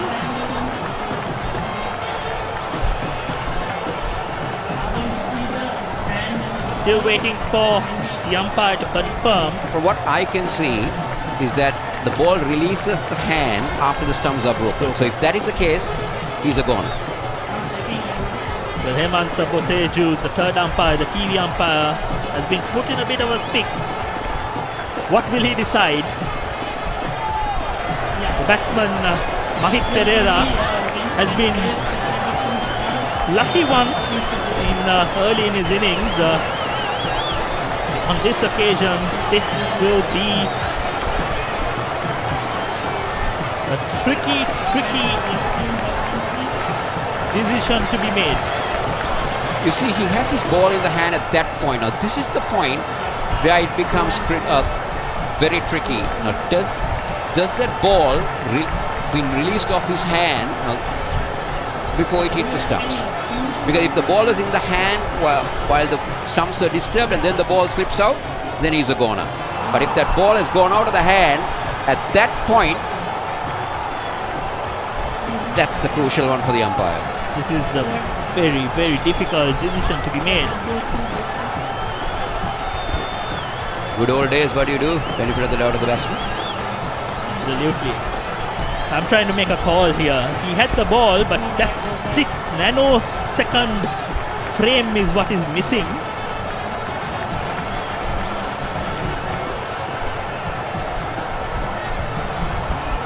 Does he break the stumps with the hand without the ball? That's what the umpire is now looking for. Well, the batsman was once lucky due to technology reasons, and this time again technology has come into his benefit. We'll have to wait and see. You don't get any What's your call on it? It looks not out. I thought from a Royal perspective we would have said out. Let's look. This is another. Oh, that looks out. Go back. Yeah, go back. This is difficult. Does Isifar cover the frame?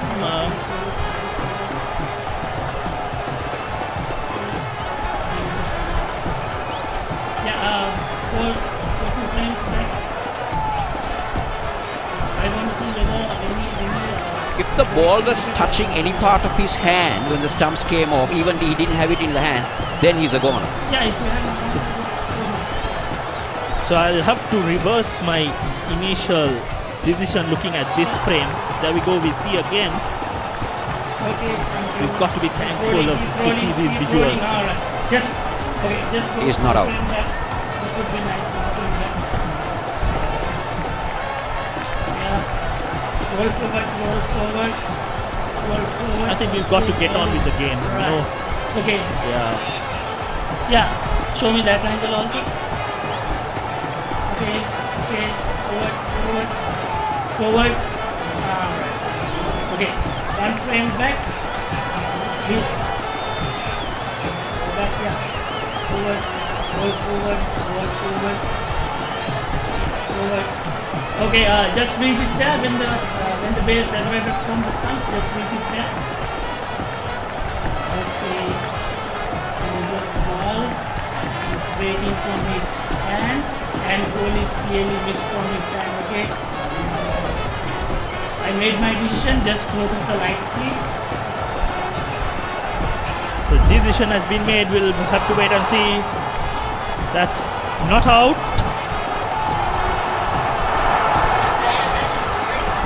Young man, you are very lucky, Mr. Mahit. He's got to take the lottery today. Well, that comes to the end of the 40th over of the Thomin innings, 73 for 8.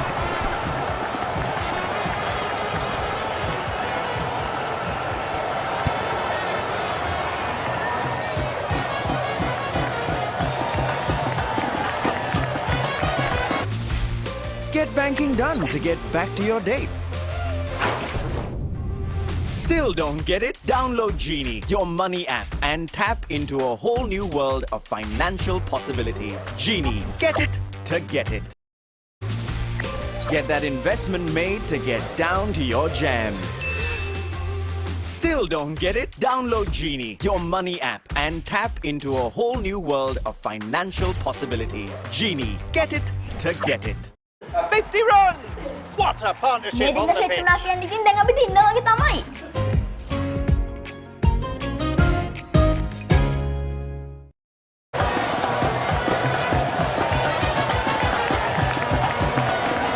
Well, 40 overs completed, 73 for 8. And that was a lucky escape for the Tomian batsman Mahit. He's been playing really well, 22 of 63, Yasiru Rodrigo 17 of 67. It was a close run-out call. It was a very, very difficult one for the third umpire Hemant Boteju. A lot of angles, credit to the Papare.com and Dialog TV for bringing those views and those angles from our production crew. They did a fantastic job there. And the third umpire deciding to go in favor of the batsman, but that was a very close call, and Mahit has been very lucky today, Shavindra. Extremely lucky, Ricky. Benefit of the doubt definitely going Mahit's way. Second time around now for the young man, so definitely a day for the lottery. Yes, definitely. And he's batted well though. He's done a good job so far. He's batted positively. Shown a lot of intent. He's hung in there and showed a lot of fight along with Yasiru Rodrigo. Royal bowlers have thrown everything at him possible. Pace and spin. They have changed it around from left arm orthodox to right arm off spin as well. And this is that last incident. Brilliant fielding. Brilliant fielding by the skipper there. Batsman nowhere close to the popping crease and miles out. And also credit to the on-field umpire. He gave it straight away as not out because the batsman was long way off. He could have given it out thinking it was broken, the stumps were broken clearly. But he went to the third umpire and it was absolutely, at the end, I think the right call. Fantastic decision. But what a comeback. What a comeback. That's a ripper from Kishan Balasuriya. No clue about that Mahit this time. The water break has played dividends for the Royalists. The short break, and the Royal have come back with a wicket, and that was a peach of a delivery. Peach of a delivery there by Kishan Balasuriya. Going in without any turn, just skidded through, and Mahit had absolutely no clue. And shambles, top of off stump, perfect delivery by Kishan. Perfect line and length. The young man has been bowling some great deliveries, Vicky. Yes, brilliant stuff. Mahit fought hard, out for 22. St. Thomas's have slipped to 73 for the loss of 9 wickets now. Get payments done in a flash to get on with your workouts.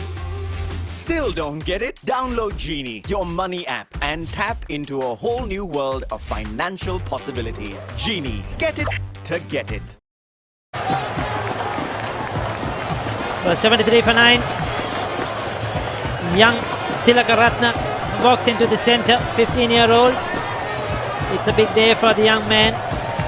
His elder brother has been a part of the Royal Tomian as well a few years ago, and another proud moment for Ranjit Tilakaratne. It's a proud moment for the Tilakaratne family, son of former Sri Lankan captain and now coach Ashan Tilakaratne. So Rajindu Tilakaratne in the centre. His brother Ravindu played in 2013, 2014 as well. Left armour. Balasuriya ambles in. Notched onto the leg side. No run. Royal College definitely on the high and on the prowl for another wicket. Yes, certainly they've won the toss, did the right thing, decided to bowl first. The new ball bowlers started off proceedings really well. They set the benchmark for the rest to follow. And Kishan Balasuriya, he's using his experience, he's using his skill, and his variations have been brilliant as well. Another peach of a delivery, pulls his bat away. We were discussing off here earlier. when Kishan was bowling that he should try to bowl that arm ball to Mahit, the right-hander, and he did just that, and he got that important breakthrough. Just needs to create that uncertainty in the mind of the batsman, and Kishan definitely is coming into his stride. Another dot delivery to end the 40th over. St. Thomas's College 73 for the loss of 9.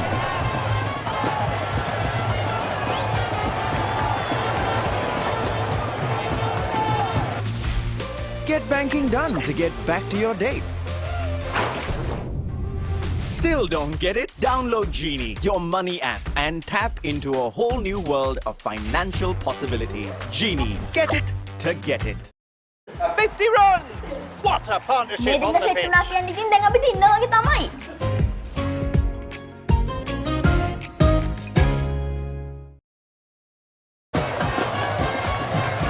Live scenes back from the SSC.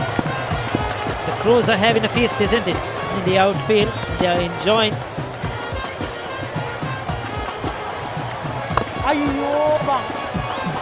I feel Shavindra now, Yasir Rodrigo should try to look for more runs. I think he's hung around there for a long time. He's done a brilliant job. 68 deliveries. He's shown a lot of patience. That's not his natural game, but he's adjusted really well. St. Thomas's definitely need to pick up the gear and try to put some runs on the board if they are to defend any sort of result and the shield at the end of the day. Yes, Rodrigo will probably try to look for the twos. He needs to keep strike as well. He has to play a crucial role here. Royal College ambling on and keeping that pressure back on St. Thomas's and not letting them let loose, keeping it quite tight. Field change by Han. He brings in the sweeper fielder into the circle. Oh, right through him. He was not ball watching. He was looking at the batsman. He was looking at the stumps and not the ball. And that went right through his hands, Ishan Balsurya. And that was a let off because Rodrigo needed the second run to keep the strike, and he's got it. New batsman in, and it's important for Royal to keep the pressure on the new batsman. Rajendra. Well, they have not got the second, isn't it? Sorry about that, Shavindra. I thought they ran two. Rajendra's back on strike rather.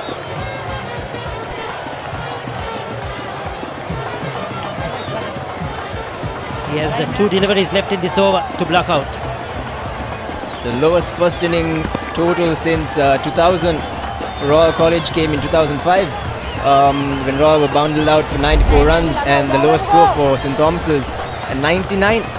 So there's some motivation for the Royal team to go into history books. St. Thomas's were bundled out for 99 in 2009. Well, he's survived those 2 deliveries, Rajendra Tilakaratne, 42 completed, 74 for 9.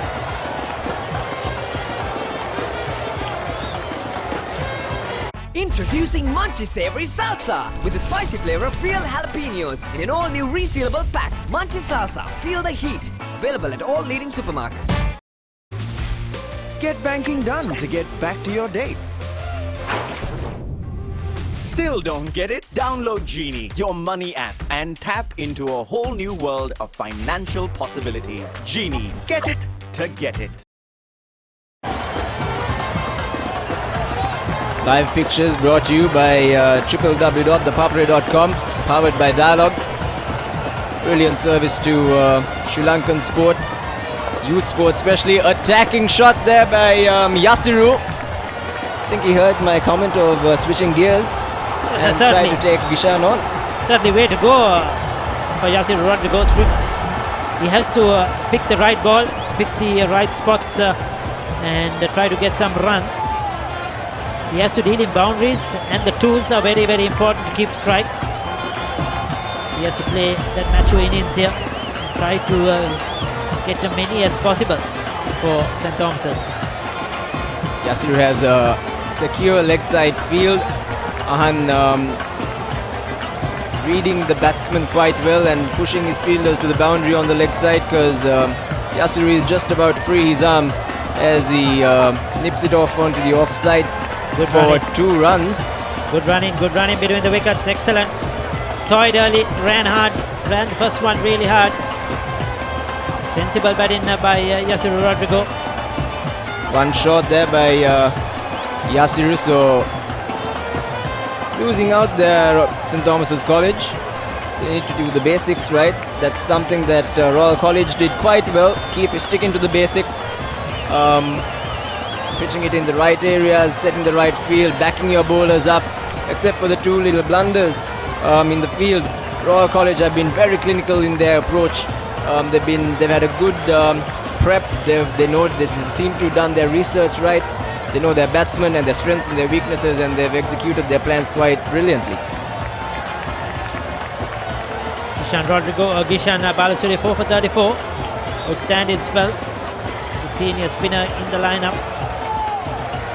Well, what's the field does he have here on offer? He has a long on, deep mid wicket, deep backwards Kralik.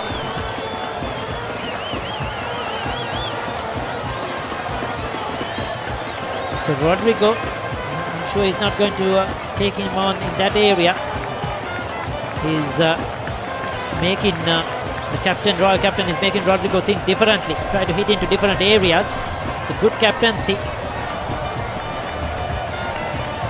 Inviting the batsman to play against the turn. Ishan will definitely look to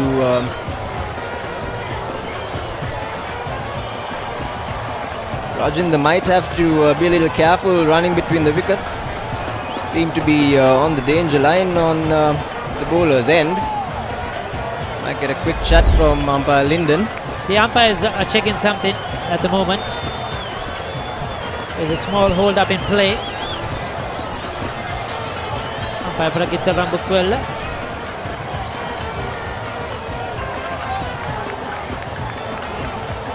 Referring something. We'll have to wait and see. There's a short hold up in play. But the Royal have had a brilliant day.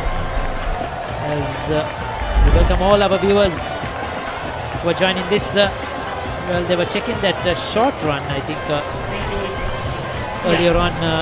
Shamindra? Confirm it's one shot. Confirm Ramuk it's one shot. Yep, refer to the TV umpire to just have it verified and check. Focus the Ramukal umpire. Just focus the director, just focus the Ramukal umpire. No, just focus the Ramukal. Yes, the umpires are checking the short run at the moment. Just show it in Ramukal. I think it's a short run on both ends. It seemed like a short run on both ends. Does that mean there is no run at all, Ricky? Quite confused. Well, St. Thomas's are certainly confusing the umpires at the moment. It's all happening. Umpire Hemant Botejo has been the busiest of them all in this game so far. Props to the two officials in the middle. They've done a splendid job. There is technology on offer, and they've used technology to the best of their capabilities and to the capabilities of the production crew. It's very nice, Ricky, to see that there's technology and the game progressing even at a school level. Papare.com Dialogue Asiat have done a tremendous job to develop and bring sport, cricketing particularly, this school level, the under-19 levels, bringing these games live over the last few years. And a lot of hard work behind the scenes to bring this production live too. It's not easy. Definitely, Ricky. What started off as a schoolboy enterprise has now grown into a full-fledged media organization, and props to everyone who has been behind the scenes from the start and bringing to you live pictures. Imagine not being able to see this match if the Papare wasn't around. Definitely. Can they get the single? They have to. Rodrigo was slow to get off the mark, but at the end comfortably in. 43 overs completed, 80 for the loss of 9 wickets. John Keel's Logistics. Distribution Center Services, Fulfillment Center Services, On-site Management Services, Transportation and Fleet Management, First Mile Delivery Services, Last Mile Delivery Services, Value-Added Services, Tagging, Labeling, Packing, Bundling, Reworking, Barcoding for pre-retail activities, Supply Chain Consultancy, helping businesses achieve superior operational efficiencies, cost reductions and capacity enhancements.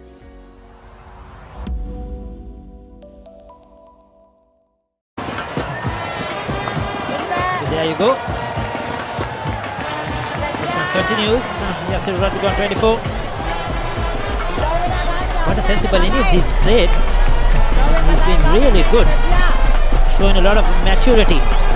Yasir Rodrigo. He likes to bang the ball, hit the ball around, but I think that also the development to a higher level, being a part of the Sri Lankan under-19s, have certainly helped him. And he's certainly improved as a player. You're enjoying the biscuits, Shamindra. Sadly, it's over, Ricky. You've been finishing them. You've been knocking at them. There was tea, Ricky. How did you miss the tea and you clearly finished the biscuits instead of the tea? Yes, we'll never refuse the Melbourne Briscoe.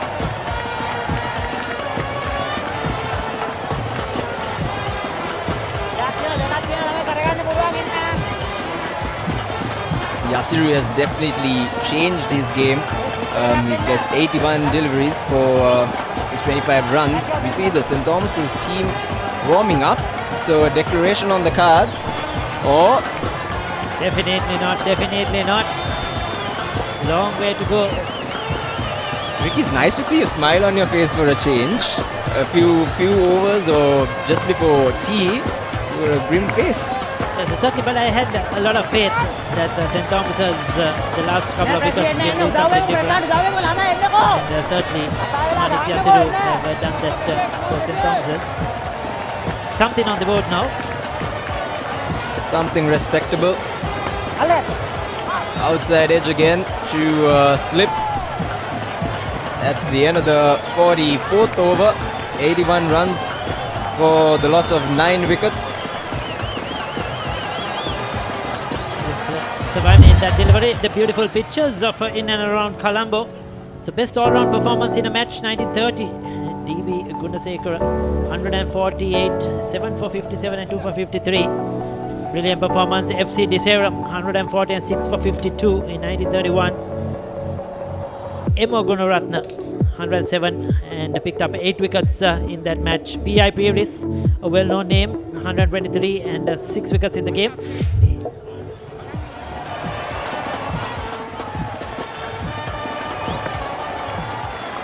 Those are brilliant performances, all-round performances of the big match in the past of this historical Royal Thomaian. Couple of more runs to Yasir Rodrigo. He's hitting it into the gap and he's getting the twos quite easily at the moment. To be honest, Ricky, Gushan has relaxed a little, in my opinion. He doesn't have the attacking stride he had a few overs ago. Must be a little tired, fingers starting to get sore. But even in the previous delivery, it was a short pitched delivery outside off stump and easy pickings for Yasiru, who has faced quite a number of deliveries and is set now. The wicket has also set. Yes, so certainly 3 fielders on the boundary on the onside. One save with the single at mid wicket. A lot of open spaces for the ones on the onside for Rodrigo. Decides to go towards a long on, but he won't take the single. He wants to keep strike. Like I said, that's his game now, and he's doing it well. So he's looking for the twos on the offside. He knows he cannot get 2 on the onside. It's going to be really difficult. So he's looking for those gaps on the offside. What I'm seeing is Yasiru looking for the boundaries where he could easily get 2s. There are plenty of gaps. The SSC offers massive gaps in the field. So there are easy nudges that he could pick 2 runs up and keep the strike as well, because clearly he wants to keep strike and pile on the runs.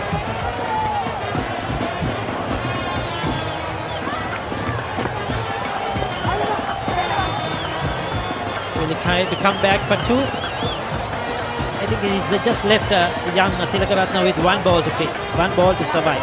That was the plan, not to give him too many. Good decision. Field comes in for Tilakaratna. 2 slips and Slimidon. Covers fielder comes into a catching position as well, so Kishan will look to pitch on the off stump, and there we go. Arm ball slides through the end of the 45th over. St. Thomas's College 84 runs for the loss of 9. Get that investment made to get down to your jam. Still don't get it? Download Genie, your money app, and tap into a whole new world of financial possibilities. Genie, get it to get it. Got him! Clean ball!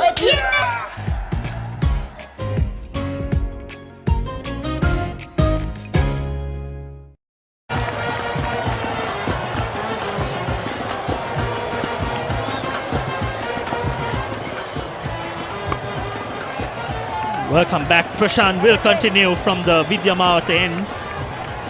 7th over. So 45 overs bowled, 84 for the loss of 9 wickets. Some respectability. Yasuru looking good out there. 28. Another forward defense. So 2 balls negated. Welcome, Danushka. Very good evening, Feroz. Thomians done slightly better, and that's very well bowled by Prashant Kalhara. Yasiru Rodrigo beaten all ends up. Nicely flighted delivery, drawing Yasiru forward and turning it away.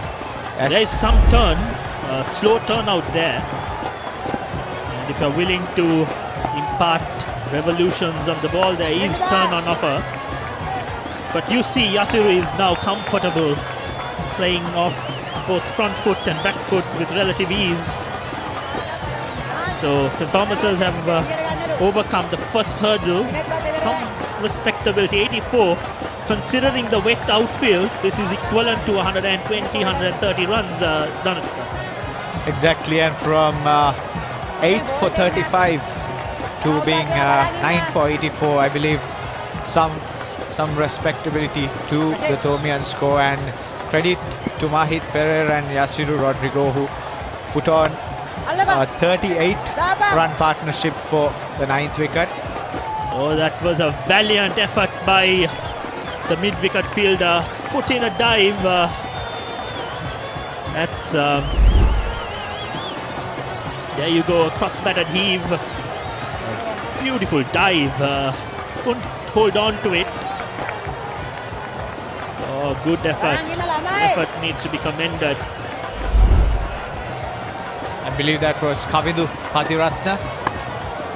Valiant effort, which brings the end of the 46th over. St. Thomas's at 81 for the loss of 9 wickets.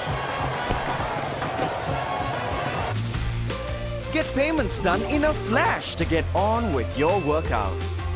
Still don't get it? Download Genie, your money app, and tap into a whole new world of financial possibilities. Genie, get it to get it. 50 runs! What a partnership on the pitch!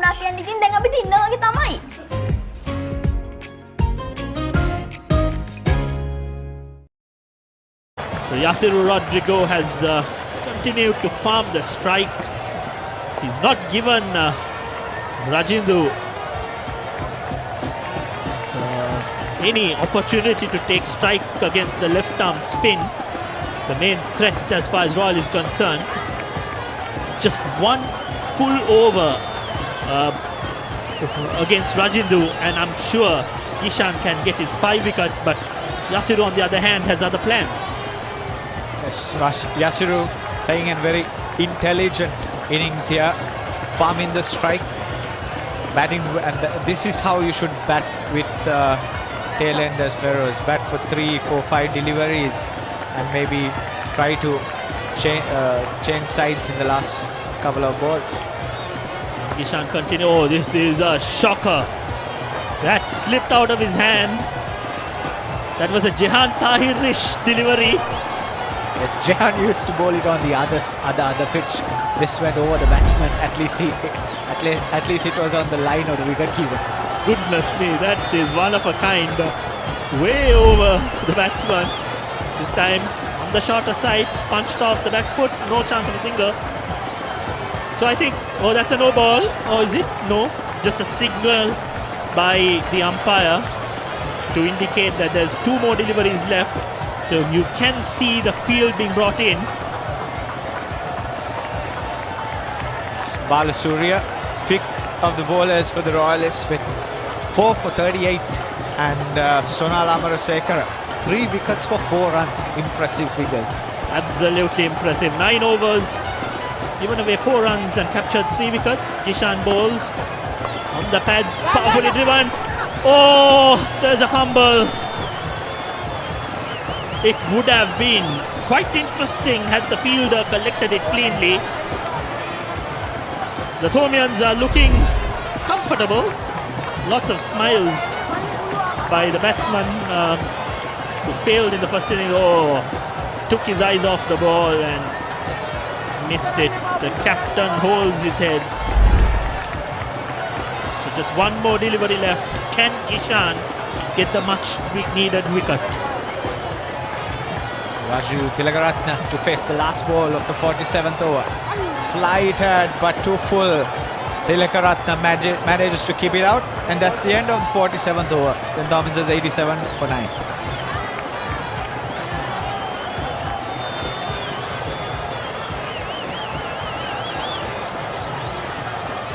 John Keel's Logistics.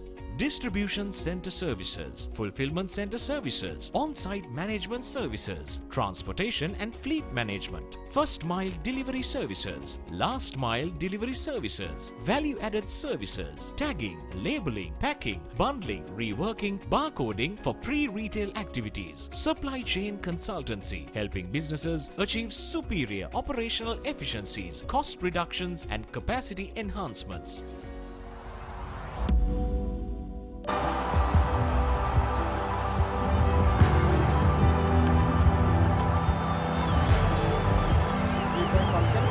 So, just as things were looking brighter for the Thomians, the umpires have called in light. The overall light has deteriorated and the umpires have called it a day. So Yasiru and Rajindu live another.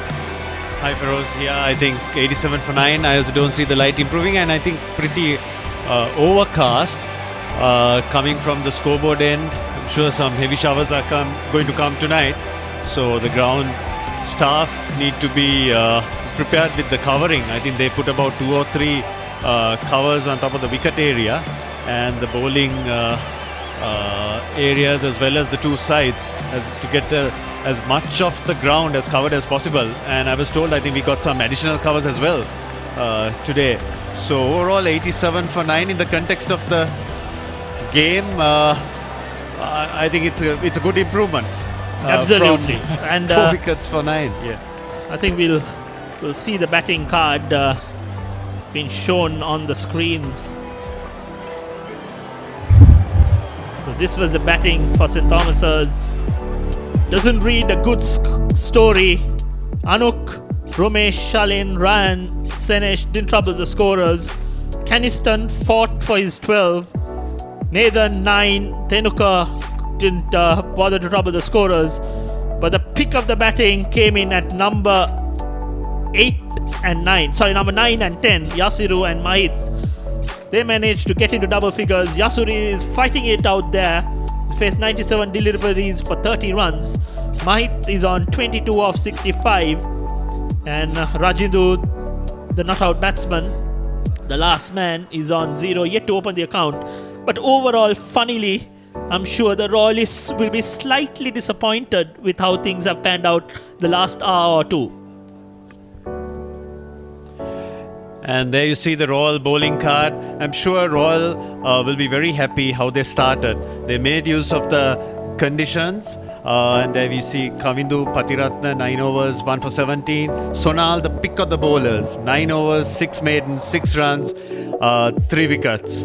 And then Podiwala, 1 for 12. And Gishan, who bowled very well, who started off very well with the new ball, using the moisture conditions, getting that zip off the wicket and some turn, 4 for 39. Overall, Royal will be very happy how they started. But I'm sure they must be feeling, I think, 1 or 2 changes, maybe towards the latter part, getting Yasiru and Manit. I think they settled down a bit in that total score of 87 for 9. They would have wanted them to be all out and for Royal to be batting. Had Royal batted at least 5 to 10 overs, then they would have been on top. So we see the pick of the bowler bowling Gishan. He's bowled 16 overs, given away 39 runs and captured 4 wickets. He was not afraid to toss it out.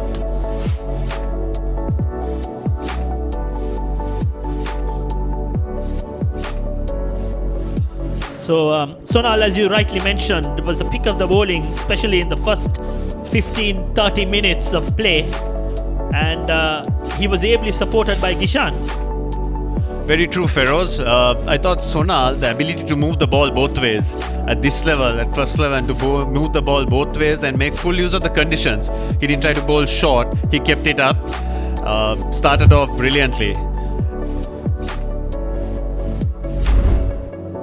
There you see Gishan's wickets tossed up, the ball held up, and Keniston drove uppishly. The next delivery, there was bounce on offer. Took the leading edge of Nathan's bat and he was out, and that was a brilliant take. That wicket should go to the fielder, and then he outsmarted the bowler, a batsman. Partnership was broken, and that was for me the key wicket. He managed to outsmart the batsman who was looking to come on the back foot most of the time, and so he tossed it up, got the batsman to commit on the front foot, and it came on with the arm. That's true. We were all waiting for that arm ball, right? And he brought it in brilliantly, and Manit was beaten all ends up and ended up being bowled. And we see the covers coming on gradually, and you can see from the left side over the scoreboard, dark clouds coming over SSC.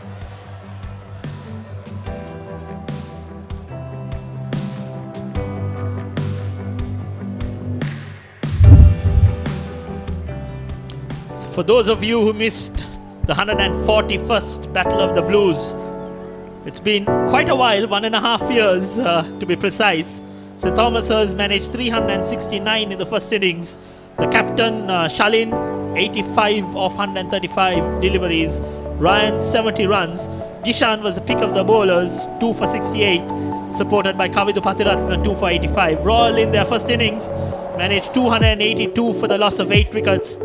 Dasis Manchanayaka, fresher, managed to score 50, and Isivara scored 42. Kishan and Yasuru got 2 wickets each, and St. Thomas's in the second innings were 127 for the loss of 5 wickets. Gavin was on 36 and Ryan was on 34. Gishan was a pick of the bowler for all, 4 for 50, and Kamil Mishara 1 for 23. This was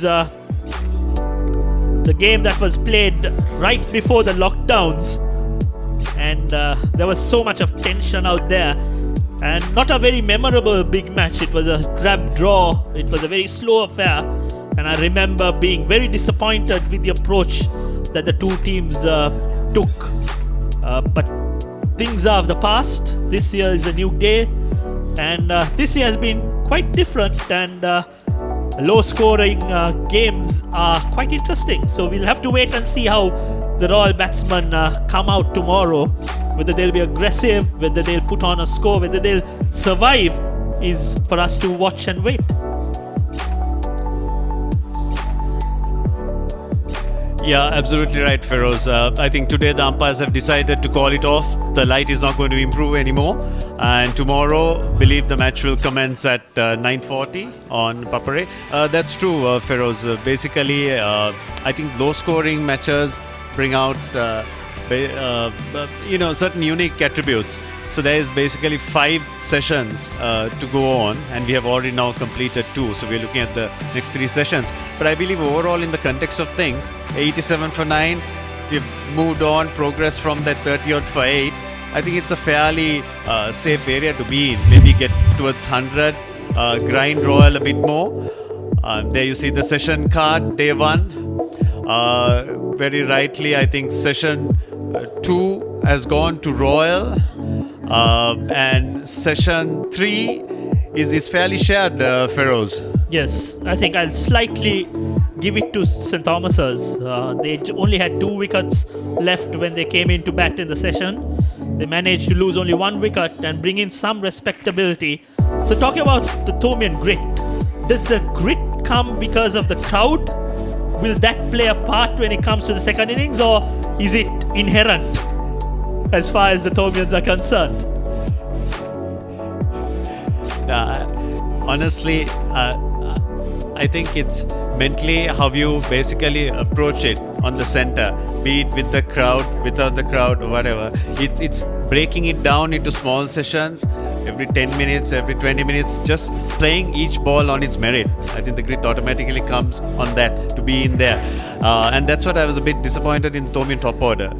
Coming into the game with 5 sessions to play, the way they went about with the expansive drives and so on, I don't think that was needed in the context. So they should have, basically to stay at the wicket, get your eye in.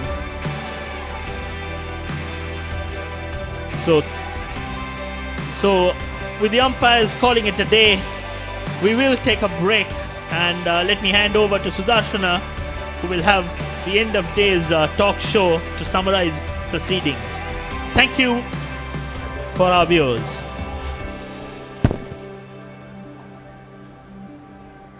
Well, there you go. That's the end of second day's play, as the second day of the 142nd Battle of the Blues comes to an end. St. Thomas's were in a very, very difficult situation, but kudos to their tail, which wagged and wagged and wagged and frustrated the Royalists, and they're still frustrating them.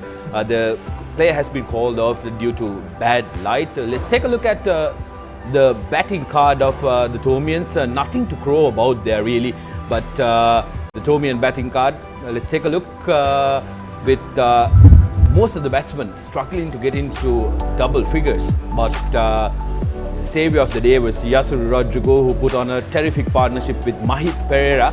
Yasuru getting 30 of 97 deliveries, and Mahit Pereira getting 22 of 65. Rajitha Tilakaratne, the debutant, for the big match, yet to get off the mark, facing 11 deliveries. So but the Thomians now at a respectable, fairly respectable score of 87 for the loss of 9 wickets.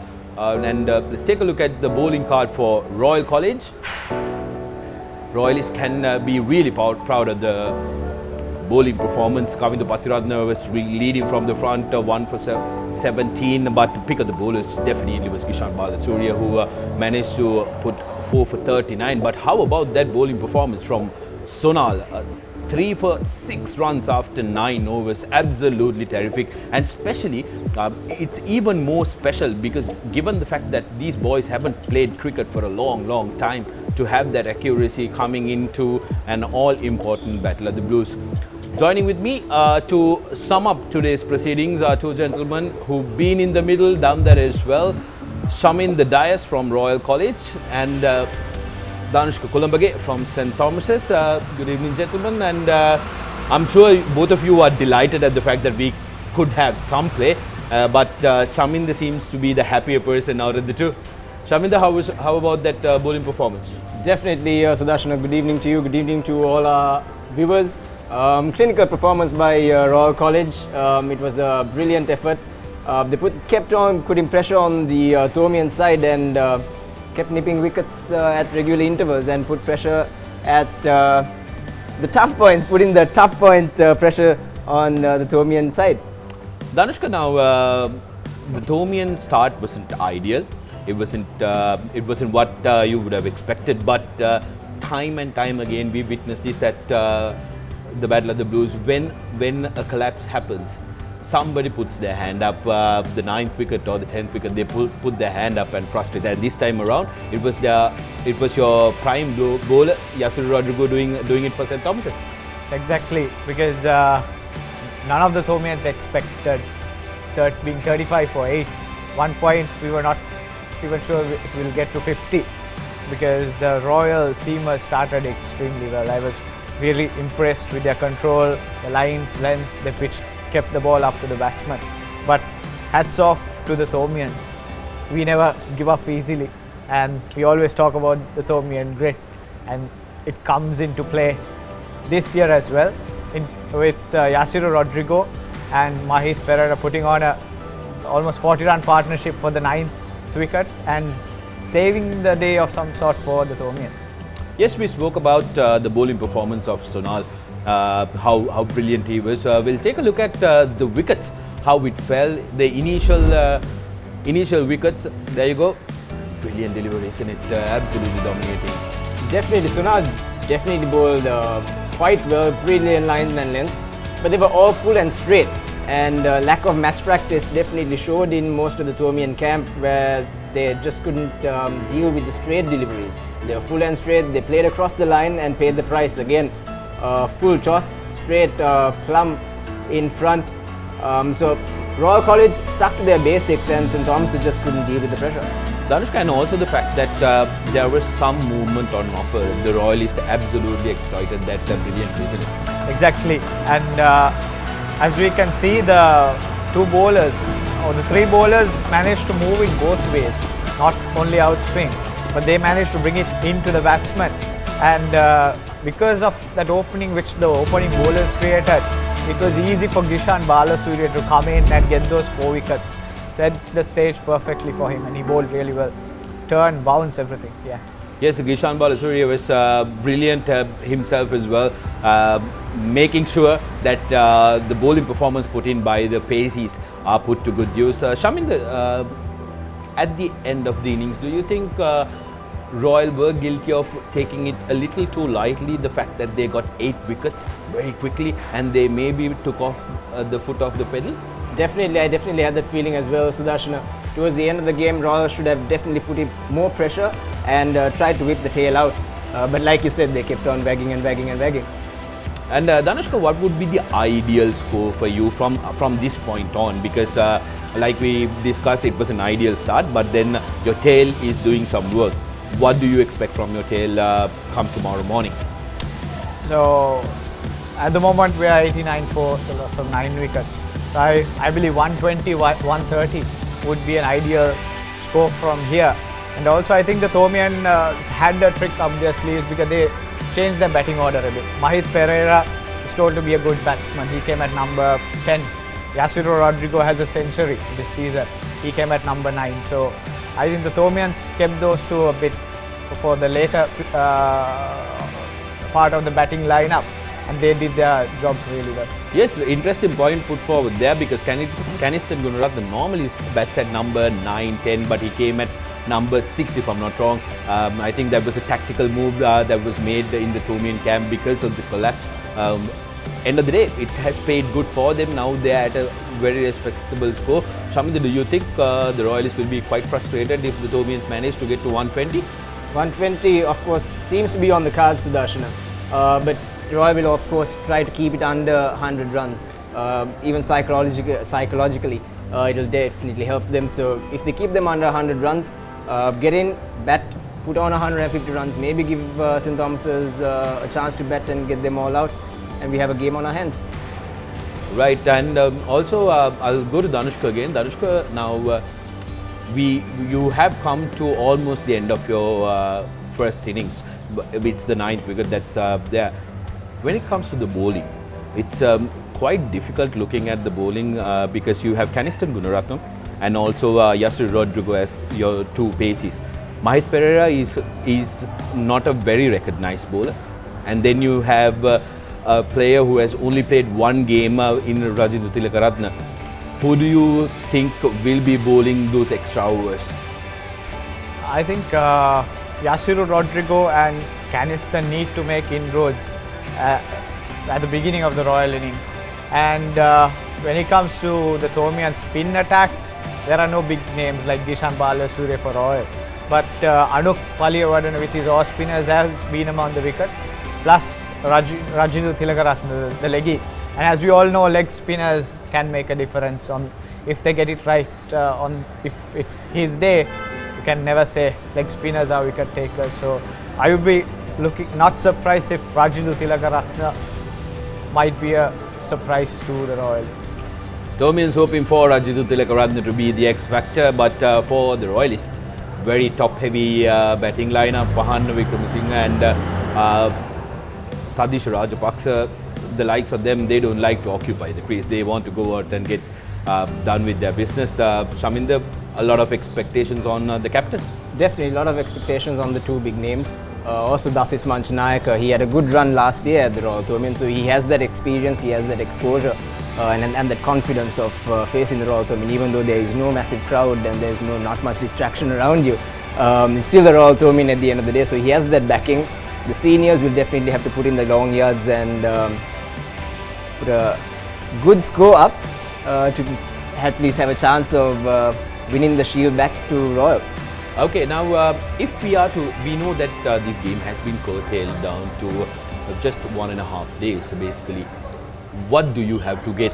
What do you have to get a result?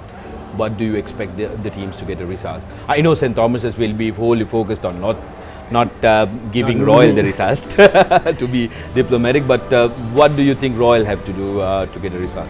Firstly, pray for no rain, and also if they have to make some decision, result, then they have to get this last Thomian wicket maybe during the first 5 overs, maybe score 150 during the first session, declare. So it has to be something drastic for a result to come in such a short time, and with the rains on the cards, you can never say. But then it's cricket again.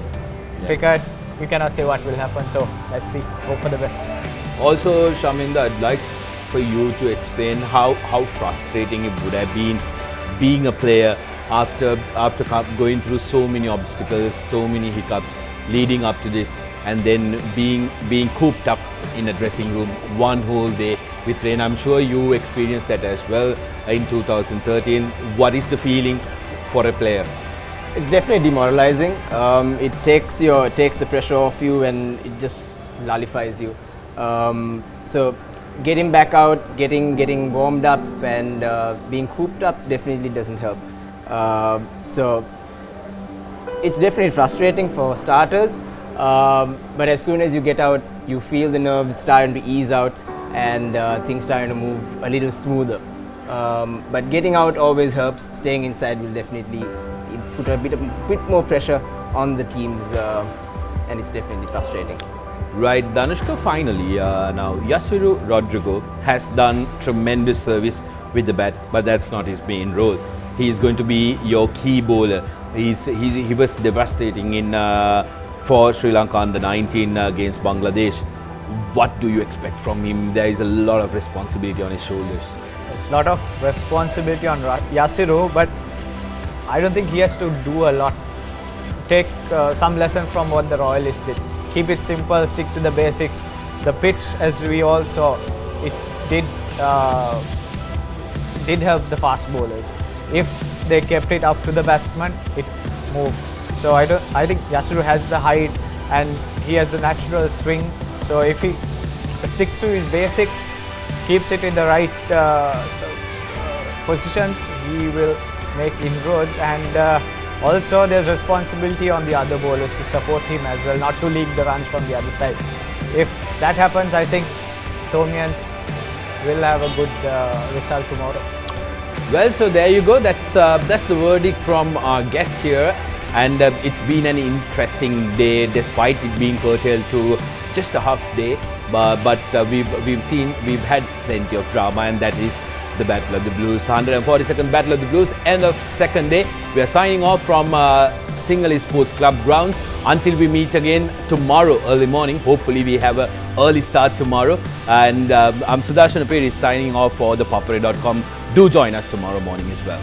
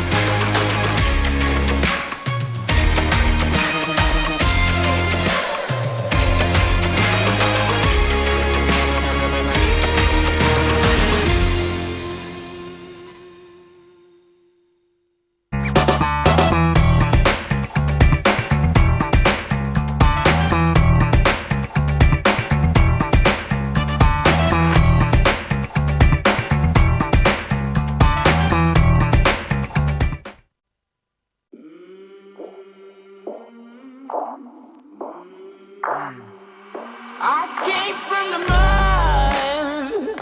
There's dirt on my hands. Strong like a tree. There's roots where I stand. Oh, I've been running from the law. Hope they won't shoot me down soon.